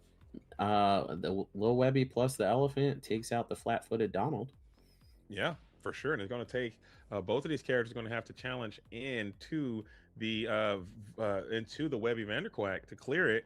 And now you open yourself up for a potential another malicious, mean, and scary could take out the Judy Hopps if you want it, or you just challenge and banish both of these characters now as Quigley gets rid of the You're Welcome before deploying a Hades the Infernal Schemer. So he did make it into the deck and breaks up that line of play, sending another character down to the Inkwell. Yeah, and how many ink are we are for Dale now? The white sleeves tripping me up a little bit. We might be close to just playing a Prince Philip soon. Yeah, so we are getting dangerously close to just manually deploying the Prince Philip. But in the meantime, in between time, another really powerful card, Cheshire Cat, is deployed to the field of play. You can heal your opposition's characters to clear 1 if you felt so inclined, and I believe you will do so. Maybe just moving 1 damage from the Focus Flatfoot over to the Judy. Never mind, you won't. He's do telegraphing. Yeah, definitely telegraphing here. I've got the big Prince Philip in hand. I always boost, even when there's no reason in play, because of the Madam Mim Elephants or because of the Hades on the opposing side of the board. I like that mechanic, man. I'm glad that it's something that seems like it's going to be a mainstay in our game from going forward. I believe we've already saw a few of the reveals coming forward from the next set. They have a lot of boost mechanics being utilized there. So hopefully that's something that continues. I enjoy this new mechanic. has been pretty successful. Cheshire Cat, I think, might be a little too powerful, in my opinion. I think that that card might be a little too overpowered. It's not quite balanced as I would like, but still a great mechanic, and I'm glad that it's part of our game. Yeah, I love boost. I love anything that lets you use your ink that you would normally, not go use. Mm-hmm. Even if it is just putting a card under the Cheshire Cat for later uses. I think boost is a super clean mechanic, and I hope that it's an evergreen. Yeah, just something that we always continue to have. I would like to have those come back. I see that locations are kind of starting to return a little bit more. I want to see more dual links, and I want to see more Oh yeah. illusion support. I like to see all of our little archetypes that we have continue to get support throughout the remainder of the game, because I just think it just adds more versatility and more options for people to think about. As Joseph Quigley is thinking here, looking like we're grabbing a ton of ink, big ink maneuver coming through. It's going to be the Basil. This is going to be the practice detective, I believe, is his name, and he's going to come on through and be representing a discard coming in. I was crushing with this card this weekend. This card saved me a lot and won me a ton of games. As the Under the Sea is going to be the card that is discarded from Del Blito. Yeah, previous format. I mean, I think we were almost geared towards, oh, we're playing against Emerald. We're going to keep some extra cards in hand, right? We had Mhm. sudden chills. We had so many cards that punish us if we went down to one card in hand. And now I feel like you can really catch people off guard where they're just not expecting this. On top of the fact that it shifts and has a great Yeah. shift target. Oh yeah, the smaller one cost Basil. You can come in and shift this thing on 4 next turn. You can start forcing your opponents to some awkward situations by discarding their cards. Then you can play the focus flat foot, ramp yourself, and then get another discard in there, and then you can kind of be on your way. Also, it has pretty nice stats, sitting at a 4 or 5 stat line while questing for 2. Not a bad card at all. As Dell now, who's going to be on the back foot, looking for that giant Prince Philip. We saw him put one down to the inkwell very early on in the game. Maybe you have another copy. I still think you might be a few ink away. A 1, 2, 3, 4, 5, 6, 7, 8. Never mind if you ink and you can deploy, but is it the best use of your resources? Maybe boosting some of that damage off and over the next couple of turns and putting one on the Hades, one on the Focus Detective might be the way to go. Interesting that we did not have the Philip a few turns ago, right? Because otherwise we wouldn't be taking out the final damage on the Judy Hops. We are able to move the damage from the Elsa onto the Flatfoot now. Yeah, but that Basil still a massive problem. For sure. It is going to require Joseph to continue to ink from the hand, but it is going to cause Dale to lose another additional hand resource, and that is problematic. So maybe just based on the way that we put that play together, it might be an indicator that it just doesn't exist, and the Prince Philip is something that you're still looking for. I'm not certain what the rest of those hand cards are, but I would have hoped that was a way to get through that Basil this turn to kind of protect yourself, but apparently there just was not. Because I think you could have Elsa and then exert hit, and then now you would have had to send more characters in, and that's probably not worth it. Yeah, although your Ursula is not doing much. Right? Yeah. So we could have dealt with the Basil if need be. Maybe he has cards in his hand that he's fine getting rid of. We did see that Under the Sea last get sent to the discard pile, so maybe there's another copy of a card like Under the Sea or something high cost you can't really use anyway, so potentially just doesn't care. But yeah, hit some other nose best, which another card great with this boost mechanic. Another reason to just boost every single turn. And this Mother Knows Best, send that Cheshire Cat, gain a few more cards in hand, but that is going to be discarded now. So, but the Quigley did deploy the Donald Duck Perfect Date, so he's now on the board, and now you're going to be giving Dale a few more cards each turn, but I don't think you mind too terribly much because you'll get a chance to use them before Dale will, and Dale makes a nice, huge commitment. We're going to slam the Prince Philip. We're going to slam the Emerald Chromacon, and the stare down commences. You're going no cards in hand, and you are all in pot committed. And let's see how the Quigley is going to break this one down. You do have that one cost Clarabelle off the top. Could break this Chromacon, and you're going to be right back in the driver's seat. Yeah, a turn after Quigley just inked a one cost Clarabelle. And the Donald Duck pairing perfectly with Basil because, of course, Dale does draw the card, but then as long as you have an inkable that you're willing to get rid of, you can get rid of that card immediately. That is a very, very good point. But Dale is still winning the lore race, sitting at 12 comfortably, taking the card from the Donald, electing not to, just forcing Quigley to have that inkable card and forcing him to play it, and also throw some of your tempo off as well by throwing your ink away and your card from hand. But it still is worth it. You can't let Dale get any additional resources here in this spot, because that could be that big Philip that can just turn this game on its head. I think doing some quick mathematics is that how much lower would that be if we get a shift Prince Philip quest? That's 3, 4, 5, 6. So you still would only be at 18. And Right. But then, I mean, once you start challenging things, you're bouncing that Prince Philip back to hand, which has ward. mm-hmm. So you'll have to have the combo to deal with that. Yeah, and that's I think that is a very, very fair point. And also, but what about Gogo? Is that something that you're afraid of here? As it looks like the Quickster is not. As we'll bring out the 7 cost Basil, who's going to be able to send the Elsa back to hand. Yeah, it's either gonna be Elsa or Ursula that turn, because that Cheshire Cat again goes with 2 other cards. Yep. Of course, we could have maybe quested with Hades and then bounce Hades to hand, so that we could redeploy it the following turn, because that does get around the Chromacon. Very good point. That is a very, very good point. So you can bounce your own characters with that 7 cost Basil. I would have liked to seen that. I think Hades is being redeployed, but that is going to continue to fuel Dale's ink situation, and maybe making a potential bounce on this Cheshire Cat a little bit more volatile. We see him sitting there like a ticking time bomb, just waiting to refuel Dale's hand. But so far, Dale is out front, but this board is getting super massive for Joseph Quigley, who had a nice hearty quest in there. That's 7 lore being added to the total, and he's on his way now.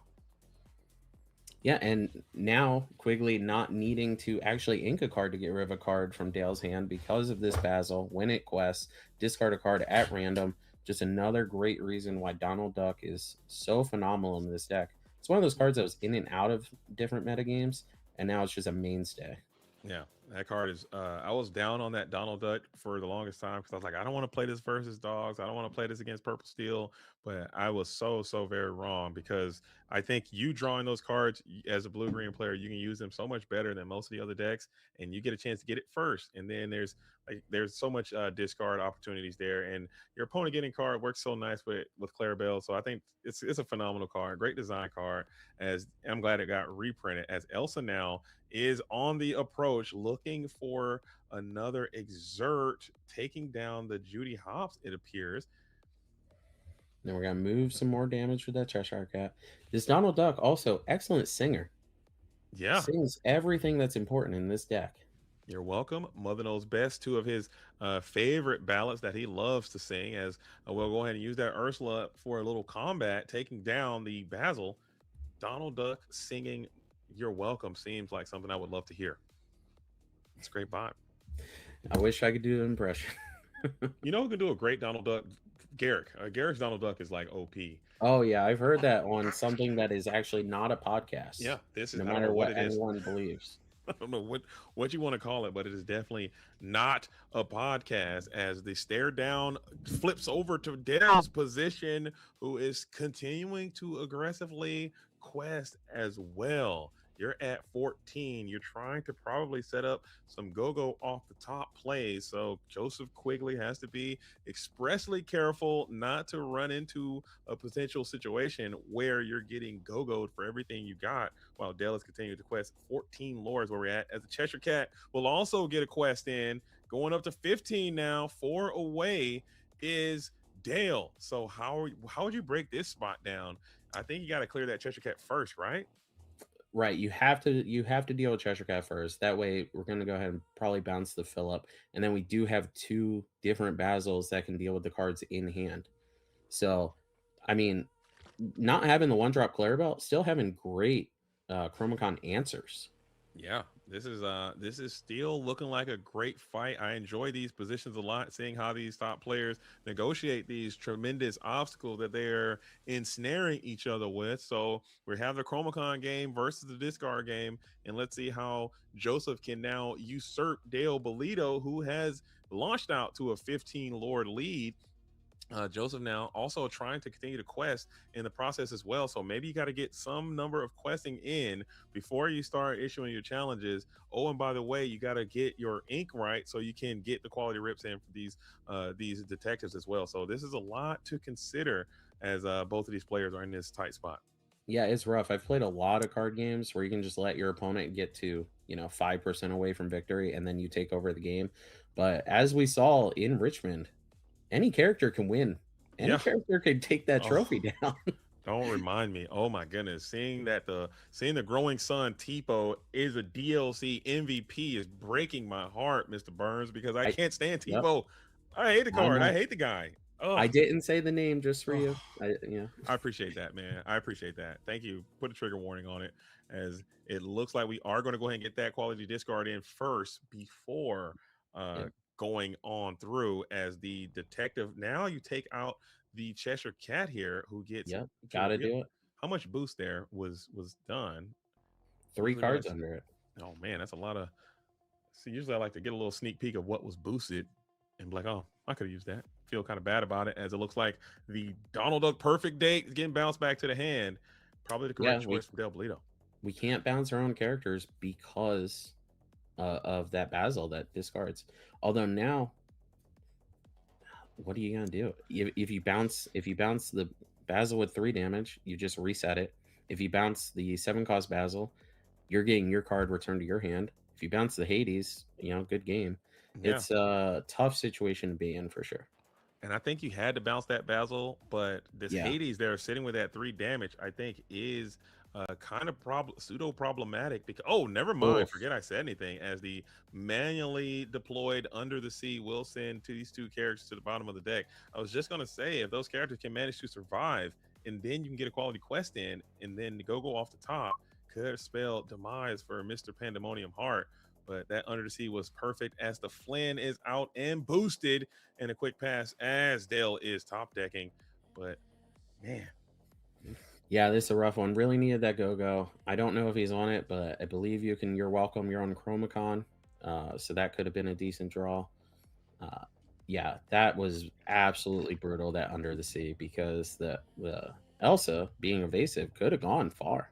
yeah, just going to distance. You just needed 2 lore to set yourself up for an out to win the game. Play to your outs, as all the cool kids say. When you had one, and it quickly transpired to nothing now, but you still have this Flynn who's representing that same out yet again. If he can get that 2 lore in, is what you're looking for. You're trying to keep that 3 damage on this Hades the Infernal Schemer. Never mind, as your out just dwindled once Although more. now you discard a random card, so you do get to keep 1. Mm-hmm. And one known entity is that Flynn Rider and the boosted card from beneath him. What is it going to be? It looks like it is that Flynn Rider. So we still have an unknown. We have enough ink for a double go-go. So imagine boosted go-go and then draw go-go, and that's 8 ink, and the game is over. That'll be a crazy moment for the ICL. It is an out. It does exist, but Mr. Bolito does not have it, and the Quixter is going to take it down. Now I'm gonna have to rip up another $100 bill, a genuine American $100 bill. That's like $500 Canadian. I mean, these guys could really use it. Come on, man! You can't be ripping up this money in these trying times. But I think that's tough. I do have a Mr. Burns signed $50 bill around here somewhere. Ooh. I wasn't good enough for 100, but I have that 50. I'm gonna frame it and probably take it to my bank and try to maybe get or get it sent over to Beckett or something, or right. Yeah. get it PSA. graded. PSA does currency, right? Yeah. That's what I think is what I ended up doing.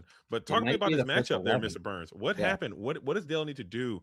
Dale is somebody that we both picked to win this, but it looks like he just could not get it done. You found your line, you found your shift Webby, and you were able to add to your inkwell. But what seemed to have gone wrong there for the Toronto Slab Shark player? Yeah, I think Dale needs to come out of the gates a lot faster. It was cute getting all the extra ink and everything, but Quigley getting to 7 ink, 8 ink, just being able to play Haymaker after Haymaker. I know Haymaker just played, but Quigley's got some in his deck as well. So Dale would really love to just have some kind of more aggressive start, because like we said earlier, the deck is very fair. Yeah. in an unfair world of Disney Lorcana. So Yeah. Yeah. what do you Play think? you're trying to play a straight up and down game. I like the approach. I like the Webby Vanderquack on the draw. It seemed like it was good. It is a little bit better on the play, but it or excuse me, on the play, it is a bit better on the draw, but it still was great. You had tremendous value there. You were getting up in lore, but you just have to maybe those Ursulas, you got to time them a little bit better to get some value. Even though I think Quigley might have ripped that under the sea off the top of the deck there and then was able to deploy it immediately. So your Ursula was not able to protect you. However, if that thing could get a hit, that's probably going to be a big part of your win condition. Having the Ursula carry some water, have that Webby Vanderquack come in, gain some resources for you, and just like you said, get very aggressive. And hopefully that could be the way that you end up closing this gap a little bit. But I think this detective version might be better in this particular situation than the standard build.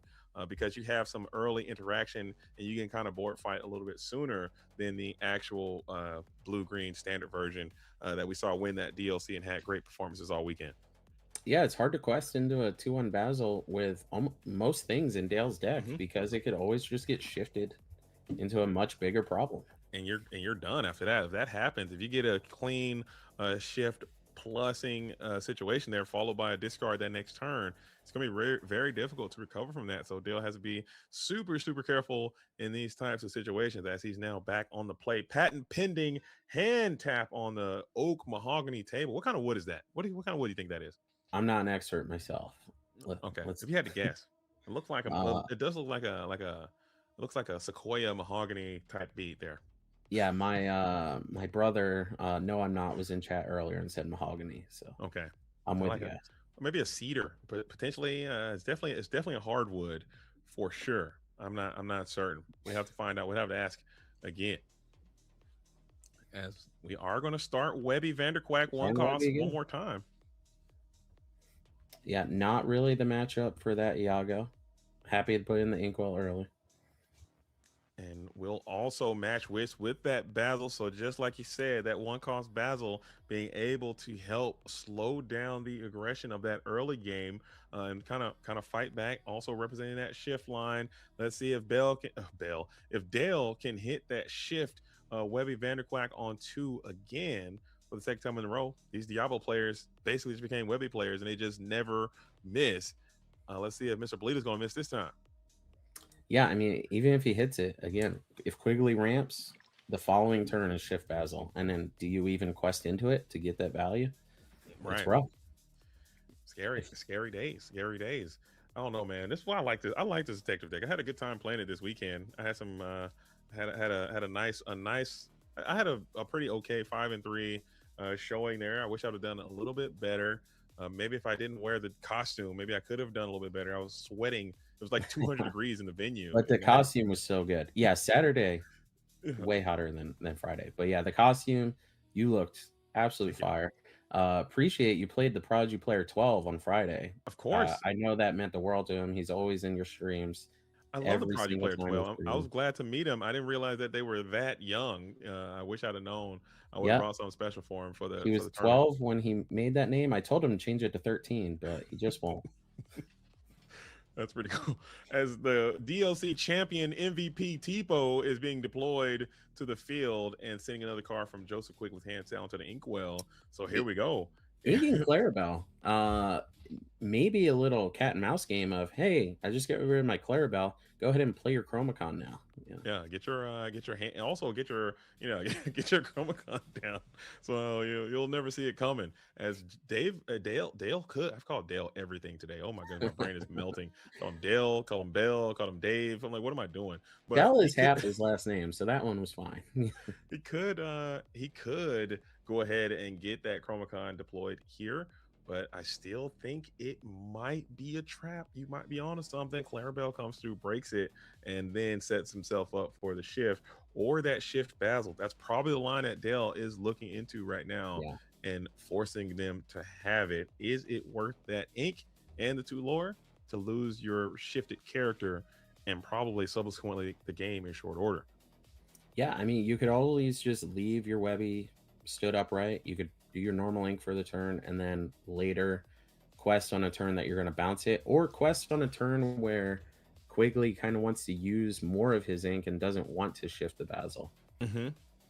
Yeah, but right now you're just playing right into that curve, and it's they do say you make them have it, make them have it, make them have it. I just don't know how to judge between making them have it and just getting wrecked, and I usually just get wrecked by I agree. just playing around. Same. It. I don't want to get wrecked, so he could go for it, get that two lore, get that ramp, but you're gonna get shift basiled, and it's gonna be a lot of pain coming your way. So Dale in the thought vault, thinking deeply about this exact situation, pondering.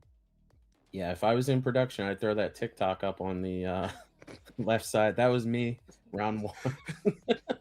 You throw the TikTok, you throw the the hurry up, not hurry up. What is it? Yeah, I think I I have can't access. remember it right now. I think I The have Ruby. access to the bot. Let's see. Let me see if I can find it. I don't know. Luke might have nerfed me, so I don't think I have it anymore. I've been nerfed. I had to specifically ask for it. Yeah, I had it for a moment. He Time to nerfed me. go. Time to go. Yeah. And it is the Ursula Deceiver. So Ursula now. Yeah, let's see if there is a Basil in that hand. And not there the scary wasn't. Oh man, there was not a Basil shift. So now Dale is able to quest freely, but you Right. still could draw it off the top, and that's when I would quit the game immediately. As you do Yeah. everything right, and it just does not work out for you. As you feel free and clear to get that quest in for 2. Get yourself that acceleration you wanted. Ursula is showing tremendous value, but she didn't hit again though. I feel all discard cards, not all. I feel they should design some discard cards that say, and the top card of their deck. Right? Look at their hand and the top card of their deck. Discard 1 card. Either from their hand or the top of the deck? Yeah. That'd be cool. Top of the deck, they don't lose any resources. I don't mind it. Yeah. But I don't mind it. I think that'd be a good idea. If he shifts his Basil, I'm running away if I'm Dale. But I think he slams it immediately if he did have it. Well, Quigley is a villain, so. Oh man. Is he a villain? I think he's a nice guy, man. He's a nice happening dude. Yeah, it's almost like that's the joke, but no. But is he might be villainous. I mean, you're on Villain Club, so you would know who's a villain and who isn't. He is so nice, but then plays the meanest decks all the time. Like the discard. Always. Yeah. Under the sea discard deck, this deck. Yeah. Well, this deck is pretty chill. This deck is tame. This deck is no. Anything with Prince Philip combo makes me think, you know what? I do like being in that booth, actually. I enjoy that very much. Thank you. Thank you, Luke. I appreciate you. Come on in, please. I'm Mr. Burns now. I'm fine with it.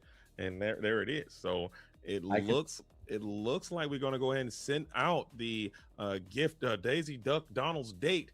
Perfect Gentleman is going to be out there, Donald Duck style. Pass back on over to more ducks on Dale's side. So it's non-stop ducks all the time as Webby Vanderquack now thinking about going on another quest. Now you have a threat with Basil being able to boost the Scrooge. You can finally clear this Webby Vanderquack, and then Dale's position will falter a bit, but he has a ton of resources in hand, so he's not too compromised by losing it, as it looks like we're going for a quest. Yeah. Also, Quigley had more ramp in hand. May have wanted to just go ahead and get up to 7 real quick instead of playing this Donald Duck, but was kind of forced to just play the Donald Duck because of the Webby, and Webby getting protected by Madam Mim Elephant. I like that play so much, man. I think that is such a good line. Getting your 2 lore, I believe you were able to. I don't think you were able to. Were you able to ramp yourself, or were you all knotted up on ink? Couldn't do it, but that's okay. It got so much value already. Go ahead and then turn it into ink. It basically drew your card. Yeah. Essentially, yeah. But you are going to redeploy the smaller Webby Vanderquack again, and now Ursula looking like she's gearing up to go on a little quest, a little spirit journey, staring down this with this Madam Mim Elephant protection. I think you feel a bit comfortable to send this octopus on a quest. Yeah, when I have the elephant in play, I call the rest of my cards bait. Right? You're just trying to get your opponent to turn sideways somehow. I really like playing locations. You were talking about earlier. Locations look like they're back in a big way. I absolutely love that. It gets people getting in the red zone more. Yeah, I like that. Getting in the red zone. I like that. Just getting out. And me personally, I think I just like the idea of our game just having a multitude of different ways to play, different ways to approach the game. The fact that we don't have a location based strat that is tournament viable, playable deck, I think is a mistake. We don't really have an items based deck that is tournament viable. We do have a ramp based deck. We have an aggro based deck. I would like to see all facets of our format be expressed on the competitive scene, and I think we're going to get back there the way that the game design team is putting these cards on. Just some of the identities we've seen and some of the reveals so far indicate that that is the case. So I'm with you. Getting in the red zone, just forcing people into a certain style of thing, I think is a great way to go about it. So shout out to the game Absolutely. design team. Keep it rocking. They're all stars. I love it. I couldn't do it. I don't think I could do that job. I think I'd be too. I break the game too many times. I'm not a. I don't know balance well enough. As Judy Hobbs is trying to balance out the hand a little bit. Let's see if she gets another hit, and she will not. Finding nothing. Well, we did just ink 2 detectives to play her. So the whiff is on as the stare down commences. Now you have this very troublesome and problematic Madam Mim elephant just anchoring this entire position together. You have that Webby Vanderquack who's threatening a potential secondary shift. So you can't really quest or you're going to lose your characters as a plus. And that's the last thing you ever want to get against anyone. As Dale now on the approach, what are you going to do? Maybe this is a world where you start setting up that Prince Philip. It looks like Joseph Quigley is going quite wide into your position and he's low resource as well. So if you put out that Water Prince Philip, threatening the combination, this could be a way that you can turn this thing around and just win the game outright. But never mind, it's just a shifting quest. I would be worried about an Under the Sea. Quigley has assembled Singer 8, Sing Together 8. And it was so potent last time as well. That is a very, very great point. Dale did just shift right into it. You already deployed your Ursula. I'm not certain how many Ursula Deceivers you are playing. I would only imagine it's somewhere around the 2, maybe 3 copies. And you send another 4 cost 2 strength character into the play. This could be danger zone coming in from Dale Bolito, who is looking for a quest with this Madam Mim. Could it happen? I think the game ends there if it does. Yeah, which I know we already brought up, but that quest with the Ursula, loved it. Something people don't think about. 1 lore, 5% of the way to victory. I mean, that's is that true?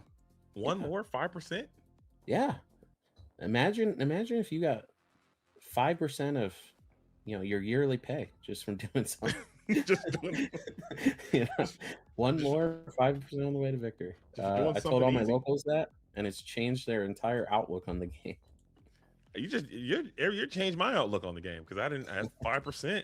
I mean, that's insane. Everyone you missed, 5% that you missed out on. So that's crazy to even consider. Get the lore. If you don't quest, you don't win. There you go. As it looks like we got another Donald Duck trigger. So it looks like this could be a potential for the Under the Sea. How much ink do we have there? You could even manually just deploy it again. 3, 6, 7. 7. I'm glad that's over. I think it's over. I taught my kids that because they're homeschooled, so they didn't have anyone else to teach them that. Yeah. So I was the one that sullied them. That's for no reason, man. That was completely unnecessary. I think the 6-7 thing is over. I want to say, according to my youngest daughter, who was big 6-7 gamer, she said it's done. Like it's after the new year, all the once kids parents all got agreed on it, it was over.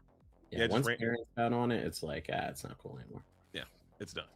We're not 6-7 gamers anymore. Although funny enough, if anyone pulled the Golden Mickey that was 67, they might got a come up after that. I think they might have already just shredded that one. I think they shredded 69. I think they shredded 420, and I think they're now going to shred 6-7, and no one ever gets it. Is that an official from Ravensburger stance? No. This is just me speculating. Can I clip that? Okay. This is me speculating wildly, as it looks like we got the Donald. It looks like a bend is going to come along here. That's what that looks like.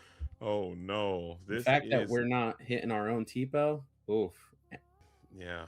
This looks like a a bend to my will type. And I always tell people now, like, if you're gonna do it, just do it. Don't Just show it. just Yeah, show it if before I if draw these cards, because I don't want to get emotionally attached to my cards if you're gonna do this to me. yeah, if he bends now, I think we have to just go to game 3.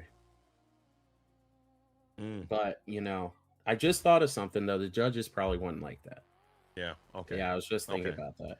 That is But true. still, I wouldn't be able to do it to someone. I mean, this is My again Joseph Quigley, absolutely villainous here. Look at him shaking. Look at Tigger go, bouncing up and down. He's laughing over there.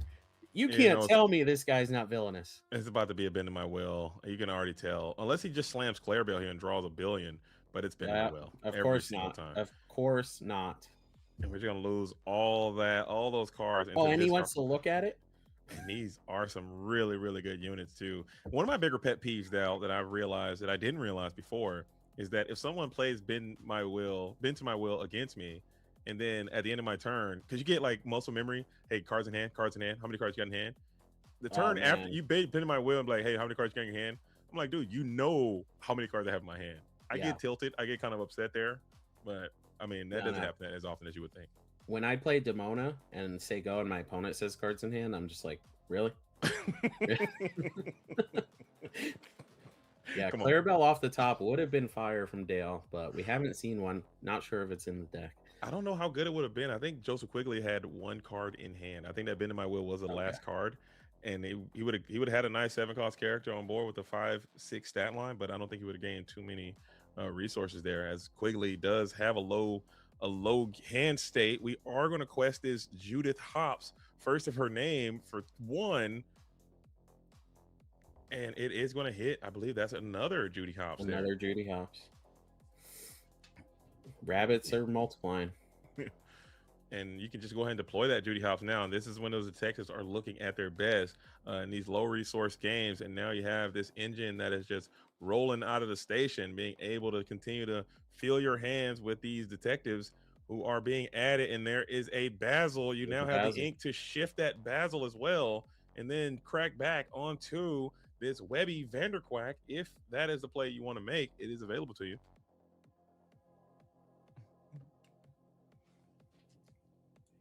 And here it is. The stare down commences one more time. Joseph Quigley is notably only at 2 lore again. Dale has sneakily jumped all the way up to 13 again. Yeah. If Dale can just draw a character a turn, he's not lost yet. It's looking grim, but he has not lost yet, especially with Donald Duck on Quigley's side. And it looks like I think you might be onto something there. I think you got to just continue to quest and go all in on this this go-go play off the tizzy one more time. Is the card that you are going to be hoping bails you out of this situation. Maybe continue to just deploy characters every turn. Maybe you can get to that boost Flynn, redeploy the Webby with a second copy of Madam M Elephant. So you're keeping that Webby Vanderquack up and active. One card still in hand is Del Bolito. You can redeploy that warded 4-cost character. Never mind. Forget that. Do we have a Dumbo? Oh, we have another Webby. Yeah, I'm not sure if I'd ink that. I think you have to. Quigley has the Basil, but then Quigley has to ink, has to pay the ink. That's very true. And I think at this moment you kind of are hoping for no Malicious Mean and Scary Prince Philip combo here, as well as these Judy Hops are just hip hopping all around the town.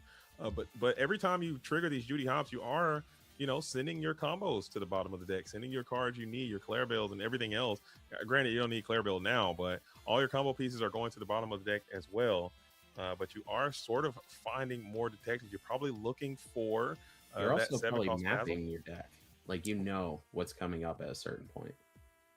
Oh, you gotta have a good memory. I had a situation that came up over the weekend. I don't want to tell too many of my terrible stories, but I was sending so many cards to the bottom of my deck, and I was like, I know what I sent. I've sat there for like 4 minutes just trying to think of when did I send this card to the bottom of my deck and how many cards I sent since then, and I just couldn't do it. I was like, man, I'm too stupid for this.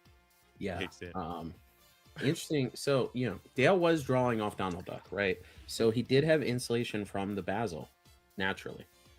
But if he inks every turn, he does have the option to draw Demona and play multiple cards. So Oh. I feel like that was his real big debate. I know we're joking around a little bit about it, but there was some decent strategy going on there. Yeah, and he just, I think, and maybe setting yourself up for a potential 12 ink play where you can go for a Philip and Malicious Mean and Scary at one fell swoop. If you can get to that threshold, and that would get you right back into this game. We did see Dale does have access to at least one copy of the Giant Prince Philip and multiple copies of the smaller one. That could be a line that you're trying to set yourself up for. Joseph now does have the opportunity to go in for a discard, but electing not to do so, maybe preserving the cards that you have in hand. But this is looking very, very good for Joseph Quigley here. Del Bolito now staring down absolute oblivion, a whole horde of rabbits. I would just be so terrified of all these rabbits chasing me down and hip hopping all over the place. Yeah, Tipo, the only human on Quigley's side of the board. Is he a human? Is he a beast? He might be a beast, man. Tipo, that ain't no man. Oh, something like that. As he just won the DLC, and I will never forget that for the rest of my life. So you didn't play Tipo, right? You just played Sales since you Oh, hate Tipo so much. I played Tipo. I think the card is insane. I think it's broken. You gotta play it. Like, I think the card is so broken that you quite have to good. play it.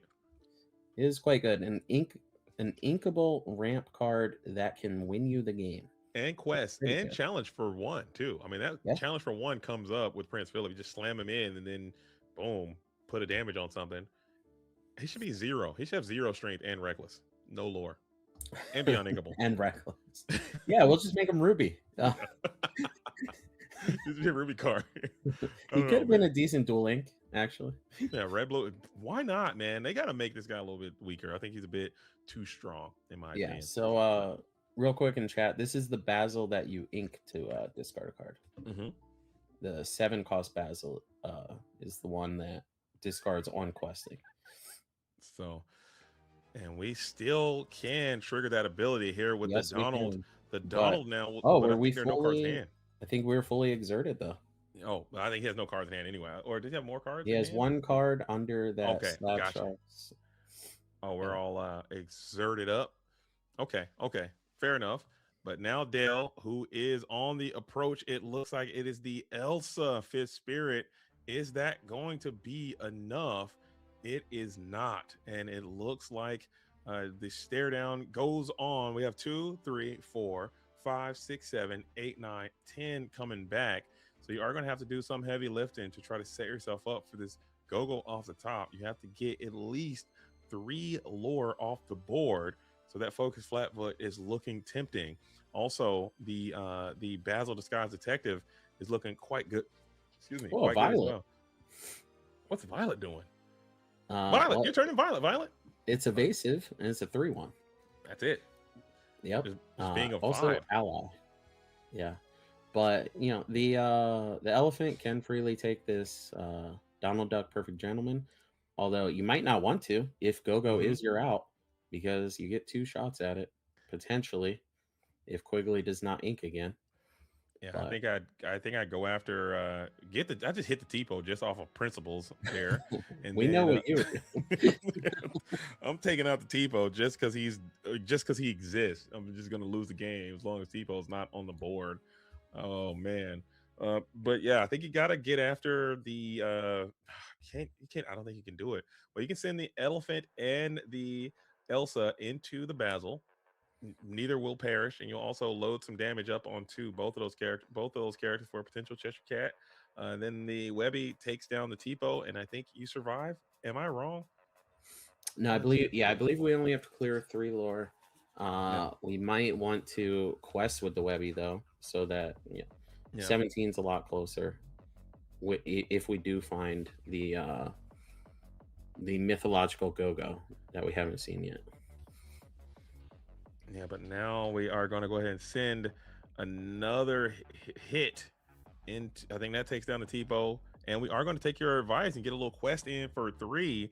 And I believe that's enough to stop Mr. Pandemonium Heart. And I think you need one more lore off the board. I could be mistaken. 1, 2, 3, 4, 5, 6, 7. Right now, no, you are short 1. So you are good to go here with the amount of lore removed. Until we get that shift Judy Hops. Bruh, can you imagine? I'm actually I know he I was plays it. shocked when we saw the 3-cost Judy Hops. That was basically Benja. I thought we'd have a shift coming down the line, especially with the movies coming out. Yeah, it does exist, and he does play that card in his deck. So it is a very. And you got 3 chances to find the thing too. So you can dig at least 2 times. I'm sorry, you can go at least two cracks at it with the 2 quests from Judy Hops to dig for 6 cards to look for 1 copy of that Judy Hops. I think you played 1 of them, at least in your tournament deck. You did.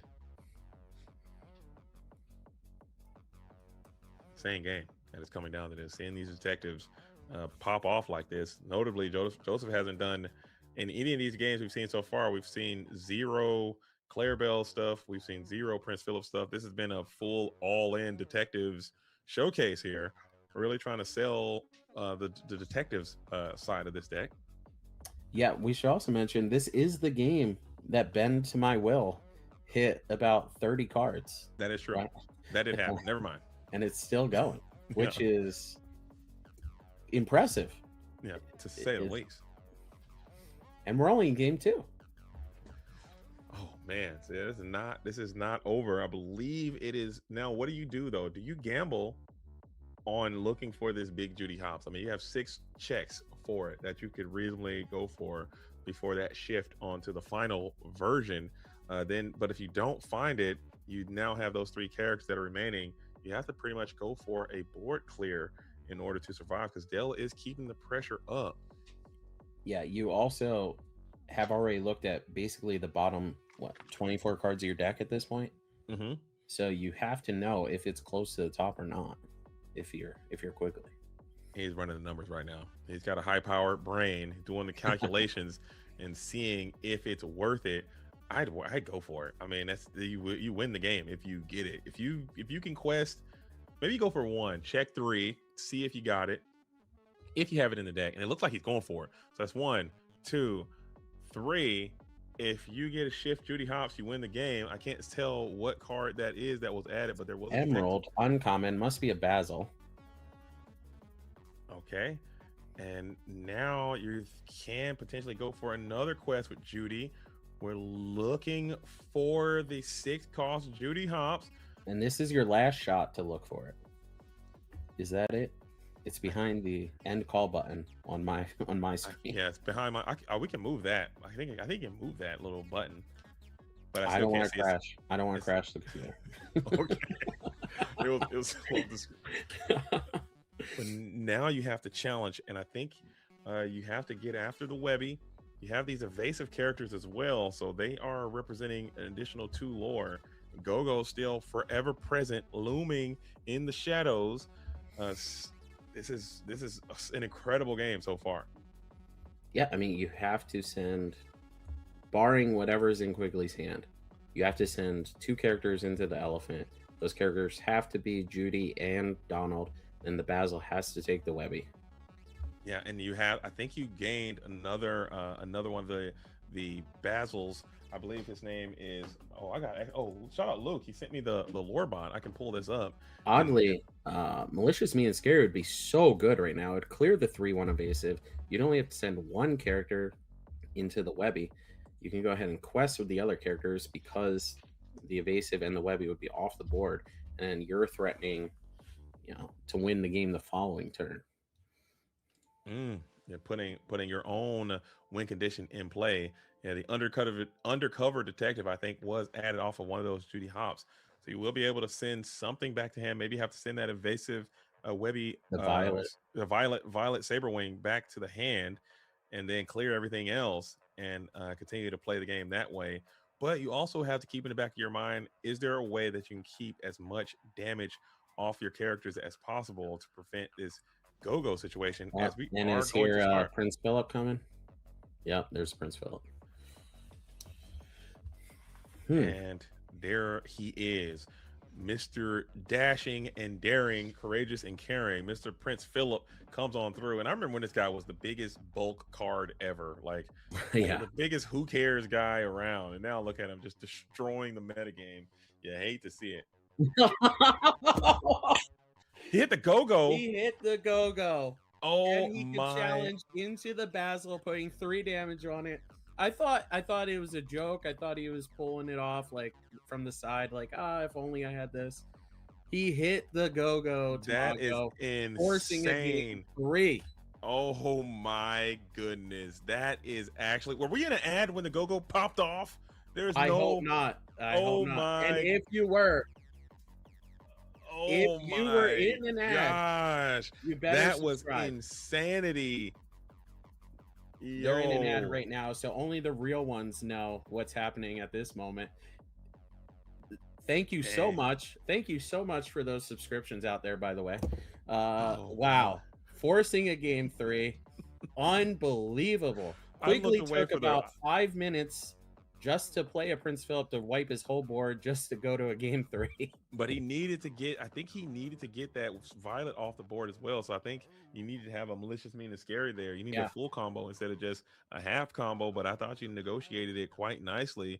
Dale showing some serious mental toughness and resilience by playing through that very powerful bend to my will turn. I thought it was actually just Jova right there.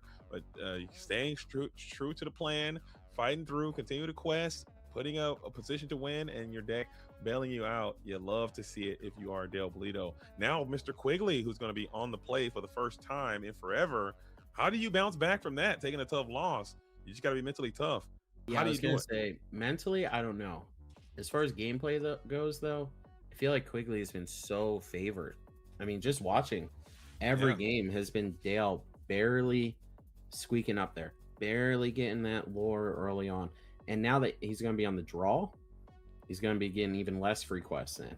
So I don't know if he can continue to find that Webby Vanderquack he found at game 1 and game 2. Now you're on the draw. If you can get the Webby Vanderquack again, it looks like you're altering hard for it, holding on to one card, preparing to ship 6 to look for it. That way you can shift and then start to catch up with that ink and get some value there. I don't hate that approach at all, but you got to find it. You got to get to it, as it looks like Mr. Bolito is changing the dive plan a little bit. Quigley now, whenever you see a blue-green player not send 7, you know that something cool has happened to their hand, as they found that ramp on 2, and now they can sculpt their hand a little bit better. I was shipping 7 all day this Saturday. Some decks you don't have to. Some decks, you're gonna wanna play the fair game. I know it sounds weird, but like sometimes you just want to play a Phillip on 3, in my opinion. Yeah, and then you're just gonna go ahead and shift the Phillip on 6. But, okay. Yeah, most of the time you do ship a full 7 though. I should have tried that a few times. I was like, I don't have ramp on 2. I'm sending it all. I didn't even think about it. Just cut that whole line of thought out of my mind. Look at my hand, look for sale, look for Tipo, don't have it, gone. And then just keep it absolutely positively pushing. That's probably why I lost a little bit more than I should have. As what an incredible game number 2. Here we are for all the marbles. Dale Bolito trying to force the all-important game number 3. Joseph Quigley trying to get a nice early evening and get home in halftime, getting the 2-0 victory into the battlefield, trying to go back-to-back our first 2 seasons of the ICL. They're trying to win them both, and they are in a prime position to do that. I think their team is playing on all cylinders, as the Slab Sharks will not be denied. They are trying to place their name in history as an ICL champion. Can you get it done? It all rides on this game. Can Dale solve the puzzle and solve the case against these detectives, as Demona in the inkwell with a Webby Vanderquack on 1, rare indigenous shift 3 games in a row. Can you do it? Yep, he's halfway there. Ooh, by the way, I hope a lot of people, or at least someone, clipped that. ICL is going to need that for all socials for the next year and a half. Appreciate that. I looked away for a second, too. I stared away for the briefest of moment. Now I'm looking at the wrong screen. Oh my God. I'm on the wrong screen like a freaking first day on the job. Haymaker's got us. Oh, appreciate it, Haymaker. Shout out to Haymaker, by the way. Shout out to all the Slab Sharks again. I love that squad. Again, without them, I would not have my uncut sheet. Shout out to them for grinding, winning these tickets, being fair on the trades. Looks like Quigley is a little worried about this turn. Maybe considering not ramping. Maybe taking your approach, maybe playing into that shift on the draw to help Dale catch up could be of weight, but I think still, even if you ink for turn, they still will get value from it. So you might as well go all in and just get your ramp in if you have it. Maybe Quigley does not have ramp on 2, and that just feels terrible, especially after getting go-go'd for your whole Well, life savings in a previous game. Yeah, he didn't ship 7, so that would kind of be his own fault. But he could, of course, look at the top 5 cards of his deck right now, find that Prince Philip, next turn, sail, ink, have 3 ink, play the Prince Philip, still be playing everything on curve, still be getting to the Philip shift line on curve. Mm-hmm. There's the visions. And it is going to There's be your that best growing friend. sun. That growing sun, Tipo, is going to be down and active. And oh my goodness, if there is a card that should get banned, it's Tipo. Get him out of here. Take Sail with you, by the way. Both of them can go. I want people struggling. I want people playing Ichabod Crane, and I want people playing Tadashi. I want struggle. I like that card. I like Ichabod Crane. I think it's a good card. That one's It's sitting never right there. getting played. It's never getting played with Tipo around. That card's never getting played. It's We never need getting played. Sapphire. Make Sapphire aggressive again. Make Sapphire struggle again. We need some struggle. Okay, I want people struggling when they're deck building. I think Tipo is just too easy. When you say, okay, I'm playing Sapphire, 4 Sail, 4 Tipo, next, you don't even think about it. You turn your brain off and put them in the deck. Inkable's powerful. It's insane. Okay, When it's I first started playing this game, I thought we were gonna get to like 30 uninkable decks, and you just have to be real strict about it, right? There's other card games where you put 20, 30 cards in your deck that are just ink, right? So I'm like, oh yeah, we'll probably just play a fair 30 uninkable deck. Now I'm realizing the fact that your card says whatever it says, plus I can be a resource, is just too good. Yeah, when you can legally play a deck with like 4 uninkable cards and have it be functionally fine, that's a problem. Okay, people need to be struggling, Mr. Burns. There need to be struggle out here. I don't think there's enough struggle in this game. I need suffering. I need people having a bad time because their deck failed them. We need more failure. Nothing on 2. Oof, no ramp, no shift. Ugh, that's not the sign. That's not the turn that Mr. Bolito needed. I'm sure Mr. Quigley recognizes this and senses there might be a little bit of ink in the water, and now trying to pin his ears back and keep that aggression rolling. Maybe we got another 4-cross play. Is it that Judy Hopps, or maybe we send Donald in now? Yeah, I would definitely hit a quest there. I mean, again, 5% of the way. The Tipo only being a 1/2. I do like inking Hades in this matchup a ton. I actually kind of want to cut back on Hades if Emerald Sapphire is getting played more, because they just say, draw 2. Draw 2, discard your hand. Draw 2, I'll play Clarabelle. Yeah, right on. Yeah. Go ahead. You have the quickest 2 of my life.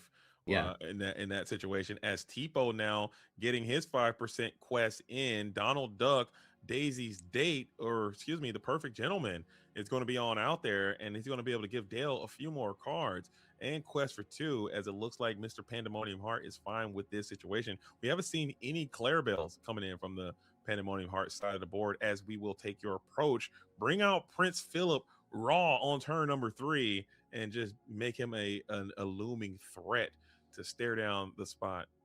Double Malicious Mean is the punish. Absolutely. Who allowed it so ward characters could sing? That's what I want to know. I don't know, man. There's a lot of mistakes. I think reckless characters should not be able to sing. Warded characters for sure should not be able to sing. There's a lot of things that I would clean up. I take a broom and let's get a broom and let's clean it up. Yeah. Reckless singing is much worse than warded singing. I think reckless being able to sing is just silly. You could sing while you're running into the Come on, man. You should be reckless. Why are you? Well, I say except you're welcome. Especially if I give your guy reckless, there's no way that you. Oh, I give Dumbo, or you should be able to exert. You shouldn't be able to do anything. You should be able to challenge. That's it.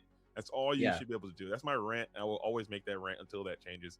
And we got there with alert. We did get alert there. So the rants were working.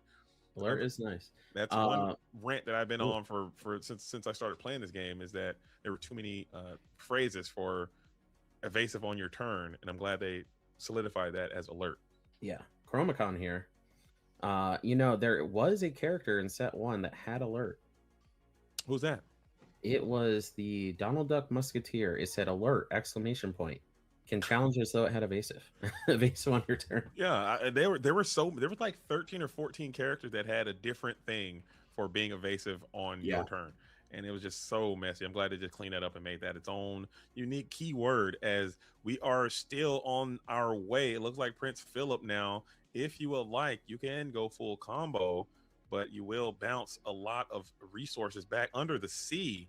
Under the sea for one character. Interesting. But it does get around that Chromacon, and you're drawing an extra card off Clarabelle. For sure. I think getting that uninkable out of your hand. Although you sacrificed 5 lore for that play.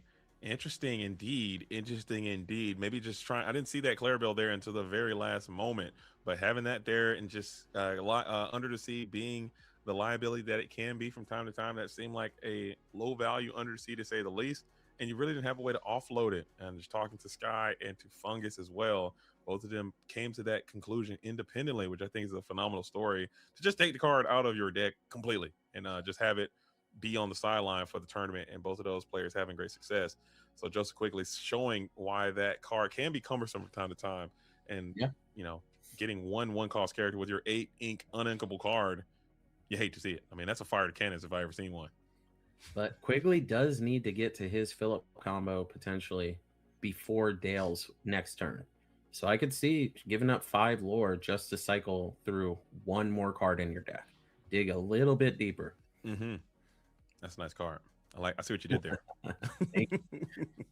That's what you did there. As the stare down does commence, Dale is pot committed. You can blow up this card, and you are continuing to dig for the remaining pieces of your combination. This is one of the issues, and I think it's a skill issue on my part of why I don't play this deck is the frustration I get when I've got 2/3 of the way there. Yeah. I just, or you go vision, because I had one, you go vision into vision into vision into vision into develop into whatever. You go through all this ink, and we're just gonna go for a bend here. Yeah, and that is another very, very powerful. And he did have the combo in hand. Oh man! Wow, every piece of the combo, 2 times over, was in hand actually. Oh, unbelievable! So Joseph Quigley, biggest villain in all of Canada. I think this might be the biggest crime ever committed in Canada, to be fair. They are very nice people.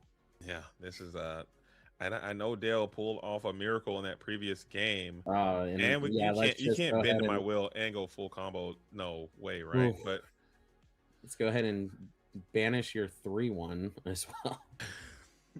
Dang. That is brutality Omega, as now Mr. Quig is on the quest plan, and we'll just get rid of and we'll do that one too. Why not? Oh my goodness. As the Chromacon will continue to bounce, you can send I guess you could send the Donald, but you need the Donald on board in order to continue to draw some cards for yourself. If you ever hope to win this, if you send a Tipo, then they'll just continue to redeploy it and ramp some more and just continue to set up that Clarabelle again. But you're one card, one Chromacon and a dream. This is looking very poor for the DLC topping player Del Bolito. So this match is over. So what other topics can we talk about to fill time here for? What your hair color? I like the hair color. I thought that was a very, very nice look that you had. People this weekend. Thought it was Hades inspired, and I totally said it was when everyone brought it up to me. I thought it was. I thought it was like a whole villain thing that was going on. It was randomly picked by my wife out of our staff, but that's going to be game, as we were saying. I'm gonna have to figure out how to get into this interview thing. Okay, I can do that as well. I'm incompetent. You just go to the ICL and get into the chat there. I'll meet you there. You're already there. What do you mean? Let me mute myself in here. Let's see. All right. And can you hear me in here? Yep. Gentlemen, can you hear? I can hear you, Mr. Burns. Can you hear me? Dale, can you hear me, Mr. Great. I can hear you guys. Yo, yo, yo. Greetings, both of you gentlemen. Again, another phenomenal showcase of Disney Lorcana prowess. Forcing that game number 3 was Dale with that really, really powerful go-go off the top. But we're going to start with you, Mr. Quigley, achieving victory for the Enter the Battlefield squad, taking down your fellow Canadian counterpart, Slab Sharks. Both of you guys had a phenomenal season. You guys are going for that back-to-back championship run, and you are on the patent pending blue green detective strategy. You know how I got so much love for you and this deck. Can you just talk to the ICL really quickly about the strategy and what makes you play it? What made you play it for this event? So I've been working on this deck for the entire set basically, and to be honest, with the quick turnaround after DLC Richmond, it was kind of just play your comfort, play your best deck, and just let the cards fall where they may. However, I do think against Slab Sharks with Dale likely having GP mid and Diego obviously being an amazing dogs player, I like detectives in those two specific matchups over stock, mostly because of the Basil shift line. It's really good at slowing down dogs, making their lives more complicated. And against green purple mid, how it usually tends to bully the blue decks is with, of course, the power of shift Webby and just easily being able. Stock blue green doesn't tend to have an answer for shift Webby, but this deck with the Basil shift threat, it makes shift Webby a little bit harder. At least he had to think about it a bit more and try to play around it more, or else risk getting potentially punished. And I think that's quite valuable in this matchup, which is why I felt somewhat comfortable rolling this out today.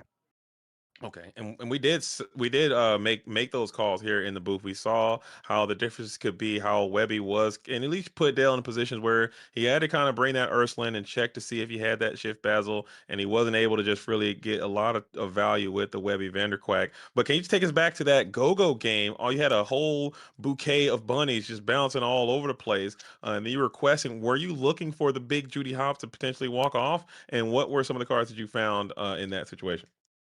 This list doesn't have Big Judy. She was cut in Mm. part to actually fit four of both of these because I thought that was super important.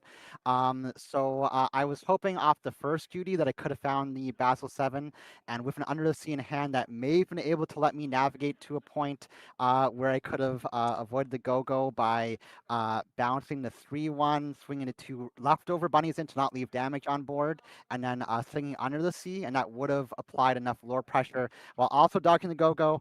Unfortunately, it didn't play out that way, and I kept trying to think of ways like maybe I could use my at that point, it's like, okay, I'm not playing our go-go. I must request bunnies to find value. I thought maybe I could like use my battle 7 to bounce like one of my characters that has damage that just swings the elephant, but there wasn't a pathway after that point. Uh, we just couldn't find any answer to make it work, unfortunately. And Dale did well in the late game, even after I gained control, to make sure that he put himself in a position where go-go top could get the win, and it was done in great fashion. Absolutely. Always play their outs. But I was not alone. Here I had Mr. Burns with me, and he says that you're the most evil player in the game. I'm not certain the most villainous player, I would say. Mr. Burns, he's here now. Do you want to back that up? Is that something? Is that how you truly feel? Yeah, Joseph Quigley. I mean, have you just been hanging out with Habibi too much? Were you actually born in America and transplanted to Canada? I mean, what's the backstory here of why you are just such a vile human being, if you will? I don't know what like I'll be honest. I've always enjoyed degenerate combo decks, and there's just something about me that just enjoys a little bit putting my opponent in tough positions. It's hard to describe. It's just such a thrill. You know, you don't get a lot of chances in the day to day, and I don't know why I'm going to pull that word. Again, But he's been hanging out with Habibi too much. you don't get a Yeah. lot of chances in the day to day to really let loose. And in the game of Lorcana, there's lots of villains, and it just feels good to embrace that side of you once in a while before having to be polite and calm. Sometimes life gets you down, and you just don't want to be polite. You just want to go a little ape shit, so to speak. Okay. Okay. Um, Cut that. Cut it. Got it. Edit. Uh, Edit. let's also add that this is the Disney Lorcana trading card game. All right, the patented Disney Lorcana trading card game. So, can I move over to Dale real quick, just because? Well, Dale, I love you.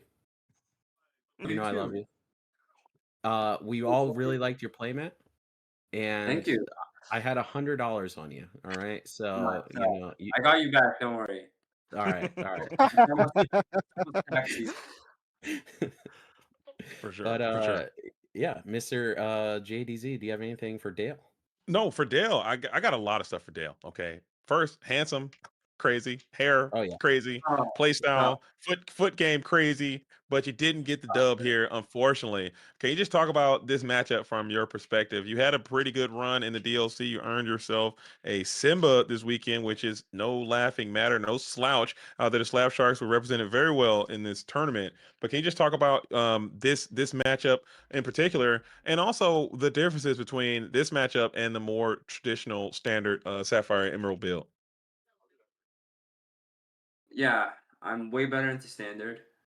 Yeah. I know how to play against Basil. Game 1.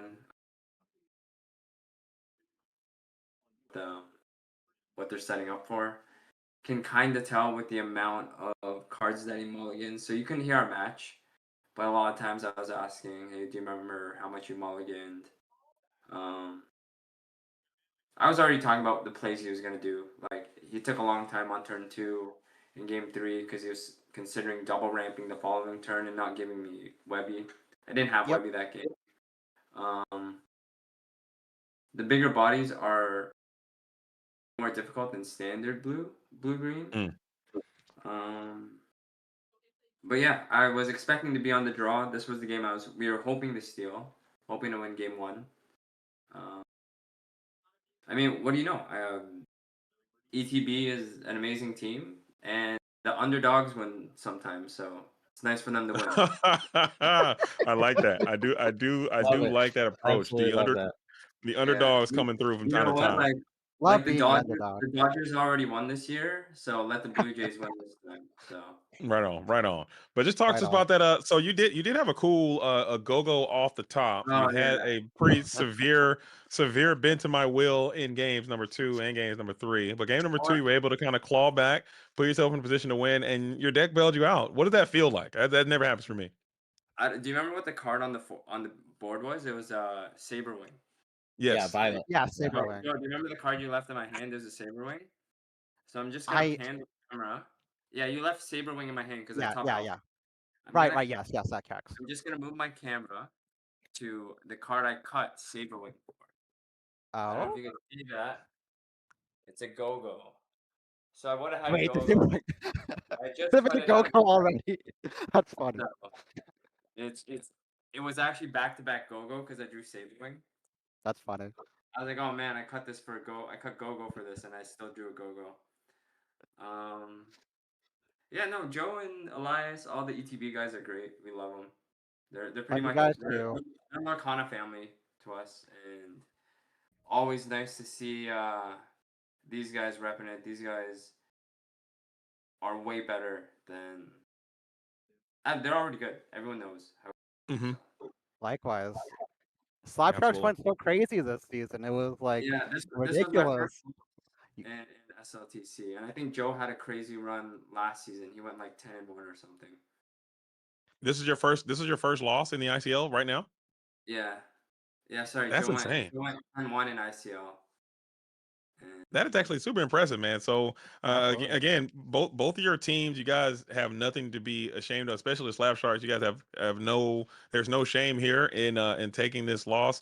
So far in the playoffs, you guys had an incredible season, and I'm hopeful that you guys will return for the follow-on season of the ICL that we have, season number 3, and see if you guys can continue to build upon what you have already established here. But I thought the match was phenomenal. I thought the gameplay was great. There was, every time I see you guys play, it's always an incredible experience. Toronto and Canada in general, just kind of doing it big. But I'm kicking it off you, Mr. Burns. Anything you want to say before we start to close this thing up and sign on off for the next time? No, I said everything I want to say. Dale, like I said in the pre-show, Dale's an angel. He's from the Yeah. heavens. All right. Okay. Quigley is the devil. Oh, And jeez, here's Louise. my No 100 more that I money. got. Stop tearing up your money, man. You're gonna need that. You got kids. You got to put through college. It's But true. gentlemen, I thought it It's was true. every time it's a phenomenal showing. ETB on their way for another back-to-back Digital Arcana ICL challenge, ICL championship. But we'll start with you, Mr. Bolito. Where are you going next? What's your next event that I'm going to see you at? Because it was incredible. It was a pleasure to see you again. And any shout outs that you may have from the Slab Sharks. Yeah, I'm gonna shout out my sponsors, Slap Sharks, everyone on the team, Matt, Urban, Lazaro, Diego, Josh, Derek, obviously ETB guys,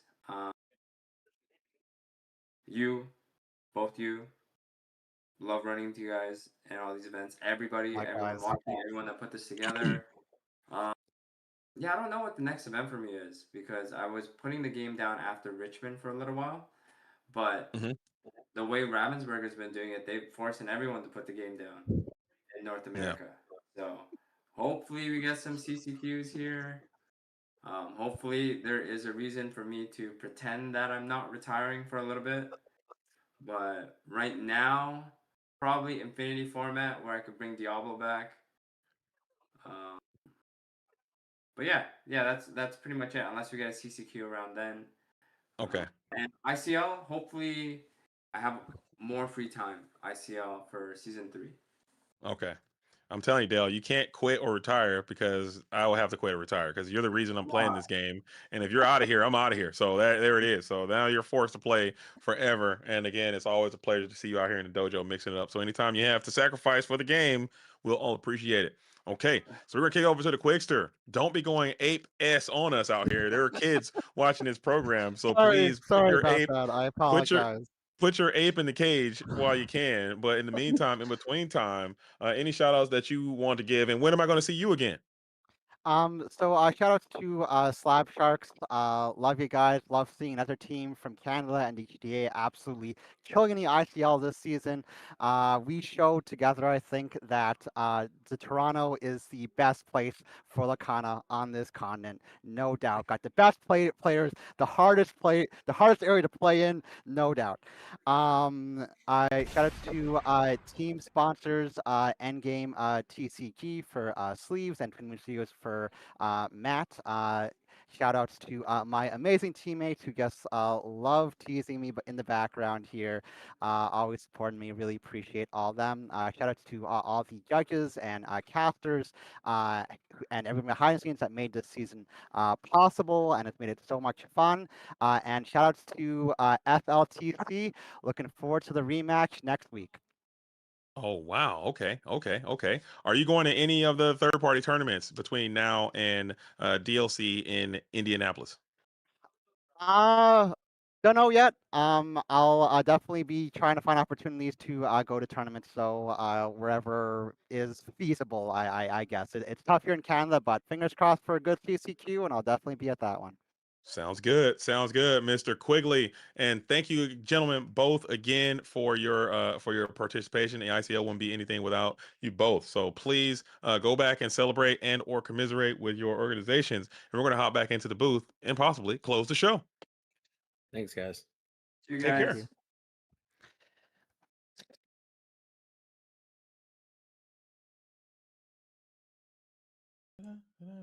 I got cooked by Google Chrome there. That one doesn't count. I'm back. I'm here.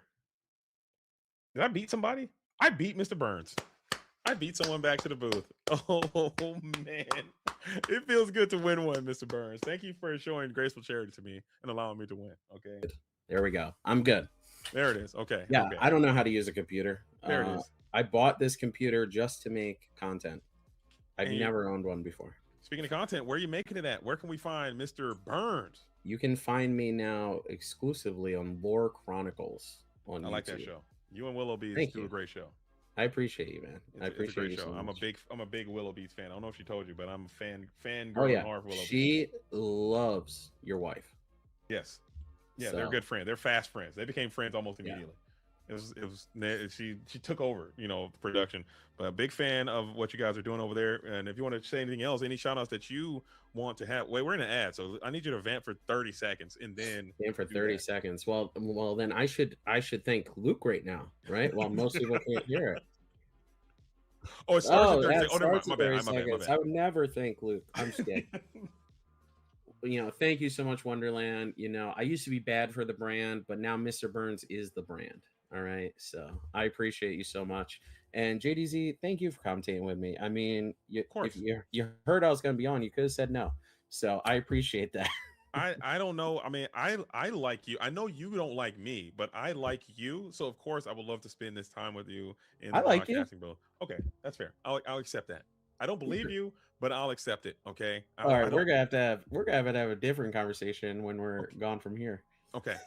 Too easy. Too easy. No, but it's always great. It's always great to have you come by, man. I know it's short notice to come through on the ICL and support what we're trying to do. It's always a nice time to share your voice with the community and your passion for fashion as well as broadcasting and your creative remarks, man. So make sure you guys are checking out Mr. Burns on the Lord Chronicles. If you guys aren't watching it, you're missing out on a real treat. The show is really nice. Willoughby's and Mr. Burns together have great chemistry, and it is a phenomenal program. So tune in to all episodes and the like, and we're going to have more. But in the ear, Luke, do you have the bracket on what's going to be happening here on the ICL? And we can talk about that for a brief moment. Woo! SLTC versus ETB. That's a lot of letters. That's a lot of acronyms. Yeah, can we not get some acronyms in here for once? Yeah, can we get like a restand or something?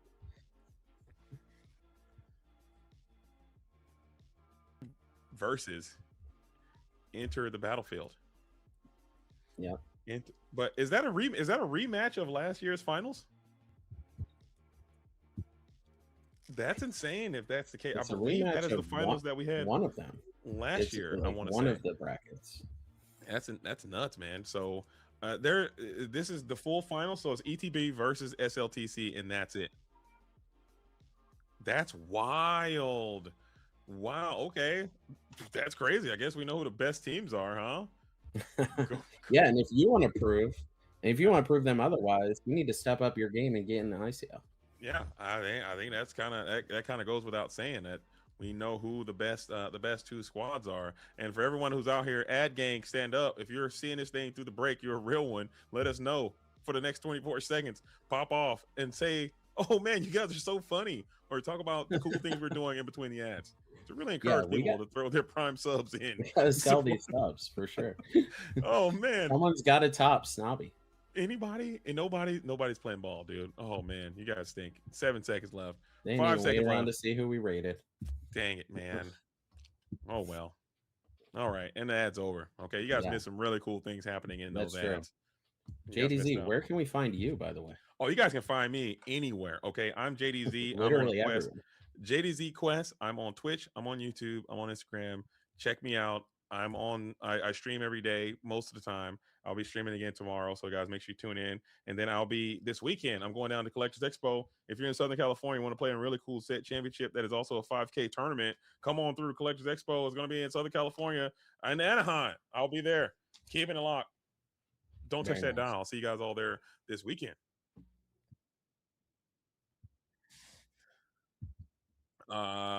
Whichever way you want to go. I mean, I'm fine with both of those options there. I am not putting input because the other one will be mad at me. That's what I'm saying. I'm with Mr. Burns. 1 billion, chillion, million, trillion% there. I don't know if people are going to hear us. Luke's trying to put us in an awkward situation socially. We are in Pomona. Oh, I'm sorry. It's not Anaheim. It's Pomona. My Southern California, my Southern California diagram is not right. You're going to be there. You're going to be there this weekend, Skydoll. I'm going to need you in the dojo as well. Mix it up on production if you can join me there. I'd appreciate it. If not, you're dead to me. How's that? Whoa. There's that. How's Everyone's bad for the brand tonight, except Mr. Burns. Yeah. Mr. Burns is I think I like Mr. Burns a little bit more than this other guy that we used to have, Mr. Dick Burns. Well, you can thank Lorcana Villain. So. Okay, that's fair. He's been giving me some sage advice. He's a great friend and a great leader. And Right on. you know, I always get my tea shipments, so I kind of got to do whatever he says. Okay, cool. All right, but the Raid Dog Supreme Nasty 3 million is going through, and you know what time to do it. Looks like we're going to see Breezy, and I saw him this weekend as well, a bunch. I was shocked. I was surprised. I was shocked and surprised to see him out there, but it was always really nice to see Those young are synonyms. Breezy out there. It was good to see him. So it's going to be happening. So tune in. Until next time, my fellow Illumineers. Peace. Thank you, everybody.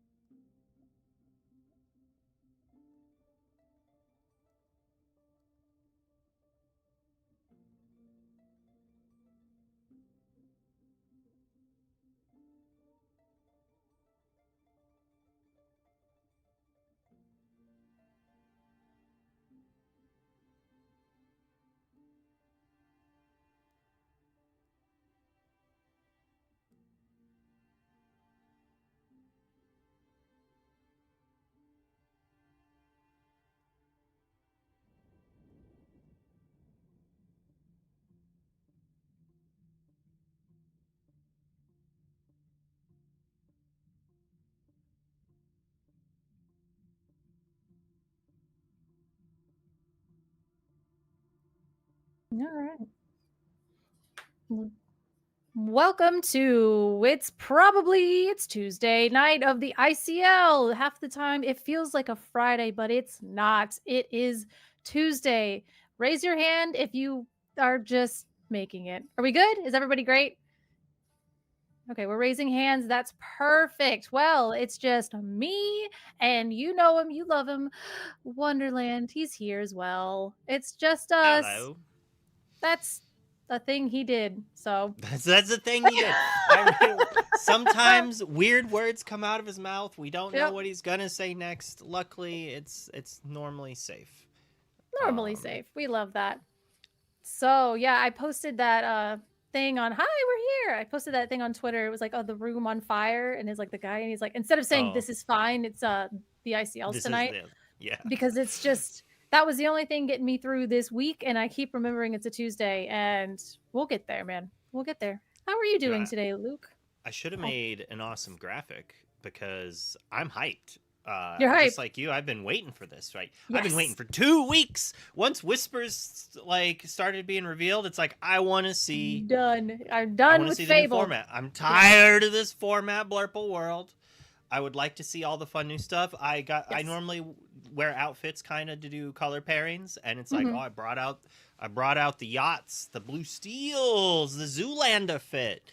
Whatever you want to call the deck. There's so many versions, but I think it's going to be good again. And you know, maybe we get 2 versions. Maybe there's an item version and maybe a ramp version. Like I don't know. And there's a princess version as well because Cinderella is bonkers bananas. But I keep hesitating to call her busted. But man, if you build the deck in a specific way, she feels busted. But you do have to build the deck in a very specific way, which kind of limits you in other capacities. So. No, to make her feel buster. Well, that's what I'm saying. To make her feel busted. She is very strong. Draw multiple copies of her, and then she's busted. Then she's busted. Absolutely. If you, Cinderella on 3, Cinderella on 4 is busted. But, you know, Cinderella on 3, and then another princess on 4, and then another princess on 5. And like, as I'm saying, if you build it in a specific way, she busted. But inherently, like by herself, is just very, very ridiculously strong. Yeah, Which I I think, like the fact that if you're not ramping to like 8, 9, that if you're just gonna play a 5-drop anyways, like you don't even have to ink the next turn. You can just like you play her, you draw the card off of it, you get a loot, you play her, and then you don't do anything, and you just trigger again off the yes, Namari, and then yep, that's how you ink off of it, and then yep, you're not going down on card advantage. People are like, nope, oh, she doesn't draw you blah, cards. blah, blah. Yes, no, she's not giving card advantage in that way, but if you stop inking because she's giving Yes, you ink, yes. that's more cards you get to play. That's a Mhm. form of virtual card advantage. Yes, Um, and it's like filter and like there. I mean, everybody keeps laughing at me, but I do have an Amber Sapphire deck that works because of that reason. Because you stop inking, and every card that you get, you're literally just filtering. So you yep. take your worst card and that you're going to ink anyway. You play your card, you pass your turn, and then you just ink with Cindy. I mean, And the deck, you always have at least one card in hand, and that Amber Sapphire.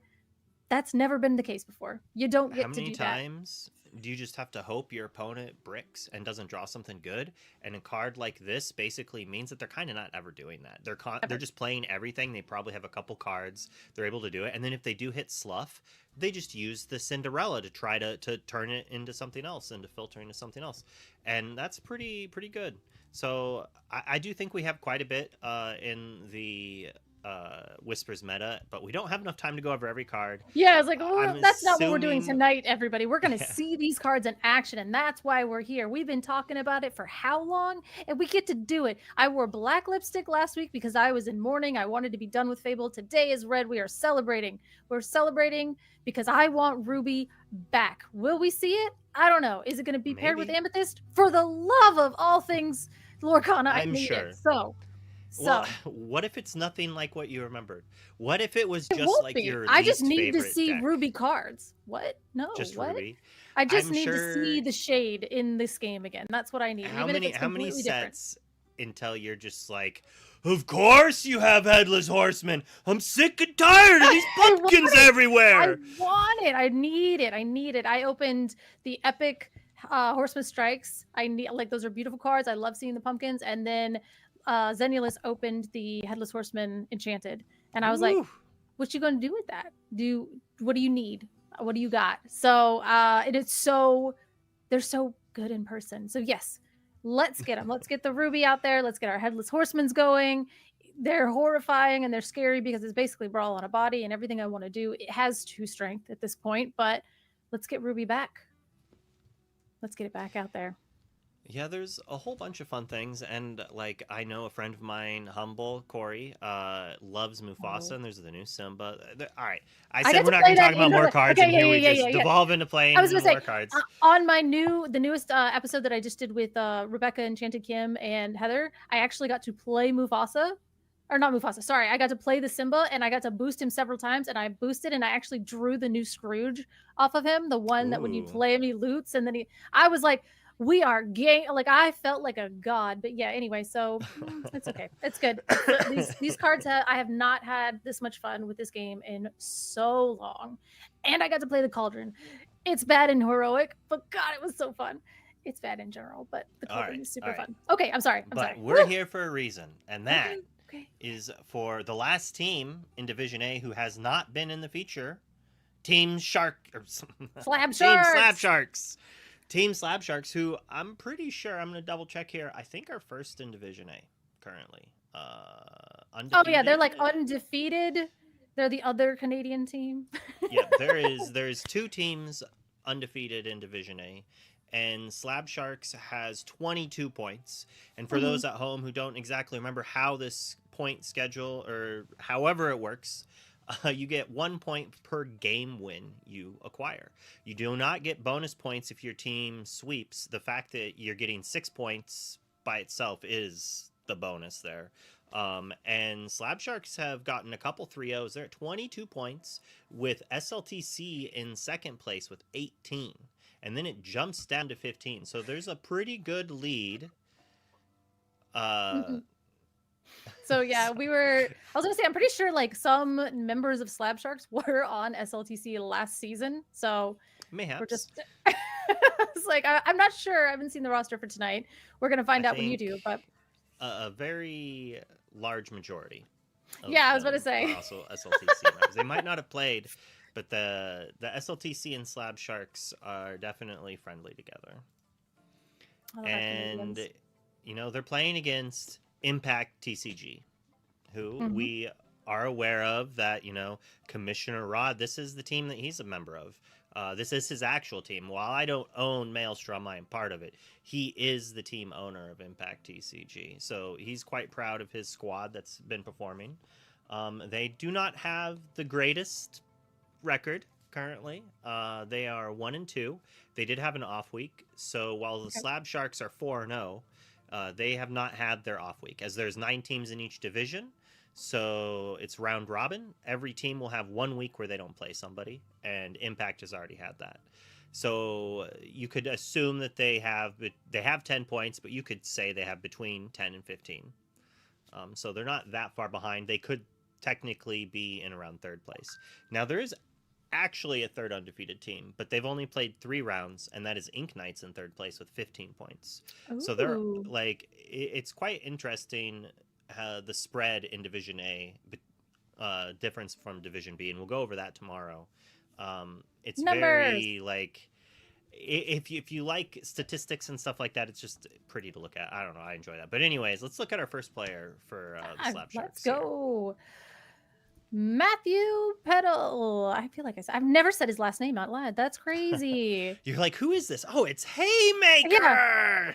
Is this a recent photo? No, I'm just kidding. That is a horrible joke that I'll never live down. Inside joke for everybody. And he has 4 Let It Go with 0 top cut, but look at the sunglasses. So that's a vibe. That is a whole vibe. And everybody, there are so many of us that feel like that. I don't even have a Let It Go, so I don't know what that feels like. But that's got to be like the next bar, right? Like you get a Let It Go, and then you get top cut. Like there's parts of it. So he's got 4 of them, 0 top cuts. But this is our season, right? We're all gonna do it. And then second place, Glass City Showdown in Toledo, and then top 16 at CCS, which is actually probably harder than getting a Let It Go, if I'm being honest. Because I feel like the cut to top 16 should be it, but then they cut to like, I don't know, top 2, and then like out of like hundreds. It's fine. I'm not salty about that at all. I've never even gotten close, so I don't know why I'm salty. But top 16 CCS, where Let It Goes. Recent photo. That's my bet. Recent photo. Yep. Yeah.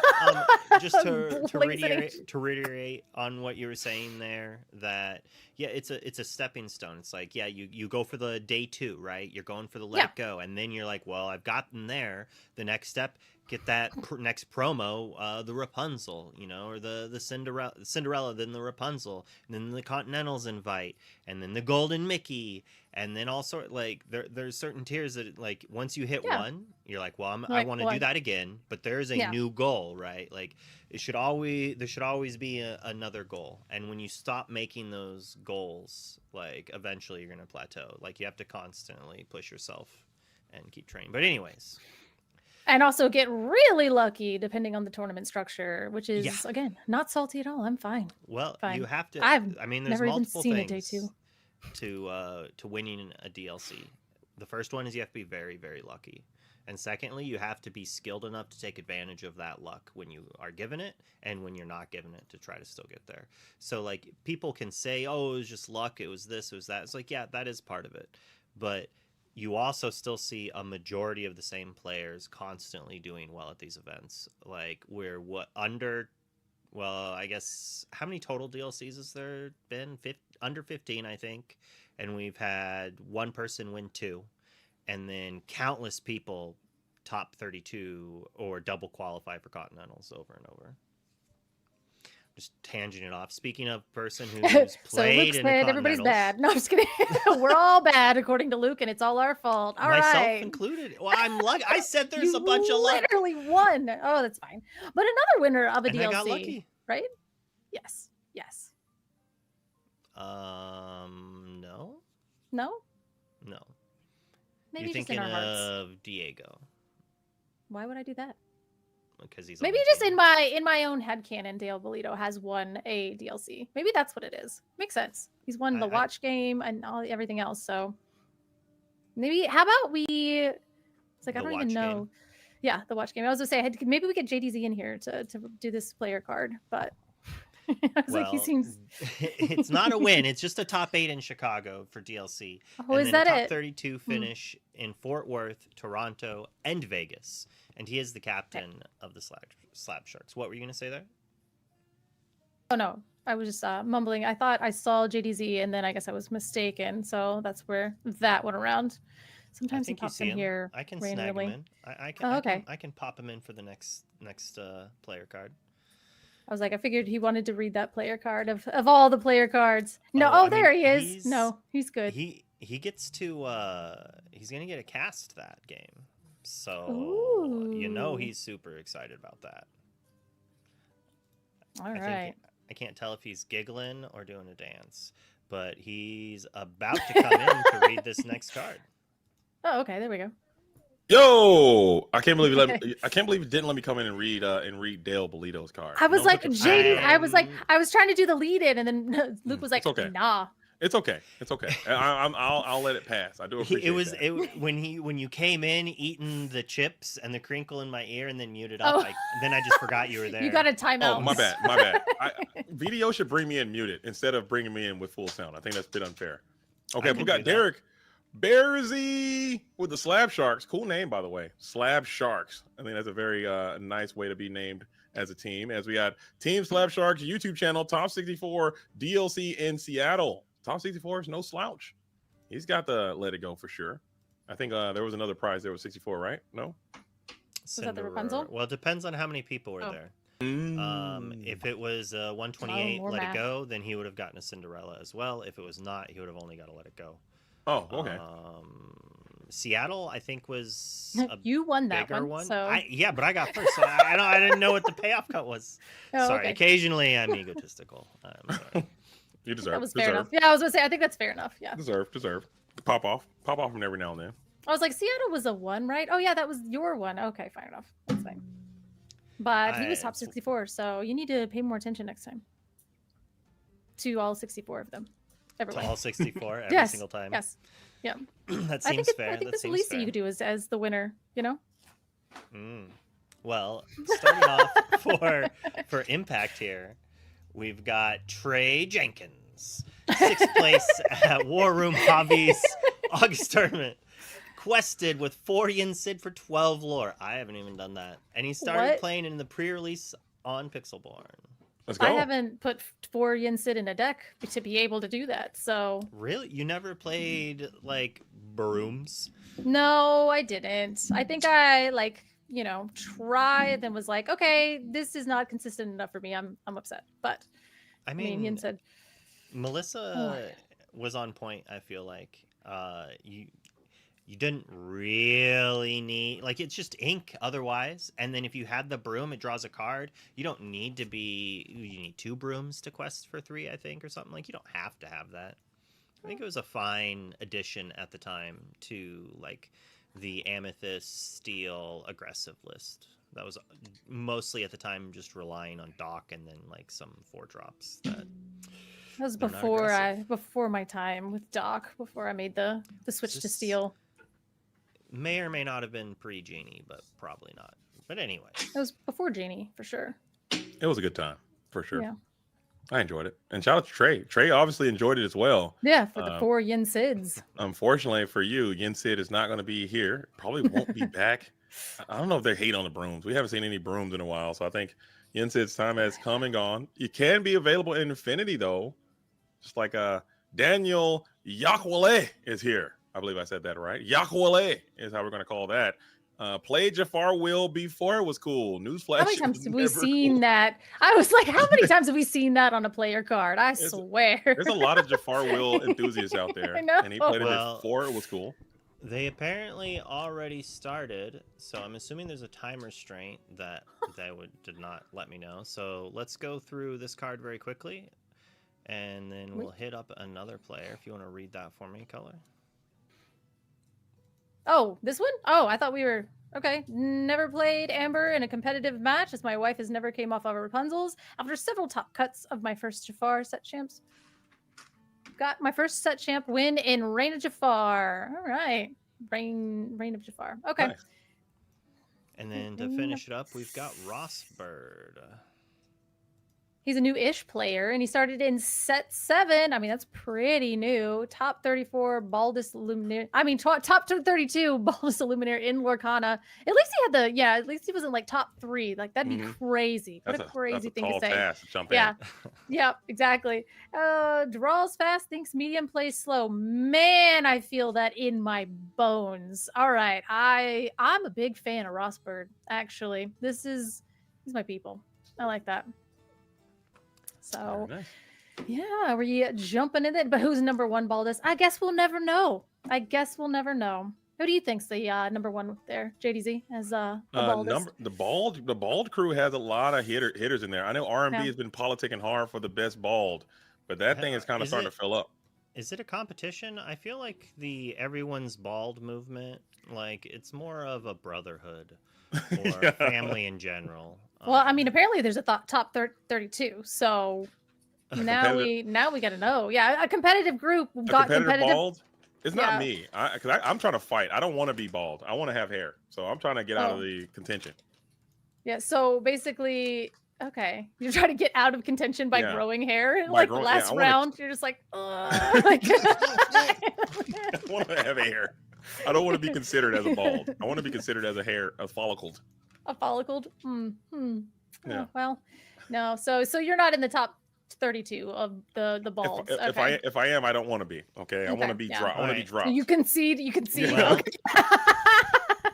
well, JDZ will be able to argue with Color during game 2. We're gonna just cut right into it right now. Let's go. Oh, it's blurry. Oh, there we go. I can see it. Oh, we are literally playing this game, and we do see can't hold it back anymore, just straight into the discard, which I'm assuming we got to use it. But again, at the same time, I have no idea. There's Lexington's on the board. There's Black Heron on the board. I forgot we are playing Whispers in the Well. And we're already up to 7 ink, so we just go ahead and play a Vincenzo and probably take care of that Black Heron. Yes, that is a 3/3. It's a 2-cost inkable 3/3. Guys, this card is so good. If I had 2 lore on it, it would just be like upgraded Smee, but we're not doing that. And we do have our Lexington, which is our 3-cost 4/4 banana stats. Again, we're in a new meta. Our wells, everything's bigger in the wells. You know what I mean? I don't know what kind of ink and water is flowing through them wells, but everybody grows a bit big down here. And that Lexington has alert, which means he can challenge as if he were evasive, but that doesn't mean that he gets evasive on your turn. So he doesn't trigger Dumbo, but we do see Pete, a good old Pete Games referee, come down, no actions until the start of my next turn. We do have our little Cthulhu knife token to represent that. I like that. Yeah, the knives, no action. Knives, no action. Am a fan. I do like that. And the Vincenzo, it's like we went into a game and I'm trying to catch up, and like he threw a Vincenzo down, and I was like, that is an insane amount of ink for us to be jumping into the game. So we don't see their discard. So I'm not sure if maybe okay, I see a Jasmine. Boom. Okay, yeah. Immediately a discard appears, and we do see a Jasmine. There's several cards in there, so I'm assuming some ramp was had because we are only on 5 ink on Trey's side. And he's brooms Trey Jenkins. Trey Jenkins. And another Vincenzo. Haymaker throwing haymakers. Okay, let's get rid of that Pete. Yeah, okay. So that's 6 lore on the board. Yeah, it's an interesting spot. Like, you kind of want to play control, but at the same time, yeah, I mean, Trey is at 8 lore, can go up to 10, but it's not threatening very much with only 2 cards in hand. That do we really want to just throw a Vincenzo away to trade with 2 Lexingtons and then put 4 damage on the other one? It could be a rough spot, but let's see what we have. Oh, we are doing it.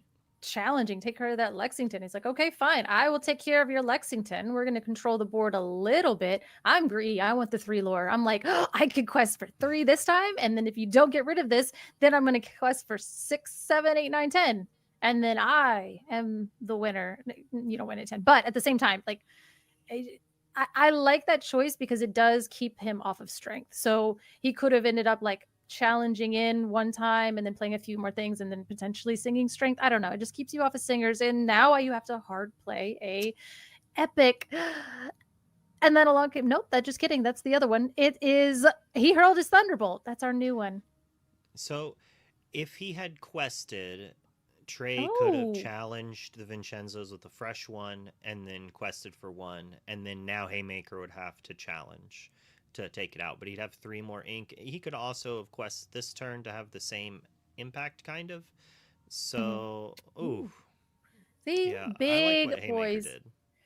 playing just like big boys getting rid of everything. But yeah, I guess it does make sense because he Herald his Thunderbolt does 4 damage and the Lexington also does 4 damage. So we were going to do that anyway, but we are going to play our age-old Genie Wish Fulfilled to draw us a card and wish that it's the best card in our deck, because with a 3/6 and a 2, I don't know, 12, 8, I think it's 8, but it's still that's big stuff. Yeah, it's really on whether Little or stuff. not Haymaker still has like Hades style cards to answer, or maybe a Lexington of his own. I don't know if he's playing it, but it would be a clean answer of sorts outside of another Thunderbolt coming down, which is an interesting thing because Haymaker has a lot of lore to race, and at 3 to 8, gaining 5 a turn, I think Haymaker wins that race. Yeah, we're winning the race here, especially. We went ahead and threw down the Goliath clan leader. So now this card is a little funky. It says too many things, but it is a 6/5, which is fine. But at the end of your turn, if you have 2 cards and more than 2 cards in hand, you discard down to 2 cards, and then you draw that many, or you draw that many. It's like kind of like that. Basically, you're just going to end your turn with 2 cards in hand. And so if Trey has a bunch of cards in hand, that Goliath is going to incentivize him to dump his hand and then draw up to 2 cards. So sometimes when you have a lower to the ground aggressive deck and you have a Goliath across the board, it helps you. But in this situation, we have Goliath, Mulan, that's fine. We have Hades and a Vincenzo, and all of them are very large, and they quest for 2 to 3 lore. Okay, 1 to 3. Ooh, now we have Hades looking for a deal. This is not great, though. You just draw the cards. I've got a Goliath in play. Just draw the cards. And this is why the Punisher mechanic is not great. It's okay. But the thing is like in certain situations, those 2 cards, like, I'm going to play that on my Goliath. But the thing is right now it actually negates it because you play Hades looking for a deal and you target, let's say, the Goliath. And then you say, okay, fine, you can draw 2 cards. But if you do not get rid of my Goliath right now, but you do not have a Long Game Zeus in your deck, then at the end of your turn, you're going to have to only have 2 cards to begin with. So you're drawing, look how many cards he has in hand. And you get to end your turn with, so this is, Hades is so funny with Goliath. I love it. It's a great counter. And if you paid attention to the secondary market at first, Goliath and Demona dropped down in prices fairly heavily. And we're only doing 4. We might see fire the cannons would be an okay way to answer this. Why? Fire the Cannons is going to only do 2 damage onto Vincenzo. Oh, it's a 2/8. Oh, yeah. Well, yeah, he's a 2/8. I was like, I was going to say if we had Fire the Cannons. That's what I was saying. I was like, I think we're putting the 4 damage on it because we got to get rid of that because if like a Haymaker is going to just kind of race at this point because 2, 3, 4, 5, 6, 7, 8, just go to 16 this turn just for funsies. And then Goliath. It's just a perfect example of that Headless Horseman. I'm so sorry. Doesn't do enough. If you're on the back foot, they'll just let you draw cards because it doesn't matter because you probably already have cards in hand and you just can't deploy them all. If you're winning, you're already kind of winning. So it doesn't do too much. So it's barely a win more, and they can just this is random, right? Answer their character. You discard 3 at random. So yes, it is at random. So yeah, the Headless Horseman comes in, basically says that you draw 3 cards and then you discard 3 cards at random, and then you get to do 2 damage per action that is discarded. And that is a Black Heron, so that's 0. We're up to 0 damage. So this is so fun. Okay, that's an Olaf. Oh, I love that Olaf. This is fun. Do it. We're gambling. Okay, so now we're at 0 damage. So now we got 1, 2, 3. We're gonna roll. That's a mystery number. So we're gonna take the 3rd card, and is it an action? Is it an action? It's not. It's a Dumbo. Okay, so we're up to 0, but now Haymaker gets to do the same thing. This is insane. We are going to time every single game in this Whisper's Better. So that's 2 damage from a sale. So we're up to 2, and now we have that's a Vincenzo. That sucks. But hey, Okay, can it be another action? We just need one more, and it is. It's a strength of a raging fire. So now we Yeah. get to do 2 more damage. So we get to take care of the genie. The genie is gone. I mean, that was a clean answer because the strength of a raging fire could have sang and gotten rid of the genie, but instead we discarded it and still got the genie. So the strength of a raging fire still ended up in the discard, and the genie I still think is gone. It's still fun. for We people had watching, fun. I think it might have been better to have inked that Goliath before playing the Headless Horseman, to increase the percentage. Well, the chances of. Oh well, never mind. What am I thinking? He draws the 3 cards. He probably just didn't. Yeah. If he had, it probably would have been fine to ink there before doing it, before drawing and discarding to increase the chances of hitting it, unless your hand is 2 actions, obviously. He's at 16. We were literally watching the Amethyst I'm just Steel being nitpicky. just sitting just there. Being nitpicky. No. I'm just like insane. I have been so ungodly bored with the Fable meta for like since day 2. I'm not even lying. It was literally day 2 where I was like, this is the most bored I have been, and I'm like losing my mind with how cool this is because he's like, you're at 16. What are you gonna do? We're just gonna go to next game because all of those things on the board, half of those cards were new, and it was all so much fun. And I will probably not stop screaming about it until we get to Winterspell because it's just like a breath of fresh air. It's like the reason I started playing Disney Lorcana was the deck building, the cool mechanics, the flavorful like Hades looking for a deal. You know what I mean? Like that's so like it's so good. And it was so poopy before, but it's okay. We're past it. I'm fine. I have no trauma whatsoever linked to the Fabled meta at all. None. Haven't talked to my therapist about it at all. So it's a fair steal. I'm so fine. So yeah. We did get to go halfway through that game. So hopefully we'll be able to see the beginning of the game. Now we're going to have our brooms, Trey Jenkins on the play with our Amethyst Steel. And again, we got to see a couple of those new cards. We did see the Olaf helping hand discarded, which is the one that says, you know, when this character leaves play, you're able to like basically bounce something back to your hand. And so that's really, really fun. Yeah. And so that's really fun with like the boost mechanic because then you're kind of drawing cards, you know, you're tucking cards under cards and then you bounce them back and yep. I mean, I like the mechanic just for that ability right there to be able to do that. To be like boost, yeah. It's definitely some strong stuff happening. Again, like that Simba was super fun. I was like, this is an overcosted mess. But then I had like Lantern and then I had some other things going on. And I had like, so I was like, well, we got there. Allies, right? Yes, that was in the heroic allies on the other side that I actually streamed on Twitch for the first time. Ooh. It's crazy. I know. It was live. Let's see. Shout out. Oh. Are you not in Twitch chat right now, are you? Am I not? I think. Does your name not start with a C? It does. I'm in there. Okay. Oh, you weren't. You weren't for a second. If you want to check out any of her other streams she does, that's in the chat. The one stream that I have, yeah.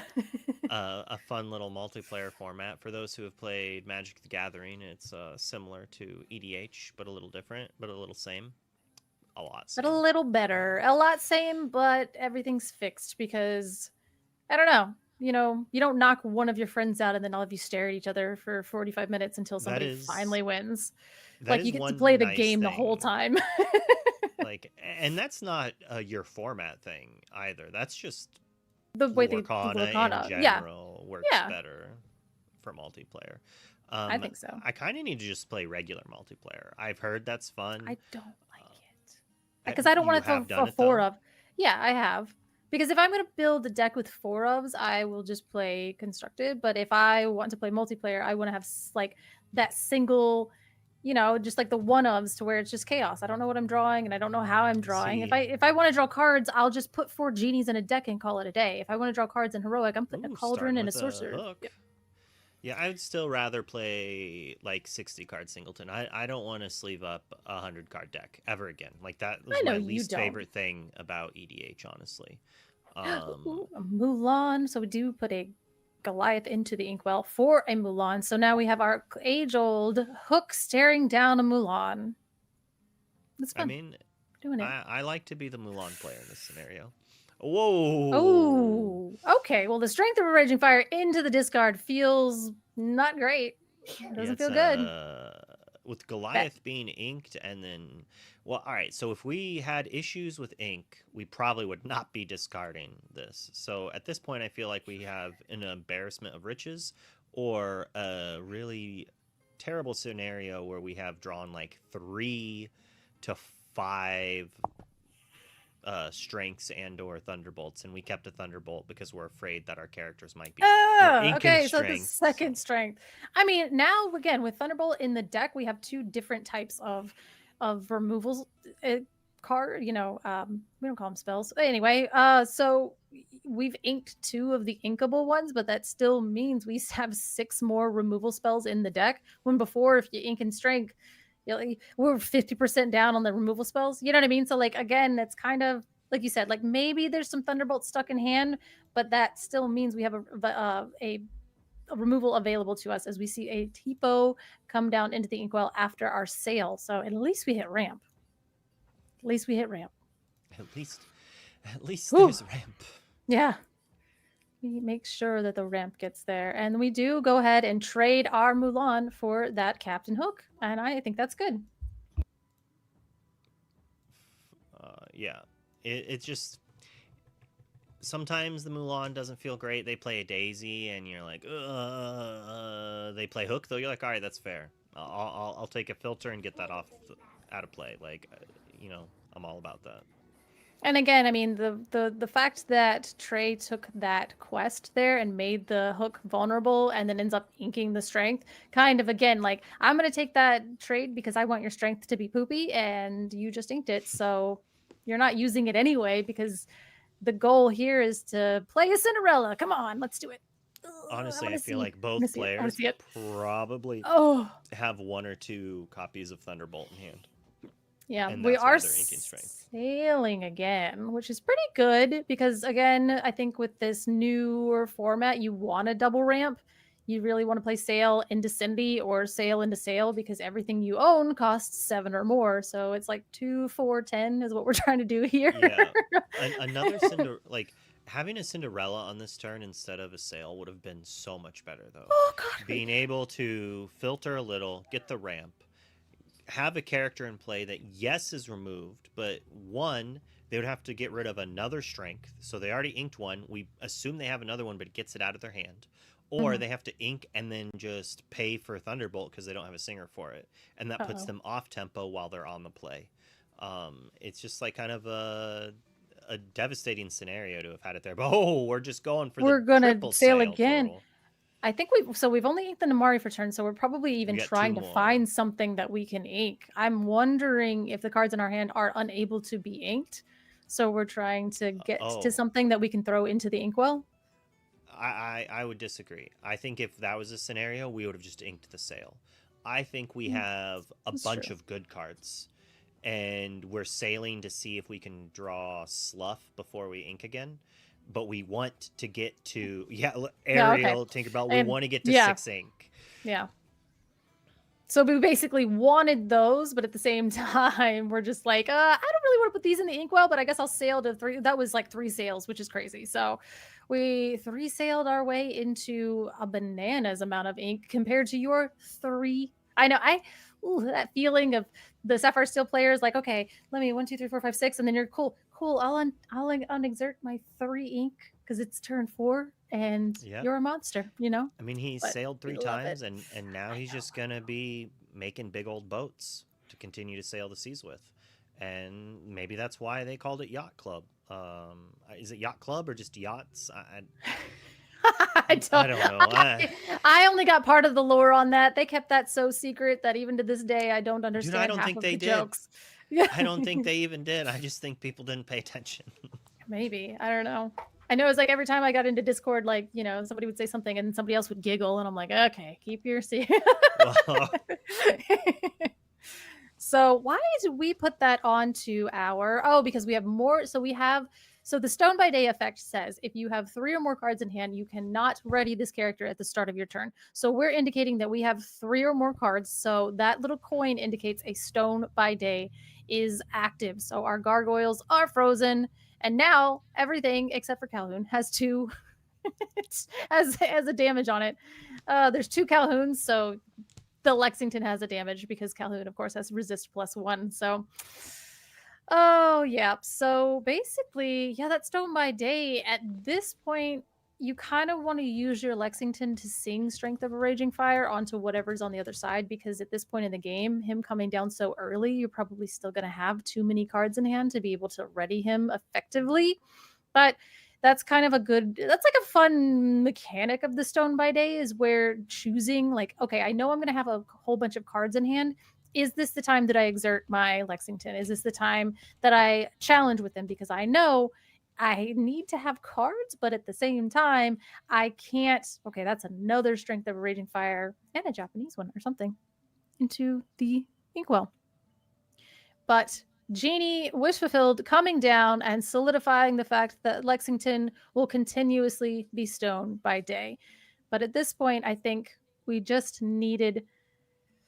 All right, we're going aggro. We're full aggro. I don't even care at this point. You're going to have to throw your Tinkerbell into one of these Calhouns, into this Lexington, to then, put 2 damage on the Genie, because again, Calhoun has resist +1. So, I mean, it's an interesting thing. If we have another Tinkerbell, we get a hit of Calhoun, shoot the Genie, play Tinkerbell to get rid of or we shoot the Lexington and then play the Tinkerbell to get rid of the other. Oh, that also does it. The Vincenzo Santorini coming down and just blowing holes into our Genie and putting him straight into the discard. Yeah, that's a much cleaner way, because now we have a 2/8 the quest for 3. Again, I think that is it's like definitely Sapphire Steel's like, oh, we're ramping and then we're going to throw haymakers. But now it's like we are power ramping and then only throwing haymakers. And that is like, I don't know, isn't that like a thing in Magic where it's just like the big stompy boys? Like that's basically what we get to. It's just like, just ramp to big stompy boys. Oh, you have muted yourself. It's okay. You're like, you fool. You fool. You muted yourself while you meant to talk. How embarrassing. Yes. In Magic, it is a thing to an extent, but it's okay. It's format based, and like Magic has multiple ways to counteract ramp. That said, they did ban a card that was just like Sail. But you could play it as an instant at the end of their turn. I think that was the main thing, so you could represent counter magic, and they don't have that in this game. But that's one way to fight ramp. It's hard to say, oh, and we've got a Pete coming down with a dock. Fairly aggressive play. Yeah, we did see... Yeah, I was about to say, it seems like we were kind of gummed up there, basically putting Demona into the Inkwell, playing the Pete, playing the Dock, discarding what, like you said before, you did say, I think they have a Thunderbolt stuck in hand. And that seems to be exactly the case, because we opted not to use it and just kind of get through our situation here. And now, no actions on your turn. But again, with 7 ink, I don't really need that many actions. I just need my Hades and my Vincenzos and my Tinkerbells. And that's kind of where we're needing to be. We already sailed 3 times. I'm not going to sail again. Your Pete's fine with me. Chat, I'm never going to shave my head. I might get a haircut, but I'll never go bald. I have alopecia. I will never go bald again if I can help it. Out of sheer force of will, we are not going bald. I mean, I think that's a good stance. It's a great stance, as we do see Haymaker it won't genetically. Happen. You're like, oh, okay. Genetically, it won't. My mother's dad had a full head of hair till the day he died, and that's where you get your hair genetics from. I love when people say that. Like, my dad died with a full head of hair. No, like, my mother's dad. My mother's I know. dad. I'm just saying, Cinderella, we see her. Dreams really do come true, and she's here. So a little late. I mean, is she a dream or just an okay, whatever? But then again, basically, we're not going to ink for this turn, and then we're going to pass our turn and basically take the worst card in our hand hand, ink it into the inkwell, and then draw a card and hope that now all of a sudden it is the best card in our hand. Or probably it's just another another Cinderella. cheapo, which is like, oh my god. Yeah, right? If it was another Cinderella, I would be so mad because you could have just slammed both of them and then you get to double filter. And it's so good. Well, but then that would have taken the last card out of his hand, and then he'd have to filter no matter what. but if it was terrible, then no, because you can trigger Cinderella, you can ink, draw a card, look at that card. If you want that card, then you can trigger the second Cinderella and ink that. I'm saying that he has 2 cards in hand right now. He would have had to ink for his turn. Okay, Nope. so he had 3. So he had 3 after playing the Cinderella. So he could have inked and played it. And well, all right. So no. So he inks for turn, has 2 cards left. Plays Cinderella, has 1 card left. Has to ink that card to draw a card. Then has to ink that card to draw a card. So if the first card you draw is a good card, you miss out on the next ink. Yeah, but that's fine because you were looking for a good card. That's the whole point. At And this that point, with this much requires ink, you don't really having care about 2 ramp. more bad cards, and it's possible that Haymaker Then you had just 1 don't more get rid good of 'em. card. Then you just have the Cinderella on board. But I mean, you don't play the Cinderella if you have a good card, but if you have a bad card, you play the Cinderella, get the bad card out of your hand, and then you go. Or you just play the body on board. Do you think Haymaker has a Tinkerbell? It would be pretty good right here. I mean, oh my gosh. Pretty dang good right here. That would be devastating. Yeah, I mean, it doesn't even matter. Just play the Tinkerbell and you can have the 1 Dumbo trigger. But no, we are going to go ahead and play the Horseman. Okay, but like, you can sprinkle the damage. Yeah, I'm pretty sure. Like, individually. Drawing. Choose what? Oh. When you play this character, each player draws 3, then discards, choose an opponent. So you draw discard first. All right, that's pretty good. That's like do you do is it 2 damage? 2 damage for each action. So you can deal 2 damage. So you get to choose individual targets for the 2 damage, correct? No. Choose an opposing character, so just 1. Oh, okay. So you're just about to either. So we're discarding a Dumbo, and then now we have 2 more choices. So we're going to discard a Hades, which would have been, a card. It might have done something this time. Maybe. So now we're going to discard this. This card is so fun. It's a Cinderella. He did have the other Cinderella. Oh no! Well, or drew it's fine. We'll assume he drew it. We're just rolling a ton of dice, and so now we are going to. Oh, that's not good. Okay. So we discarded a Hades. We've got 0 damage so far. Oh, the Horseman strikes. He's gonna get us. Is he gonna get us? Oh, and it was a Mulan, which we had to discard 2 very good cards and do 0 damage. So we gambled, and it didn't work out. I'm assuming Haymaker probably only has like 7. No, 11. 4 sail, 4 strength, 3 thunderbolt, 4. We could say 4 thunderbolt and say 12. So 1 in 6 cards. So there's a high chance that there's not a lot left. Discarding. Yeah. Maybe we just wanted to play the fun card. Look at it. It's brand new and we get to gamble and roll dice. I mean, who doesn't want to do that? We could have played Hades, or, maybe we drew the Hades potentially. Then that would have been awful. That would have been actually heartbreaking because that's probably what we were looking for, when we were doing the Cinderella thing. Sure. And so then you drew the Hades and then you ended up having to discard it with the Horseman and you're like, no, he is the cursed rider. Yeah, that was a cursed play. But I mean, he's a 5/7. He's a 5/7. There's no way that Hades was in Haymaker's hand. He would have just played that. I know, right? There's no way that he was just like, do I want to gamble on the Dumbo? Yeah, exactly. Or do I want to guarantee answer it? Like, I know. Wouldn't it be hilarious if I just ripped a... Oh, so we are going to play the Demona, which says that she comes in and exerts all of your characters, all 1 of your horsemen, and then you draw up to 3 cards if you don't have 3 cards in your hand, which is kind of crazy because then she will turn that like Stone by Day effect on.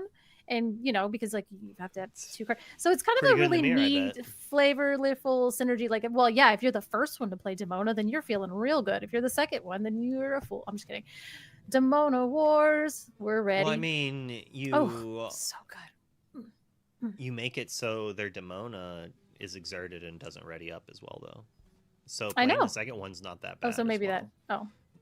So like they're both good. Like the first one allows you to maybe take out their board, and then the second one like makes it so they don't get to ready their monsters. Possibly, you're They're still monsters. in They're a gargoyles. Ugh. not great spot. I just meant monsters as They're in giant mar- characters, Yeah. but The anti-gargoyle I guess they would be gargoyle. gargoyles. Yes. Yeah.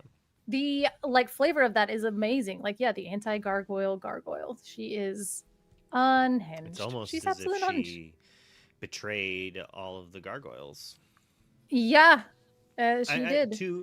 To be fair, To be fair, she did not want the gargoyles to be destroyed. That she Well, just wanted the pesky humans to be like, she was Yo, only Okay, you're trying like to watching murder it. No, I'm just dozens saying. of people. Yeah, no, but like that was the crazy Hundreds of part too. Is people. like, yo, that one episode when she was talking to Lexington, and she was like, I'm like, listen, I'm like, yo, she's making like good points. Am I the villain now? Is that like, did I grow up to be like? Because she's making some real good points.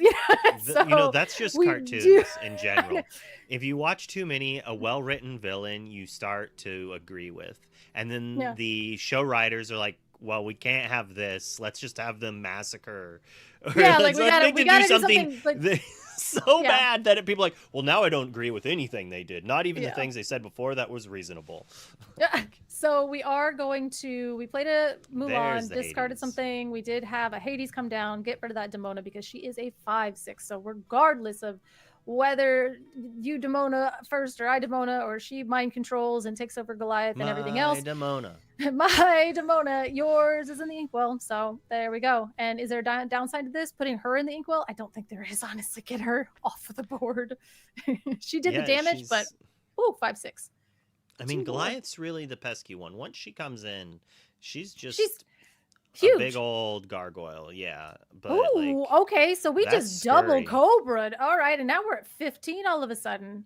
Woo, okay. That's actually all right. okay. all right. I'm here for it. I'm here for it. Do we have So a this- white rose? Is there like one white there's rose? no cards in Trey's hand. So this is an interesting play. Okay. So you have You know, to I think feel like- whether or not your Like, what are you opponent doing? has a headless horseman. Because if you don't think your opponent has a headless horseman, Oh yeah, because does Headless then Horseman you pop? just keep Cobra in hand and play like the Calhoun you discarded. Uh-huh. So then next turn you can You quest can- with both of those, go to 19, Mhm. play that, Mhm. and finish it off. I mean, you'd be at 15. Maybe it wouldn't matter. It would just be like to get an extra character that could maybe quest, but I think I just miscounted, and it's probably the same thing. Yeah, But we're I in was a like, spot where we get to 19, and now I mean, it's going to turn around fast. So basically, what they're saying is now I'm at 17. I'm going to unexert, potentially go to 19, which I mean, at that point, I'm just taking the lore because they're vanished characters and they can just hoof in an instant. And I'm just going to play cards off the top of my deck, and hopefully you can stop them for the next forever and ever and ever. But again, with the characters on Haymaker's side, 2, 4, 5, 6. Okay, we're not going up that fast. Oh, Cinderella only questing for 1. That's why she's not bananas busted, you know? But ew, Namari comes down and that triggers Cinderella, which is great, but slow, and we scoop. Yeah. oh, So- and the boat is Yeah. sinking for game 2. No, we got a game Welcome, 3. Raiders, right into an ad. Unfortunate for you, but Okay, well, we that's don't want that awful. to happen during the game 3, so we're getting it out of the way. It might be irritating, but at the same time, I try to make sure all of the ads happen in between the games, so we try not to lose any action. That's right. Ads, what are those? The real ones? No, I'm just kidding, you guys. Thank you for being here on Tuesday night at the ICL. I have finally accepted that it is Tuesday, and it's okay because we are in Whispers of the Well. And I think I was having like a bad day, and then they threw that first Whispers of the Well card, and now I'm just like, I all have to about like it. I have to like sit on my hands because I keep just like, yeah, I'm just like so excited to see these cards work. And again, like we saw one Headless Horseman do 4 damage, which is like it could do like up to 12. I don't know, it's insane. But and then we saw one Headless Horseman do 0 damage, which is it was fun. We got to roll so many dice. Like it's like we're taking game actions now, and it feels like there's so much more agency because even if we're not doing a ton, the scripts don't feel as railroaded as they do in Fabled, and we're getting to do more things. So again, anytime you feel like you're having game actions, you feel like you're playing the game. And I just think that we haven't felt like we were playing the game in in months, Yep. in personally. Yep. Like, from my It did feel like there was, if Haymaker didn't kind of stumble a little or had like a different opening, he could have interacted there, and he did interact to an extent. He wiped a lot of things, but Trey had reach, like a Yes. big reach. Had Trey That just double played all cobra. those characters and been forced to quest with them, there's a world that Haymaker could have removed enough and quested at the same time to maybe steal that game away. Yeah, absolutely. I mean, that double cobra play, I think, was really that like last little bit. I mean, like gaining 6 just lore. 4, like total, because they quest. oh right, yeah, You because got a they quest quest, with yeah. both, and they so that like I was like, yo, what does Cobra say? I was like, like for a second, I'm like, wait, Yeah. what? Yeah. it's So I super mean, good. yeah, like just instant 4 lore gain. I mean, yeah, sure, I discarded my hand, but at the same time, we saw it went up to 17. We quested, like you said, got 6 lore off of it, get to 19, and then can you remove a Lexington? Literally, you can't. Anyway, moving on, next game. And so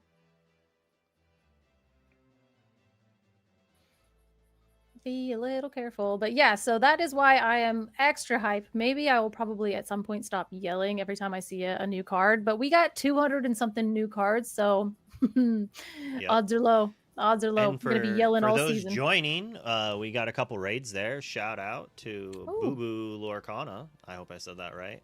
As well as JDZ from earlier. I mean, but we already chit chatted with him. We love both of them. We love that JDZ action. He'll be joining us here in the next round. And it is Tuesday Night Lorcana on the ICL. And now we're in Whispers territory. It'll be a fun little dive into the well with some flashy new cards. As Color was saying earlier, we've got some Headless Horsemen drawing cards and not dealing any damage. We got Olaf's being discarded. We've got Demonas being put into the inkwell by Hades. And we've got Hades not doing much of anything. It's been a fantastic night so far. The Hades on Hades. Like, and I was like, oh, the Hades war. It's Infernal Schemer versus Infernal Schemer. But now there's going to be Infernal Schemer looking for a deal, and you're not going to know what the right answer is. It's so exciting. Okay, again, I have been deep in the wells for like a little bit now. So this is all the stuff that I've just been thinking about. And now I get to yell about it as we think a hook and then play a Diablo. Hook for that a was, Diablo. I know, but that was not whispery at all. That was just so... Well, but we're not. I just feel like we're not a going to play bleh. Olaf right now because we want some value out of it. I do though. And we And saw we're gonna play- Strength get inked on turn 1, and now we're going with the Mulan into a Tipo. So we have this ramp. The question is, does Haymaker have Whisper's sweetheart Cinderella. herself, Cinderella? I don't We know wanna her s- sub name. Dream come true as we do see a Calhoun. And at this point, I just yelled about Whispers for like 5 minutes, and we have seen a basically set, I don't know, let's say 4 meta. I'm just kidding. I'm just kidding. I mean, that's gonna be the thing. Like I these decks are I gonna. know, I know. The They're good cards playing are a still good. surprising amount Please of new do cards. it, do it, do it, do it, do it. Cinderella. We do. Dancing Dreams at a really do come true. ball. Yes, and then it says, whatever you wish for. Oh, Let's like see, the you know, song, whatever you wish for. Whatever So you wish for basically, is nice. I kind of like dropping a shoe or something. So like each No, princess it's drops a whatever you shoe would- and it's into your inkwell. She drops the shoes into the inkwell. well, whatever you wish for is ramp, and we are ramping because Cinderella triggers herself. She Fair. says at the end of your turn, if you played a princess character, you get to put a card into your inkwell, and if you do, draw a card. So basically, we are filtering with this princess, and we did see a Namari go down in the inkwell, so there is some princess synergy. I mean, again, Namari is just a good card that happens to be a princess that also happens to trigger Cinderella. So we're gaming, we're doing it. Yeah, you're There's gonna our next see- Whispers card. Yes, we're doing it. Lexington. You know, I don't know You're the like, I subtype don't- rather than I was like waiting. I'm like Lexington, but he does have our brand new keyword, which is alert. What that means, he can challenge as if he were evasive. So, small in rad. stature. oh, he And is. He's he's- quite small. Itty bitty talking voice. Does he? Yeah, I I don't did know. a genie thing there, but he's Okay. if you remember listening, I can't remember where it was, but Katie was talking in Alexa. Katie has never seen gargoyles ever, so. Or As maybe it we was on- just seen- yeah, she was, but I was gonna say Katie has not seen it. But we do see Tinkerbell, Giant Fairy, set 1 hero, come down and take out our 0/1 Diablo, which will allow us to draw a card on Trey's side, and then of course doing her thing, which would be challenging in. And when she challenges and banishes a character, she gets to do 2 damage. Notably, alert is not evasive. So she will be able to challenge that Lexington, who is small in stature. Yeah, no broom action. Or Dumbo action. I don't know why I said Oh, Dumbo. it says broom at the top of the screen, and yeah. Let's go Maybe. brooms. I'm Yeah. just used to brooms being banished to draw cards, so I was like, yeah, it's we're paying one just like a broom, and we're drawing a card. We're just not banishing our thing yet, but afterwards we might be. One of the things I love about new formats is that you get to see older cards like Tinkerbell, which you do not see too much play unless you were the select few Yacht Club members who took it to the DLC and had a showing. So you didn't see it too often, but then you have cards like Cinderella come in, and then all of a sudden it's like, well, I can play these haymakers, we might say, with or without a 3 in the name. It's hard to say. It's very. And never do that again. I'm trying. I'm reaching. We're trying here. We're trying to find the puns as Trey decides to go ahead and play his genie on 4 ink, which, I mean, you know what? That card is still good. And if you don't see a Lexington on the other side, it's going to be really, really well. But at this point, that's why Lexington is so good, because it being a 4/4 can go ahead and punch those opposing genies, since it does come down on 3 ink. And we're going to go ahead and see the Strength of a Raging Fire. We're going to get rid of that Cinderella so you don't get to trigger her anymore. Not with your Namaris, not with your double Cindy plays, which again is bananas. So then we'll have Calhoun take Tipo and gain us 2 lore. So this is actually looking pretty decent. However, 7. This is interesting. I don't know if I would have done that or not. I honestly don't know, because Haymaker is like signaling that he has another Tinkerbell or something, because he quested with Tipo, kind of being like, yeah, challenge it away. I'll happily, challenge with my Tinkerbell, but I guess he didn't have it. So we actually go ahead and play. He hurled his Thunderbolt, which is 4 damage, and it absolutely goes ahead and cleanly gets rid of that genie. So our Tinkerbell decided to sing and not challenge, but we do see Goliath Clan Leader come down, and that says a whole bunch of text that basically says you have to have 2 cards left at the end of your turn, and if you don't, you can draw up to 2 cards, or you have to discard down to 2 cards. And we did see that. That's such a cool gargoyle flavor effect, because basically that's going to get rid of that Stone by Day and you'll be able to ready your Lexington. However, that means you're going to have to discard down to 2 cards. And we saw that Trey actually has quite a few cards in hand, especially since we played Genie to draw another one last turn. Yeah, it's unfortunate there for Trey. Haymaker's starting to sweep him up a little bit with these giant characters. We got the broom pun. We got it in there. I had to. I know. We do see a Dumbo go down into the inkwell, because again, with that Goliath there, and we're going to discard the Olaf to the Cobra to then gain 2 lore, and then we're going to play the Dock to discard. We can't hold it back anymore. I added so many words in there. That's not actually everything that card says, but that's the second time I've seen that sucker be discarded. But that one is saying... It says a lot of things. That basically says, like, deal do 1 damage. Yeah, it's like do 1 damage, because it takes all the damage off of your character and then throws it onto their character. But we only see 1 damage, so we're not doing a whole bunch. But I guess we are going to go ahead and quest with our Calhoun there. And yeah, interesting. Stone by Day is gone. We only have 2 cards for now. For now. 1, 2, 3, 4, 5. How would give more, but maybe if that's strength, like if 2 of those cards were strength, perchance, and we could pray that our Lexington and our Calhoun. Okay, just kidding. As Hades, the Infernal Steamer, comes down and probably gets rid of, I don't know. Yeah, that Cobra. That seems good. I like that. And now we were seeing basically kind of what happened in game 1, where there are 3 characters to 3 characters, but unfortunately for Trey, Haymaker's 3 characters are Hades the Infernal Schemer, Tinkerbell Giant Fairy, and a literal gargoyle. So it's bigger than your tiny gargoyle, your Marine Sergeant, and your dwarf. Ugh. Well, yeah, they're gone. That was the dangerous thing about questing there, is he just has the cleanup. You had to hope that there wasn't a Hades to answer the Cobra, which is why we were able to do it, to be like, well, sure, you can do it, but I'm going to answer your things. I'm going to send the Doc into the Tinkerbell. I'm going to send this Cobra into your Goliath. I'm going to run you out of cards. I'm going to try to play Genie into Genie into Genie, and that's how I'm going to get through this game, or play Demona. But, like, at this point in the game, I mean, there's a Goliath in play. Draw the cards, bro.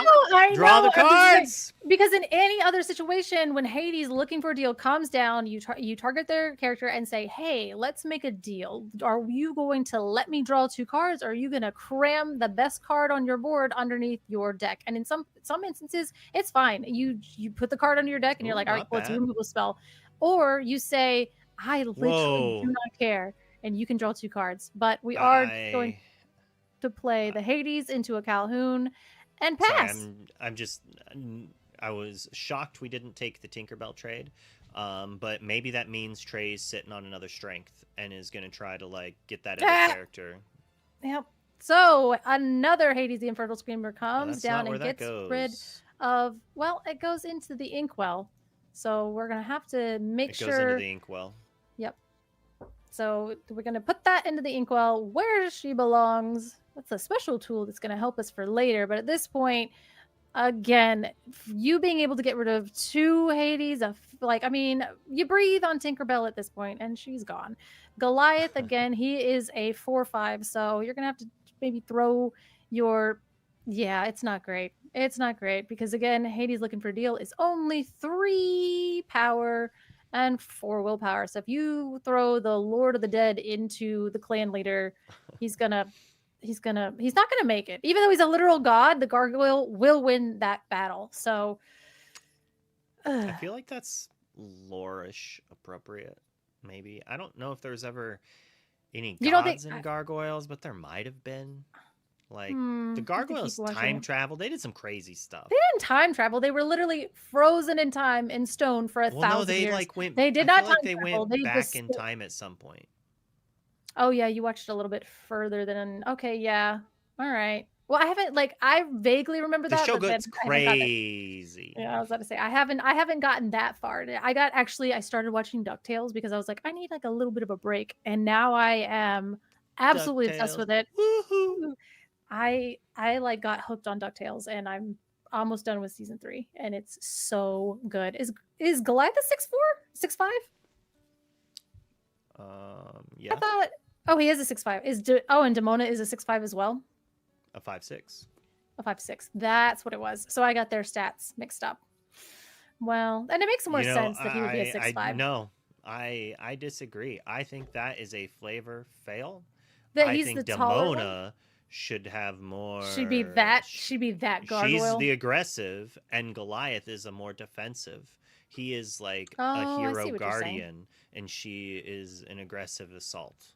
I mean, he's got some anger. Sure, he's a strong boy, and there's the strength. Which is why we didn't trade the Doc in. We wanted to give a couple of lore, and now we trade the Doc in. This is actually we're cleaning up quite a bit here. So I mean, even we weren't in like an advantageous situation going into it. That board, I said we were going to have a. Why did we draw? So we were going to draw for Goliath, but we forgot that we banished the card. Oh, okay. So, all right. So that's just a card that's going to sit on the table. But again, yeah, I was saying like, oh yeah, we've got this Tinkerbell, gust of wind, everything, and we do see a Cinderella come down, and we're just going to go ahead and quest. No, we'll take it out. I guess at this point, I get so greedy. I'm just going to quest. Haymaker's deck should win the long game.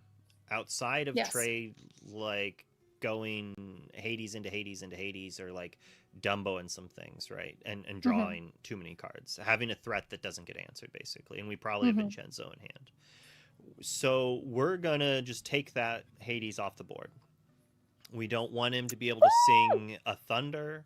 Like, we don't want to dock into Thunder into another Hades, because it might have actually been okay-ish there. And we hit a Thunderbolt to deal 2 damage. So and if we hit 1 more, we get to take out this Dumbo. Oh, that's so crazy. And those were 2 of our white roses. So that was 2 cards with instant lore gain. So that's a Tipo. Tipo, I swear you are popping up at the wrong times. Always. I know, but still, don't get the roses. There it is. Develop your brain. That's 2. So I we're did up to not 4 realize damage. we got developed. We might be up to 16, a fourth of our Is deck. it? It's a spell. So no, Oh! I mean, it's still, it only It goes doesn't into one thing, matter. but it doesn't matter. But at the same time, we just did 6 damage to a Dumbo off of a Headless Horseman trigger. So that 8 ink was well spent, and I love Whispers in the Well cards because they're so fun. Maleficent Dragon, Time. Headless Horseman. Who knows? Who knows? Yeah, Something. same thing. Different Cost 1 ink. less in steel. It's fine, but we do see a Tipo come down, and he's gonna get us a lore, and that's fine. I guess I'm cool with it. This is, I don't know if I would have quested with a Cinderella or not. I mean, I guess he's basically saying if you don't want to take out my Hades, that's fine, because now I'm going to send my Tipo into your Heron. But the other Heron now gets to still trade with the Hades, and we do get an extra 3 lore out of the whole deal, so maybe it's worth it. Yeah, because if we had a think so. Tinkerbell, I feel like Pop. yeah. If we had this Tinkerbell, I don't think I would have quested with a Cinderella. Oh yeah, we because you didn't- would keep it around. But at the same time, it's like at that point we probably drew into it because we sailed into some situations, and again, so it's more or less just like we have 1 minute left, so let's have at it. Never mind. I was thinking you don't do it, but yeah, if you have the Tinkerbell, it's a big sign to do it. It's like you want to take it, that's fine. I have Tinkerbell. I also have the Tipo. It's just free, I guess, at this point. It's just free real estate. But again, here we go. Now we have 44 seconds left, and so we're going to go to time. But it's all right. That's story on board, game on board, lore in play. We're going to go and draw a Strength of a Raging Fire, which is not going to do anything. But hey, I guess we're still playing. So we're having fun here, apparently. Yeah, so we're just gonna look and see what we did, and yeah, those are cards. We're gonna go ahead and just quest. He just like BM the Horseman trigger. Just be like, what do we get? What do we get? Doesn't even finish it. He's like, DQ'd. I just wanted to play this. This is I told you that card is so fun. He's so funny. He's like, you know what? We got 2 seconds left. Let me just play a Horseman really quick. Let me see how much damage I was about to do to your Black Heron. And the answer was all of it. Let's jump in for the interview. Hello.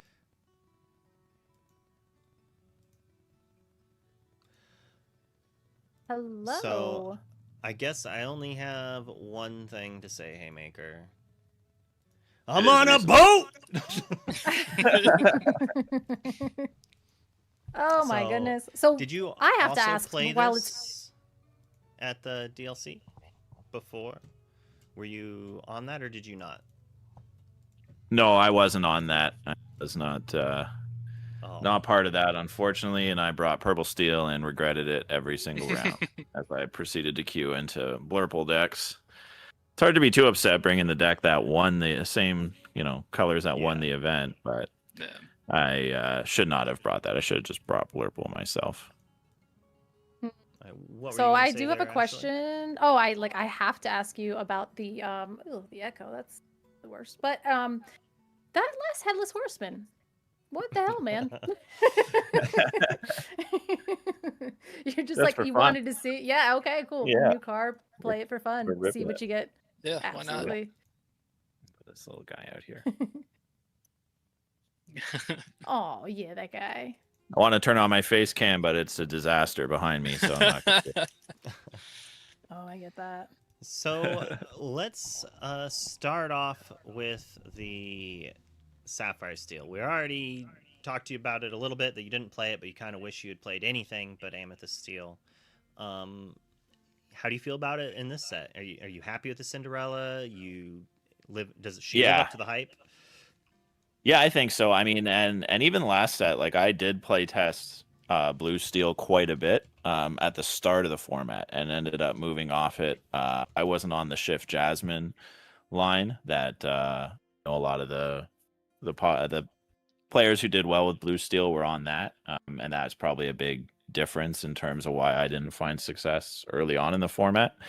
So I'm always happy to go back to Blue Steel. Blue Steel was my first deck.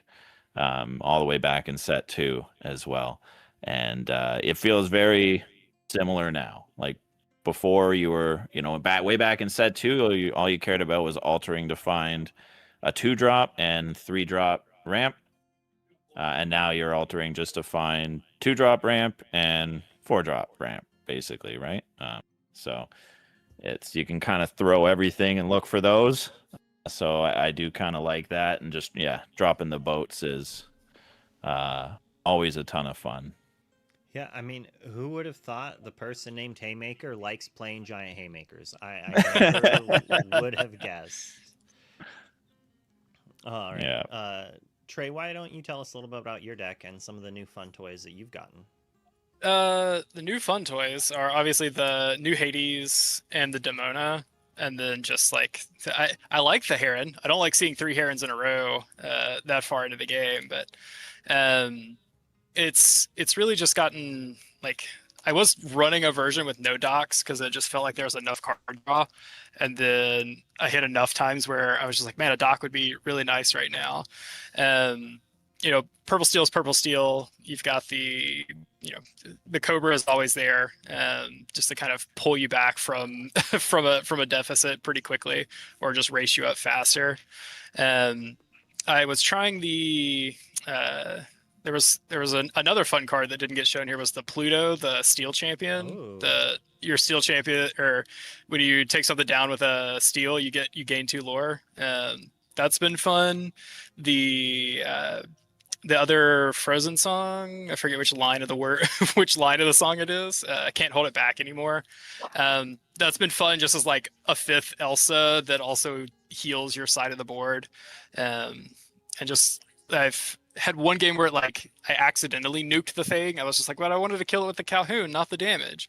But it's fun to just be I did it with the Jasmine there. Just like swing in enough, move that, and then take it out. The deck feels like I've been I've been playing Amethyst Steel since the game came, I think since set 2, because I think Amethyst Amber was where it really started. And then I've just been there's people that are in the Sapphire Steel cult. I'm in the Amethyst Steel cult. I refuse to move off of it. And I mean, my screen name is Brooms. I've played Brooms up until Fabled hit, and then I was like, I'm free. I mourned it for a week, and then I was like, I'm free. I can play a good deck, and it just so happened that the colors I wanted was the best deck. It still feels good. Blue Steel is a hard matchup for me. I think the numbers back that up, but also just mentally, I've got Rod here, and Rod just destroys me on Blue Steel every single time. And in our Fable testing, there was a night of play testing where it was just okay, he went 13-0 into me, and then that just continued for 3 weeks, and I was like, I can't beat it. I went somewhere else, played some other Blue Steels, and took it down. But I don't know if I get the yips when I see it, but it definitely is a hard matchup. Makes sense. And I mean, the one thing, the new cards that did not do well is your Hades underperformed. Or you could argue that Haymaker's Goliaths overperformed. Yeah. But every time you played a Hades, it was just this could have been almost it's literally a 5-cost 3/4, because you're gonna be drawing those cards almost no matter what anyways, and you don't have the ink to really take advantage of it. So it's definitely a rough spot to be in when you had those. Yeah, I loved the you can just draw 2 before I even declared a target. I was like, cool, fair, makes sense. Yeah. I was like, that's about how that goes.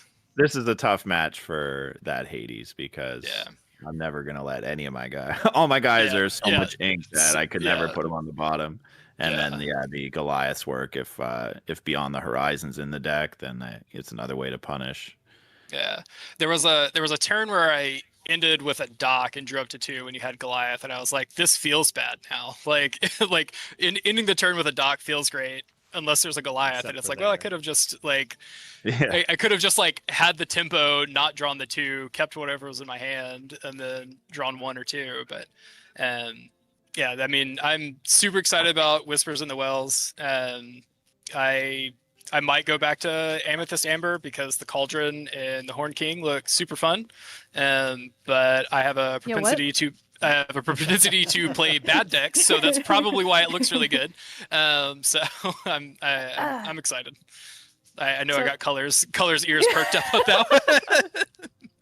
I was like messing with my little heater thing back there, and I was like, "Yo, I was summoned. I heard it. I heard it." Horn She was King. not on Cauldron. screen and ran to the Yeah. screen. To talk. I got to play Well, Cauldron the other night, and it's not great, but No, it's it's not. fun. It's fun. Yeah. Hmm. is there any shout outs that you want to give before we move on to the next round, Trey? Shout out to Team Impact. Shout out to Rod. Shout out to the Maelstrom homies. I feel like a fraud every time I'm in there asking for help, but they're super helpful over there. And shout out to the ICL. I've been watching it since it started. Thanks for Rod Thank you. for telling me that. Definitely surprised the person that made it. Definitely did. Shout out to my wife and kid at home. They let me go out and do this. So, it's been a blast. I'm enjoying it. Awesome. Awesome. You always got to shout out the fam. Hey, Maker. Yeah. So, I mean, I'll shout out Slab Sharks, who's our new sponsor for the season. Great place to go online and buy, sell your cards. Really appreciate them supporting us in making it out to the tournaments, and all of the guys on the team. Shout out to SLTC. Looking forward to dusting them 3-0 next week. Or not. Or whenever we play them. I think it's next week. Shout out to my kids, Aiden and Bobby, who are the best. Aw. Shout out, small human. So it is a little bit of a spoiler, but the next week feature match is actually SLTC and Slab Sharks. Slab Sharks is getting 2 in a row. All right. Oh wow. So we'll get Calling to it see whether or shots. not Yeah. Haymaker is on point. Oh, we're gonna be talking. I hope there's a lot of trash talk. Like, I mean, that's the silly little toilet cleaners have nothing on them. so before this week, both teams are undefeated. So if both teams maintain the undefeatedness, like that was why they were selected. It was both teams are doing very well this season. That should be a good match, and the rest of these games should be good as well. So we got work to do still here if we want to keep our undefeated streak going. Let's see if Broom's team, Impact TCG, is able to get it. Thank you both. Have a great night. We're going to jump back into the booth. Let's see. It's like a race before Color can start talking and I can go and undeafen myself in the thing. But I think I won the race this time. You did win that race. That's crazy. Whoopsie. All right, we did it. So we are now Slab Shark 0, Impact TCG 0. Just kidding. Slab Shark is I at was literally 1. about to change it. Yeah, you won the race, but I lost that. it's like the sound effect you made when I was muted. Well, I see you muted. I don't know. Did I sound like Bane? That's crazy. I don't know. But that's what we're going for Yeah. now. Yeah, I was born in the muted Discord. You literally were. You were born muted, Luke. So I said that is tradition.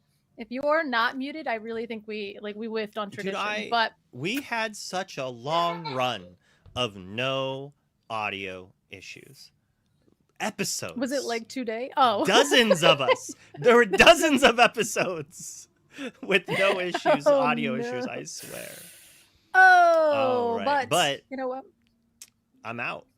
You know, it was, as always, it is a pleasure to cast with you, and Absolutely. maybe one day I'll be on another show with you. I don't know, man. Playing a game of Allies. Maybe. Okay. I asked. I will DM you because I want to get Maelstrom back on there because you guys fought more than any other team who has ever played on my show. I basically had 4 hours of you guys yelling at each other, and I had to clip it into digestible banter. I played a lot of multiplayer Magic, like years and years of doing nothing but playing multiplayer with my friends for hours every other day. Mm-hmm. So I'm opinionated in my multiplayer plays, and if I'm playing with people who are day 2ing in DLCs and people who are like I view as my peers of that equal skill level, I'm gonna yell at them if they make plays I disagree with. It's a multiplayer game for fun. You can't disagree That with is a the multiplayer fun. move. The fun is winning. That is not the fun of winning. If you're trying to win in multiplayer, you have already lost. That is absolutely. But the I still the variance normally is win. too high. You It didn't required because you know what you teaming up did? against me. That's fine. That's fine. If it takes all three of you to stop But me. that's part of multiplayer. That's part of that's fine. multiplayer is Yeah. making sure that you are not the enemy at the table But to where you everybody should goes, you know still- what? you You're should losing. still be trying to win. You should still be trying to win. I'm always trying to win. I'm also always trying to take 75 game actions during a turn, and that is And winning you know for those me. those tend to actually line up, Ashley. If you made the correct R&B, I'm with you. I was like, no, I shifted a Sapphire Merlin and went and got a cauldron, I think, or maybe no, I went and got a teapot. That's what I went. I went and got Well, Mad Hatter's teapot that's off of your a fault. Merlin shift.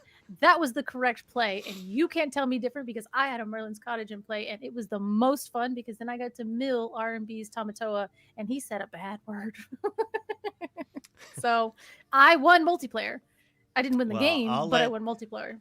I'll let you and JDZ discuss that because I'm out of here. We didn't get to do predictions, so at Oh, this yeah. point, We're I all think it's correct. unfair to do predictions for the match. But I'll let True. you two do a prediction for who's going to win the next game. Awesome. Or that's I the do one the same problem thing. with doing I do the these. There's same- like yep. two sets of matches. It's game match set. We have one match one already of the set, and we're Mhm. gonna go into another match, and I'll let you two predict those.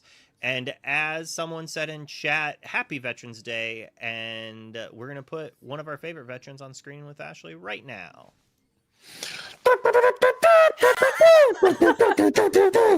Okay, Yo, what up? bro. What up? Is that What up? what they made you do in the army? Is that Yeah, sometimes. I mean, Oh, it okay. depends. Just like just back and forth, back and forth. Keep going. No, Keep it's it. just it's a right hand only. Right Okay, I was there. like, yeah. Mhm. Okay. Boom, there Just it the is. one. Well, yes. Salute to All the right. troops out there on Veterans Day. We got ICL on a Tuesday, getting loose, getting active. I saw that match color. I'm excited. I see your I energy know, is so- so much higher now. I know. I was like, can you? Yeah, I cannot finish a sentence, but I literally saw it like halfway through, not even halfway through, like 3 cards into the first match, and I was like, oh my god, I've been bored for months. Yeah. I've been bored out of my ever loving mind, and I No, can well, say it now I don't because know. I can Board. say I don't know if board is the it's like- correct phrase. Okay, It's so just- I am severely ADHD, and if Okay. everything isn't at an 11, I am bored, and that is I a couldn't mental tell. disorder. But at the same time, I need it, and that's what this game has given me. Is just like that. Like when you see a card, you're stoked. When you play a mechanic, you're like awesome.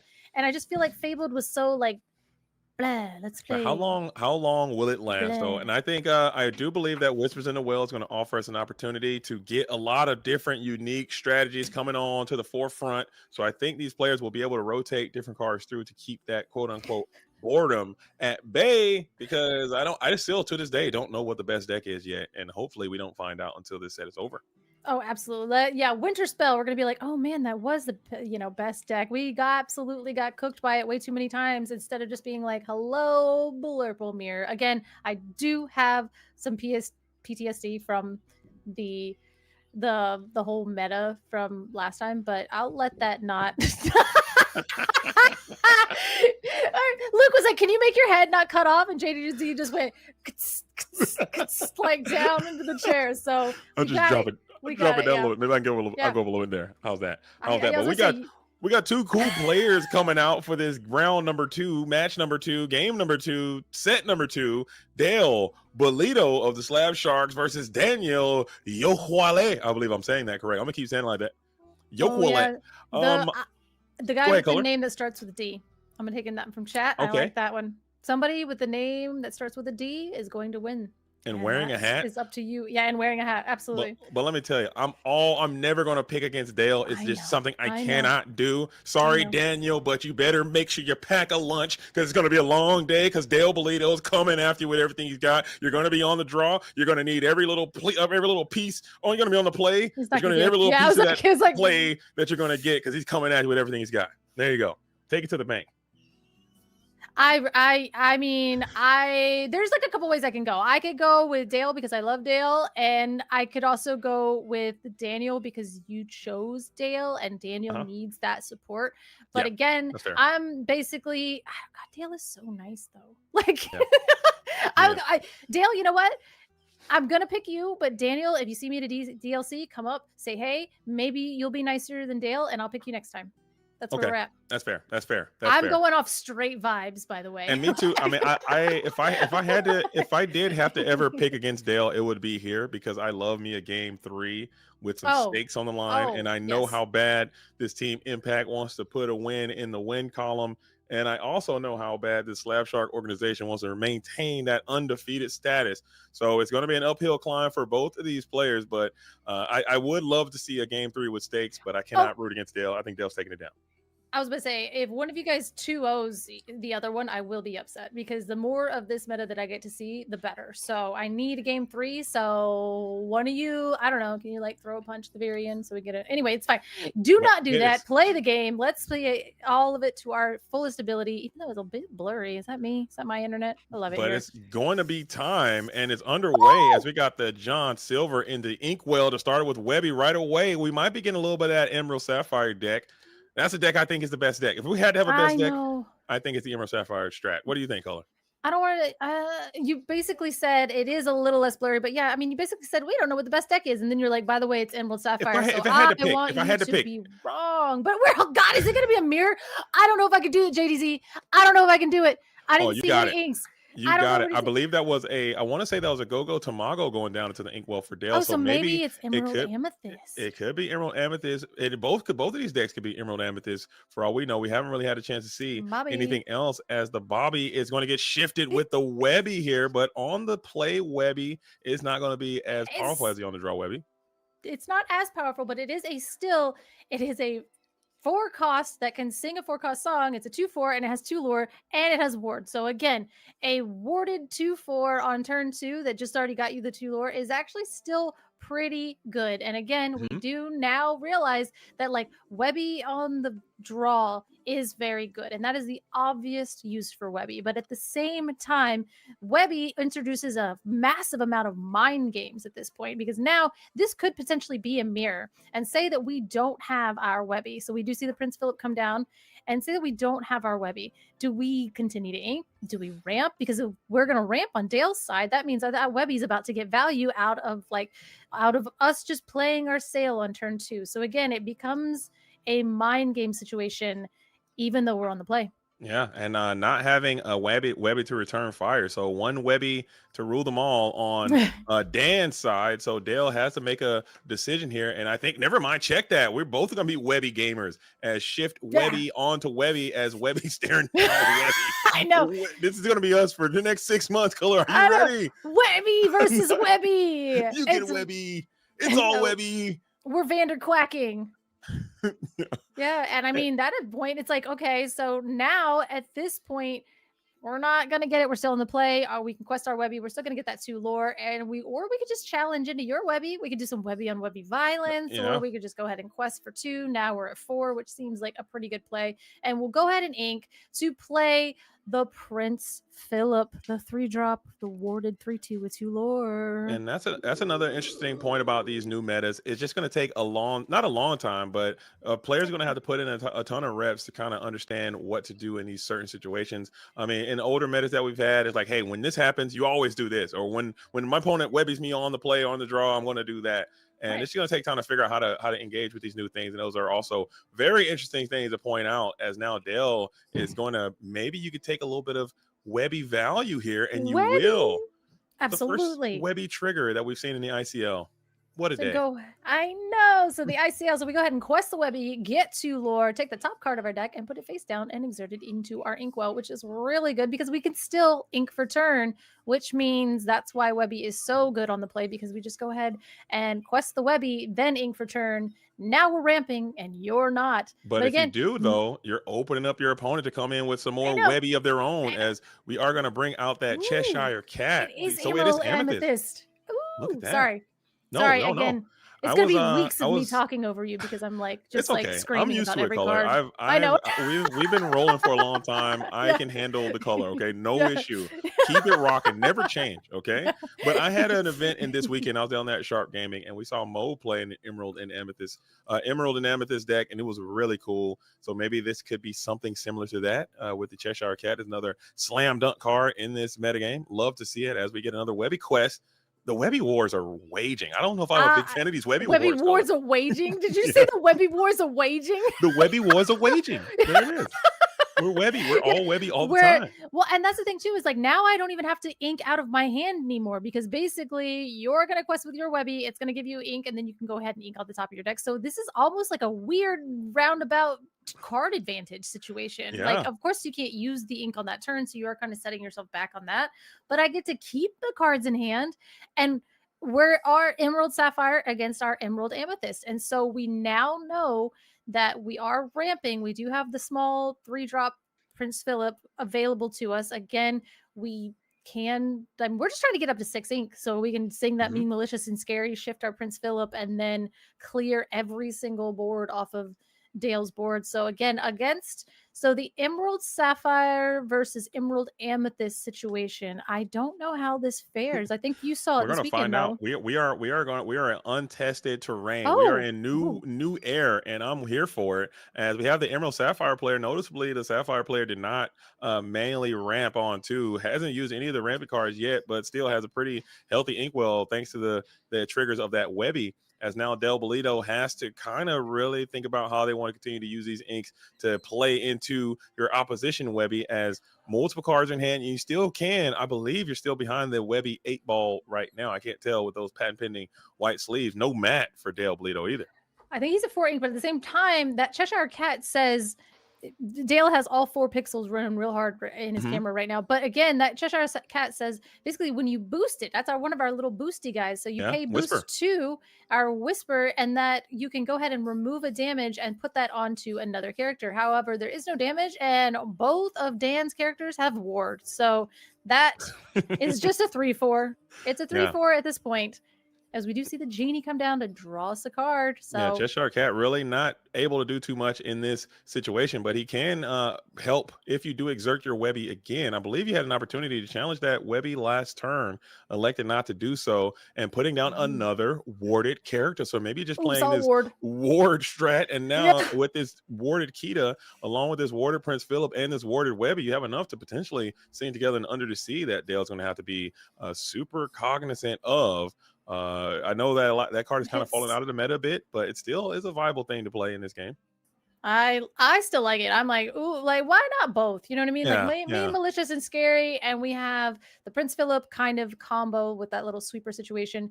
But then also Under the Sea just still hits so much. I'm the type of person where I wanted 2 Madame Medusas and 2 Lady Tremaines, and I'm gonna draw the wrong one at the wrong time. But at least they're both in the deck, and I know they're in there. You know, give yourself a chance. I like that. Just split the difference a little bit. But this board is warded and ready to rumble. We're going to pass back on over to Dale, who gets a little quest in with this genie. Pixels dropping ever so slightly, but we'll be fine as we know what's happening. We have 2. That's fine. Yeah, we are sitting at 4 frames per second, and that's fine in a year of our Lorcana 2025. But I don't know. Are we setting this Webby sideways? Are we trying to gain some more lore? The 3/4 Cheshire Cat is fine. It's not fine with the shift Prince Philip, Mean, Malicious, and Scary, but it is fine with the Under the Sea. So at this point, I think we're just gonna have to get as much lore as possible. You can't. Ursula 2 would interact with Mean, Malicious, and Scary, but you can't stop an Under the Sea. So if he had the Ursula, if Dale had the Ursula 2, surely he'd probably just take a little sneak peek here just to be on the safe side if you had it. So maybe it's indicated that we don't have that Ursula 2, as we are going to continue to give up our Webby here, as you couldn't go Kita and Webby into Webby to clear Webby, but that will too many Webbies. Yeah, so much Webby on Webby. But yeah, the Webby Vanderquark. And again, I love that she's in this meta, and I love that the card is so good because this character is bananas insane chaos in the at show? the same time. Oh, in the show. Okay. When I tell you the show is so good, it's so good. Really? Because it's like it's really, oh, we are going to double spell some mystery Wow. cards. Okay, so that looks Is like that a the new Jetsam or Flynn Rider, and Flynn? that looks Okay. like another Cheshire Cat, I want to say. Okay, yeah. It's going to be on the back row. More whispers. So Dale is including all these new whisper strategies from Whispers in the Well, being very ironic and iconic. I like Does it. he? Ooh. Oh, do you think he has like the blessed bagpipes in there too? Please pop it off. I love it. Let's go. Go all in, huh? But And- the Headless Man Horse, everybody who looks at Headless Man Horse and the Manny, the Amber card that has that like Mhm. cursed thing on it, if you are confused by that, go watch the first episode of DuckTales, the Okay. new or the 2017 version on Disney Plus. I will. That's I all will you have to tune in. do. I You did. have to watch the one. I watched one episode in preparation for my card reveal because I got Mhm. a DuckTales card in my card reveal, and I was like, I've never Mhm. seen this new show. I want to check it out. It seemed pretty lit. I'm not gonna lie. And also Garrick, shout out to Garrick from Garrick's Lorcana Lair. He said the same thing. He said that he watched the show. It's great. Like you got to check it out. I think because I was like, oh, it's the reboot. It's not going to be that good, blah, blah, blah, blah, Mhm. blah. And then I like watched it and I'm like, no, this hits on all levels. I have no idea why. And especially if you liked Doctor Who. So if you were a very Mhm. big Doctor Who fan, David Tennant is the one who voices Scrooge McDuck and it is flawless. But we are going to go for some questing or challenging. Challenging, yeah. So we take Webby that down. advantageous plus and clear the Webby, winning the first ever Webby war of the entire new set as we ink that Clarabelle as well. So what else can we do with that remaining 3 ink? Put down another warded character. So you're all in on ward. The keyword of ward is your friend, and it's kind of working quite nicely for you. But Dale is slowly creeping up in the lore total, sitting at 12 now. But you do have a lot of pressure coming back from your side as Dan. And now kick it back on over to Dale. What can you do? These Cheshire Cats looking kind of silly with all this ward around. I know the word is there, but we can go ahead and boost that Flynn Rider, and that will give him 2 strength and 1 more lore. And then you don't have to boost him ever again. That's just what he'd be doing after that. He quests for 2. He has 2 more. I think he becomes like a 4. He gets a 4. No, he'll become a 3-2. No, he'll become a 3-2, 4-2. Who knows? I have 4-2, 3-2. I don't know. Yeah. He's big. He quests for 2, and that is the only time you have to boost him. Again, the boost on the Cheshire Cat can be used multiple times, but you can't use it on a warded character. And I think Dan he's getting us with that, which is crazy. So I mean, but if you want it, you could probably just quest those 2 quests. You can base boost your Flynn and then quest those 2 guys, and then send the other 2 on a challenge. And with those 3-4 stat line, those are pretty good, and you'll get a 2+ as well. But you will leave some damage floating. So a hard played or a shifted Prince Philip would probably be your demise here. So let's see how Dale breaks it down. Absolutely. Yeah, because I was about to say, I mean, I don't know if I would go questing or challenging with the healthy characters, because basically you're saying like, okay, yeah, that all you have to do, like I did the mean, malicious, and scary work for you. Now all I have to do is just like shift Prince Philip and your whole board's gone. And again, that's basically what you're gonna have to do is challenging. And that's such a bad place to feel. Is like, okay, I gotta get rid of your characters, but if I get rid of your characters, you're gonna Prince Philip me. You know? Sure. I think it is a tough spot, as we are going to send that Prince, or assuming that send that Flynn Rider on into that damaged Kita to take her out. And we also send after that Webby. I think you will have to clear these Webbies anyway, just because Webby's implication of being able to sing. I think that is another huge problem that you have to worry about. So I'd rather just go for the Flynn or go for the shift on the Prince Philip and clear out one character instead of being able to sing the malicious, mean, and scary, and then shift and then blow up my entire board. So 2 in the pot, half in the hand. What is the phrase? 2 in the hand, 1 in the. I have no. Is it like you're talking There's about a rock in the hand, like between a rock and a hard place. Oh, the 2 in the hand is worth 3 in the bush. I don't know. That's a different man. one. There's something about bird. There's a bird. There's a bird in the yeah. 2 in a bird. Something about birds and bushes. 2 twice in the. I don't know, man. These old people, they gotta knock it off. I know. It's like those southern yeah, you know what I'm talking about. Yeah, you know what I'm talking about. Yeah, exactly. You're like, man, you're louder than a well filled up on a Thursday, and you're like, what? Yeah, you know what I'm saying. What is that even? Bird in the hand is worth 2 in the bush. Hey, That's one. There. We got that one. That's one of yeah, them. But there's another yeah. one. There's another one about being like between a rock and a hard place. But something. I think that's literally just it. You're just like in a rock and a hard place. Honestly, that's literally. I guess let's just the same. Let's just stay that. Let's keep that going, as we do have. It's not great. Thank you, Ollie. No, I'm just kidding. He's doing bad.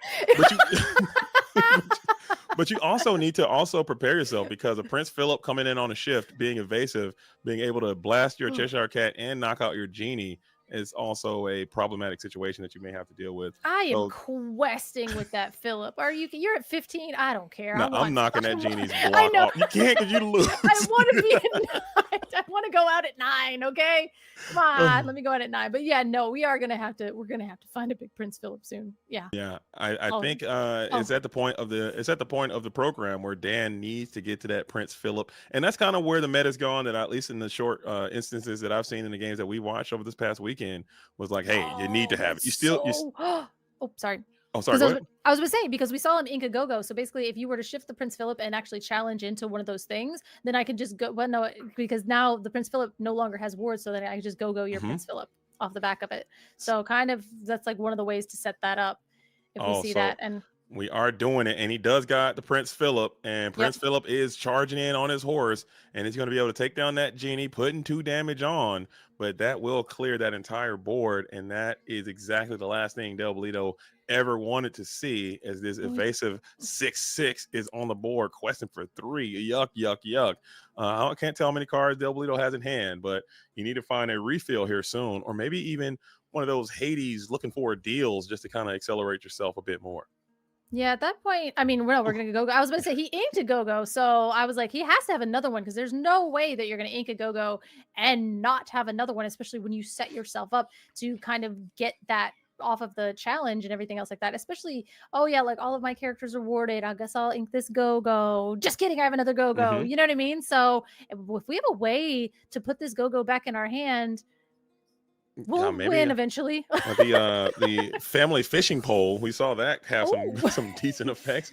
And a Clarabelle materializes onto the onto the field here. Oh no! And you're welcome the go-go. So we are playing a little bit of Desperation Station, and I'm telling you right now, your welcoming go-go is one of the things I like to do the least, because thing, you just give your opponent another chance to draw another go-go, especially while I have this damage floating on my character. So Clarabelle will be able to give you 2 more cards as well, but now you give Del Bolito the opportunity to potentially get to that very same go-go again. So now, I mean, this is the Emerald Sapphire deck. And again, I think go-go is probably going to be the only thing that gets us there out of hand, because unfortunately, Emerald Sapphire can stop you at 19 unless you have some kind of burn. Other than that, this is where we're just going to play Clarabelle. You're welcome your thing. We're going to play Prince Philip. We probably have another Prince Philip. It doesn't even matter. This Amethyst deck, I mean, you still have Amethyst. You still have cards like the White Rose you can play. We saw that go-go just get sent back to the deck. We saw 1 go down into the Inkwell. So you still could have 2 more copies of go-go floating around, and a go-go and a White Rose, and we're out of here. That is the game is over. But 17 is not 19. No. Ooh. And it's different. Wibby?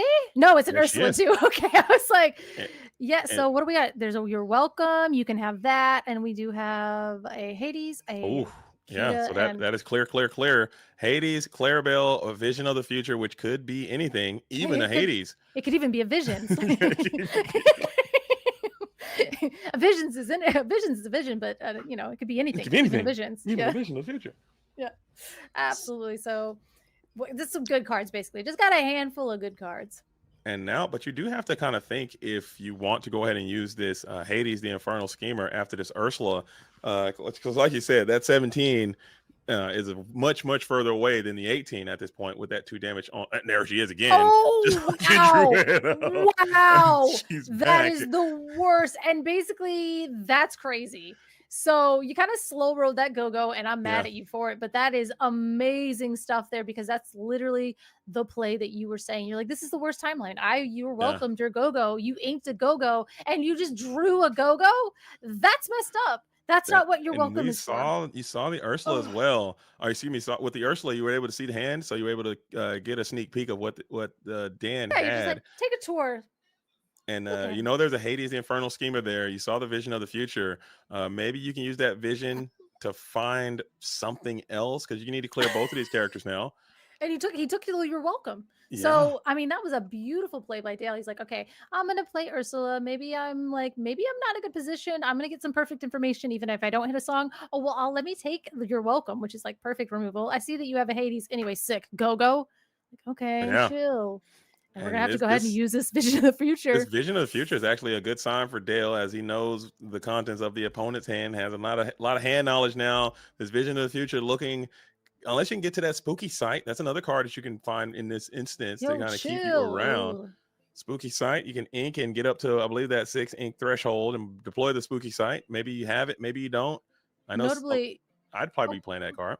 I was like, notably for Whispers in the Well, if you are not playing the enchanted spooky site, I will not let it resolve. Really? You Dang. play it against me in a DLC, and you play spooky site unless it's the enchanted.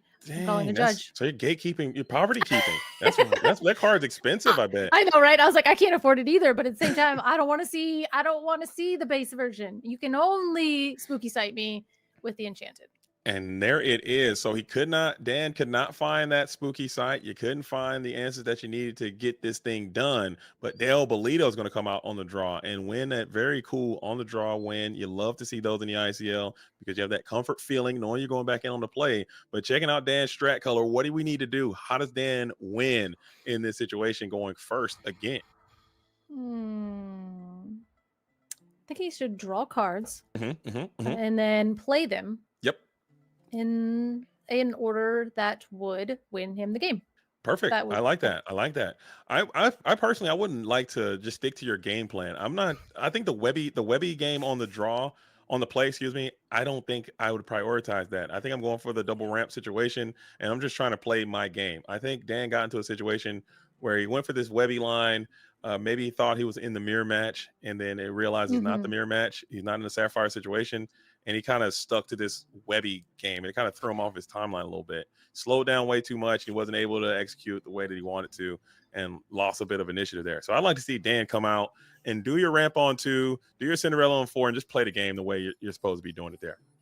Yeah, and I can definitely see how that would be an easy mistake to make because, again, we didn't see Amethyst until Dale's turn 4 or so. Yeah. And then we didn't even see the Sapphire until like way later too. So it just kind of looked like an all Emerald mirror. So at that point, you're like, okay, if this is Sapphire, I'm about to get a lot of value off of this Webby. But because I realize now this is a kind of I don't even know, would you say like mid-rangey with an aggressive like flare, you know? So and then at that point you're saying you're like, oh no, I don't have enough ink to do anything I want to do. Yeah, I call it a mid-range, a tempo mid-range. I don't know if that's correct or not. I'm You're probably just sound like an like idiot saying that, but if I there's like just anything like throw that deck keywords together. No, it is because it's the way that Mo was planning. He was just like bouncing cards back to the hand. He was putting out these really powerful Hades. He was drawing a ton of cards, and then he was able to, just go you for game at the end. It's exactly basically how Dell just did that there. So Dan's going to be back on the draw. I think you just got to do what your deck is meant to do. You can't really worry about what your opponent's doing until you get your pincers set up and then just Hades your way through this thing and try to win. Whereas Dale, I'd like to see more. I mean, playing this straight up whisper strat, there's a lot of boosting taking place. We saw those Cheshire Cats.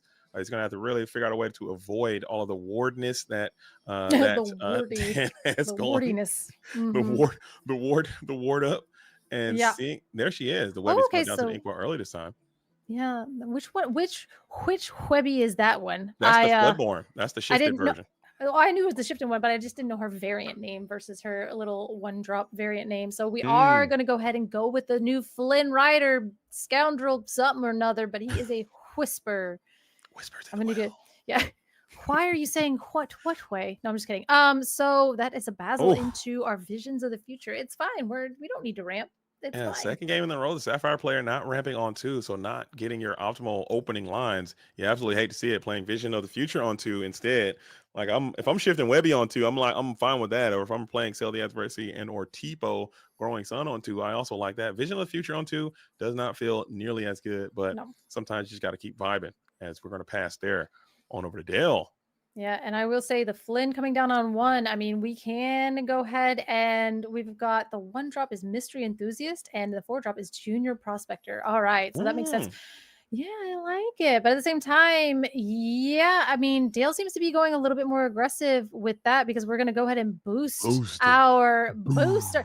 We're going to boot. Come on, get him off. That's because you don't use a playmat, Dale. You couldn't boost him really well. He's like, get under there, scoop it up, go under there, boost it for. Is it boost 2? He boosts 2, and now boost he 2, is plus quest 2. Plus, I believe he's a +2 strength, +1 lore. I want to say. Yep. So he's now a 3/2 quest for 2. Oh, and now we're double shift. That's a boost and a boost and a shift. It's a discount Webby. So Mhm. yeah, because you could either play the Webby for 1, or then you can go ahead and play the Webby for 1 and then shift on for a total of 3 ink, which I get that. I mean, instead of just having to hard play the Webby on turn 4, you get that little discount like you do with Clarabelle. So even though you didn't do the thing, Yeah. you're probably never gonna get. I don't know. Dan It should have seems like we're hard up. just went second. I think just go second. If this is how you're gonna do it, I just know. go second, man. Because this Yeah. Webby is a great card. If this situation would be a lot better had you been able to go second. Maybe just drag it along and gain that lore or gain that ramp and keep moving. But this play seems interesting. It's slow though. I don't know if I am a big fan of what I'm seeing here as we play our own Prince Philip. Ward it up.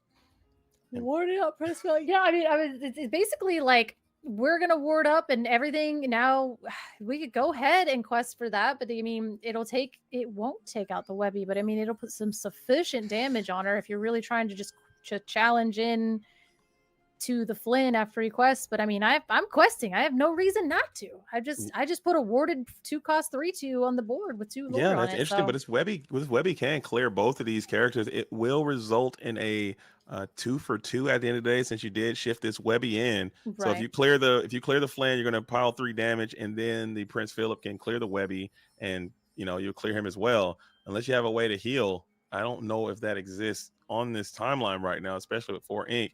I'd love to see a Cinderella here, and there she is. Hey, Dreams do dreams. come true. They really do come true. And whatever you wish for is probably the best card in your deck, because you inked the worst card in your hand and transmuted it into something else, which is always a typo. Let me tell you. I'm like, every time I'm like, I'm going to send off this poopy card and I'm going to draw Get a something typo. good. And I'm just like, and he's going down soon thereafter in short order. But Yeah, I'm telling you right absolutely. now, the next person I play, if they play Cinderella and they put their ink in exerted, I'm gonna call the judge. It Straight doesn't up. go in exerted? No, it doesn't. It just I'm comes into play. I'm calling the judge. I'm gonna like, Judge, I need a game loss, okay? I need I was like, what? I need him to lose. I'm kidding. I'm joking. I'm just like, you know what? They're playing. First of all, they can afford them, and second of all, they played it incorrectly. So Yeah. this is my game. Yep. Absolutely, I Sorry. completely, yeah. It does come in. It just comes in ready. Yeah, there it is. And we are going. Maybe that might come in the future when we add. I mean, it can, play because on there's your other opponent's things turn. that you can flip things, Yeah. and when you flip something, it's like, oh, pay 1 or pay 2, and if you have like the open ink from the Cinderella, you can go ahead and, especially with the Basil as well, because when you play Cinderella and at the very end of your turn, you go ahead and trigger Cinderella, and then you ink. And that will actually trigger your Basil, which says whenever you put a card into your inkwell, you can pay 1 to have your opponent discard. Yeah. There you go. And it works. It'll work with Cindy. I think there's some strats there, as we are going to go ahead and use this Prince Philip to engage with the Webby. Interesting choice coming in from Del Bolito, who has decision to be made. There's a world where you could just quest this Prince Philip, gain that 2 lore, and let your opponent combat you. And you will be able to get positive trades in either way, but maybe there's a world where you can lose your board this next turn. So decisions need to be made, and Dale will elect to take the trade here. Interesting. Yeah. I wonder if we're trying to keep our Webby around, because at this point, you're not singing Malicious and Scary and shifting to Prince Philip, but you can sing and Under the Sea. So I guess we're valuing the Webby over the Prince Philip at that point, and plus maybe not letting you get any. I mean, we're pretty far away from the idea that we're going to be getting Webby value. So again, it might just be that warded 2/4 that is a little bit more valuable to keep around. Oh yeah, and now Dale has a position with a dry Webby, who's going to be able to accelerate your inkwell and catch up a bit, getting a plus value here, a question for 2, and she's relatively safe in the face of this Cinderella Dreams Come True, who is notably weak, and that ink does come in exerted there. And let's see what else we can do with the remainder of our situation. Maybe you don't even need to ink from hand here, and just continue to try to catch up with your Webby. That's another thing that I really like about this is like, since you have the Webby and we're going to throw down another Webby, is like, I wouldn't ink from her hand again, because again, we're not seeing a ton of card advantage coming from Dale's side. So if I can continue to gain value off of my Webbies by inking off the top, I'm still keeping up in terms of being able to start to get down to be able to double play cards in a turn, but I'm not ripping those cards straight from my hand. So I get to keep them. I get to keep all the Exactly. cards in my hand. And that's pretty good. Oh, and by the way, she's questing for 2 color as well. Yes, So that's absolutely. this is just accelerating your win condition and also accelerating your ink. Well, the card is phenomenal, man. I can't believe I Yeah. thought this card was bad. I don't know I what I know was you smoking. did.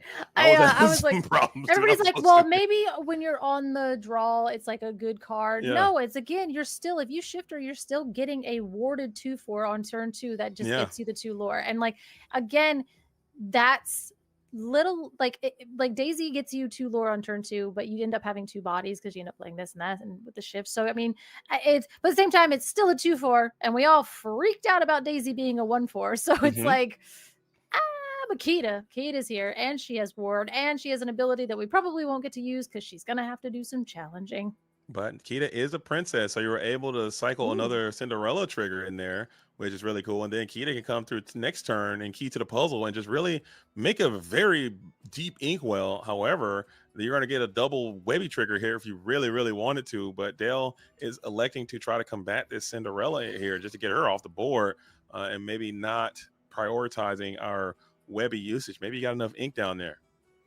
I mean, I think it just depends. Like, what are we scared of coming from the Emerald Sapphire? What are we trying to prevent? Because again, this is a deck that can go fast, but at the same time, it does have that little aspect of control to it. So what are we scared of? And he said, nothing. I'm going to play a genie and draw a card. And you are going to be scared of my card advantage and my 3 2-questers.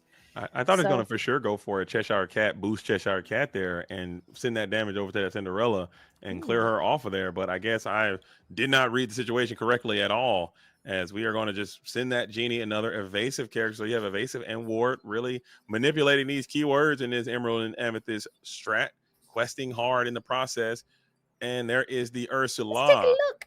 Yeah, I mean, let's take a little looky look. Like, what do you have in your hand? What have you been doing over there? And hopefully we'll see something as turns of a mean, malicious, and scary. Or again, is there maybe no cards in hand? I didn't see.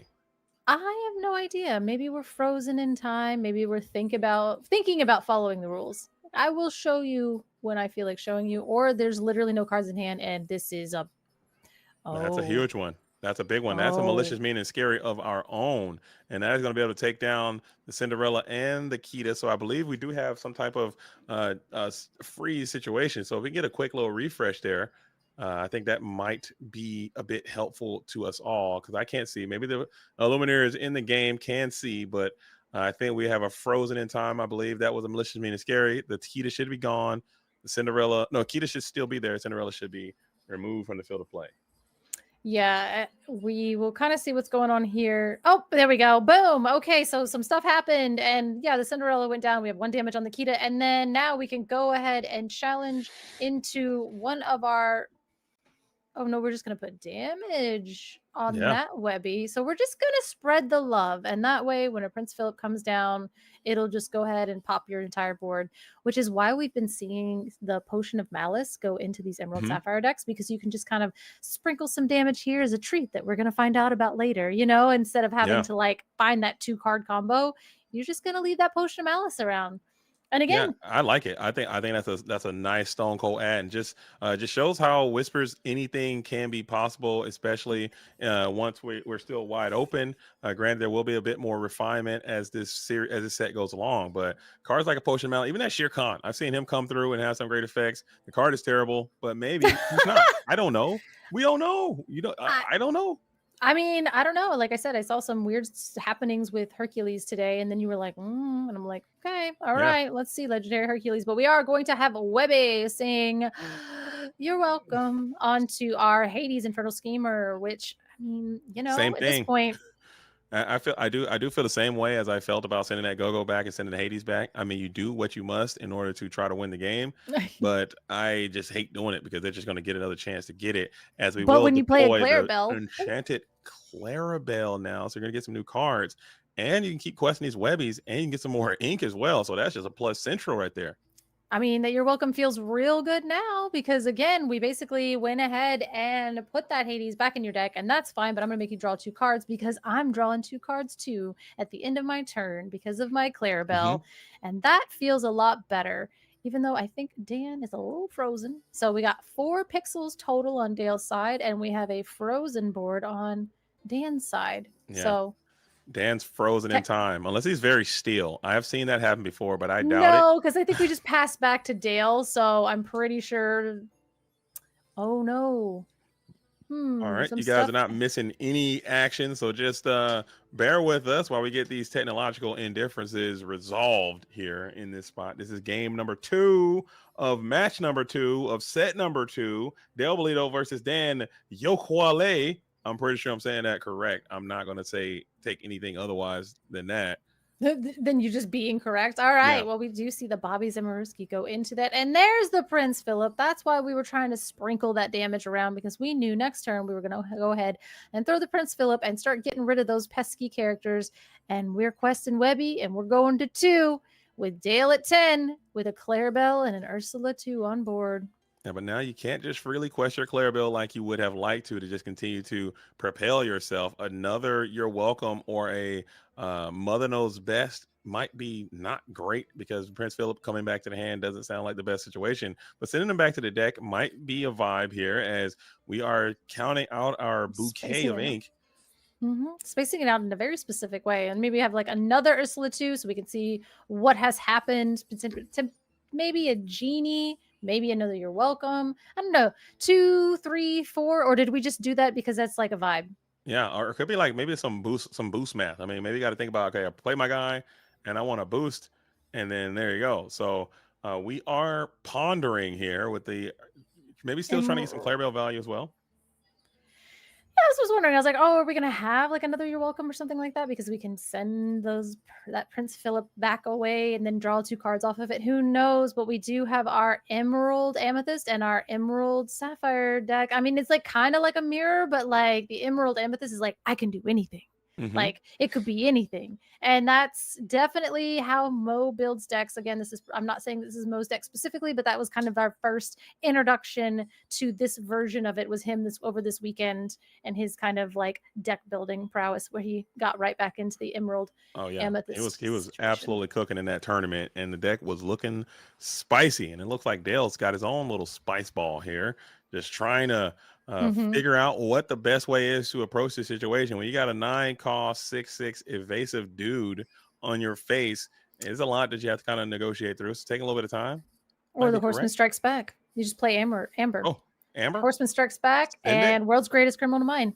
Peace That's out. Prince Philip. See you never. Is that what you say? Tell him. Yeah, see absolutely. See you never. Like, Prince Philip. Anyway, sick. Here's this. Goodbye. Bye now. Bye. But we do see is that another Flynn, or is That's that the Flynn? Okay, and we have cool. our Like, own Prince Philip. So a good way to combat a Prince Philip is with a Prince Philip. So you got Philip. You I are got your Philip. own worst. Yeah, you're own worst enemy.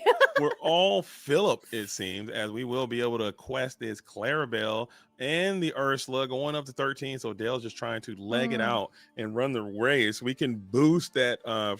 We can boost the Flynn next turn, and that's 5 coming your way, putting you up to 18. And then you got go-go nonsense that you have to deal with again. So Dan is trying to get there before that can happen.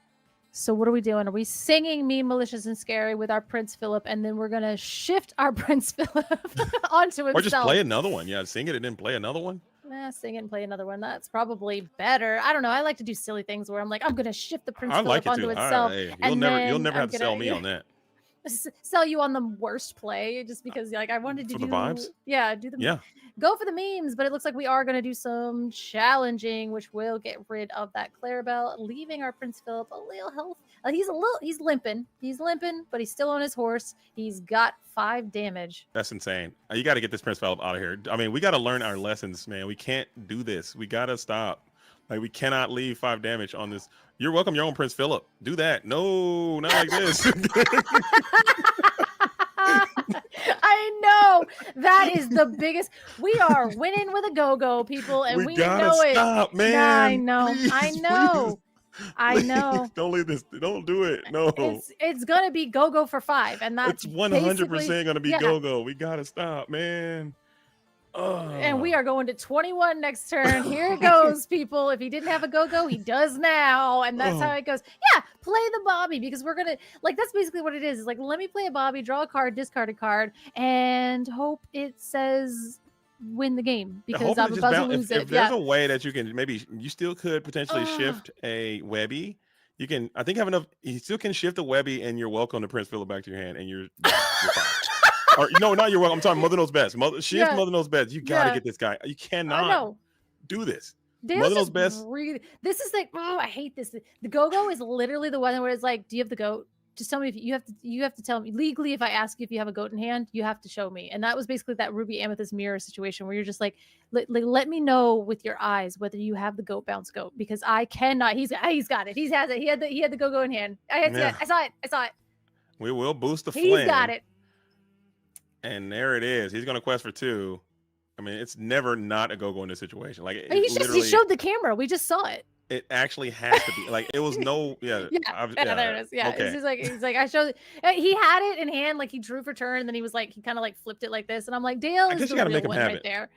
You gotta make him have it. You gotta make him have it, but at the same time, like you gotta. I just they're gonna have it. You gotta like not give it. There's a line between making him have it and making him like at least work for it. You gotta ride that lightning sometime. He worked for it in the situation where basically he had turned the Clarabelle sideways and was like, hey, do you have another way to deal with this Clarabelle? Right. If it's go or if it's just challenging with Prince Philip, then I'm gonna go and win the game. Well, let's go talk to these players and see what they have to say.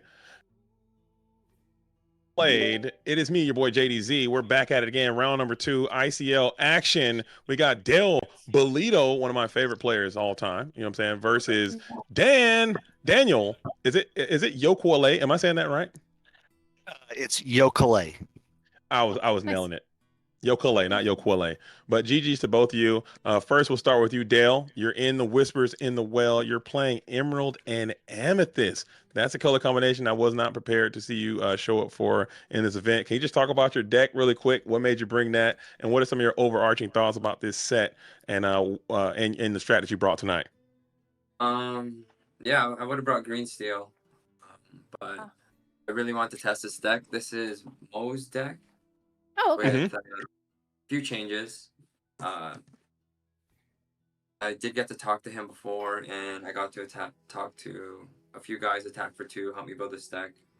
And yeah, I picked it up today. And it looks solid. And the play lines are are there. There's a few tricks. But no, other than that, it was nice to not have to build my own deck and steal something online.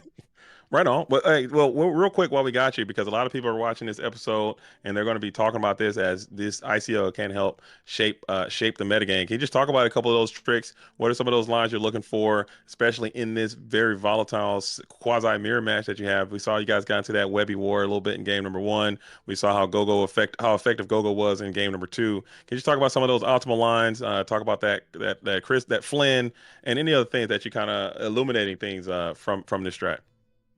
Yeah, the deck, if you're against slower decks, like blue likes to take a few turns off, and you can punish them with Flynn and 2 questers. In this matchup, when you were probably watching, there were a few turns where like I was taking quite some time, and there's just a little bit more to think about now, right? You have to think about the Prince Philip combo. You got to see like the math on that. You got to see you also still got to check for Under the Sea. The format's still really new, so you don't know what people are playing. Cheshire Cat Gogo is pretty nifty.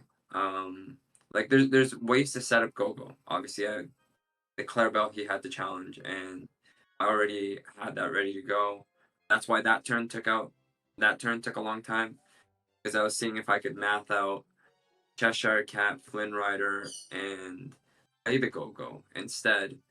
And that way, when he quested, I could use Gogo to challenge the his Prince Philip and clear his board with my Prince Philip, but instead I'm like, yeah, well, why don't I try put lethal on board instead, because they both get blown up to another Prince Philip combo if he has that in hand. You can also do interesting stuff with. I do play Elephant in the deck. Elephant balancing the boosted characters is cool for extra cards. Elephant to replay the bombs. Using obviously Demona's in the deck to turn off the gargoyles. But Flint Rider boosted is also needs to get dealt with, and that's like perfect go-go bait. There's a lot of go-go bait in here, and there's so many different things to have to consider.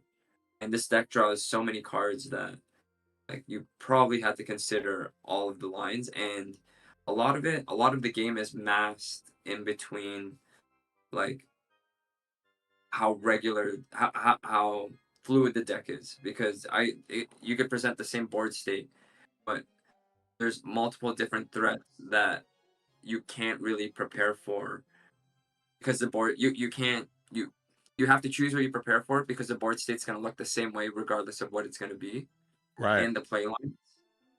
And yeah, I mean, the deck is Mo built a great deck builder, great player. Nice. I like the deck a lot, man. It was really nice to see, and I think he handled it very well. But Color, you have any questions for Dale before we bring Daniel in and see what he thinks from his side? No, I mean, kind of in a way. I mean, I'm sure I'll find a question in this, but I want to say I did try this version of the deck, and I picked it up, and I was like, oh man, I guess I just am bad at this game, because I could not figure this deck out for the life of me. And I think like that's a testament. You were like, oh, I picked this up today and talked to Mo for like 20 seconds, and then I just kind of like ran it, you know?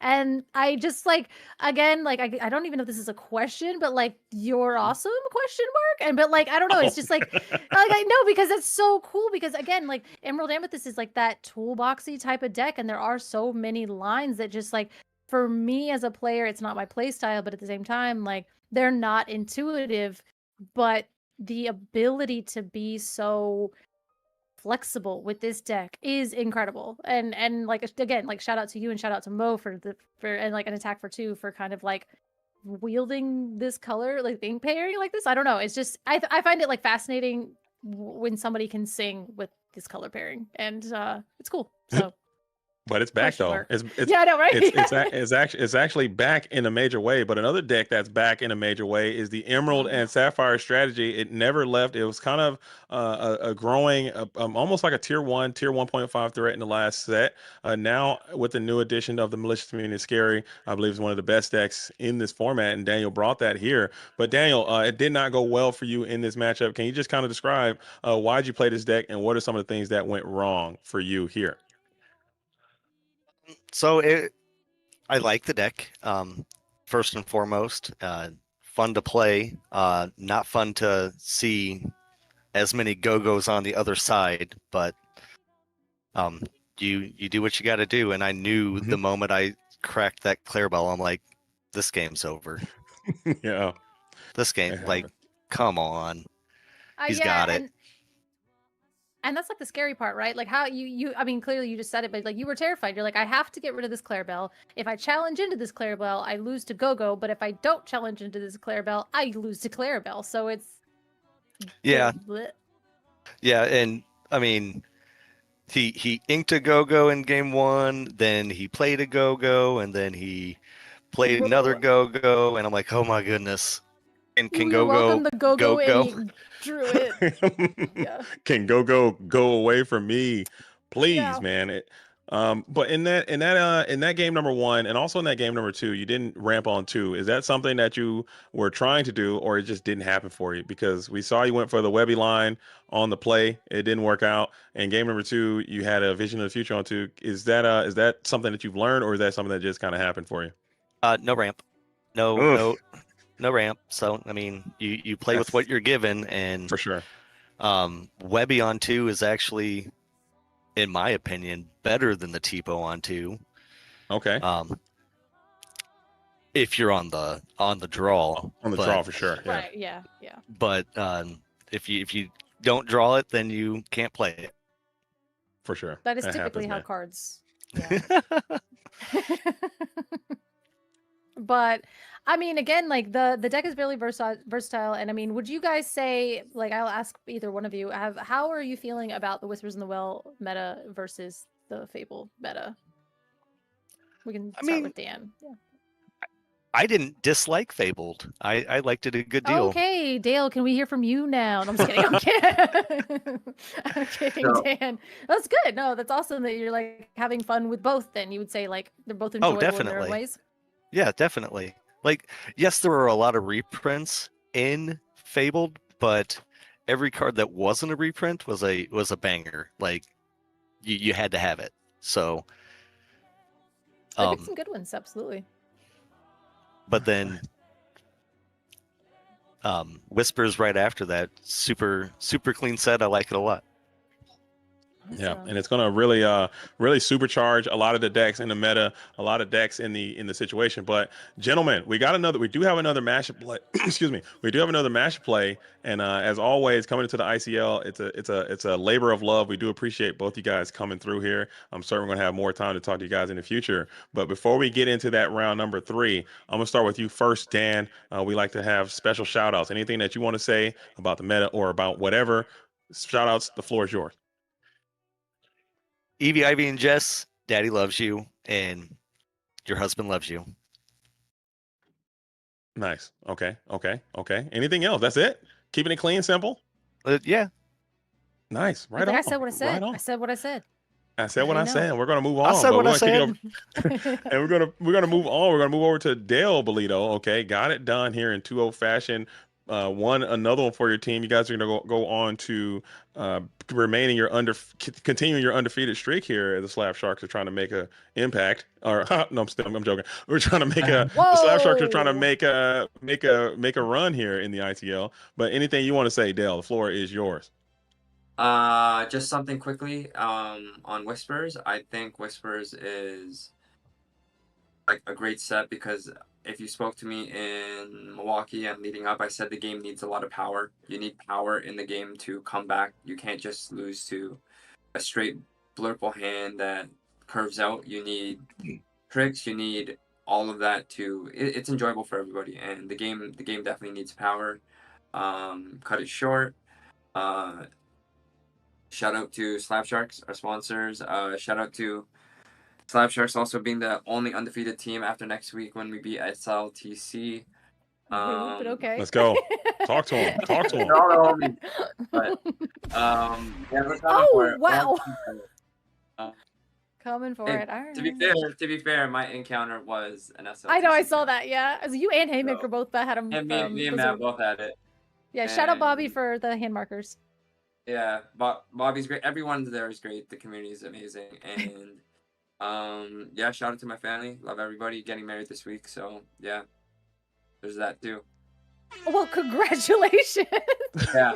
I love when people drop things like that. Like they're so casual. Like I've had people, like clients and stuff like that. I'm like, what are you doing there? Like, I'm getting married. I'm like, bruh. Dale, I thought you've been married this whole time, man. I thought you've been married for a while now. I'm married to the game, but Married to the game. There you go. I knew it. I set him up. I set him up. yeah. Other than that, peace and love everybody. Can't wait to see everybody in Virginia. I did manage to get a ticket, and yeah, hope the ones that didn't get one that are watching are gonna get one on the next launch. Right on, man. I'll be there with you as well in DLC in Richmond. Hopefully, I'll see you guys there. But until then, we're going to hop back into the booth and finish the show, Dale. It's always great to see you, man. And I will see you again. Good luck. Godspeed. See you guys. Bye.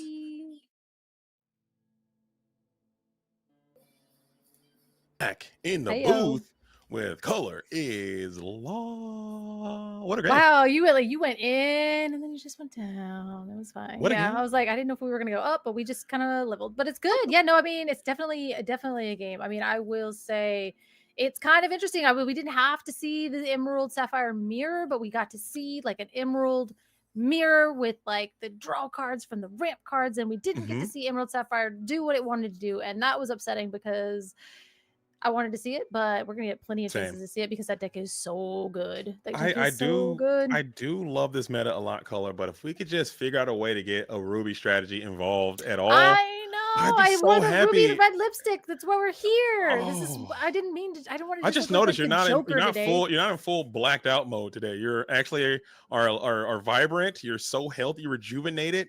You Oh were yeah, you were yeah. I was melancholy. mourning. Woo, Yeah. we were not good. I was in the trenches, but we're good. Please. Let's get Ruby Ruby still back. buns. Your I buns. don't believe Ruby's Your buns, dude. buns. We can save it. We can get Ruby back into this game, but we can figure it out. All right, we'll figure it out. But I am gonna go figure out bedtime because I'm tired. Oh yeah, you're like 3 hours. It's like that's so early for It's you. literally 6 o'clock over here. I'm chilling. I'm having a chill vibe central. But Color, it's Yeah. always great to be here with you and do the ICL. It's always a nice on these Tuesdays. I will be seeing you tomorrow as well. I'll be back at it again. Me Let's too. get I'll it. be here tomorrow. Let's see. Bye. But in the meantime, in between time, we got another special treat coming to you guys' way in the ICL. We have the one and the only, the incomparable and the amazing, the ever talented and special Liam from the Illumineer. I don't have my freaking pistol, dude. I can't even shoot. Liam, I can't hear you. Mute him. Get him in here. He's cooking. We're gonna figure this out, Liam. Nobody wants Ruby back. Nobody wants Ruby back. Boom. Ruby had like what 7 sets, 8 sets to just rush everybody. It Wait a minute, hold dominated on. set 2. I They got can problems take with a that. break for a little while. I got a They problem with can that take take, Liam. We got to have all the colors being represented, Liam. I can't go another 6 to 8 to 10 weeks, however long this set is. I can't go a whole nother set without this coming through. But Liam, have you had a chance to see these matches? And who do you think is going to win this one? Oh goodness! So I've watched. I caught the most of the last match. I was doing daughter bedtime before that, but I did get to see at the end of the last one. Saw Dale take it down. I'm going to give this one to Slab Sharks as well. I think it's a clean sweep for Slab Sharks this evening. Although I would love to see Impact come back and do a little damage, especially with those sweet Ursula sleeves kicking over there. Yeah, In fact, for sure. I love the style. I'm picking Ross Bird just to save face for the organization. You don't want to come out and get that 3-0 sweep. Slab Sharks here to play and they're here to make some noise. But Ross Bird will not be denied. I think he gets the win here, and I think that's how it's going to go. I'm going with the best ball player in the universe. Let's get it. I love that we can each take the other side here, and hopefully one of us will come out on top. I don't know Ross as a player. I do know Derek did play in Seattle. He played in probably a few challenges, but I know he took 48th place in Seattle. So a player that did fairly well last season from Ontario. So yeah. That's a nice Canadian-based organization, the Slab Sharks, another very strong Canadian-based team to meet up with ETB. I'd love to see the Slab Shark versus ETB in a meaningful situation as we can get a battle for Canada happening here in the ICL. That'd be really nice to see. The Canada Cup. the border battle or something like that. It can have names on it. The maple mashup. Melee. Maple Melee. The maple melee, the ice hockey hoedown. I don't know. I mean, it's out there, Liam. We can figure out the marketing. The no Tim worries. Hortons. Something rather. We're shopping. Yeah, we're shopping. How are you, by the way? Are you a whisper right now? You seem a little ethereal to me. Am I? Am I in the Wells? Do I feel whispery? Your green shirt green screens a little bit. Oh, I'm surprised. Luke is probably cooking me. No, I love it because it so whispers appropriate. Like it really feels whispery. I think I can start doing that and just wearing a green shirt every time, and then that way I can always match the theme of the show. I love it so much. That's gonna work. There it is. Did you get a chance to get out and get any pre-release events in, Liam? No, so I attended a few, but we weren't playing. I did my 4-hour challenge again, where we tried to collect an entire foil set in under 4 hours by trading for it. Oh wow! So that was what I did this weekend. So unfortunately, I didn't get to catch a lot of your coverage, which I'm really bummed about. So okay. I'm coming in here. I caught some of it. I got to talk to Mo last night about the tournament and the winner, Hayden. Hayden, yeah. Which Hayden Burrow, fantastic player. So got a little taste of it there. But this is my real first time like diving in and watching and commentating a match in this meta, and I'm really excited for it. So you're gonna have to carry me along here. It's a good time. I mean, I liked Fabled, but I really love what I'm seeing here in Whispers in the Well. It's just so refreshing to see some of the things that these players are doing. As we do get an Amethyst card, please play a Ruby card. Please, I'm begging you. Come on. You can do it. You can do it. You can do it. And it's going to be a steel card, but it's 2 locations as Zootopia. It's going to come on through. A little Zootopia coming out here. Yeah, so we got a little bit of location. Maybe this is a John Silver location deck that we have coming through, because that's 2 locations down in Inkwell and 1 on the field early. I would love to see some spice.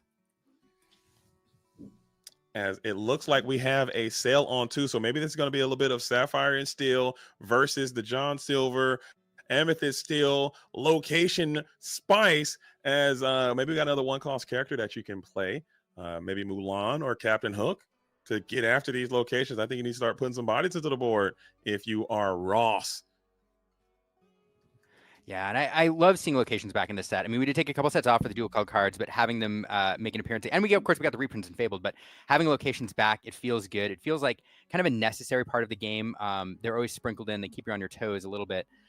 So I don't know. I love that it feels like they matter more again. I like you. I just love this set. Yeah. I love what it's done for the game. I wonder if there's a way that we can do dual colors and locations in the same set. I mean, maybe we don't need full on dual colors every time, but I'd love to see dual inks remain. Dual color locations. Yeah, dual inks. I think we should keep them both, as Calhoun is going to be a nice trusty 2-cost character, still remaining in the color group, coming in on curve. You hate to see it, but another location is going down into the inkwell. So Mr. Enchanted out here just getting loose with these locations. John Silver's inbound. You can almost feel his presence right now, Liam. Yeah. I hope so. I want to see it. A little Kita coming in down here.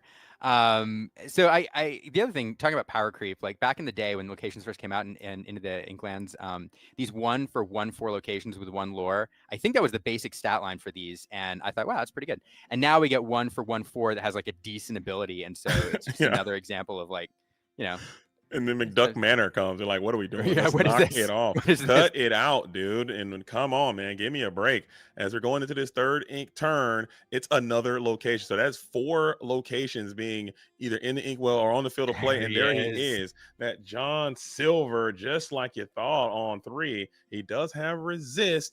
And going against this steel deck, that resist is going to look very good. Just like this Calhoun having that resist.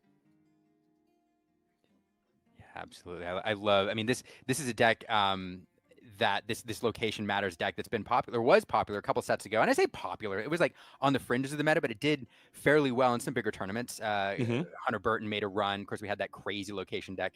I won't even talk about that one, like 30 locations. That was a whole other thing. Yeah. But no, but I love to see John Silver making an appearance here. I hope this deck has legs if this is in fact like a true location deck, which it seems to be.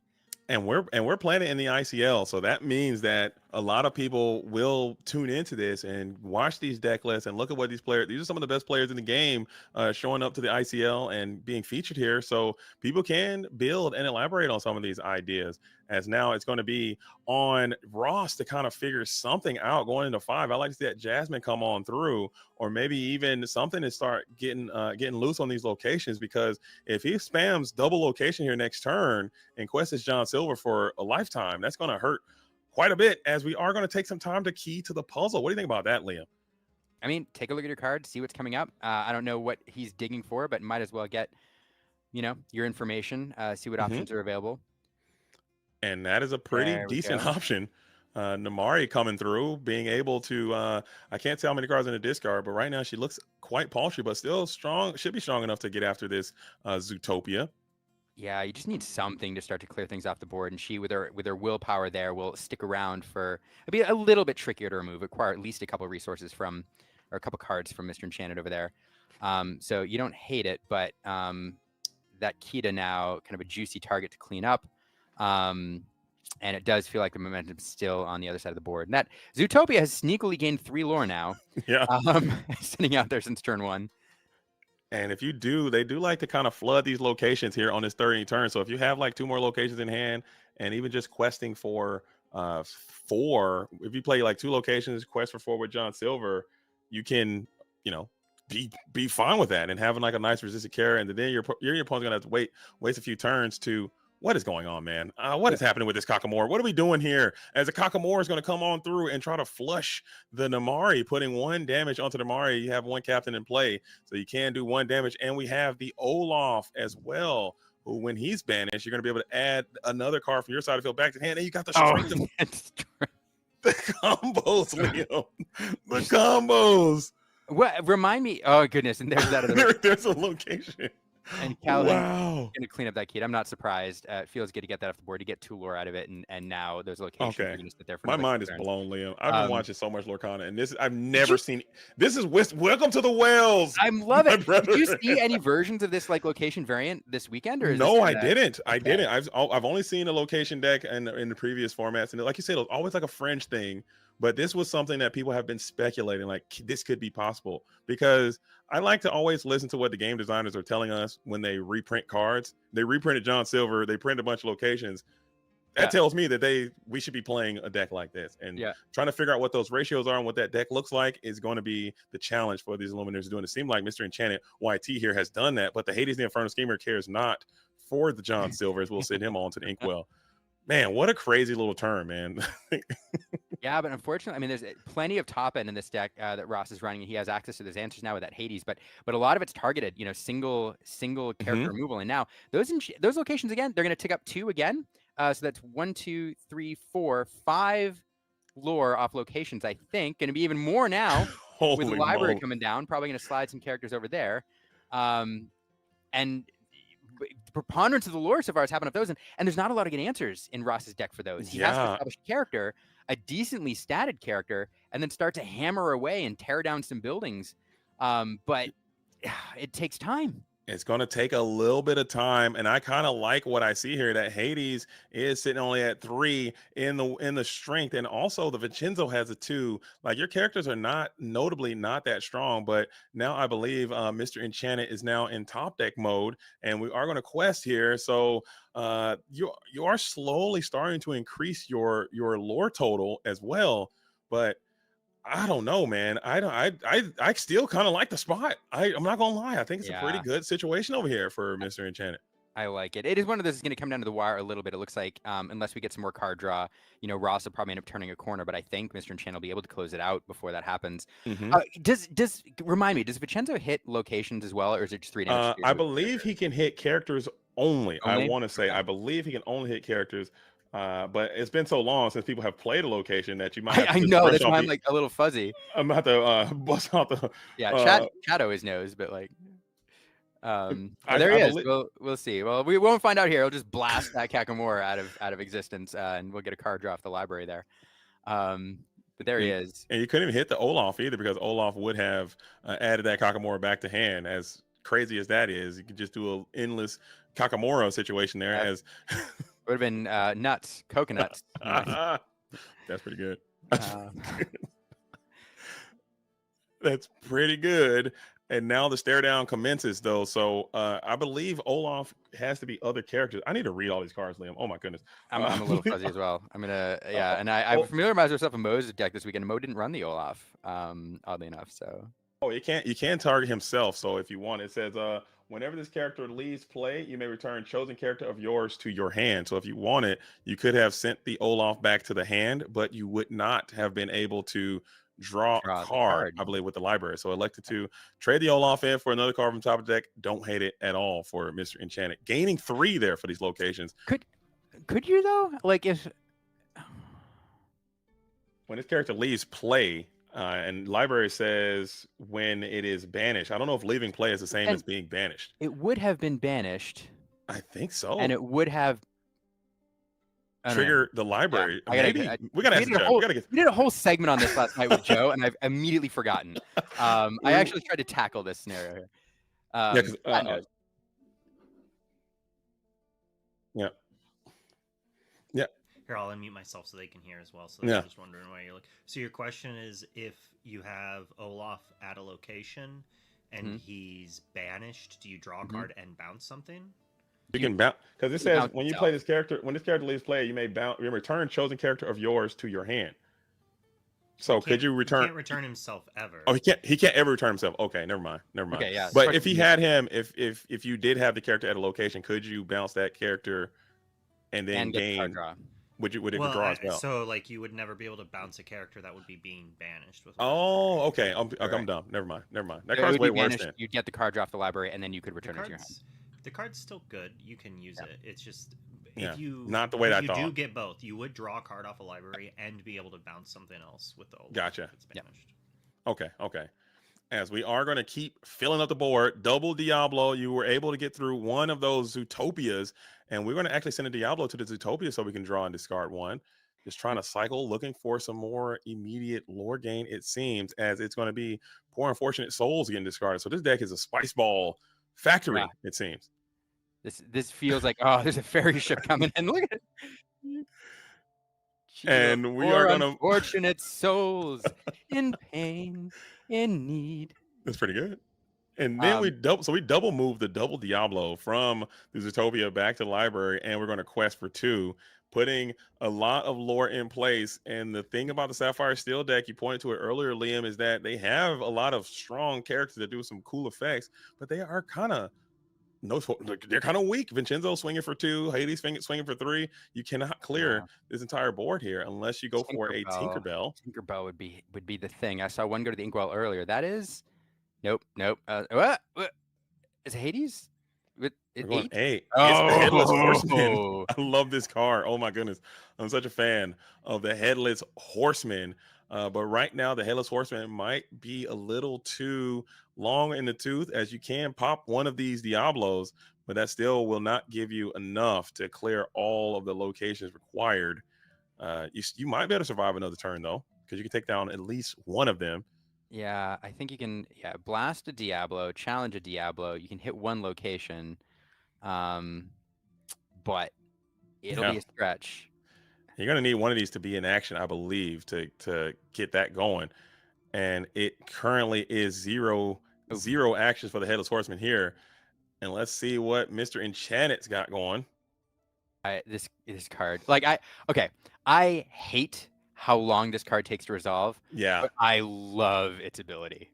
He's saying no. He says, hey, look, I've got no actions, so you cannot blast. So I agree with you 1,000%. I think the whole dice rolling thing, I think you just shuffle your hand and just let me pick. Just pick. You don't have to do the dice rolling thing because it's going to be random. Like, just shuffle your hand and then just pick. Yep. And just be done. I'm right there with you. Yeah. That is the way I have always done random discards in TCGs forever. I'm like, here's a card. I will look away so I don't give anything. And then you pick. And because there it is. And I think I concur with that. And just like that, Ross Bird's going to have to scoop him up as Derek is going to get it done with a very cool Spice Ball Amethyst Steel location John Silver deck. I mean, that was very cool to see. I don't even know. I wish. Okay, for the viewers, for you Twitchers out there, who are all liked and subscribed to this channel because ICL is awesome. I wish I could provide more, like, at this point in time, like more analytic commentary. Like, this is what they're trying to do. This is what they're looking for. I don't know. we got weeks to figure it out. Don't worry. You got plenty of time to get there, but I agree with you. We're just on the journey and having a good time, just like everyone else at home watching with it. It is going to be super duper sick. Yeah, I need more whispers. I have to acquire more whispers. Have you ripped a lot yet? I've ripped barely any. I've ripped 2 boxes. Okay. And a trove. And 2 booster packs. I did 3 cases and 3 troves, and I got annihilated on my rips there. I wish, but you've hit an iconic. I have, yeah. Yeah. Okay. Yeah. I'm sorry. I would feel some sympathy for you. Yeah, if I didn't. You're right. You're right. Didn't. And I'm really getting no sympathy either, Liam. I think the consensus is in your direction. I think most people, I say, hey, man, I pulled 2 Nick Wilds and a Sword of Hercules, and they're like, oh, but you got the Hades, so stop crying. Stop your belly aching is what most people are saying. I will say, like, 3 Enchanteds in 4 cases does feel really bad. Yeah. It having a dead case, quote unquote dead case, like, pretty not great. I've heard stories. People got two cases and no enchanted out of 2 cases. I think that feels so miserable. Yeah. I wish there was a way that we can guarantee people get enchanted just so we can not have that kind of feeling, but it's really impossible to do that. It's so tough because as soon as you guarantee pull rates, then you have like dead boxes out in the wild, and you still kind of do now. But I have seen 2 enchanted cases. I saw 2 enchanted box. I saw 2 enchanted box on a Whatnot stream. Yeah. I've got a 2 enchanted case before, so I guess I deserve to not. I deserve to not get. You know, they all can't be winners. Sometimes you're gonna win, sometimes you're gonna lose, and that's why we do it. I think the love of ripping packs is a feeling I can't really describe to people who don't. There's people who get it, and there's people who don't get it. Yeah. And I understand both sides of the argument there. It's fun though, man. It's such a good time. It is a good time. I'm chasing so many enchanters this set. Like I Yeah. like Fabled and this set are the first two. Like I've never wanted to complete an enchanted like set for a set before, except first chapter because history and reasons and all that. Right. But Fabled is the first time I was like, ooh, I might try to get them all. And then Whispers, I was like, now I need all these. Like, are you do you get them graded and stuff too? Are you gonna get them graded? Yeah. Okay. Yeah, I have a problem. There's no problem. You're in safe company, man. We're kindred spirits. I have so many. I've seen your collection, and it's very impressive. You should be proud. I should have more money in my bank account. Hey man, don't worry about that. It comes and goes. It's fleeting. Okay, That's true. Is fleeting. That's true. It comes and it goes, man. Lorcana, and you could have money, or you can have enchantments, which can also be money. That's true, but they're prettier. Yeah. That's fair. Yeah, George Washington picture is so chopped, dude. I think I'd much rather have an enchanted Maui than a George Washington any day of the week. He gets Ben reprinted Franklin, every have you year, seen a $100 bill? A $100 Yeah. bill, you can't even get that graded. So Yeah. whatever. Yeah. Yeah, I agree. I think you're making the right decision. Diablo. The Diablo. And speaking of, I don't know, ones. Speaking of dollars. Speaking of ones, Diablo on the board here in turn 1. And we're sailing Gadget at sea on turn 2. So hitting that ramp. Ross probably feels a little bit better about this start, not seeing that 1/4 location come down to just gain like 7. I think that Zootopia got like 7 lore. On its own. Easily. But Ross, I think Ross has the unfortunate pleasure of being against a deck that I'm certain that he hasn't. They really haven't got any reps against. And you're like, I was ready to play Amethyst Steel. As soon as you saw the Diablo, as soon as you saw the Steel card, you're probably like, okay, I'm feeling very confident in my deck. I think I can win. My matchup is nice. And then they start dropping locations on you and John Silver's. And like, man, I got to change my whole situation on the fly. And that's a very tough thing to do. Yeah, absolutely. Absolutely. But now, I mean, having played against it once, he kind of knows the strategy. He knows how to tweak things. So, and on the play here, I feel pretty good. I would feel pretty good in Ross's shoes right now, knowing what he knows now and being on the play in this deck with this really heavy top end. So just has to hope that Mr. Enchanted can't go wide with locations early on. Characters, it feels a little better because you have those Tinkerbells, which can do a little bit of sweeping. But yeah, so this Diablo will go off for a quest here, establish the Calhoun. And just does not feel like a super fast start for Mr. Enchanted. I'd like to. I still will think if you go Cinderella here, I do believe that Derek, Mr. Enchanted, might be in some Mr. Enchanted trouble. And there she is, Cinderella, dream come true. And now things are going to get real, as we did see that Namari coming in late last turn as well. So if you go into another princess next turn, or even another Cinderella, and then you start floating the boat too soon, I don't think a location is going to be able to get you out of this scenario, as you really did not start your dynamic turn. Maybe you can kind of still get there if you go John Silver next turn and then do a nice location flood quest for a ton. That might just be fast enough, but now you got Hades who's going to be inbound very, very soon. Yeah, I think the key probably in this matchup at this point is to outvalue Ross if you can. Now, Ross is getting some good card draw already, being able to cycle through things with that Cinderella, but dropping a library perhaps, well-statted card like that, shoving 3-4 characters in there, and then eventually doing what Amethyst Steel did last set and being able to like go wide on turns 7, 8, 9 and just kind of flood things is probably the way that you try to tackle this, but I think that would be the way to go if you can. Yeah.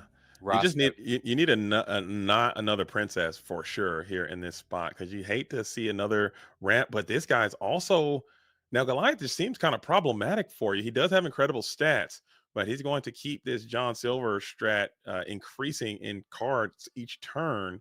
But this is an interesting approach. Maybe you got that galactic council chamber and you got alien synergies over there too, and they can't challenge the location. I don't know, but interesting development of this Goliath as your 6th inked play. You got Hades coming in next turn, so maybe this is quite good enough and he could just start waylaying all these locations with that 6/5 stat line. Yeah, I'm super fascinated to see how this plays. Goliath is such a strange card to me because it changes so much. I'm interested to see how this plays out. And with 2 cards in hand, but Mr. Enchanted does notably have 4 cards in hand, so you're going to have to really run through some cards, or you're going to lose to that Goliath value. as 2 cards in hand for Ross. You need to get yourself down to 2 cards as effectively as possible. You still might need to spam these locations and then quest, but then you get Hades on the John Silver, and then you lose your locations, and you're just losing plus values each time. But the Goliath will feed you each time as well.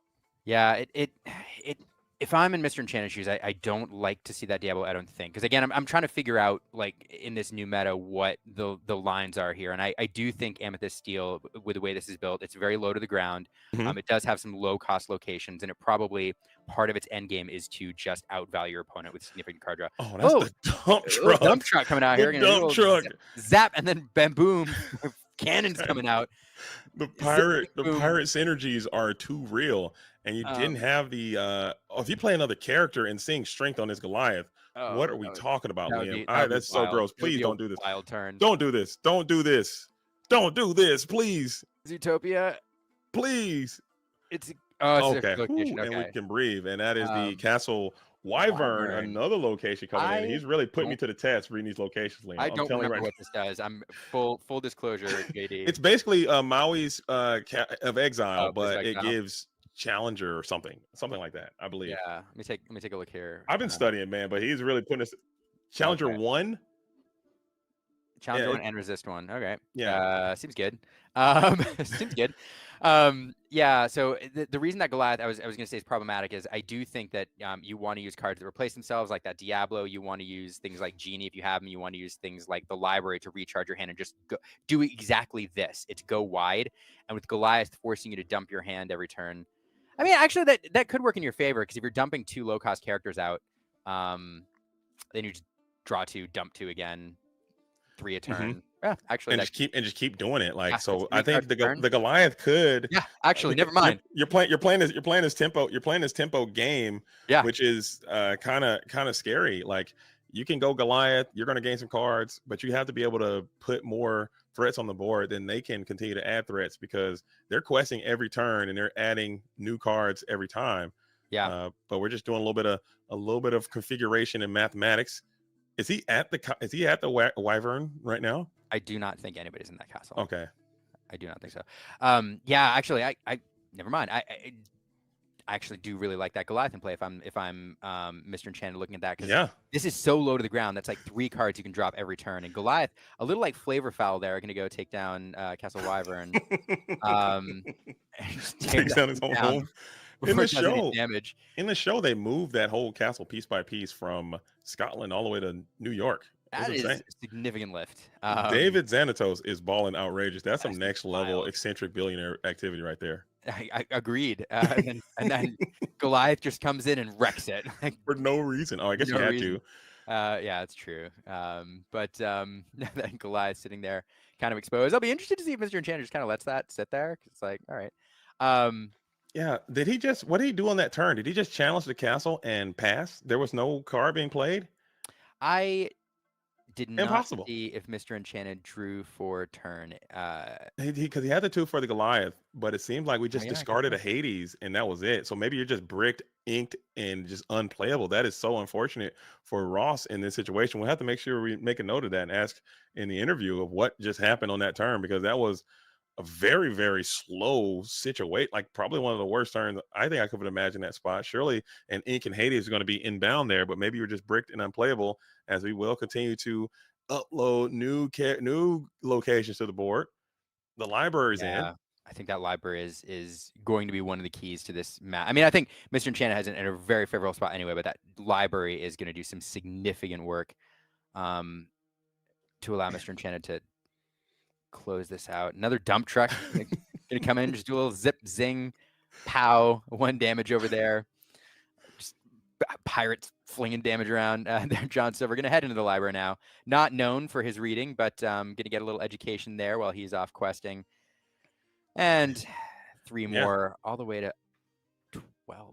Just sending the lore up, and hopefully we can get 2 more cards. Yeah, this Goliath is completely backfiring for you here. Yeah, as that is just not. He's literally, maybe because the Castle Wyvern you played it, he's going to be an insider threat, like a traitor, and he's working against you to take you out, I guess, because this Goliath is looking much better for Mr. Enchanted than it ever did for Ross in this game, and I'm not even going to lie. So Yeah. The stare down commences. Can you ink and play a card, please? Like, I'm begging to play multiple cards here to get some value out of this Goliath. But man, you got dump trucked. There's the dock. Ain't All no right. way. Oh Double no. Hades. Oh And you my drew goodness. another uninkable card. You Oh got no. so Okay. many Hades. Oh my goodness. All three of them there. Oh, that feels bad. And that's, Ouch. but to your point, that's why the Goliath, it does not feel great in this deck to me because so many of the cards are top heavy. If you are discarding drawing 2 every turn, you may get at this point of the game, you may get a single card per turn. And yes, they're very top heavy. But when you're against a deck like Mr. Enchanted, if he's drawing a card per turn, that's 3 threats he's dropping on the board every single turn, potentially. And it's just that Goliath.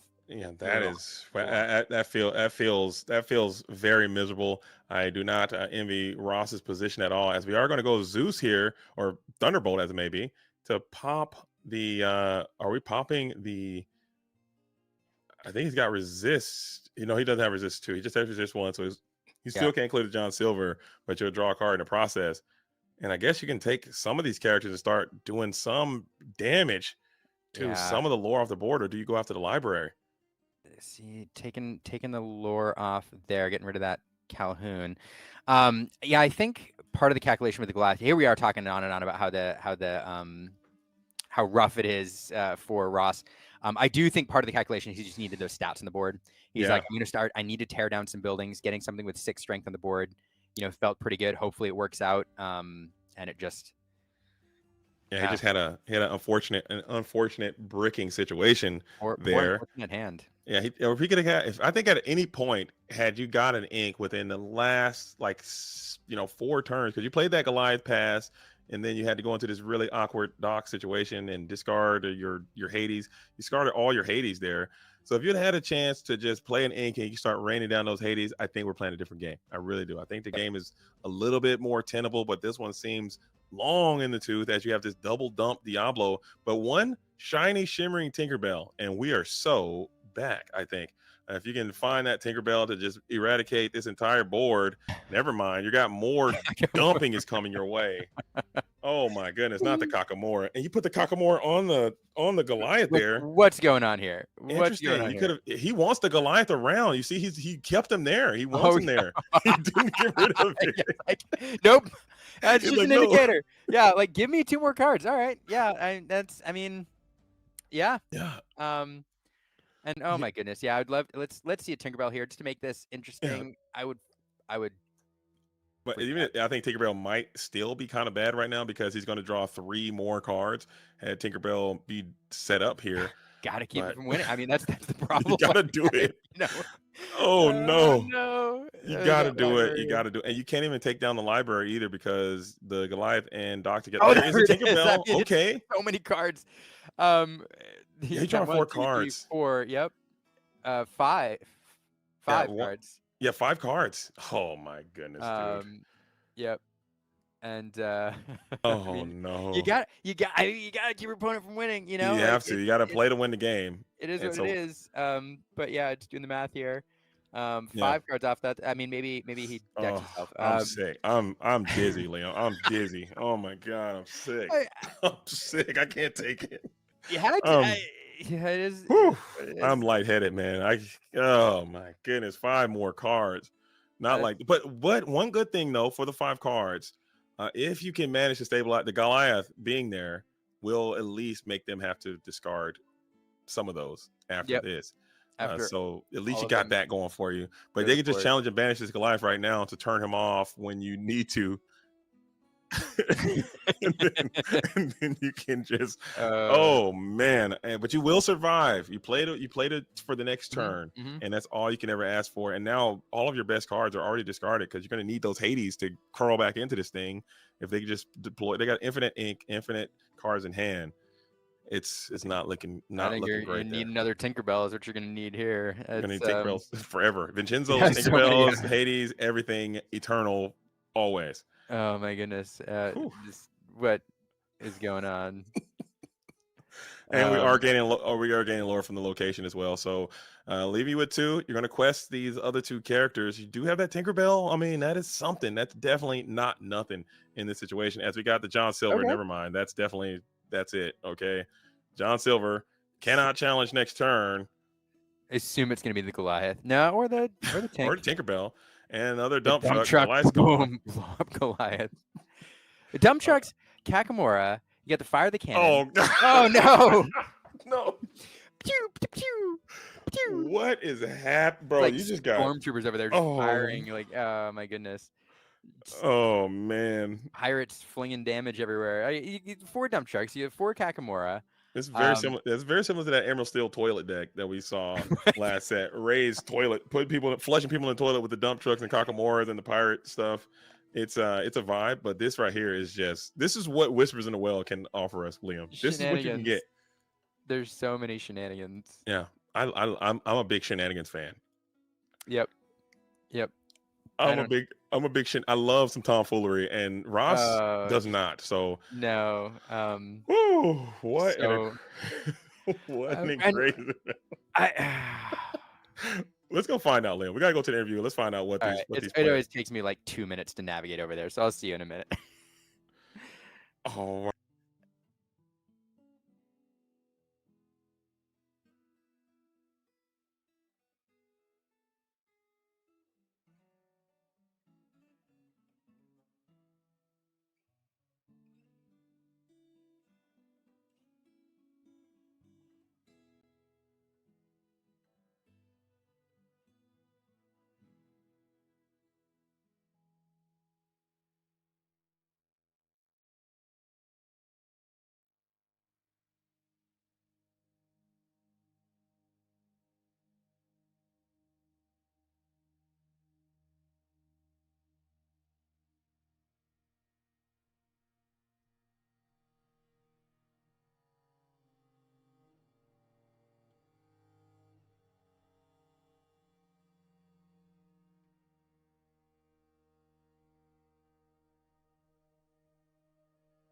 What? I think we might be muted. We can't hear anything. Luke, production. Oh, we're back now. Okay. Sorry. We're just talking about your deck, and a lot of people are big fans of your strat and what you got going on there. So can you just talk about your deck really quick? Some of the pros, some of the cons, and the heat. Just give us the spice, a little quick spice breakdown, if you don't mind. Okay, so the way that I think about Lorcana generally is either I'm going to play the top deck, like the best deck in the format, or I'm going to try to play something that counteracts that, right? And so obviously with the release of the new set, Cinderella is just totally cracked. This line of Tipo Sail ramping into a Cinderella is just absolutely broken. And so I found myself play testing and just losing constantly to the Sapphire decks. And so I figured there has to be a way to punish them.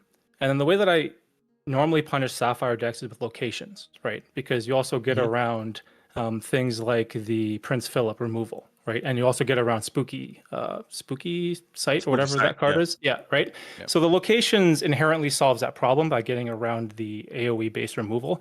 But the thing is, you need to protect your locations, right? So that's why I added in the dump truck and Kakamura line along with Fire the Cannons. So this way is even if they can open with a Rafiki or a Tipo, you can just ping those characters down, which gives you that early lore from the locations.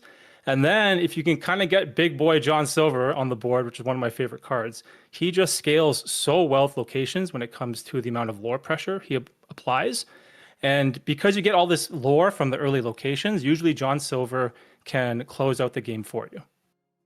Nice, man. I love the deck. I thought it was really, really moving around, and just seeing those Kakamoras, and just like you said, your strategy was able to just being able to draw multiple cards, the Diablos, the libraries, and also, are you playing Doc? I think you had Docs in there as well, and then utilizing your opponent's Goliath. I thought that was it was really, really cool to see. But Liam was here as well from the Illumineers. He's in the building, and I don't want to hog all these interviews because I can't do that. But Liam, I'm sure you're aghast as well, seeing what just happened. I think we got a new deck in the format that people are going to have to prepare for.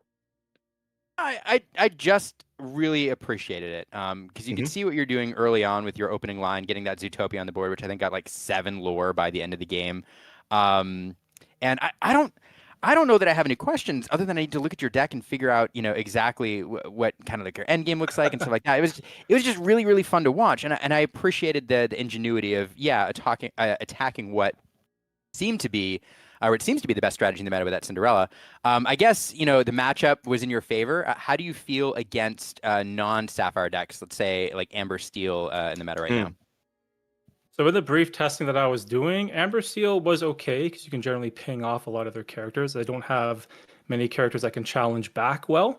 But the main problem was the Purple Steel decks, as Purple Steel has been running Calhoun and that other 3/3 body for 2 Lexington. and the Lexington. Yeah, so those are incredibly problematic for the deck.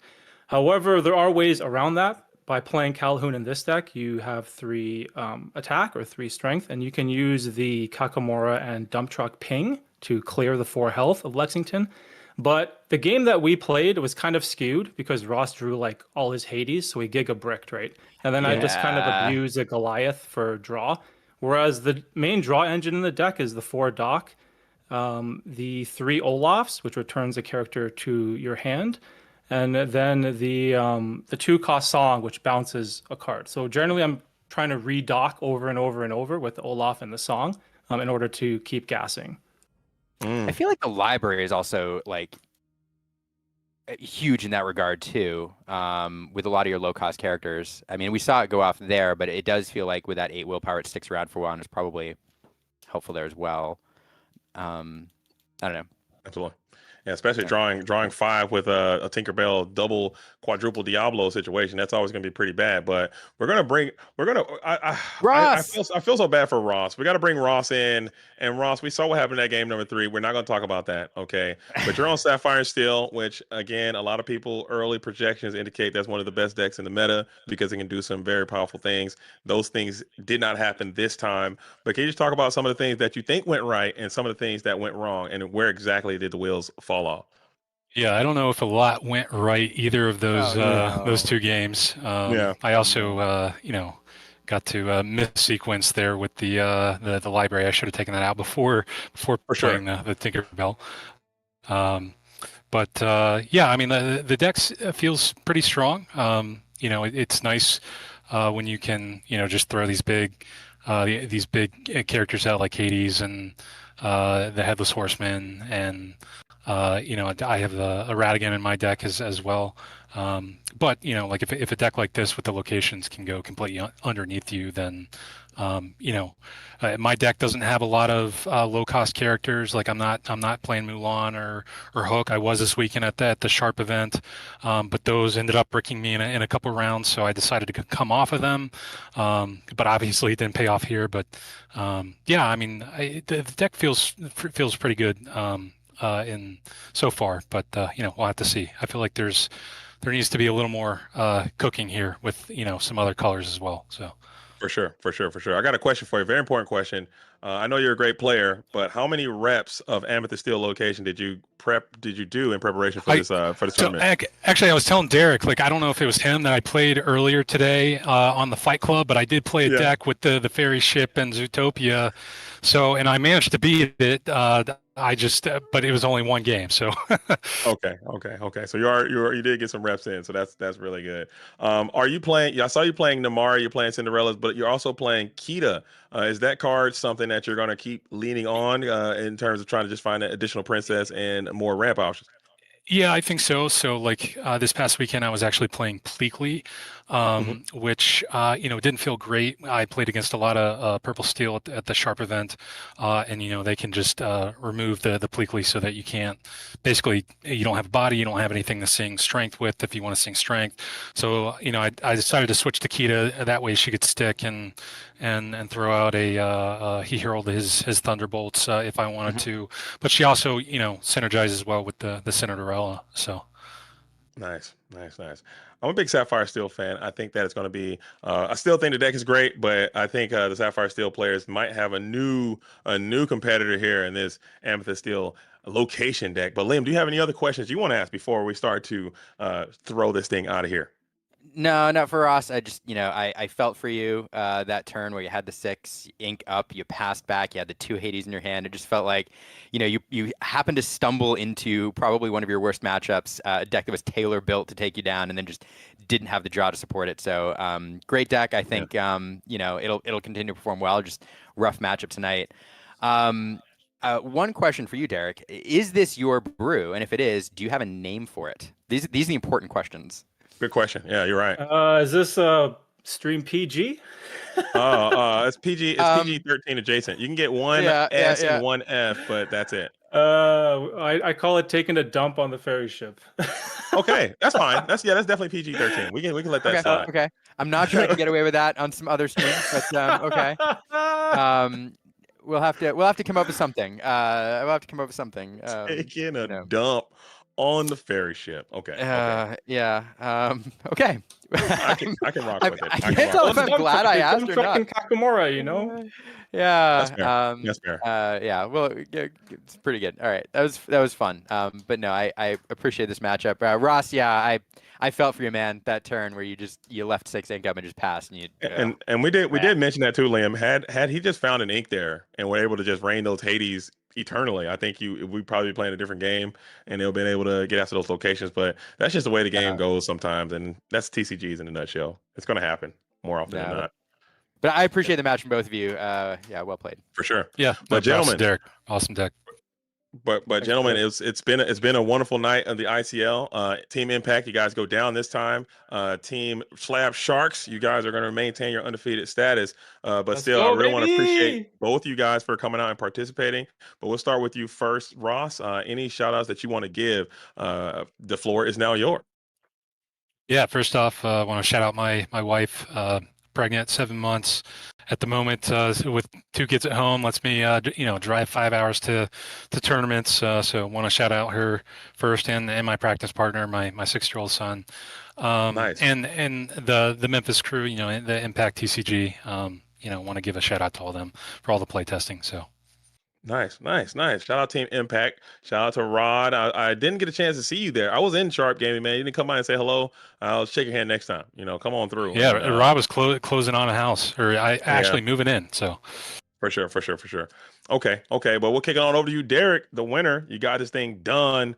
The floor is yours. First, gotta give me your Google links on these lights you got back there, and whatever your camera settings are, man. Because my ISOs are all messed up. My shutter speed's cooked. My aperture is finished, man. I got to get my lighting down. So please hit me up with that. But seriously, the floor is yours. Yeah, first off, of course, shout out to all the mothers, wives who led us as players, and fathers and husbands as well. My wife is commentators taking care of my kids right now, so I can play this game that I love, and I appreciate that immensely. And the other thing I just wanted to say, shout out to Team Slab Sharks for sponsoring us. This is the company that I work for, and we provide a safe space for players to sell any of their cards that they want to get rid of. We're based in Canada, basically the largest consignment company in the world, and we just try to help out. If you win a Golden Mickey, you win an Elsa, a Simba, you want to maybe get some money for it. We help players do that in a safe manner, and I'm really proud of the team that we've assembled. And just like a quick little story, when I got into Lorcana, I looked up locals where I could play. I strolled into my a store, and I queued into Lazaro Bolito and Dale Bolito for my first 2 ever games of Lorcana and got absolutely wrecked. And that's how I discovered the game. No, not like this. There you go.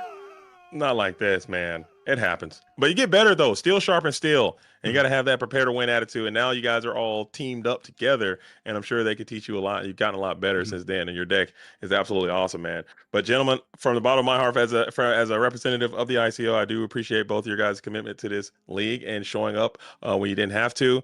And we really will thank you guys for that. But we'll see you next time for sure. And we'll let you guys go to have a great evening as we prepare to close the show. I appreciate you guys. Thanks, guys. See you. Oh.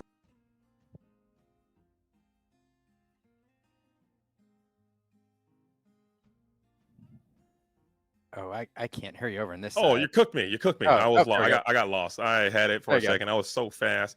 But man, Slab Sharks getting it done. Team Impact. man, that's a rough night. You don't want to get that 3-0, but man, oh man, Slab Sharks came out to play and they were on the draw a lot, Liam. They got something happening. As a team to look out for. I'm watching out for these Sharks, man. Yeah, I mean, I've seen them twice now in the ICL, and talked to their captains, and man, a lot of talent there, and they consistently get it done. I will give Team Impact, the due here of saying, I think that they just matched poorly all night too. Yeah. Sometimes in the ICL, the way the color draws go, like sometimes you have a game plan. You're like, all right, if I'm gonna prepare for this, you prepare for this, you prepare for this, and if we match up this way, like we're golden. Yeah. And Derek there teching his deck against that Cinderella line specifically and saying I'm gonna go low to ground locations, hoping to match into, Sapphire does. And I think that Impact just had poor matchups all night, and that didn't help their cause at all. That's that. It's all going to require a little bit of luck here in the ICL, and you came up snake eyes this time. But Liam, it's always a pleasure to be here with you in the broadcast situation. I hope we can keep this party train rocking at DLC in Richmond. I haven't heard anything back yet. I'm going to go as a player if I don't hear anything back. But it's going to be a vibe. But for those at home who may not know, where can we find Liam from the Illumineers? Anything you want to say? Shout out to you. And first, before you get the shout outs, you guys need to follow this man on YouTube and go and follow the Illumineers, and make sure you watch at least, if you don't watch anything, watch the Aiden video. It's probably one of the best digital kind of videos I've ever seen in my entire life. Okay, and I'm not even being hyperbolic. Get over there and watch that video. You really went to your bag on that one, and no one could do it like you. But floor is yours. Shout outs. The floor is open, please. No, I thank you for saying that. Like that one, there's a lot of people who trusted me a lot with like footage and other stuff, and they trusted me to like do something with and tell the story right, and I stressed so much about it, and I thought it was going to come out and nobody's going to watch it, so it means a lot that people enjoyed that. But no, so a couple shout outs before I talk about my own stuff. First, shout out to you, JD. Happy Veterans Day to you. Thank you for your service. You as well. And all the other veterans out there, who've done, served any time at all in any capacity. I appreciate you all. So yeah, shout out to you all. Echo what both players said. Shout out to the spouses out there who support us and let us do this thing. Aaron putting Elena down while I'm doing this here. And shout out to the ICL and the players and the viewers, all of you out there watching. Because if you're not watching, then what are we doing here? Like we'd still do it, JD. Frankly, like we'd still hang out and watch, and talk to ourselves. But it'd certainly be less fun. But no, you can find me on all the platforms, at Illumineers and on the ICL occasionally, and on our Monday Night live streams and doing stuff, making videos, having a good time, and hopefully at DLC Richmond. So let's do it. CCS coming up too. I will be there, and then I think we'll both be at PPG as well. Yes. Weeks. I might be coming to CCS. I'm thinking about getting a little ticket and come over there and just come and kick it with you guys, and I'll figure that whole thing out. But to be determined. I got to talk to my spouse to make that a reality. But it's possible. Never say never. Okay. Anytime I get here's the thing about y'all even know, because JD's been around for a while, like you see people like online and you get to interact with them and chat with them like this, and you're like, oh man, are they the same people in real life as they are on stream? And JD is more delightful in person than he is on stream. You'd think it's like not true, but it is. So I enjoy every second I get to spend with you. So absolutely.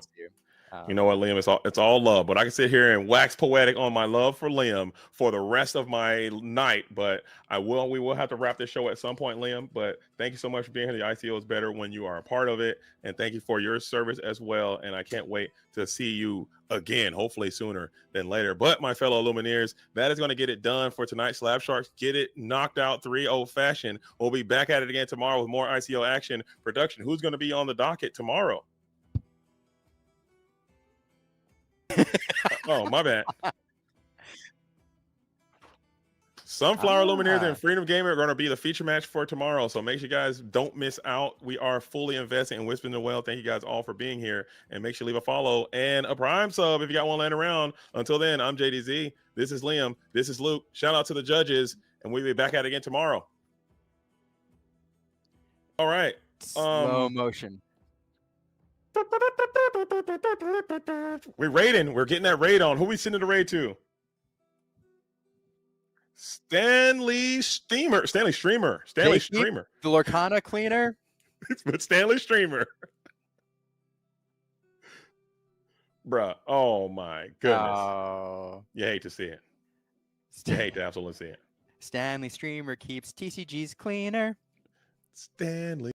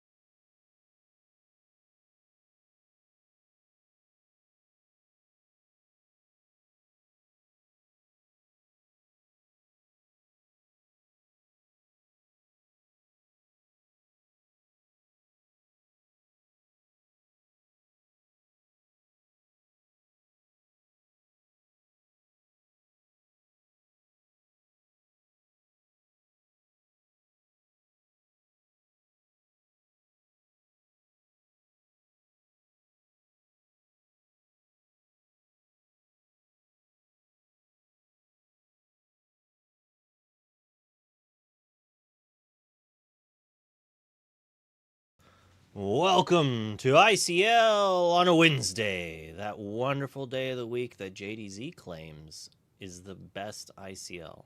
I don't know. I like both days. Let's see if today's amazing show of Enter the Battlefield versus the Lucky Dimes has anything to say to prove them right or wrong. But yesterday's show was amazing, so they got a lot to do. But let's play our favorite game where you guess that caster. Hello. I don't want to give them too many clues. If I keep talking, they're going to figure it out, you know? That tends to be how the game no works. shot they're going to get me. Are you kidding me? I know your voice from the void. If I hear you talk, I know it's you immediately. Are you kidding me? Old heads only. Old heads only. Wow. We have a guest for Gabriel from No One Cares 2000X. And I wasn't making that up. Yeah, that is the name of the person. Yes. That's beautiful. Yeah. Yeah. You love to see it. You love to see it. Good guess. Good guess. You got it. The Gabe babes are in full effect right now. Love to see it. They come out for him. It's the only reason they're here. Yeah. Now you said ETB versus who the Lucky Dimes. The Lucky Dimes. Oh my goodness, my favorite item in Lorcana of all time. Here, I'll a popsicle fan. Nah, it's okay. It's okay. I don't hate it. I just wouldn't put it at the top. All right, that's fair. You know, and I think a lot of people would probably put it at the top of their hate list. You know, but I think it's okay. I think it's fine. Greystone Dragon maybe up there. That's a fun one. Fishbone Quill.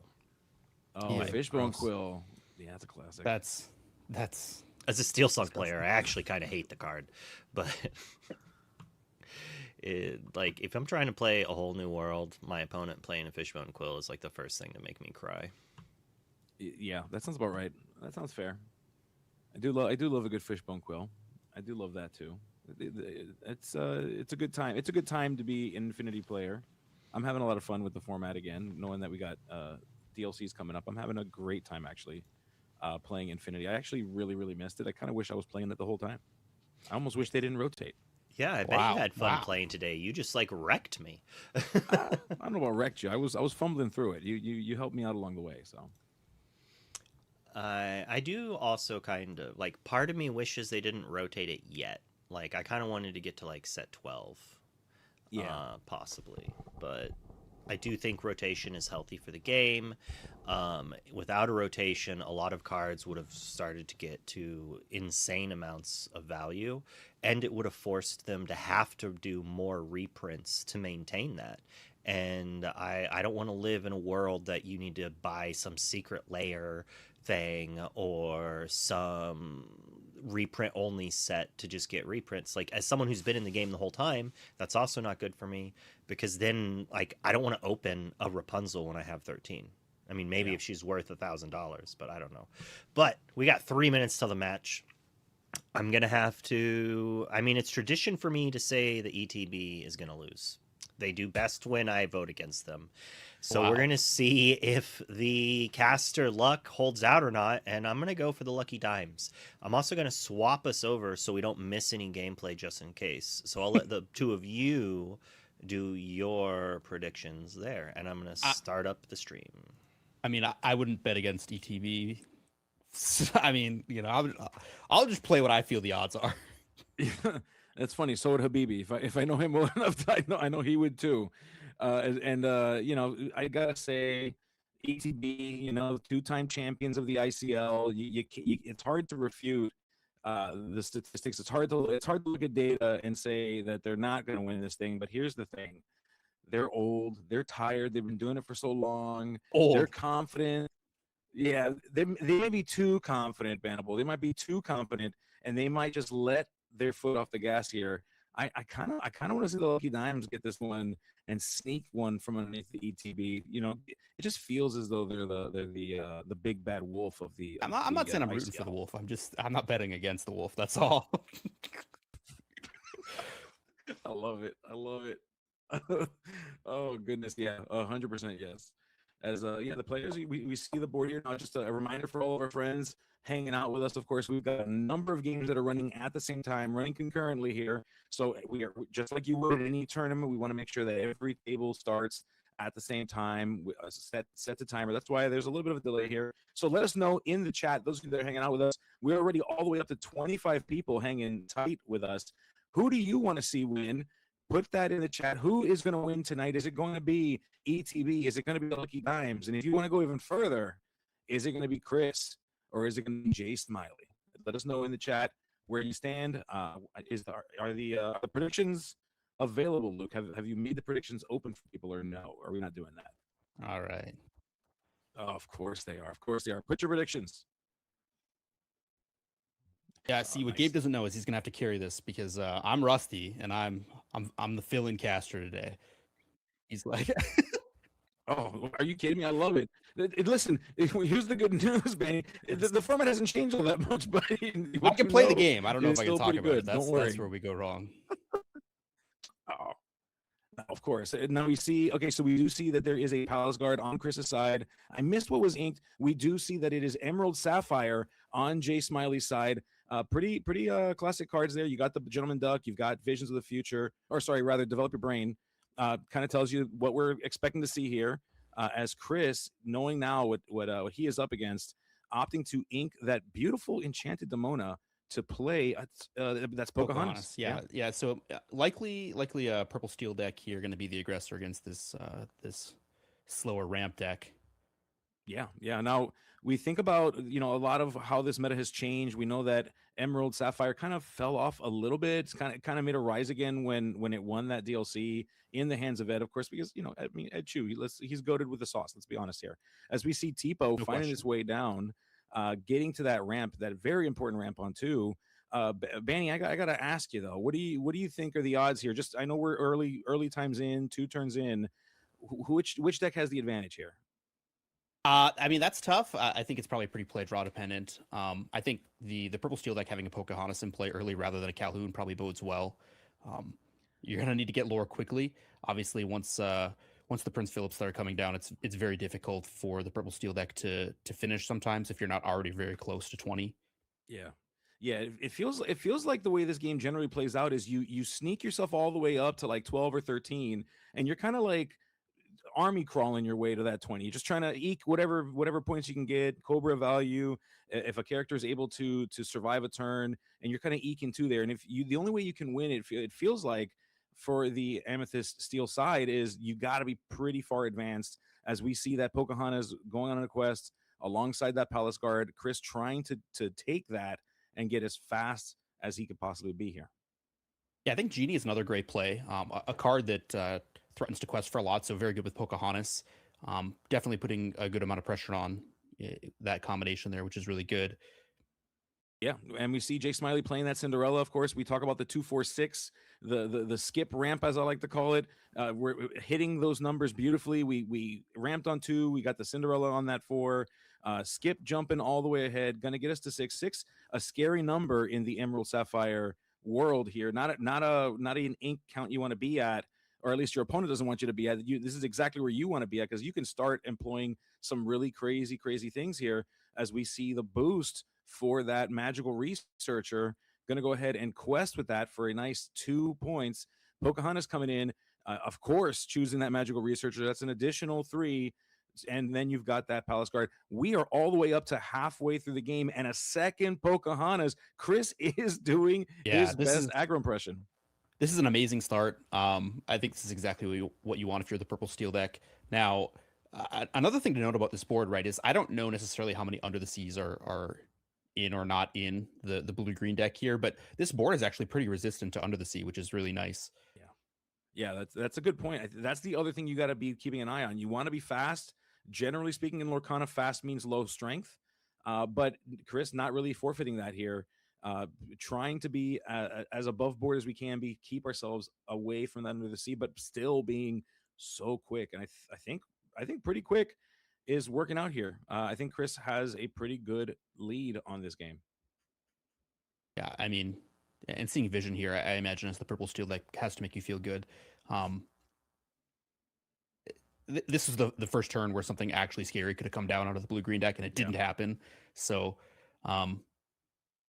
just a couple extra like chip lore here after this quest on the next turn should probably do it. Yeah, Vision is both scary and a blessing, I think, on this turn 6. I mean, you made a very, very good point. You can start to see some scary stuff. You can start to see that John Silver at this point, but instead, kind of a low tempo turn here, setting ourselves up for a stronger future. We vision into something, probably the best card in our deck, likely, as we go ahead and set the stage for a scary combo, putting one piece of that puzzle down. Because this will likely be the way, rather than an Under the Sea, that we'll get to a full board clear with all these characters. Yeah, and this is basically what had to happen. Because the Under the Sea wasn't going to do it, it's going to have to be a shift plus board wipe with the Prince Philip. Yeah. Oh yeah. because one board wipe isn't scary enough, Banny. We got to try to hit him with the second one. Well, I mean, that's what the deck does. I don't know. You're like, this is why you brought these colors. This is why you're here. And Chris is here to win the game. So right. I mean, he's going to what 18, 19 lore. I just don't. It's this is crazy. Oh, and Yeah, he that'll do shows it. the Cobra. He shows the Yeah. Cobra. Wow. Wow. Yeah. Okay. There you go. That does it. That does it. Speed is the way to win this game. And Chris masterfully showing this is exactly the line you need to get, exactly the place you need to be at. Smiley not even getting a chance to fire off a malicious, mean, and scary. Wow. Wow. Wow. Right. That was crazy. But you could imagine, right? So if Smiley had gone first and had one more turn, right? Like if you get the shift malicious, mean, and scary off one turn earlier, I mean that's a substantial swing. In fact, very likely the game goes the other way. So yeah, you can see how play draw dependent these games can be. You're not wrong. You're not wrong at all. Now, and again, like Smiley also did have that kind of slow, that slow tempo turn as well. Didn't do him any favors. Chris now going to be on the draw here, on the draw here, and is going to have to try to do the same thing. We're going to see just how play dependent or how play draw dependent this game is at this moment. If Smiley is able to just completely dominate from beginning to end, I mean, there's just no question about it. This is certainly one for the ages here. Yeah, I'm hoping to get to a game 3. That one went so quick. It's almost anticlimactic. You'll be good. Luke's back there. He's already looking at other games to throw on. Don't worry, Luke's got our back. We're gonna just keep it rolling. Yeah, randomly a match is gonna pop up if we go to a 2 games here only. But listen, I voted for the Lucky Dimes to win, so I'm kind of hoping for that game 3, just so that way Jay Smiley can eke one out and make Habibi upset. Like that's my goal. My goal in life is to make Habibi mad. If I can do that, I think we've all done a good job. So there you go. That's I don't hate Habibi. We don't need to make him mad. I love Habibi. That's the worst part. I actually love Habibi. That's the worst part. Well, I wouldn't say I love Habibi either, but I'm very Habibi agnostic. This is like, yeah. That's fair. Yeah, no, I'll say it for us. Don't worry. I love the guy. I still want to make him upset. It's okay. It's perfectly fine here. Chris, a great person. I mean, all these players, just fantastic people. That's what I love about the Lorcana community. Just great people all the way around. As we see both players setting themselves up for this game 2. Go ahead. They're committing to this first action here. Inking a Tipo indicative of the ramp in hand. Jay Smiley telling us already, don't worry, I'm going to be good for turn 2, as we're going to go ahead and play that cow on turn 1. Good start. Shout out to JDZ Quest with the raid of 37 people. Thank you, JDZ, for hooking us up. And thank you to those that are hanging tight with us and watching as we are getting underway with this wonderful, wonderful ICL on a Wednesday night with a Christopher Robin with the underdog ability. Passing it back over to Smiley, who went ahead and initiated the ramp that we knew was coming in the form of Sail the Azurite Sea. I love Christopher Robin. I love these cards that can help you steal games on the draw, games you otherwise might not be able to win. But yeah, it's a great turn 1 play when you have it. Yeah. Oh, yeah, it certainly is. Christopher Robin, a good one. I think the underdog mechanic, a fantastic inclusion, of course, in Winter Spell, and I want to see more of that. I think this game needs a little bit more of those kind of catch-up mechanics, or those kind of resolve a bit of that play draw disparity situation that we talk about often. I agree. In these games. Anything they can do to make it a little bit more even, I think would be great. We don't need to limit it to 1 drops. Hey, we can have 2 drops, whatever you want. I mean, more stuff like the 3 drop hey also very good. Oh yeah, agreed. I think the great cards, great design, and I think a fantastic design space for the game, as we see just so many Tipos and sales just in the info right now.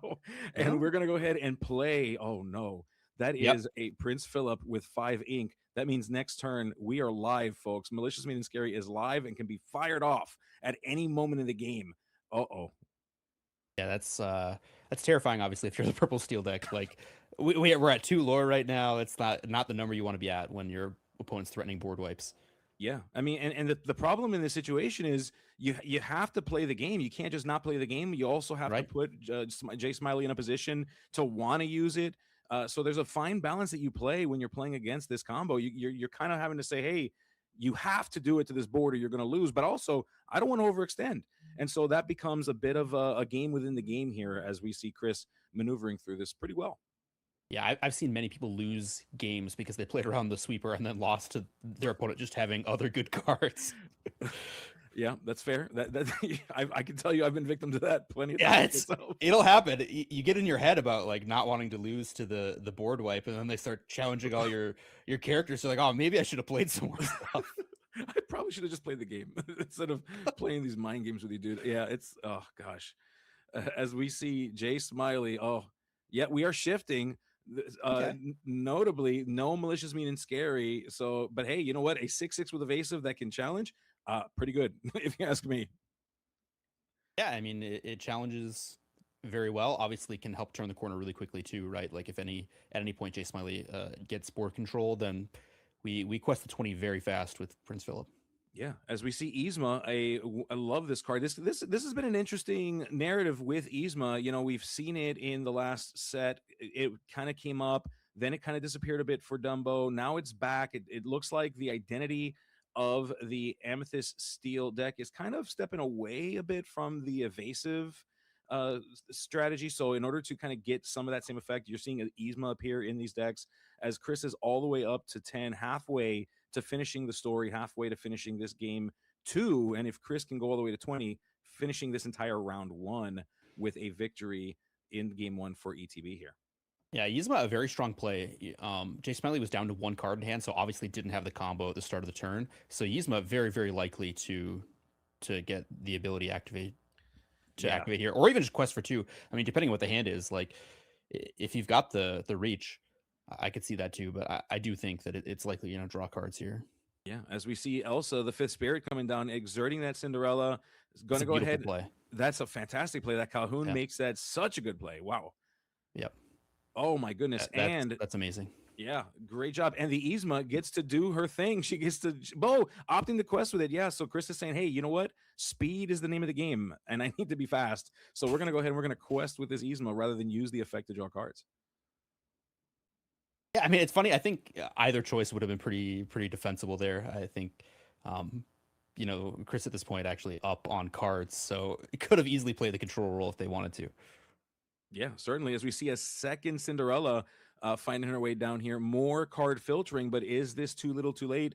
Has Chris established himself too far ahead? We're all the way up to 15. We went ahead and quested with that Calhoun, playing a second Yzma. Hey, you know what? Why don't we quest with one, draw with the other? We got options now. We got choices as we go ahead and play a Palace Guard as well, just extending our ability to win this game as quickly as we can. About whether to quest or draw cards. I think both are good. I actually don't know that you can really lose with either play, but it is an interesting decision. It is. Chris saying, you know what? I liked what I did last time. I'm going to go fast again. I'm going to go ahead and quest again. So Chris, you know what? The longer this game goes, the worse it is for me. So let's not make this game any longer than I have. I like that. I like where Chris is headed at. That's a very, very can feel, you know, you draw. You're right. I think either way go is a boon for you. Either you draw cards you get, but I think we're right here. I think we just need to split it up and take this whole game. Yeah, that's all the way to 14. Oh my goodness, that was fast. That was so fast. 7. Benny, what's your record? What's the record for fast? Well, I mean, I've played Burn before, and I play fast, so I'm sure I've finished matches in under 10 minutes before. But you know, that's fair. Yeah, that's fair. I don't know if I've done an entire round in 14 minutes. That's I can say I've done a game as fast as one of these games for sure. In Magic Online with Chess Clock, I know I've done like 2 minutes off my clock before. I mean, that's just like smash an F6, but that's crazy. That was a different time. Oh goodness gracious! Yeah, that is crazy. So Luke is in the background, I'm sure, finding us another game throw on screen for us. So usually when this happens, though, it's we're usually approaching going into game 3 for the team. I think it's very reasonable at this point. We might actually jump in the middle of a 1 or the middle of a 2 here. It would be crazy to jump in the middle of a first game and almost get two full matches in. Yeah, and I'm being told I sound like a robot, so we'll see here. Hopefully that is not the case, or that it's been resolved. I'll be a little bit closer to the mic, and I'll see if we can not sound like a robot, folks. So let us know in the chat if I still sound like one or not. But yeah. Well, okay, so yeah, Luke is identifying for us a game for us to play, but my goodness, that went by super quick. ETB, if they can keep that up, I mean, just showing us why they are the 2-time back-to-back ICL No doubt. champions with gameplay like that, dude. It's crazy. That's clinical.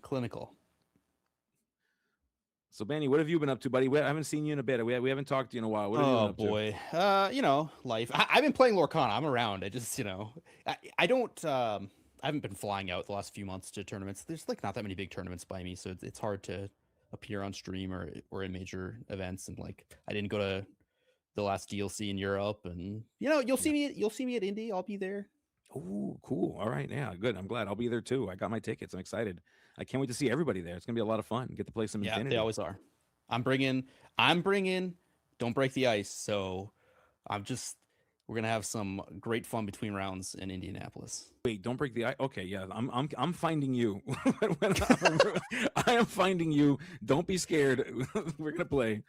As we see Ben from the Emperor's New Crew, 1 game down for Ben. So Ben has secured game 1. They're currently in their game 2 versus Impact TCG. Katie Walker. With I love that map, by the way. That's that bippity boppity boom map. You gotta love that. Yeah, it's one of my favorites for sure. Yeah, it's such a good one. As I see inking of a Moana to play that the Aurora, so we are looking at a Amber Sapphire, what appears to be Princess deck, and I love to see a good Princess themed deck here. Yeah, I do not know what that deck looks like. That's this is gonna be an interesting one for me trying to figure it out as we go. Yeah, if we have the Sapphire Aurora, we could use the first Aurora to play that one and shift right away. That's one of the cool lines of this particular strategy, whether we have it or not. As we see Alice, growing girl, finding her way into the inkwell, some fantastic cards in play. As we're gonna go ahead and play that Illumineer. Lots of princesses, folks. This is a princess deck. This is Disney Lorcana. It makes sense. It's beautifully on brand. You gotta love it. As we see Ben initiating that ramp, playing Basils and Sails. So far, we are Sapphire.deck on Ben's side. Can't really tell what the other color is just yet. Although with some Basils, could be playing Blurple. I was assuming Blurple. You know, I would be shocked if it wasn't, but I've seen crazier things. Yeah, certainly as we see, and I gotta say, we've got Katie operating with having the cards upside down. I think this is a good sportsmanship here, wanting Ben to be able to see the cards clearly. I think that's a big part of that. So both cards upside down here for that purpose. Oh, look, there it is. We're gonna go ahead and shift that Sapphire Aurora. So suddenly all the other characters have ward right now, namely being Illumineer. So did Ben miss an ink? What am I? Did we miss? Did we not? I thought we had. No, we're good. We're good. I lost okay. my mind. I just, you know. You're only slightly crazy, Manny. Not entirely crazy. You're fine. This makes perfect sense. I was like, for some reason in my head, I was like waiting for the ink, and then the Aurora came down. I'm like, what was I looking for? Yeah, as we play, I believe that is Sven, and so that's Sven. Yeah, it is Sven. Normally a great card if we have our opponent with exerted characters for that rush effect. Oh no, we just played a second Aurora, and what that means is that both Auroras have ward because they give it to each other. This is about to go crazy, Benny. Crazy. Yeah, you know, you can't target them, but at the same time, like, you have to turn them sideways to gain lore. So you still got to play the game. Yeah, it's not over. That's true. It does make it interesting as we see. Is that the same? Is that okay? It's 2 Tigers, I believe. It is okay. So I thought it was Fen, but it's actually they're actually Tigers. My apologies. Yeah.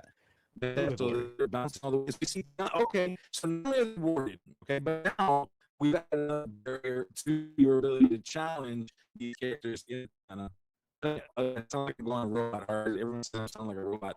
I am hardwired in, folks. I swear. The internet right now, I don't understand. It's probably Luke. If you can hear me, it could be, but the chat is saying I sound like you sound great to me. But that's okay. Thank you. You know, you sound fantastic too. He gave T1000 over here. The game variant came from the future to talk about Lorcana. Boil the frog, like, you know, get used to your AI overlords now while you still can. I'm the first one you should be worried about. as we see all princesses all the time over on Katie's side of the board. Return these characters upside down so Ben can read them. You love to see it. As Tiana's a real problem. It's at this point, Katie can kind of freely build up a wide board and then quest out for like 10 lore all at once, and it's gonna be really, really hard for the Blurple deck to do too much about it. Yeah, and it looks like we're doing that thing that you said that you have to do to win the game. We're turning sideways, we're requesting. It is time, folks. It is time to win the game. As we see the growing girl Alice find her way on the table. I love this card. I really wish this card saw more play. Pretty much it's the entirety of its existence here. It's such a crazy card. It's yeah, I don't know. I mean, are you questioning with your Auroras here? That's it's an interesting question. It is. I mean, they quest for 2. It would send you all the way up to 8. Is it worth it to put them in danger here? That's always the question. You got the Tianas that you got to deal with. So you got Tiana you got to deal with. You've got the ward you got to deal with. So I mean, maybe it's not the wrong play to quest here, but it appears as though Katie is opting not to do that, not wanting to give up that advantage. My feeling is that if you're questing with anything, you should quest with everything. I could easily be wrong, but it puts the most pressure on. Like it's very difficult to answer the Tiana. Like you have to answer the Tiana by challenging before you can take down the Auroras. It actually seemed pretty unlikely that one or certainly both Auroras would have gotten answered there. So to me, that's probably the choice I'd have made. I don't know if it's the right choice, but it's not the world we live in. Yeah, it's not the world we live in, but it's the one in which we're looking at here. Genie, you got to love that wish getting fulfilled right now. So Ben just committing to the plot here, just getting characters on the board, saying, "Hey, if you want to go character for character, I can do that too. I can play characters just like the rest of them, and we can continue to advance that strategy to try to manage your ability to gain any amount of lore." And Katie being put in a position where she's gonna have to start thinking about whether or not it's worth it to quest and to put these characters in any kind of danger. So I think Ben right now is in a pretty good spot. Yeah, I mean, it's a tough spot. Like, you may have missed your opportunity now because Ben is a bigger board. So if you start questing now, it's actually very, very easy for Ben to challenge everything down. But if you don't, Ben's just going to start questing, and that's not really a winning proposition either. Yeah, certainly. Yeah. All right. So we do see. So my apologies. I want to make sure that we're getting everyone in the chat as well. But yeah, it looks like we're good. It appears as though I'm back, and I want to make sure that I acknowledge all of my friends in the chat, especially Cuphead. Cuphead, how's it going, buddy? I see you in the chat. So yeah, Luke said we're not supposed to talk to chat, but we we're not don't supposed to care. yeah, my apologies, friends. My apologies. Yeah, I'm over here breaking the rules. I'm like an animal. You throw food at me, and I'm gonna start doing things. You shouldn't be feeding the animals. All right, so we are going to. It looks like we went on that quest. We're going to go ahead and solve for this by sending some characters in to challenge that Aurora. So we are done with this Ward problem. Ward is off the table, but we still have a growing girl. We still have an Alonwe. But Ben over here with a lot of characters and the board presence on Ben's side firmly. All right, thank you for carrying, Gabe. I got a 4-year-old who really wants to know what I'm doing right now. I love it. Yeah, you know what? Tell them get them involved. We want them. We want all the people playing the game 4 years old and up. We love it. We love it. I'm trying to get my son to ask about the game. Are you kidding? You should be fortunate. My son is like, I don't care about these cards. What are you doing? I'm very fortunate, but he's now messing with my green screen, and he's got the dog in here. That's even better. Are you kidding me? I feel like that makes for great television. This is exactly what we there want. We go. Oh, all is well now. I should have locked my door. No. It made the broadcast even better. Let's go. Shout out to your son. We love it. Oh boy. Goodness. As we see a Woodchuck's guide as well. So Ben just collecting all kinds of advantage, using that Woodchuck guide, going to grow the hand size. In stark contrast to the growing girl that is sitting in the discard pile, we see the Sail of the Azurite Sea, more card draw. Ben just exerting dominance here, placing an Into the Unknown, into the Inkwell, a second one because we did play that Sail. And then we're going to just play Tipo because you know what? Tipo's got this thing called lore on it and you can quest with it. So why not just put it down and play with it? Yeah, this is looking like an absolute beatdown now. It's only going to be 1 or 2 turns here for Katie, and I don't know that her deck has the ability to come back from this. There's maybe one card, and we're assuming she's playing it. There's a Raging Storm that Yeah, might it's a be few week coming. away though, I think. And no, I thought, oh goodness, we're still one away, but we Yeah. do have the Hades. Try to mitigate this clock a little bit, slow this clock down. But I think you're right, Bannable. It might be too little, too late, man. I think it's too little, too late. But we'll find out.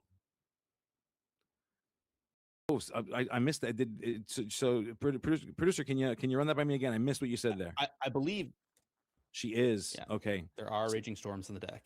Okay, there are in fact Raging Storms in the deck, so that is a possibility here. This game is not over yet. Ben can certainly go on a full-on quest if he is anticipating that is the case. The Hades on Hades action, of course, is going to encourage Katie. If she does have that Raging Storm, there is no better time to do it than next turn. If you don't have it, this game is over, as if it's not already in a very, very bad spot for you at this point. Yeah, I mean, if you're Ben, maybe you don't put the Princess deck on having Raging Storm and play into it. It's certainly a possibility. Potentially, although I do, that 7 is not 8. She turned 7 sideways to play that Stitch. That is not enough. She's not playing, or she at least did not find that Raging Storm. That is rough. That is rough going here as we see the Surfer Stitch just staring down all of these characters, multiple Hades, a Genie, Tipo, just so many characters. Yeah, and we do have game-winning lore on board.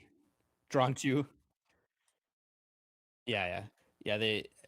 Katie accidentally drew 2 off the Surfer Stitch, thinking we had 2 characters in play, but we do not.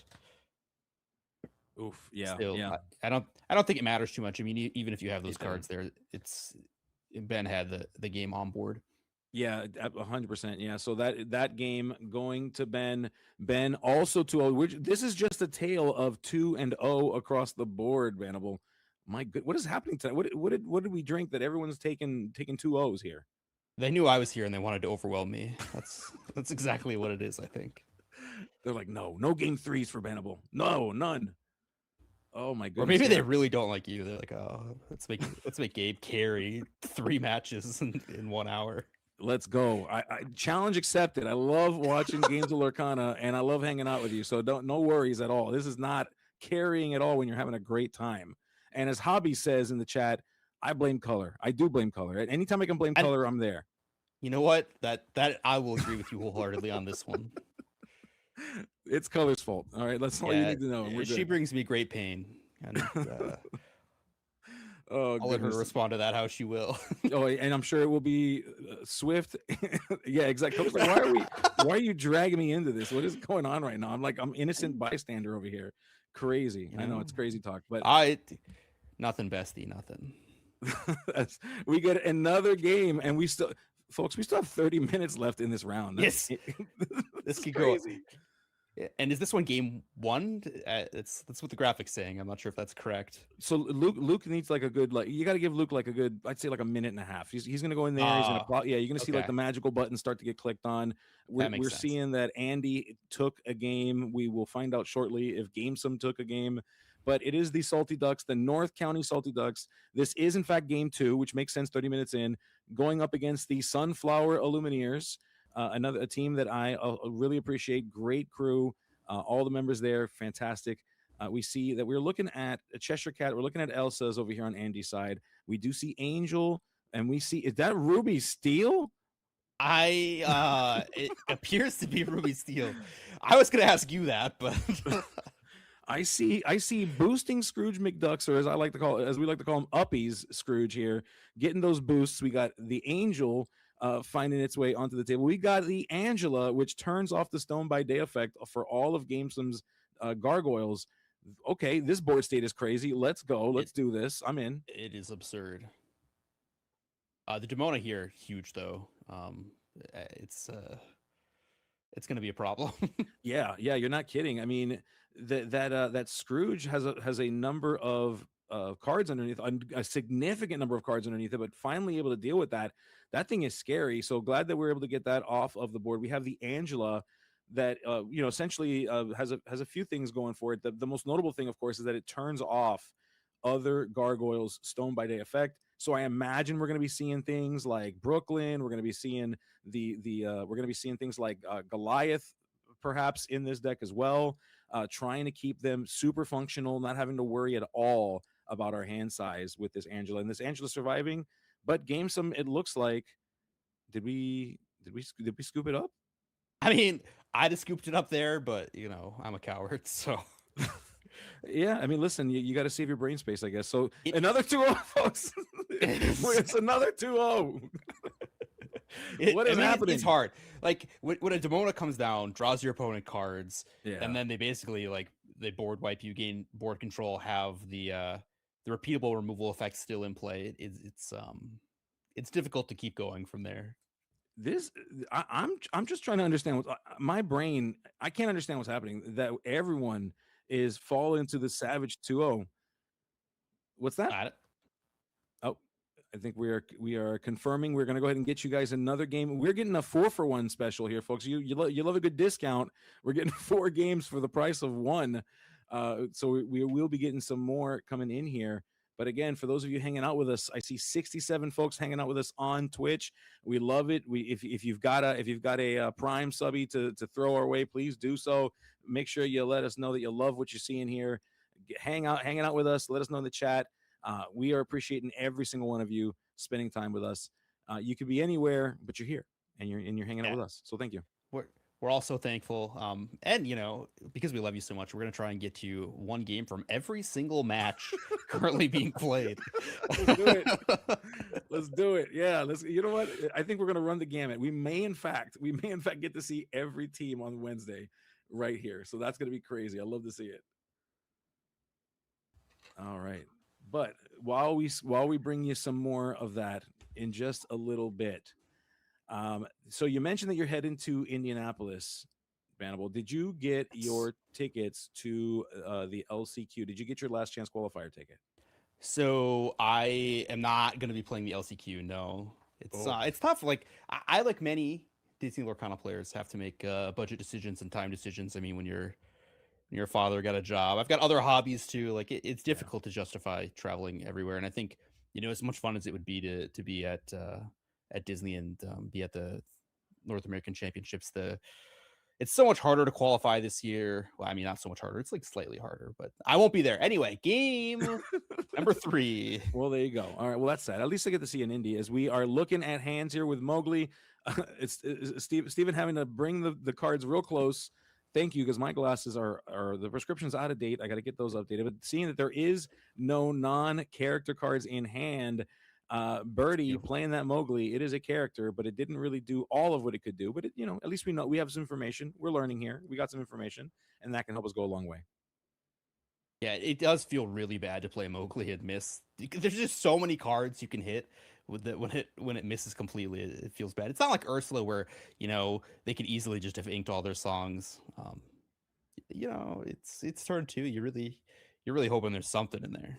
Yeah, you certainly are. And then we do see that Angel coming down. So Angel with a snowball can deal with the Mowgli. In fact, there we are. Vincenzo turned into a snowball to send that Mowgli into the discard pile. We went ahead and banished that little guy after coming down, hanging out with us for about a turn or two, and not even a turn, half a turn, and said goodbye to you. Birdie now going to go ahead and take the turn and see what we can make of this. Yeah, this one's for all the Blue Steel fans out there. I know you're all fanatical. Can't get enough of the Blue Steel. Yeah, don't call it a cult. I go with Secret Society. They prefer the term Secret I would Society. never call it a cult. I might strongly imply that it is one, but I would never say it. It is a society of sapphire and steel that it just happens to be very secretive. That's all.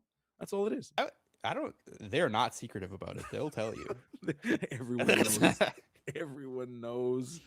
Oh goodness, yes. As Birdie thinking through, how are we going to approach this? What do we got to do to survive this? We got that Angel staring us down, just snowballs in hand, ready to launch them at any given moment. So Birdie having to make a good choice here, something that's not just going to go away with this snowball. We're going to go ahead and ink that Delamoon's Lullaby. Oh no, we're playing another Mowgli. That is rough.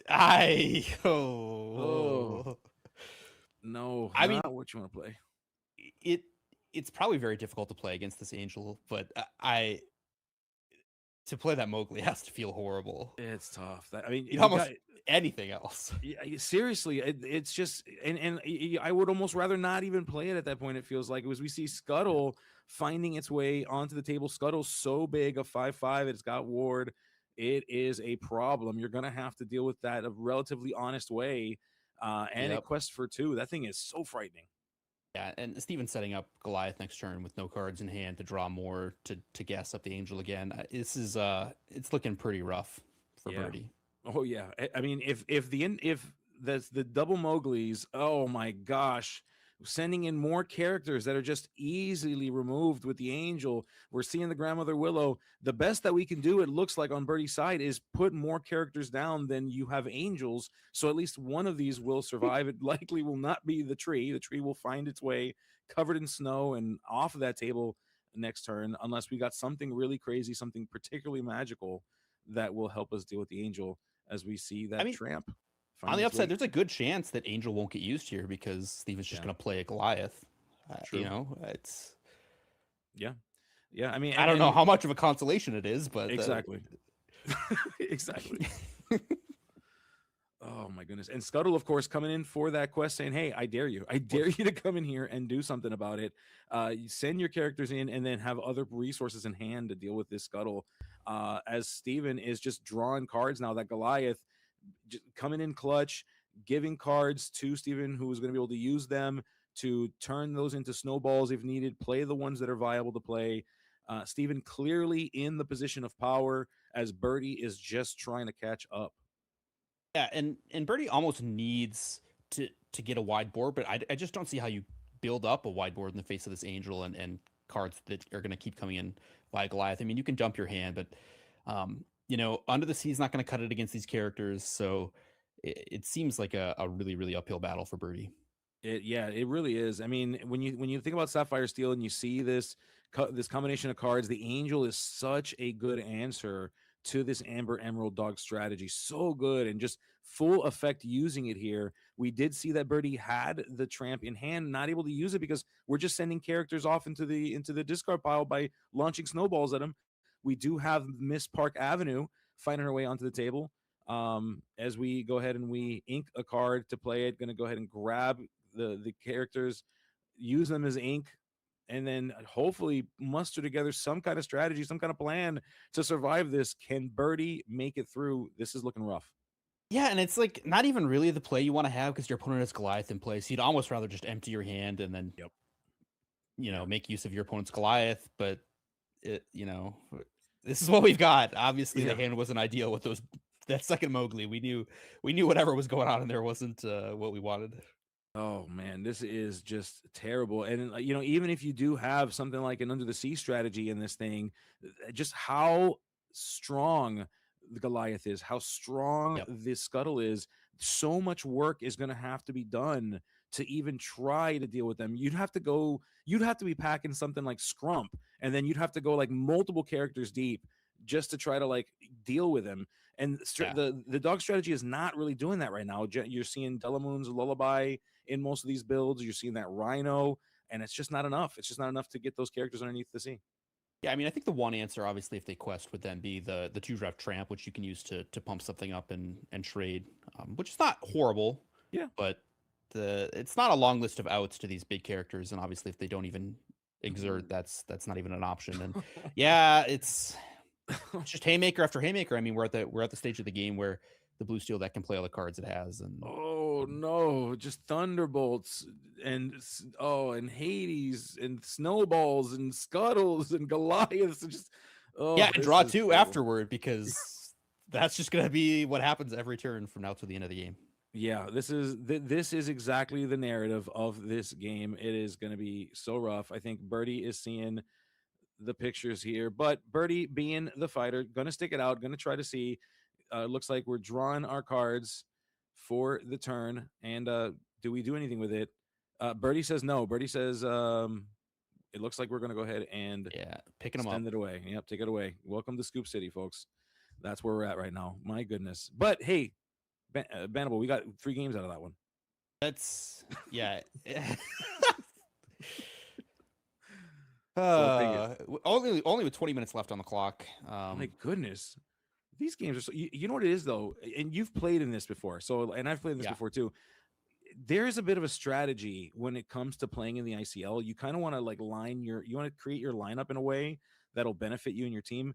I know I've done that strategy where I'll put my fastest deck, set that'll be game one, kind of try to be the one that comes out from underneath it. So I think that's why we're seeing a lot of these faster decks coming out here and strategies against them, like Sapphire Steel, pretty good strategy against Amber Emerald. So you're either playing the fast strategy or you're anticipating it and you're dealing with it that way. Yeah, there's definitely a lot of strategy into the order that teams put their decks and players. I know when Maelstrom was playing in the ICL, the order was one person can play at this time slot, one person can play at this time slot, so that's the order. But what time are you available is the strategy and Maelstrom. Love it. Yeah, what are you gonna do? Yeah, sometimes that's I'll tell you, like I can tell you some of the weeks for us, it was like, okay, we don't have a choice. You're going third. But let's at least be a little strategic with the two, right? Like you two got flexibility. Let's see what we can do with that. So you're not wrong about that for sure. Oh my goodness. So go ahead. I was, trying to mix up the decks people are playing too. I know that's like a trap we would walk into where we'd play against teams and they would just know exactly what we were doing because we were playing the same decks every week. Yeah. And there's a lot that goes on. Like if you want to sit and study your opponents week to week in the ICL, you can absolutely do that and glean information. Like if you know the person going third almost always plays dogs, like if dogs is still available, you might be able to bet that you're going against dogs and you can take advantage of that in the altar phase. Yeah, you 100% can. As we are being brought another game, more information will be loaded shortly. We've got Ink and Lore over on the left side, Friendly Neighborhood on the right, INL's My City versus Teddy West Side. East side is the best side, but that's okay. West side is okay too. As we see these players committing to their, it looks like they're finalizing their mulligans here. Great. So we're actually going to get potentially a full game 3 here. Both players with one game down. All right. For all the marbles. We see all right. A Royal Guard. Probably a Blurple. Not necessarily, but that's where my head would go. Could possibly be Amber Amethyst. Right, it could be. I think my default thought process is Blurple too. It would be My City. We're seeing My City here inking the library to play a Royal Guard of his own. I have really liked this resurgence of library. For a long time, I thought it was an amazing card. it got a ton of play, and then it kind of vanished from deck lists for a while. But we're seeing it come back, and it can really catch people off guard. 8 willpower is a lot to take out for one location, especially as early as turn 3. Yeah, library, I think instantly potentially Amber is the upper color. So we're gonna find out shortly as we see the look at that. I guess right. We see some of the will coming down with an Illumineer. So we're gonna here. My City says we're gonna just send these characters down, create our own version of ramp. We got Burple. And I still don't know exactly what Teddy's playing, but Guidebook on 2, Crack on 3 is not the play any deck wants to make. I can confidently say that. No, you have to do that. You don't want to I don't have anything else I can do play. Holy smoke! Yeah, so we do see slow tempo turn here for West Side. Not really able to do everything we can do. We see bouncing all the way. That's the problem. Teddy's hand. That's a wide board, and in a mid-range matchup like this, you really don't want to lose this much tempo. Yeah, that's putting it lightly. I mean, and we're just running for it here. We've got so many characters, so much advantage. As we know, Blurple generally is better going at a 1-to-1 strategy. It has removal by dealing with things one at a time, with some minor exceptions. They could be playing things like a Spooky Sight, for example, if that is even part of the deck. But generally speaking, you think about Blurple, you're thinking about like single target removal here. So yeah, and a lot of challenging, but very hard to challenge with 0 characters in play. Yeah. Like for example, at this turn, you'd probably want to play something like an Isis, but you don't got characters. So instead, we're going to play Tigger. We're going to send that Grandmother Willow back to hand. Try to minimize the benefit of that discount that it could give you going into next turn. Yeah, and Tigger's a good play, but you know, it can be tough. Like from the Blurple side, obviously, Horseman Strikes is a problem in the matchup. So a lot of your 4-drops just are very risky to play. Yeah. Speaking of 4-drops, of course, a classic 4-drop in Amethyst. We've got the Wish Fulfilled Genie finding its way here. Great for speeding up the game. Great for card draw. Just generally, probably one of the best cards in the game. I'm sure some people would put this in the top 10 or 15 cards of Lorcana for themselves. Who's not putting it in the top 15? I know you'd be crazy not to. I'd even go as far as 10. I don't like maybe in Infinity it's not, but I think in core it's got to be up there. Yeah, which I mean, there's a lot of people who are in the camp of it's time for it to go. Like there's a lot of Blurple players in core that think that it's holding them back, and so you're seeing some decks that are not even playing it going. And I think that's primarily a European thing. We're seeing that in Europe a lot, kind of forgoing the Genie for Isis, Vanderchill. And so it'll be interesting to see where we land on that, whether it is the way to go. My City, of course, not getting some of these characters dealt with by way of Tigger, by way of Cheshire Cat. So Teddy Westside, I think here doing a good job of trying to claw back some level of control, some measure of tempo here. Yeah, honestly, I think this is about as good as you could ask for Teddy Westside after that opening, which was objectively bad. Yeah. But that Cheshire Cat was kind of the perfect play there. You get to answer two things, and then of course the Cheshire Cat sits in play, and it's a very scary card to have your opponent having the Cheshire Cat in play. Now, obviously, it gets answered here with the Elsa, which is definitely good for the Amber Amethyst player.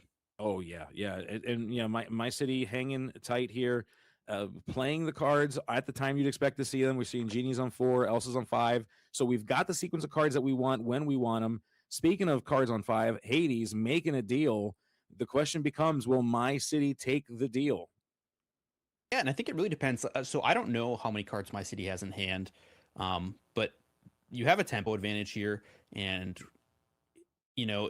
if you think you can gas up on your turn, it might make a lot of sense to let your opponent draw and then just try and win with the tempo advantage, right? You're already at 8 lore, which is kind of the one spot where you're already ahead, but that's not the choice that we see made. No, yeah. It's saying I do not want to give you any more resources. I'd rather Genie as Teddy Westside finally, the first time in this game 3, go on a quest with that Tigger, getting 1 lore while my City is sitting at 8 right now. Yeah, and, it's this one could definitely go either way, but I'm glad that Teddy was able to pull this one back here. Yeah, we're gonna see exactly what Teddy Westside can do with this. I think you made a good point. The start wasn't fantastic. We're a bit of a clawback here. Can my City maintain control? That's gonna really be the question the answer. We're gonna find out. I wish I knew exactly how many cards they both had in hand. That it's so important right now, man, but I can't tell. Yeah, I would put leave their cards on. It is. It's tough. I'm also the kind of person I like to look at my hand while we're doing that. We see only 5 way. I do this neat card trick where I just remember what cards are in my hand, but I know that can be a challenge. You're supposed to laugh, Gabe. You're supposed to laugh. This is crazy. I know. Sorry, I apologize. Everyone's saying they can hear me, so they're saying there's Robo in full effect right now. Everyone's saying I'm like robot. Oh God. Yourself feels like these folks. Yeah. So I'm trying to see anything I do for mine, but I've reset everything that I could without completely throwing this dream out the window here. We're gonna go ahead and send this Elsa on quest. We're gonna try to win this game by being somewhat fast with one character, but can Teddy Westside solve for this? Yeah, I mean, this could actually go either way. I mean, if you're drawing 2 cards off of a guidebook, those are not the 2 you want to hit. So yeah, I think this Hades is really good here. Assuming the 2 cards in Teddy's hand are decent, this is possibly swinging toward his side at this point. Yeah, I mean that Hades, a big one here. That's going to be a problem to deal with as well. Just a big character, lots of willpower, 3 strength, able to deal with some stuff. We see the Woodchuck guidebook on my City, trying to get resources, trying to get to answers that can give my City some level of advantage here. Try to continue to push the board in the favor of my City, but Teddy Westside saying, hey, I am going to go ahead and I am going to just continue to put pressure on this game in this board state, and eventually I will be able to take control.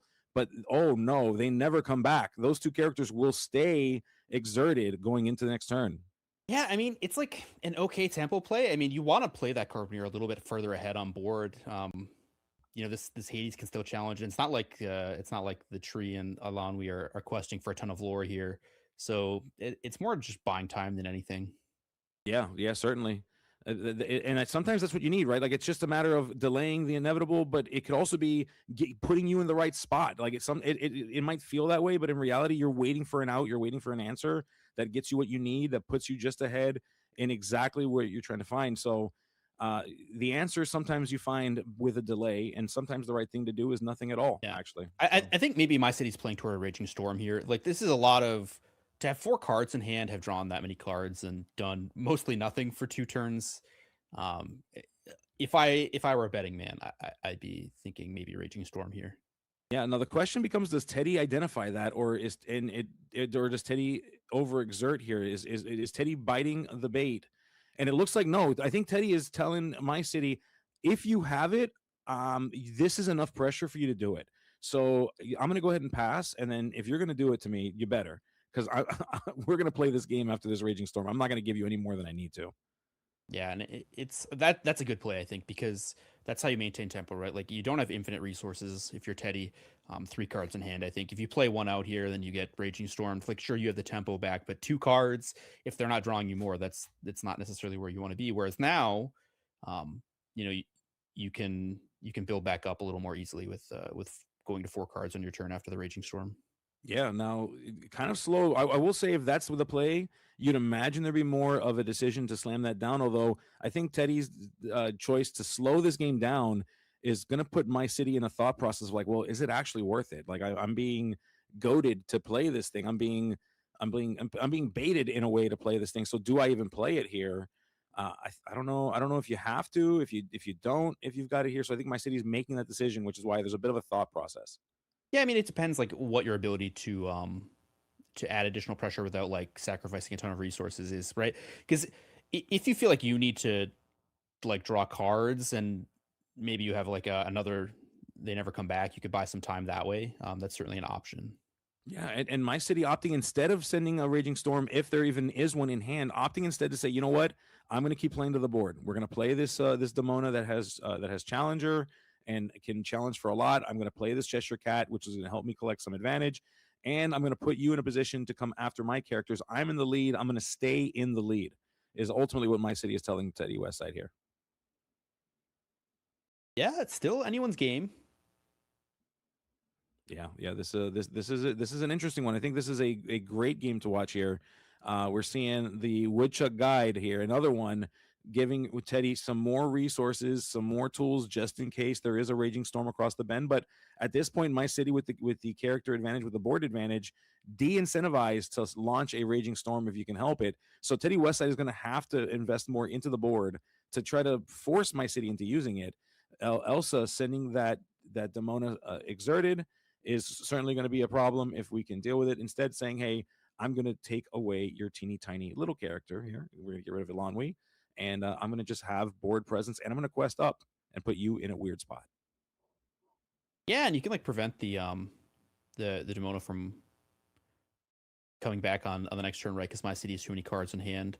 So the Elsa's kind of a neat little trick there. Yeah, that's what I say. What a little trick you put in. Thanks. I mean, I think, right, that is it's hard for me to tell. Is that a Demona? It is the one in the middle of my city's board. Yeah, that's the middle Demona. There we go. That one has Challenger. You know, sometimes I don't trust my gut sometimes when people do things I don't expect. Trust your gut, dude. But yeah, I think that one makes a lot of sense, because, like, you might want to remove the Cheshire Cat, but you get so much value out of being able to quest, and then, you know, you basically remove this Demona for all intents and purposes, right? Because if there's a Raging Storm, it has to come out here. Yeah, as we do see it, there it is. You called it. Bannable, you, my friend, are a prophet. You uncovered and unlocked your third eye. Is it a third eye, or have I played a lot of games of Lorcana? Why can't it be both? It can certainly be both. Oh goodness gracious! Did we? Yeah. Okay. I see that we got. Was I that the end of the don't. game then? I don't know. I'm. I don't know what happened there. That looked like No. okay. Luke, our producer thought Oh that no! Yeah, someone no, scooped, okay. but actually it was No, just a board wipe. Board wipe that we had been talking about for some time before it happened. yeah. No, no worries, no worries. Yeah, we were playing trivia, folks.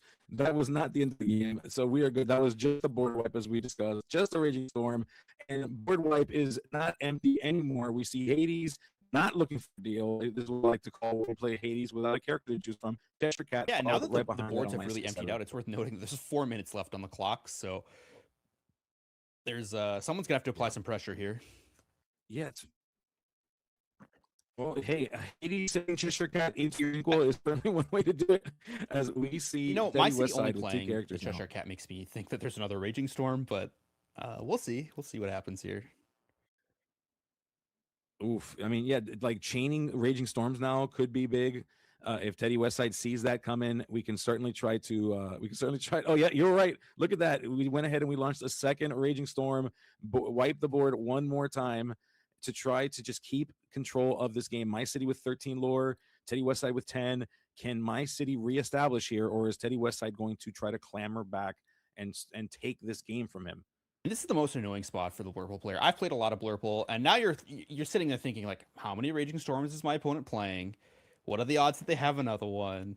If I play everything I have, which at this point is looking like a whole lot of nothing for Teddy. But yeah, it's tough. You know, you're signaling to your opponent when you play a TPO and you say go. Like that is a tough place to be. And then of course to follow suit a Genie with an Elsa. Oh yikes!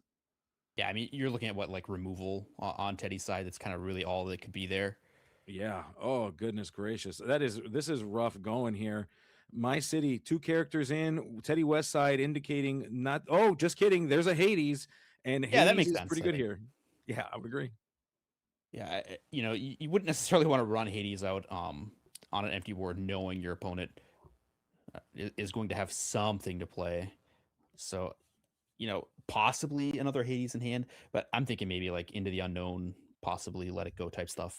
Yeah, Into the Unknown, you know, has been finding its way outside of a lot of these lists. I think in place of cards like Let It Go, in place of some of these character options that they're choosing, we see Tigger finding its way onto the table. No target for that, so that is just a character just to try to apply more pressure to the game here. 2 cards in hand for My City, so options and availability limited as to what we can do. Teddy Westside appears to have the same number of cards, going to 3, it looks like. So options starting to dwindle here, Bannable, and that could be a factor too. Yeah, I mean, 14 lore is not 0. That's it's worth noting. Wow, that's another Hades. So third Hades. That was the third Hades. The 2 Hades looking at a Tigger. This is looking real scary for My City. You're gonna have to have someone to answer really strongly here. Do you? Hey, maybe another Raging Storm. I don't know. Oh my gosh, we turned okay. So 3 sideways, not 8. 3 locks down that Hades where they never come back. That's not bad. I mean, at this point, like you have enough lore that buying time is starting to get pretty good. Yeah. But also, we've got a minute left, just over a minute left in this round. So they're going to have to consider that too. They're going to want to find a conclusion to this match as Tigger goes on a quest. Raging Storm. There's the Raging Storm. We've launched a 3rd Raging Storm. 3 Raging Storms down, 3 Hades down on Teddy Westside's board. My goodness, we're coming to a pretty crazy finale here. I was gonna say, can we appreciate, like, after all the games we've played, that we finally have a nice back and forth close game? Yes, please, thank you. I love to see them. My gosh. All right, how does Teddy recover from this? Demona, okay, draw cards. Not bad. That's not. I was thinking, like, why are we inking? But Demona is exactly why we're inking. That makes perfect sense. And we're gonna go ahead and play a Dumbo. Oh my goodness. So we've got more card advantage, more ways to collect lore. Teddy Westside coming in strong after that Raging Storm, banking on My City not playing 4. I wonder if Teddy was holding on to like Hades, Demona, and you don't want to run out the Demona with these Hades in your hand, so that's why that Tipo turn happened, because it's just a very awkward timing. But Demona, obviously an amazing card to hold for post sweeper. 100%, yes. And Horseman Strikes coming into play, removing that Dumbo, leaving Demona all by her lonesome. The question becomes, do we have World's Greatest Criminal Mind to try to clean up that Demona? It doesn't look like it. If I did, I'd slam that thing. I'd be like, yeah, get out of here. Quick slam down to that card. But my city playing a little slower than that, thinking through what are we going to do with the remaining resources. Genie, wish fulfilled. Good way to advance the clock. Yeah, your opponent's starting to obviously run out of things like Hades, having played 3 already. So I would be trying to put as much pressure as I could on here. It's unlikely that you have the 4th Raging Storm. Now, I don't know what's in my CD's hand. Anything could happen here, but when you're at 15 lore, anything you can do to get a couple more is going to be strong. And then Teddy's going to be incentivized to make sure he's under 2 cards in hand here. Yeah, and just putting more characters on the board. Keep in mind they are currently in turns if the clock is not lying to us. So you got to try to get to 20. You don't want to end this thing on a tie, especially as back and forth as this has been. So you need characters on the board to try to get you to 20 before those 5 That'd be turns a very are anticlimactic way for this to end. It'd be terrible. These Demona mirrors are always funny, because the best answer to a Demona is often just your own Demona, locking it down by making your opponent drop to 3. Yeah, Cusco. Interesting Cusco That's from Shimmering flashback here. Skies. Okay, it is. Yeah, I guess we were expecting to deal with either a location or a item here, and that Cusco, a great tech card, a good tech option here. Gonna go ahead and send those characters on a quest. We're running all the way up to 14 on Teddy's side, and just a single solo dolo Genie wish fulfilled. There were a lot of right snow now forts last week, with so maybe my that's city. what we were worried about. Yeah, it's a snowstorm. You got to watch out for the weather, and so we got to be careful. I don't blame them, because I don't know if you saw ICL yesterday, but we watched one yesterday. Mulan getting supercharged with 3 forts. Okay, and that closing the game. There out must be was another insane. Demona coming So here you gotta watch if we're inking a Demona. That's all I can imagine. No. Oh goodness, we are Or another moving Raging characters Storm? into libraries. We're questing. The fourth one? It is the 4th Wow. Raging Storm of the game. We're trying to see if this library will carry us all the way to What a victory. game. Oh my gosh, will the library be enough? Will Well- the library win this game? We see the Woodchuck guide. The trouble is, what turn is it, right? Like, if it turns 0, 1, 2, 3, 4. I mean, I don't think my city's gonna have enough turns to win. No, and I don't know that Teddy will either at 14 Unless we can lore. play 2 questers here, or if we can like send out enough questing power. I think my city may have one more turn left. But I think you're right. I don't know if it's going to be enough. I think we may be too little too late here. Gonna 18. Yeah, you're right. I'm not 100% certain on the turn count here. But if my city might have been 0, so 0, 2, 1, 4. But 2. this this would be the last turn for my city if we're right. Yeah, I think that's my guess. But I don't know. Maybe go find the gather knowledge and wisdom in your deck or something. There you go. Yeah. Go ahead and play that white rose, or those 2 white roses that are sitting in your hand. Yeah. We're going to go ahead and send that Tipo away with a banish with Elsa. Taking a look here. Yeah, of course, you got to make sure. We're going to play the Grandmother Willow. So my city's still trying to establish a board. Maybe we're wrong about the turn counter. I'm not 100%, but looks like we are going to ink ourselves in a lawn. We still got a plenty of ink here, using it to play a Demona. It's just establishing a board with tons of ways to win the game. Does Teddy Westside have the ability to stop this if this game isn't already over? We're gonna find out. It's possible our timer was okay. This is turn 5. Okay, so then that was all that. I think my city was just showing what if you know what my favorite game to play is. Would I have won the Would I Have Won game? Yeah, right. If I had just one more Horrible. turn, if I had just one more turn, this is what would have happened to you. My favorite game. My favorite game is playing fast enough that this doesn't happen. Oh, certainly. Yep. As we see, I love it. As we're seeing Teddy Westside just thinking through. I mean, you don't want to end this thing on a tie. You don't want to give your partners nothing to work with. Either, both of these players wanting a victory, but neither player potentially getting it.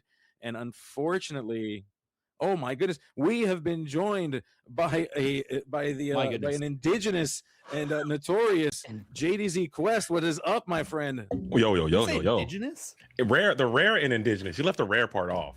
The rare and indigenous. My apologies. Yeah. There it is. Indigenous That's to your what? shtick. Do we know what the word indigenous means? I need to make sure everyone Like local, Are we all on local the same to that page? region. Local to the that- region. okay. Yeah, like Yeah. it's from that area. The Yeah, rare like the flora and the fauna is indigenous to the region Of where? Of the ICL? of the ICL. Yeah, the rare and exactly. indigenous, man. All right, You're you the got me. rare, You are the rare and indigenous Bunny Ball. Harka. I know you don't like the band. I like to say Bunny Ball. I know you don't enjoy that. Do you? Can I? You can I say it get however over you that? want. Thank you. You can say whatever you want. You can be mean to me. You can. I'm not gonna be mean to you. I say Benny Ball. You know, you're the rare and indigenous making your way back to the ICL on a Wednesday. Love to The see it. notorious. The notorious, Yeah. often imitated, never duplicated, sometimes fabricated. The Something notorious like that. GDZ. There it is. Love to see it. That was a great And round you hard guys to- had, though. Yeah, I think we It was saw a crazy round. We saw Did so we many see all games. but one table? Yeah. It was a lot. I'm muted. Okay, there we go. Well, it's the first time I said anything, so that's fine. We either saw all of them or 5 of them. There you go. All right, very cool. Well, listen, I had a great time. You know, I was only going to get 1 round, and I still got 5 games out of that, so that was fantastic. I had a great time. Yeah, that was good, man. That was a good one. I hope we get another one like that because that does make it a little fun to see some unique and interesting things. We have been seeing some of the Illumineers coming in from the ICL on a Tuesday, which now I have said is better than ICL on a Wednesday because they came out yesterday and they were absolutely cooking. A lot of unique strategies coming through. That's kind of what I like to see. I love to see great gameplay. I like to see, people understanding their decks and making good lines and having nice high competition. But I also like to see people getting creative in the deck building process as well. And I think in the ICL format, because essentially it's a team event, but it is also a best of one type experience. So maybe you might have a benefit to just bring in some outside the box loopy concoction and have it pop off at least one time. Well, we're going to cut to the game really quickly so we don't miss any of it. So, Gabe, if you want to say goodbye. Bye, friends. Peace out, Thank you, Gabe. Gabe. Thanks, my bald brethren. You're amazing. Peace. Much love to Gabe. As Benny Ball is back again, and I got the Quickster. I'm glad I'm here ICL on a Wednesday. I don't even have my ETB gear on because ETB, the 2-time defending back-to-back ICL champions, are on display right here. And I believe if my stats serve me correctly, Benny Ball, I think they're also doing quite well this season. Trying to run it back for a three-peat. Best to ever do it in the ICL. Thoughts? Question mark? Greatest of all time? Big 3? Big me? ETB? State? Put them in the conversation. Yeah, for sure. For sure. They're tied for first technically in second place, but I think that's a incredible amount of consistency coming in from those Canadians representing the greater Toronto area. Also, they have a CCQ that I will be in attendance for during the stream there for the Enter the Battlefield in Oakfield. Make sure if you're there, you sign up. It's going to be Infinity, not Core Constructor. What do you think about Infinity, Bantam? Have you been out here? I haven't seen you around the Lorcana I know. world. I'm just quiet, you know. Yeah. I stopped making videos and I just like slowly sink into the background. But I've been here. I've been grinding, you know. So I've been playing a lot of Infinity. I loved it. And then they banned Hiram, and I was like, well, I thought you were a green steel icon anyway. I thought you were going to be doing See, I'm a man of many faces. I play Gotcha. everything. So it's, you know, I keep my opponents on their toes, not my toes. Are you going to be going to the Disney Lorcana Challenge in Indianapolis? I will be in Indianapolis. I was telling Gabe I'm bringing Don't Break the Ice. So I mean, if you want to get a game in, I'll play. I'll for sure. I will smoke the hell out of you. You might beat me at Lorcana. Whoa. Hey, let's slow down here, buddy. I will pulverize you with Don't Break the Ice. If you show up with Don't Break the Ice, I promise you're going to get the worst beating of your life, dude. Oh my God. I can't believe you. I can't believe this. This guy, oh my goodness. You can beat me at Lorcana all you want. You bust out some Don't Break the Ice, it's over for you, dude. As Daisy Duck, we got another appears to be somewhat of an aggressive strategy out as Daisy Duck is leading the charge into some Sapphire. Joseph Quigley, known to be playing a little bit of that Sapphire and Emerald technique. Looking at this matchup, I believe that's Amethyst and Amber. Daisy I Duck, believe what deck so. is playing that? I don't know, but it's a deck that I don't hate against blue green. That's where I'll start. There you go. Anytime you can get a nice chunky 1 strength, 4 willpower, 2 quester, and she's going to send the malicious mean and scary to the bottom of the deck, has to sting the nostrils for Mr. Quigley as he reluctantly I puts mean, that song to the you bottom can't there. complain too much when you make half your deck non-characters. Very true. Very true. Daisy feasting. And this might have been a tech counter pick to go against the ETB squad, as we also going to follow it up with Mowgli, who's very likely to hit in this strategy as well. Oh yeah, and we saw Mowgli miss twice in one game last match. Absolutely heartbreaking, but we do not miss this time. And probably going to have to send that You're Welcome or the Vision of the Future to the bottom of the deck, or excuse me, to the discard pile via that Mowgli. This is an interesting concoction coming in. And I would say that the ETB, one of their bigger strengths as an organization is the fact that they're able to counterpick their opponents. But it seems like you're being counterpicked and picked apart by this Mowgli man cub. Yeah. Ripping the What do card they from your say? hand. Who counterpicks the counterpickers? Something like that. Yeah, it's who. I guess we're gonna find out. Who guards the guarded? There's a song. I forgot the song. Now you got the song stuck in my head. I can't even think of it. Bandy Ball. Thank you for that. You're welcome. Oh my goodness, man. I'm no problem. That's what I'm here for. Now the song is stuck in my head. I can't even think of it. I can't even get it out now. It's like trapped in there. Something about was it a Watchtower song about guarding? Well, anywho, going into that. In the Watchmen, like they say, who watches the Watchmen? I think. Something I like mean, that. it's like, It'll but I don't. come. It's not a song. As We need a character Daisy for this. Duck is continuing to quest for 2, and we will add a character to hand, but it's not the character you want. It's just going to be that growing sun, Tipo again. Maybe there's a line where you can do a double ramp play, and maybe you can get some use out of this Tipo, maybe get some of your bigger plays a little in time, because it seems as if Nico is fully comfortable with just going straight aggro town. We have this Genie now on the board, the magical researcher Genie, able to be boosted each turn and increase his lord threat as well. So I've never seen a deck like what Nico has concocted here. I mean, he's curving out. He's got some aggressive characters. I don't know. It's definitely a game plan. I think it's one that certainly could work against a ramp-oriented strategy like this blue-green deck. Putting yourself in the right spot, giving yourself the position to win in the deck editor. We are going to go that Cinderella turn. So another pretty slow turn. We're going to get another quest in with this Daisy Duck and this Mowgli. You probably can feel confident you can get a quest in with this Genie Magical Researcher as well with a boost. That's another significant chunk of lore as another card is getting sent to the bottom of the deck with that Daisy whiff. Yeah, I mean, that's just going to happen against this deck. There's just enough misses that you may as well just get in there with the Daisy and see what happens. Just keep sending it, and at the end of the day, you're going to have to get underneath this deck no matter what. Joseph Quigley is probably looking for a Prince Philip to set up that malicious, mean, and scary shift combo. We already know that the big Prince Philip is in hand, but you're not representing the shift, and you can't sing and play it. And you also are still quite far away from an under the sea approach, which still wouldn't even be that good. You clear one character off the board if you were to play under sea here. Yeah, we're seeing more and more decks that are just not that weak to Under the Sea. I mean, obviously the Dogs deck, you can get quite a few things, but we saw this out of the Purple Steel deck too, early in last round, where they built up this board of 3 power characters, and even if you have the Under the Sea, it just doesn't do anything. And I think that might be a testament to where the meta ended up. People will make adjustments. People continue to learn and augment their strategies and augment their decks to kind of help insulate themselves from certain things. As we're going to take basically another turn off for another setup maneuver, we might be forced to sing a "You're Welcome" here, which feels miserable, but you have to survive if you want to continue to take it. You can't just keep taking turns off playing these Cinderellas, developing yourself as the lore is starting to build on Nico's side.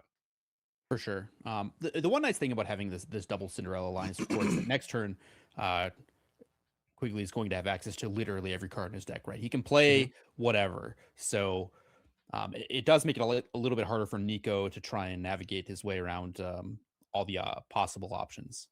And We we know do know there's a Prince Philip there, I believe, unless it got hidden Yep. away with that Cinderella on one of those turns. But now you can slam these T-pos into the Daisy Duck, maybe slam the Cinderella into the Nani if you want, and at least get this board cleared off and slow Nico down at 10. I think he'd be going up to 14 next turn, which feels still quite good for Nico. I think he can kind of drag from there, but this is still whose spot would you take if you had to adopt one of these positions here? I honestly don't know. I'm the kind of guy who's like, I don't know what's in Nico's deck, so I literally have no clue. So no frame of reference. I mean, it's looking pretty good for Uh-huh. Nico, but the thing about the blue green deck is that when they stabilize, they're often able to just hold their opponent down, right? Mm-hmm.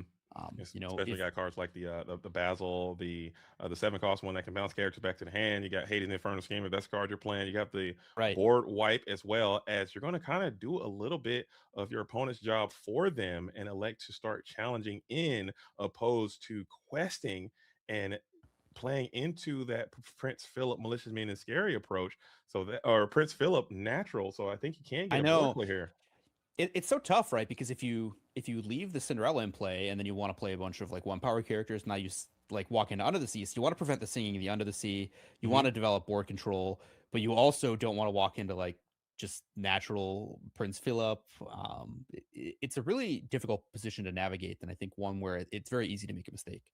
Oh, for sure. So I think I agree with you, but we are going to go ahead and use this Madam M Elephant, which is another card. I haven't seen this guy. I played this card in set championships. I thought I was the only one. Back at it and better than ever. The Madam M Elephant herself in shining, shimmering splendor has hit the board. And now we bounce that Mowgli just to toss him to the Inkwell to upgrade that to this Diablo. But now Joseph Quigley is still in trouble for sure. You're going to have to get this Cinderella moving. Playing this Clarabelle is an indicator that you don't have it. Brutal. As John Silver in the Inkwell can trade some stuff here. And maybe we got a You're Welcome one more time. Get yourself some more cards in hand. I mean, if the card is You're Welcome, it's a pretty decent spot for Quigley, I think. Yeah, the question is, do you quest and like get him one lore, make your opponent lose one lore, or challenge there? Okay, so it was not the You're Welcome. It was only a challenge into that Daisy Duck who's been there. Keep in mind that Daisy Duck has been there since turn 1 and has piled on a tremendous amount of lore, proving why this is one of the best cards that we've had all the way back in Shimmering Skies, still rocking and rolling with us. I will not miss Daisy Duck when she's rotated from this game. Not gonna lie, if I'm being completely honest. I really like the card existing. I think it's a really nice high risk, high reward type card. You know, you can really lose yourself some games with it too. And I think it's a good card to have as the most aggressive card in the game, I think. If you're just sitting there questing for whatever reason, all haphazardly, sometimes, and also can challenge too, and where Rapunzel's and Ohanami's family. It's a very complete card, and I've just absolutely been suffering by this card. This card has done some tremendous damage to my will to go on sometimes. So it is what it is. I guess I might ask you then, JDZ. Have you considered just playing it? You know, maybe I've just tried. throw I've someone else? dabbled. I've dabbled a little bit. I like to jump a little bit of here and there, a little to and fro. I've quested with Daisy Duck for 2 a couple times. I'm not gonna lie, but I try to be the change I want to see in the world. And if I don't want it to happen to me, I try not to do it to others. Yeah. I try not to do it to others. Okay, so I get the Daisy Duck up out of there whenever applicable. But this game state looks quite And nice people. for Nico again. I think you're getting to that critical threshold to where you'd love to see a malicious, mean, and scary off the tizzy for Joseph Quigley. Bambi's in the deck as well. This thing is a spice factory over here. I can't tell if it's an aggressive deck or a mid-range deck or what it is. It's got it all. Because I mean, we were inking the 5-drop Ursula Vanessa or the Ursulas earlier. Yeah. So I don't know. It's Ursula Whisper Vanessa. Yeah, that one is in the deck. That's a very aggressive card, but it also has mid-range ability. Yeah, it can challenge. It can Ohana. We got the Madam M Elephant. I guarantee there's got to be some number of Ohanami's family in this deck as well to heal and draw and keep this party train rolling. I like what I'm seeing here. I've seen enough. Sign me up. Give me the deck. I will load it and we'll roll with it. As Clarabelle is going to get a challenge in, I believe, or was that a quest? What did Clarabelle do there? Maybe she might be going back into the deck with You're Welcome here. Oh, we're scooping it up. We're taking right to Scoop Town. And it looks Yeah. like we're going to get a game number 2. Joseph Quigley could not stave off the aggressive mid-range, mid-grow tempo approach that this Yeah, Amber and Amethyst strategy has put together. he got to the high ink total, but couldn't assemble the sweeper that he needed. Mm-hmm. Gotta had to need a. We saw the malicious mean and scary get sent to the bottom of the deck earlier with that Daisy Duck. So had that been any other one cost character, you draw the malicious mean and scary there, and then you proceed to probably try to slow this thing down to turn it around. But Nico still had hand cards, so the deck was able to draw and able to range out and ink. Still continue to ink. You're able to bounce stuff with the Madam M Elephant. Quest with Daisy Duck. This matchup seems still quite hard for Quigley, but there might be there might be an opportunity to make some adjustments here in the next game. What does Quig need to do? I mean, seeing what you've seen, granted, we haven't seen Nico's deck list. What do you think Quig needs to do to turn this thing around? Yeah, I mean, just have a good curve and get to your late drops early. Obviously, the sweepers are going to be key. Trying to keep your opponent off as much lore as you can early. Getting a Cinderella in play potentially stops some things from questing, right? Like maybe Grandmother Willow's not going to quest into a Cinderella. I think going first is a big one, which he does have this time. Yeah. Going first. Maybe there's even an opportunity to maybe, I don't know if you want to go for the Clarabelle, shift Clarabelle, sing. If you can do it early enough to gain some value out of that, that still could be good with a You're Welcome, the power play. But when you got Daisy Duck, I kind of shudder to think about that. He's got to play his hand. Like, if that's what you have, that's what you play. You don't get to pick the 7 cards you have. So yeah, I think that's certainly a line. Even with our fun and fancy free alter system that we have here, these strategies can be very consistent, but you don't get to you gotta ride it sometimes, and hopefully you just get the cards that you need to at least play. You need to be ramping on 2 for sure, and you need to be doing something on with your 4 ink turn.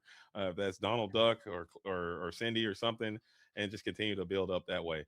So looking at Nico's deck, I think it's some really cool stuff. Maybe you have. You can shift maybe to more of a mid-range approach going into this next round, since you may not be able to do as aggro as you did now that you're on the draw.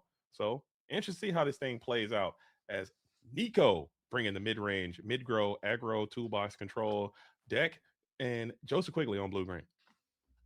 It's tough. I mean, Nico's deck certainly had a lot of high cost cards, or more than you might have expected out of a deck that went turn 1 Daisy.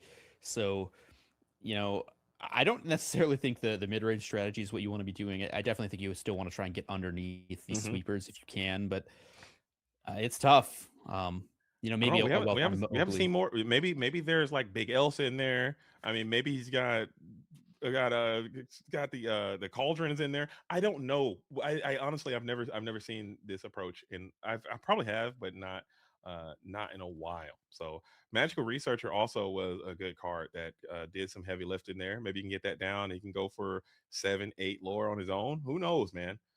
The world's your. And you also kind of wonder what the Quakster's thinking too. Like, I don't know what I'm thinking if I'm up against this deck. I'm trying to ponder what they might be playing, and there's a real advantage to playing a deck that's maybe a little bit off the wall or slightly unexpected, because your opponent can't know every card in your deck. They might play around things you don't have, or forget about things you do have. Mm-hmm. And especially because just like we were mentioning in the preamble, the pregame, we're saying like the ICL is a great format to try something that might not be good enough for a full tournament run, but you need it for one game, one best of 3, 1 week at a time, maybe, and you could give yourself some opportunity to have an advantage there, because your opponent may not be fully aware of what your strategy is trying to do all the time. So maybe that's what Nico is trying to do, just kind of bewilder and perplex your opposition. Clarabelle on 1, not too bad. So you are going to take this Clarabelle on the play approach. We see one down in the Inkwell right now. So maybe you have another one you can shift onto this big cow and get active. Yeah, I mean, usually when they're inking 1 and they've got the 1 drop in play, that's a good sign that there's another shift in hand. Possibly, unless you're just a rogue rapscallion, dude. Yeah, maybe I mean, that's nasty. Like, ink it, make them think you have it, and then just have everything else. Like, I don't even need this. don't even go for it. You just never had it, or maybe you're just like so stuck on inks. We're gonna find out right now as Mowgli's gonna take a little gander, and we are correct. At the Clara Beezy is in hand. We also have the Moana. Make Way is in the deck as well. A little new addition coming in from Winter Spell, being able to ink from your discard pile. Not the worst thing in the universe. Also, we have a pretty robust 4-cost character in the form of Donald Duck, Perfect Gentleman. So nice hand, keeping those actions out in preparation for this Mowgli. Love to see that. These Mowglis have not been good tonight. Least valuable player so far on this Wednesday night in the ICL. And it feels so bad. Like I played Mowgli a couple times. It's a card that I don't enjoy myself personally because when you don't hit, now you got this guy on the board. This guy not sure. The 2 costs 1/2, and he's just sitting there menacing, bro, in his underpants, just hanging out. Like, dude, come on, man. Just literally do something else, man. I wish you could say, hey, at the start of your turn, if you want, you can just ink this guy from the field. Just get out of here. I'm sick of looking at you. He's up there with Tipo levels with me. That would be so broken. That would actually be absurd if you could like play it, get one of their cards, and then ramp next turn with it in Amber. No, but you can't ink for turn. You just got to ink him from the field. You can't. You got to skip your inking for turn. Yeah, he can just ink him from the field. Dude, get him out of here. I don't know. Probably too good, but I would love to see this guy because now he's just got to sit here. Look at him just hanging out, man. Just being a guy and doing his thing. just being a guy. That's what you did, your 2-cost turn. As that Ursula Whisper is into the Inkwell again, followed up by the Escape Artist Lilo and that Diablo. So we are getting a bit of questing going now, it seems, as this Mowgli's gearing up. Or maybe he can just put a hit on this Clarabelle. This is a really a rough spot for Nico. I mean, like shift under the season play if we're playing that. But this Donald challenges easily. Yeah. I really, really don't like Nico's spot. I think this one's looking pretty rough. Yeah, this one is a much more clear indicator of whose side I would take if I could put myself into this game. I probably adopt Joseph Quigley's position very easily. But Nico, we still haven't seen all the tricks that this deck can do. Maybe there's a world you can defeat what Quigley. If you don't come in with this under the sea play, we know the shift is pretty much inbound, and we have this Moana. We have so many big bodies that are going to be coming turn after turn. As Clarabelle is getting down into the Inkwell again, and another one shifting in. She's gearing up to sing or quest. Or no. Oh, wait. That's not as bad. that's not as bad. Still pretty bad. Not as bad. Actually, that's worse because now Clarabelle can draw. Could it be? It is. It's not. It's worse, but it might be worse. Yeah. I mean, it's obviously a very good play for the player from ETV. Yeah, getting the stop. Look at all those cards. I mean, that's in his tracks. I've been a big fan of Stop Chaos in his tracks lately. I know Under the Sea is still going to probably be the better option. Being uninkable stinks, but when you can pull this exact scenario off where Clarabelle can sing, bounce 2 cards to your opponent's side, and now you're getting able to draw from that and setting them back in that tempo, seems very, very strong. And now you still have this very dumb Mowgli who's still just sitting there menacing, dude. He's been there. I mean, Nico's going up to 4 ink facing down a really, really tough board, a full hand, a bunch of singers in play. I think it's just, I mean, it's almost unwinnable for the Amber Amethyst deck at this point. At this point, it's going to be tough. But you will get a chance to be back on the play, but never say never. Justin Bieber taught me that, by the way. So we're going to keep rocking. He did. Yeah. He wrote a song. You know Justin? I know him personally. Yeah. He's my guy. Shout out to the Biebs. Never say never. He did say that. He taught me that. Yeah. And I was like, he did. You know what? You're right. Before I heard that, I was always saying never, like a lot. And now but I now never you don't? say it. Unless you count me saying never, telling people how much I don't say the word never, then I never say never unless I'm explaining the fact that I'm not saying the word never. So sometimes you do say never. Only when explaining the simple fact that I never say never. That's it. Right. But that's not never. So sometimes we do say under never. very express conditions. Right. I will utter the phrase never. I hear you. Shout out to the Biebs. And well, gosh, come on, man. There's the Under the Sea. No. we're gonna get up out of here. Okay, so the scoop does come in there, and I Yeah, think that makes sense. that is a very appropriate scoop there, as you are going to get Whoa, it done. we strayed far afield there. That was I'm not sure what happened. I mean, we had to. I mean, with that game, that was pretty much a foregone conclusion there. So we had to get it done. But we figured out we're back on the rails now, as we do get the all important game 3 here at ICL on a Wednesday, holding it down. Nico now saw the full power of what Blue Green can do. Now Nico has to retool, regroup, regather, get back aggro. You're in the saddle. Let's hit the gas pedal and let's see if we can put the pressure back on Joseph Quigley, who's going to have to stop the questing early again. See if we can pull it off. Yeah, I think a nice fast draw, which Nico's deck has clearly demonstrated he can do, would be exactly what you're looking for here. Obviously, once you get to that stage of the game where the blue green deck has a bunch of singers in play, can play any of a number of sweepers. We saw.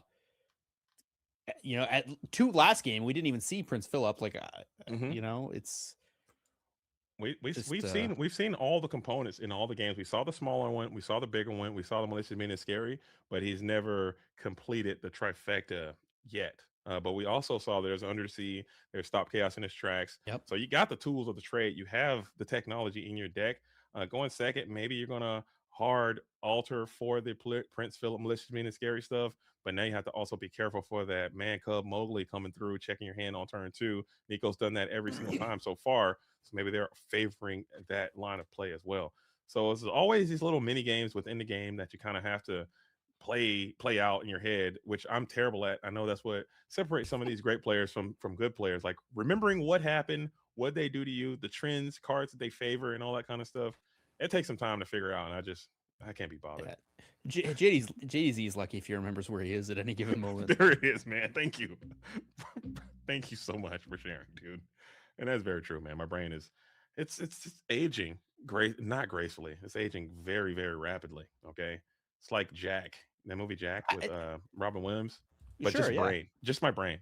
Well, I think your wit's still very sharp. Yeah. Yeah. Thank you. So you have that. All right, if at least I nothing got else. And it might be nothing else. I don't know. Come on, man. can't Now see. you're being hurtful. Okay. You're being truthful. Yes. Hurtful. Yes. Okay. Truthful. Yes. Hurtful. Yes. I said you're very witty. I mean, but you also just That's said a lot. You just said I have severe brain damage as well. I mean, also... whoa. No, I do not remember saying the words JDC has severe brain damage. I mean, it was in the subtext, man. It was in the subtext. Okay, you didn't have to spell it out. You got to read between the lines. I get it. See, okay, and there's that absolutely sharp wit. Razor sharp wit. All right, let's lock back in. Don't cut yourself, buddy. No. Oh, Benny Ball, dude. This is good times. Good times. Thank you, Mr. And there's the Daisy Duck. There she is. Right on time, just like you drew it up.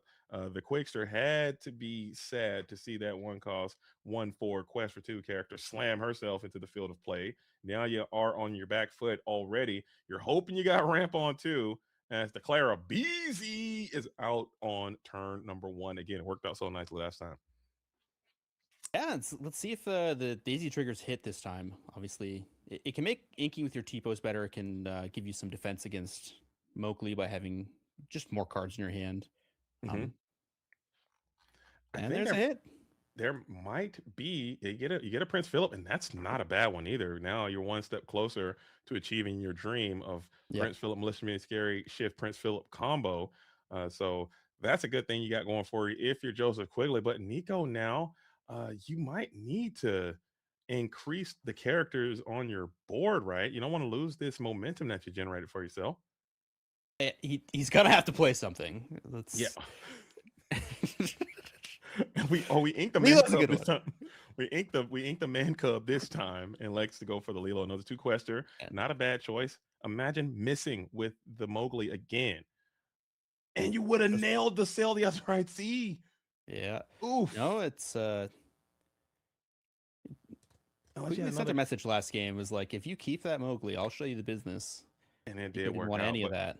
But certainly he had another action that he could have discarded to protect the Sail the Otherite Sea. But just imagine if that was the only action in hand. and the Mowgli could have ripped, and you missed the ramp on 2. That you're is the cruising. dream. Yeah. I've had it happen to me before. It does not feel good. It stings the nostrils. It was one of the worst things that you can experience in this entire It game, I stings would assume. more than the nostrils, the soul. Oh, it stings everything. It hurts. It hurts my body, dude. It hurts my mind. As Daisy If it was hurts your body, you should maybe tell your opponent to stop hitting you. That's. I had to I had to seek a physician, dude. As what was that? Was that the malicious mean again? I Getting think it sent was to an the under the bottom? sea, but I could be wrong. Okay, I took a quick glance at it. It might have been. It was an action. It was Emerald, and now it is at the bottom of the deck as the questing has commenced. We Now agree on sitting at 6, and the magical researcher comes in on curve as well. Another high questing threat. Double Clarabelle in play. No shift made available just yet. 4-cost character could be a nice turn for the Quigster here, as Nico is doing everything that they want to do, putting a tremendous amount of lore pressure in play. It's worth noting that normally you wouldn't want 2 Clarabelles in play in this deck, but it's actually pretty good here. I mean, the fact that they can team up to take out this Lilo, even if only temporarily, is pretty good. But would you go for that? Because that would make them vulnerable to being removed and taking away your shift capability. Do you value that shift? I think if your only way to win the game is to shift, maybe you don't go for that line. But assuming you have a decent hand, I think so. I mean, if they end up taking out both Clarabelles, you've removed the Lilo, and they spent their turn challenging with both Daisy and Genie, which saves you a total of 6 lore. I feel like that's a no-brainer to me. But obviously, if your only way out of this situation is a shift Clarabelle, then maybe you'd have to rethink that. Yeah, you probably would need a 4-cost character here, or maybe even a Prince Philip, even if that's all you got, and then shift Clarabelle and sing another one of those dynamic songs that you did from the previous round. Either he stopped chaos in his tracks, or Under the Sea, to clear some of this lore pressure off the board.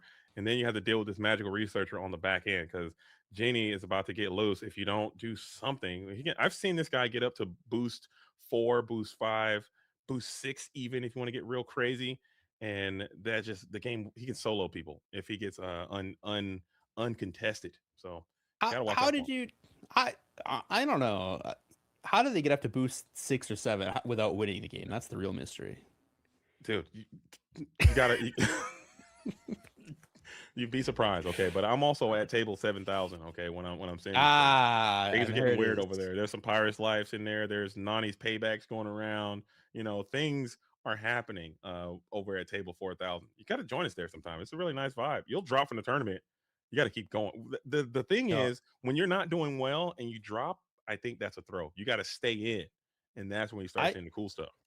I really like hovering around table 50, just good enough that you have to continue playing, but not good enough to win anything. Yeah. It's my favorite place to be. That's so sad. I know I'm laughing with you, okay, not at you. I get it. It does feel bad, man. I'm so sorry. As we do get to that Prince Philip now off of the Daisy Duck. After Inky got Prince Philip, we got the Sven. How many cards is in this deck, man? Like, I don't know. Many cards in your deck legally. What is the Sven? The leaping reindeer is coming on through for the first time. Did not see that guy part of this equation, as the shift line now is corrupted. Pass back on over to Joseph Quigley now, who is still a few ink away. You have a ton of cards in hand. That Prince Philip that we saw is now into the inkwell, so you don't have that ability to set up that shift target unless you have another. Maybe there's a world you got it to at least represent the ability to clear this board. Magical Researcher did have to challenge, though, so that's a good sign of life for you as well, as he was able to clear that Clarabelle, but he wasn't questing for a billion on you. And also, he didn't get boosted either. So that's some, what's the word I'm looking for there? There's a phrase there. Silver lining? What does that even mean, silver lining? What are we talking about, silver lining? It's like, you know, when something bad happens. I know, but like, it's a metaphor, but like, what is it's a metaphor for like silver lining? I don't know. Well, at least there's, because it's like the good and the bad. I gotta Google that. Somebody in chat. All I know is it's like, you know, how good is it really? The Grateful Dead said every silver lining is a touch of gray. So it's like there's bad and then there's good, but there's also more bad. What's up with that? You listen to Grateful Dead? No, I mean not really, but okay, you know, okay. We're just okay. Right on. Cindy is challenging.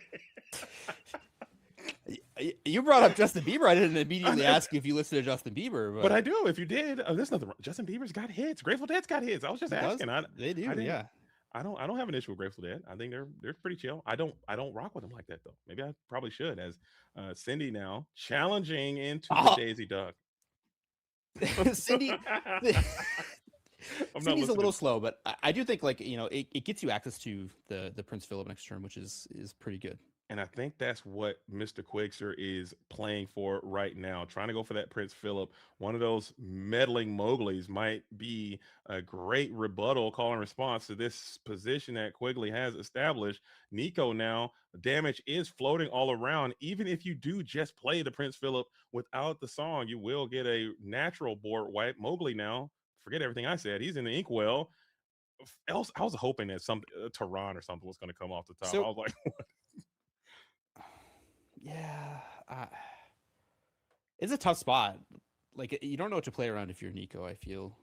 Well, we know that there's a big Prince Philip in hand already. Like we know Yes. he exists, and I think that might have been an opportunity to gain some more. I guess you couldn't boost because you are playing on your same correct curve, so there's never opportunity to boost the genie.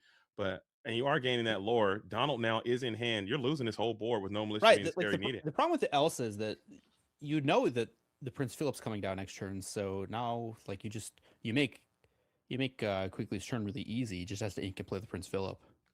Yeah. There's no thinking. And I say it as he feels thinks. as Nico is actually gearing up to make it happen, and there he is, the Vanquisher of Foes, being reprinted from set 4 in the Fabled set, coming through, being a linchpin staple activity, really pushing it to the next level in Whispers in the Well when Melissa Miniscary was printed. Fantastic card. I think it's a little too strong in my own personal opinion, as Madam M Elephant now bouncing all around. Lilo, Madam M, crazy line. Never seen that before. Ever. Never? I've never seen that happen before. That's the first time. Wow. I've seen almost every play you can imagine. Okay. I've never seen Lilo bounce Madam M Elephant. That's the first. You're like the I've eaten every fruit guy, but for every play in Lorcana. There it is. Yeah. That's me. I've seen every play. I've seen them all, dude. I've seen all the plays. Except for that one. There you go. And now I added it to the collection. Now I'm complete. As Ursula Whisper of Vanessa has hit the board. We're still gonna try to, maybe we can get this thing evasive, and now we can put some hits onto this Prince Philip. Still not going to be quite strong enough. This is a really tough spot if you're the Amber Amethyst deck. I think it's the clock is so fast, right? I mean, you do have 7 on board. access to Amber cards, and you do have 95 cards in your deck. There is a world where you have a Horseman Strikes, and I think if you can play that card, it could. You said 95 cards in your deck? I think there might be 95 cards in the deck. I don't know how many cards there are. It has to be more than. Okay. It's got to be more than 60, right? I mean, we got so many in here. We've seen a lot of cards, Bannable. You've seen a lot of cards. It might be 60. It might be 60, but it's a number. Maybe there is a copy or two of Horseman Strikes. You clear this Prince Philip. You get this Madam M Elephant moving and grooving onto the Donald Duck, and then Ursula Vanessa can start questing. Maybe you can get a race going there if she's not reckless with this John Silver. I was gonna say I got bad news about that Ursula questing. Oh, she's never getting one off. It's never gonna might, happen. but it won't be next turn. Okay, maybe not. Maybe we can.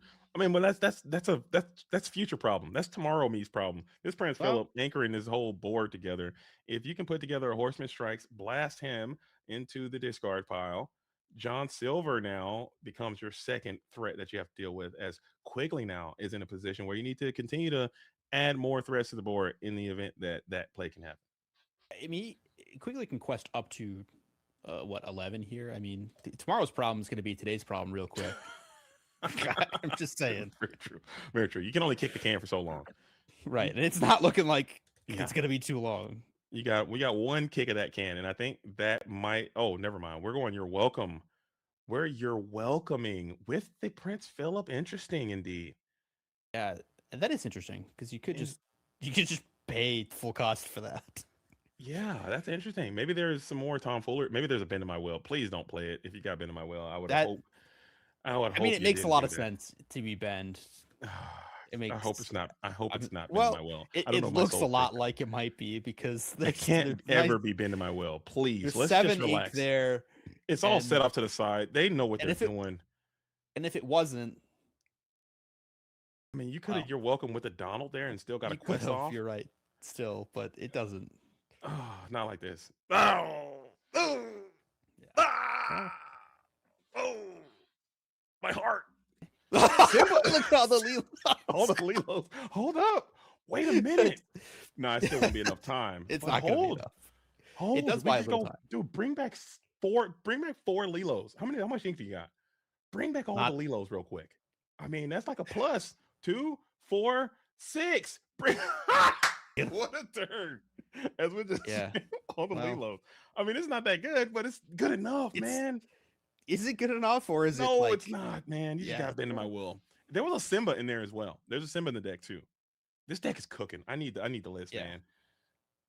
I need the list as Ursula has to engage with one of the characters, and we're gonna go after the John Silver here.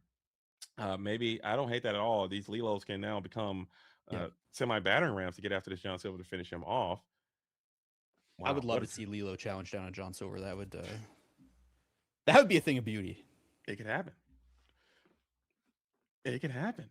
Oh man, that bend in my will hurt my soul, man. I hate to see it. You knew it was coming. We felt it. Yeah, you love that your opponent's shuffling. Like, can you put yourself in Nico's shoes, right? You're shuffling. You see the 7 ink there. You're like, I'm gonna get bent, aren't I? And then it happens. Oh, it's just like, oh, I'm feeling so good. I got all my cards. I got a Yeah. plan.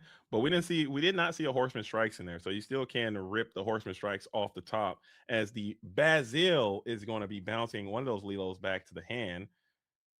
We got a nice little chunky 3 quest in. Is it time to get loose with this Scrooge as well? Or assuming this Donald Duck?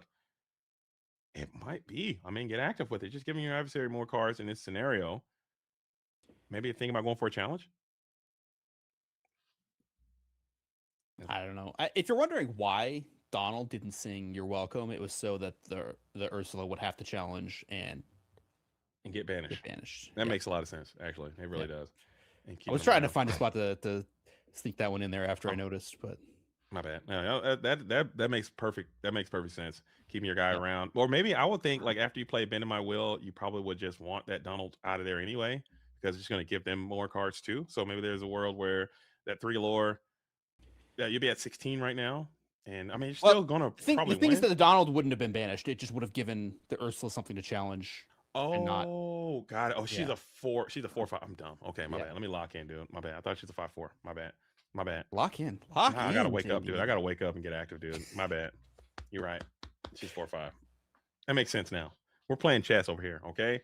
As this board does look super robust for Joseph Quigley now. We have the Basil, we have the Prince Philip, we have the Donald, all staring down one Lilo, I believe 2 cards in hand, and staring down Oblivion. I don't know if there's a world where you can get out of this one without you need a Horseman Strikes. I think that's, and I still don't think that's good enough at this That's point. step 1 of maybe like a 5-step process. Nani is going to come on through as well. So the deck just continues to deliver new, cool, and unique cards as we'll search to find the Daisy Duck. Not quite my it right tempo. now. Not it. And more of the Lilos. And the fist bump goes through as Joseph Quigley is going to get it done here in the ICL, maintaining a very positive record of play and great gamesmanship and sportsmanship from both of these players. I like the strategy. I love Nico's deck. I think it's really cool, and I like seeing interesting things. And I'm glad that they came out and was able to showcase that. And huge shout out to Joseph Quigley for making some quick recognition and coming out with a win there. Well played with both of these Illumineers. I think that Nico had a real chance there. I do think that the Quigley's draw in that last game was really strong with the double Cindy going straight up to 9 for the Prince Philip was kind of perfect. Yeah, it was all planned. It all you love it when a plan comes together. I mean, you're able to filter a ton. I think there was Cindy into double ramp, and then the Prince Philip was able to clear that board without the need of a malicious mean and scary. I think that kind of was when the game really slowed down.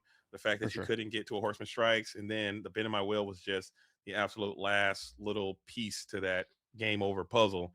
And we're going to get the dub there, walking out as ETB gets it done in 2-0 fashion versus the Lucky Dimes. There will be another round, I believe, that will be played. I'm not sure if the new structure here of the ICL, if there is going to be a third round being featured, or you can jump to a different game or something of that sort. But we'll find out. Luke will find us something. Yeah. So, yeah. did you have ETB, JD? Did I yes, to win? Yeah. I'm never not Yeah, picking today. ETB. Okay. Yeah, it's kind of how I felt. I was like, Yeah. yeah. They're the two-time defending champion, man. I'm a fan. Okay, a fan of their whole organization. So obviously, I'm going to ride with ETB in the ICL. I think they're just they've proven it above. They're a cut above the rest, and they're preparing. They're taking it serious. They're getting out there, getting active, and they are winning. As we got Mike Maloof on Momentum versus Franz Borden from the Loungers, getting active right here. As it looks like we got the dogs. I haven't seen the That's a dogs lot. in a minute. They're That's a dogged lot up. of dogs. They're dogged up. As Mike Maloof now, I believe that is the Mikey on Team Triad there, playing probably that Sapphire Amethyst strategy of what they have been known to play for some time. I think the lore pips are accurate. This is game number 3. We're just jumping in to the action as it's unfolding. Looks pretty good for the dogs, not gonna lie. I don't know what's happening in this game, but they've done I don't hate some it, things. but I do think that having access to the Cheshire Cats a pretty good thing for the purple player here. I mean, are we going after this? You can't even really go after this lady right now because you will wound your Elsa so badly that she'll be banished. So maybe you go after the tramp boost, or maybe play a 6 cost something. Not sure. We'll see. There's no obvious challenges. It'll really depend on what's in the hand, I think. And Dumbo. Are we gonna not even go for it at all? Maybe just try to get some more cards. No, you have to clear these characters when they become. You got to do exerted. something. Yeah, you can't sit here and let it pile up. As Elsa now is engaging with the tramp, unless she's been weakened by the rhino. I'm not sure. We jumped in very late, so give us a moment while we try to get our bearings on what's happening in this dogs match versus Sapphire Amethyst. That might be true. It might be okay anyway if you're just planning to use the Cheshire Cat. I cannot. Oh, sorry. I cannot. But yeah, it's. Sorry. Shout out to production, but it is. It is. It was like I was so tickling him right like there. He couldn't looks contain like himself. we are going to still put that. No, that's 2 damage. So we were able to get rid of that tramp. Tramp dog. Cheshire Cat will be able to finish it off as we'll pass there. Who's spot now? If you got to jump in blind, you haven't seen any of the discard piles, you don't know anything what's going on, no context. Whose spot are you adopting right now if you got to take over? I like to play this game, by the way. Honestly, probably the dogs deck, but I don't know. I actually think it's really close here. I think this Blurple player is just going to need to stabilize a little bit. Seeing that lady off the top is the last thing you want to see, as you love to get them out of resource and have them depleted and feeling vulnerable. And then this lady comes in, adds 2 more cards, and they all can challenge and affect the board quite well. Ouch, baby. And I don't know how many cards the Blurple player is in hand, but it's not like they want to be using their Dumbo to draw cards either. Like, you just don't really have that kind of time. These ladies are going to be able to quest in the face of this stuff. But now I guess the Elsa's like kind of annoying, but yeah, you can go for the Elsa, hit the lady, Cheshire, the lady, get off the board, but you got another lady that you have to deal with then right you away. can also just wait a turn, like if you want to. You know, I think there's a lot of options to the dogs deck. And you're just hoping. I think if you're Joey, oh, this is Joey actually. A little name change there. I thought that was Mikey Maloof, but it's actually Joey. Automatic is out there on Sapphire Amethyst. You're just hoping that there is not a Emerald Chromacon being slammed here in the next couple turns, because that's just going to really make it even more messy for you. For sure. Stare down. I think whenever these characters become exerted, I think you just have to probably try to peel them off the board any way you can. Elsa can challenge into the lady. You can pump, or you can use the Cheshire Cat to finish off one lady, but that's still a pretty big board on the other side. and it Drawing with looks like Dumbo here. they held back the other characters from exerting. Genie now looking not the best. You do It's still slow. have the ability to sing a Under the Sea, and that will clear the Elsa and the Genie, and that will that'll set you back a little bit more too. And we do take that approach. Elsa into Lady, it seems, for 2. Cheshire Cat boost, leaving Elsa with only 2 damage. You also get another boost next turn. So this actually is the needle is kind of leaning more Joey here. If you can't do something, it's gonna depend. Like I think if there's an Under the Sea in Christian's hand, it's gonna be okay. Like you sing the Under the Sea if you have even like one more Rhino or a way to shrink something, and you can basically get a board wipe, and then you're way ahead. I think that like the hard thing for the Blurple deck is that you just don't have a sweeper. I think the closest thing you have, right, is Demona, which would be pretty good here. But if you can get a white board as the Dogs deck, you can kind of take your time. The Purple deck just doesn't, like, they're not playing to Raging Storm or Under the Sea on their side. And I think this Tramp can actually, dig for 4 cards, look through, and maybe you can find this Under the Sea right now, or just find something that just puts more pressure onto Joey's production. We're hearing a lot of feedback coming in from the production hall. If we can clear that a little bit.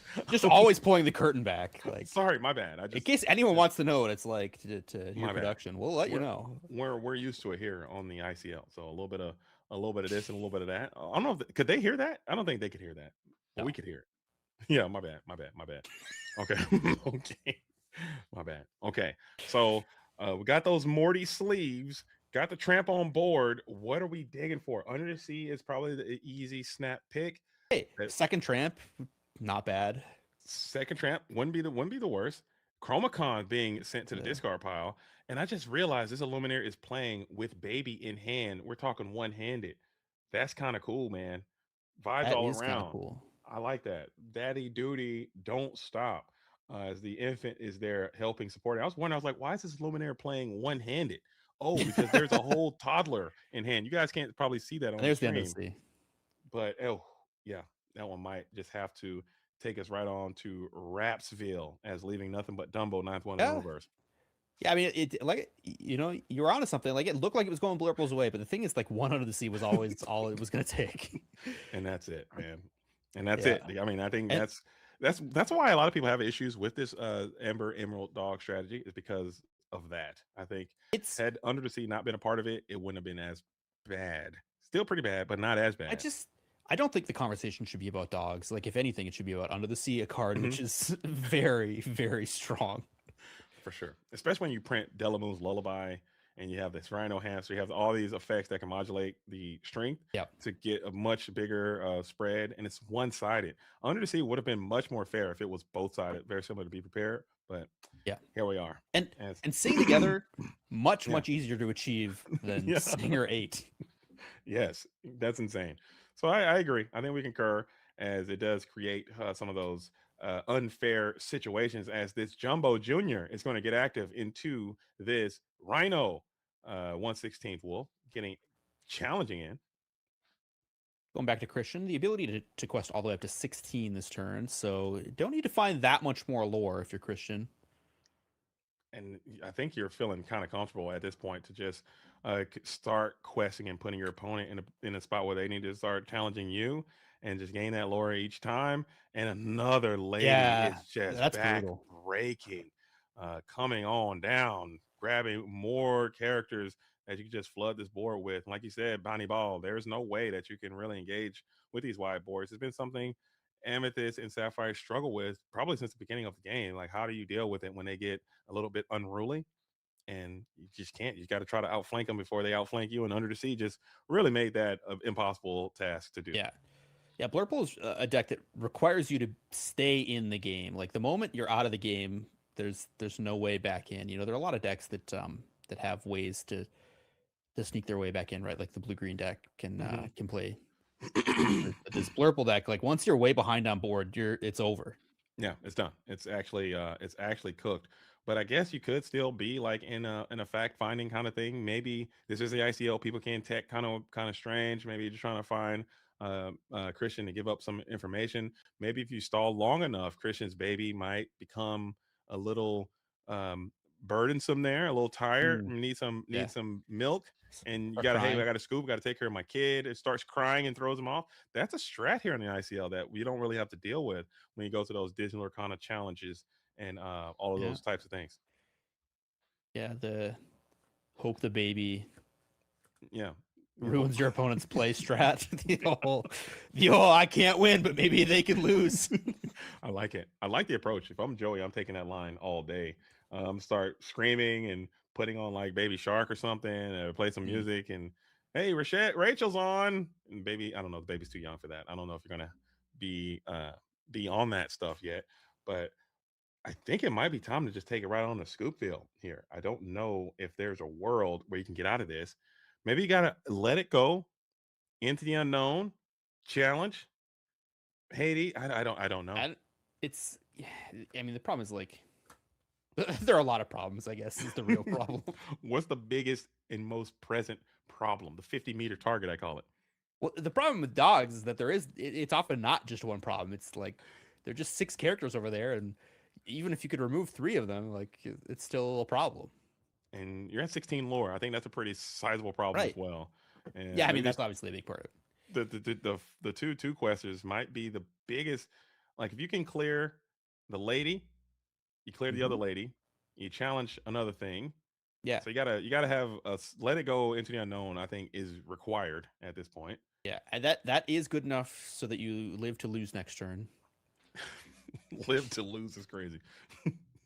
I love losing. I live for it. I call it like I see it. I don't know. I live to lose. That'd be a great team name as well. Hey, we're live to lose.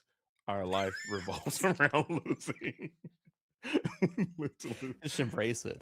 LTL, man. We're not good, but we love it.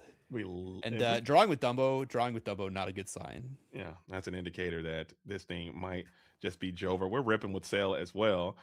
So you're probably looking for some more removal, and the scoop has been installed. And Joey Automatic is going to go down here. The dogs are continuing to bark. Best deck in the format. A lot of people say that it is, and I would tend to agree with a lot of people in this regard. Strong deck. It's very strong. Are you going to lots of game plans? DLC in Brazil? Is there a chance that you're going to find your way there? No, not a chance. I considered it, but it's not a cheap trip. I did as well, and I also looked at some of those traveling situations there, and it seemed cumbersome to say the least. I would say. Yeah. If flights were like cheap enough, I'd have gone. But I don't speak Portuguese, so it's. I'm sure you can figure it out. It doesn't seem that hard. I think you can. I think you can pull it off. Yeah, it'd probably take me a couple weeks to learn the language, I suppose. Let's That's get like a pretty big commitment. Yeah, you got to learn how to play. You got to get your deck. You got to get the Portuguese down. You got to travel to Brazil. You got to get. I think it'd be fun.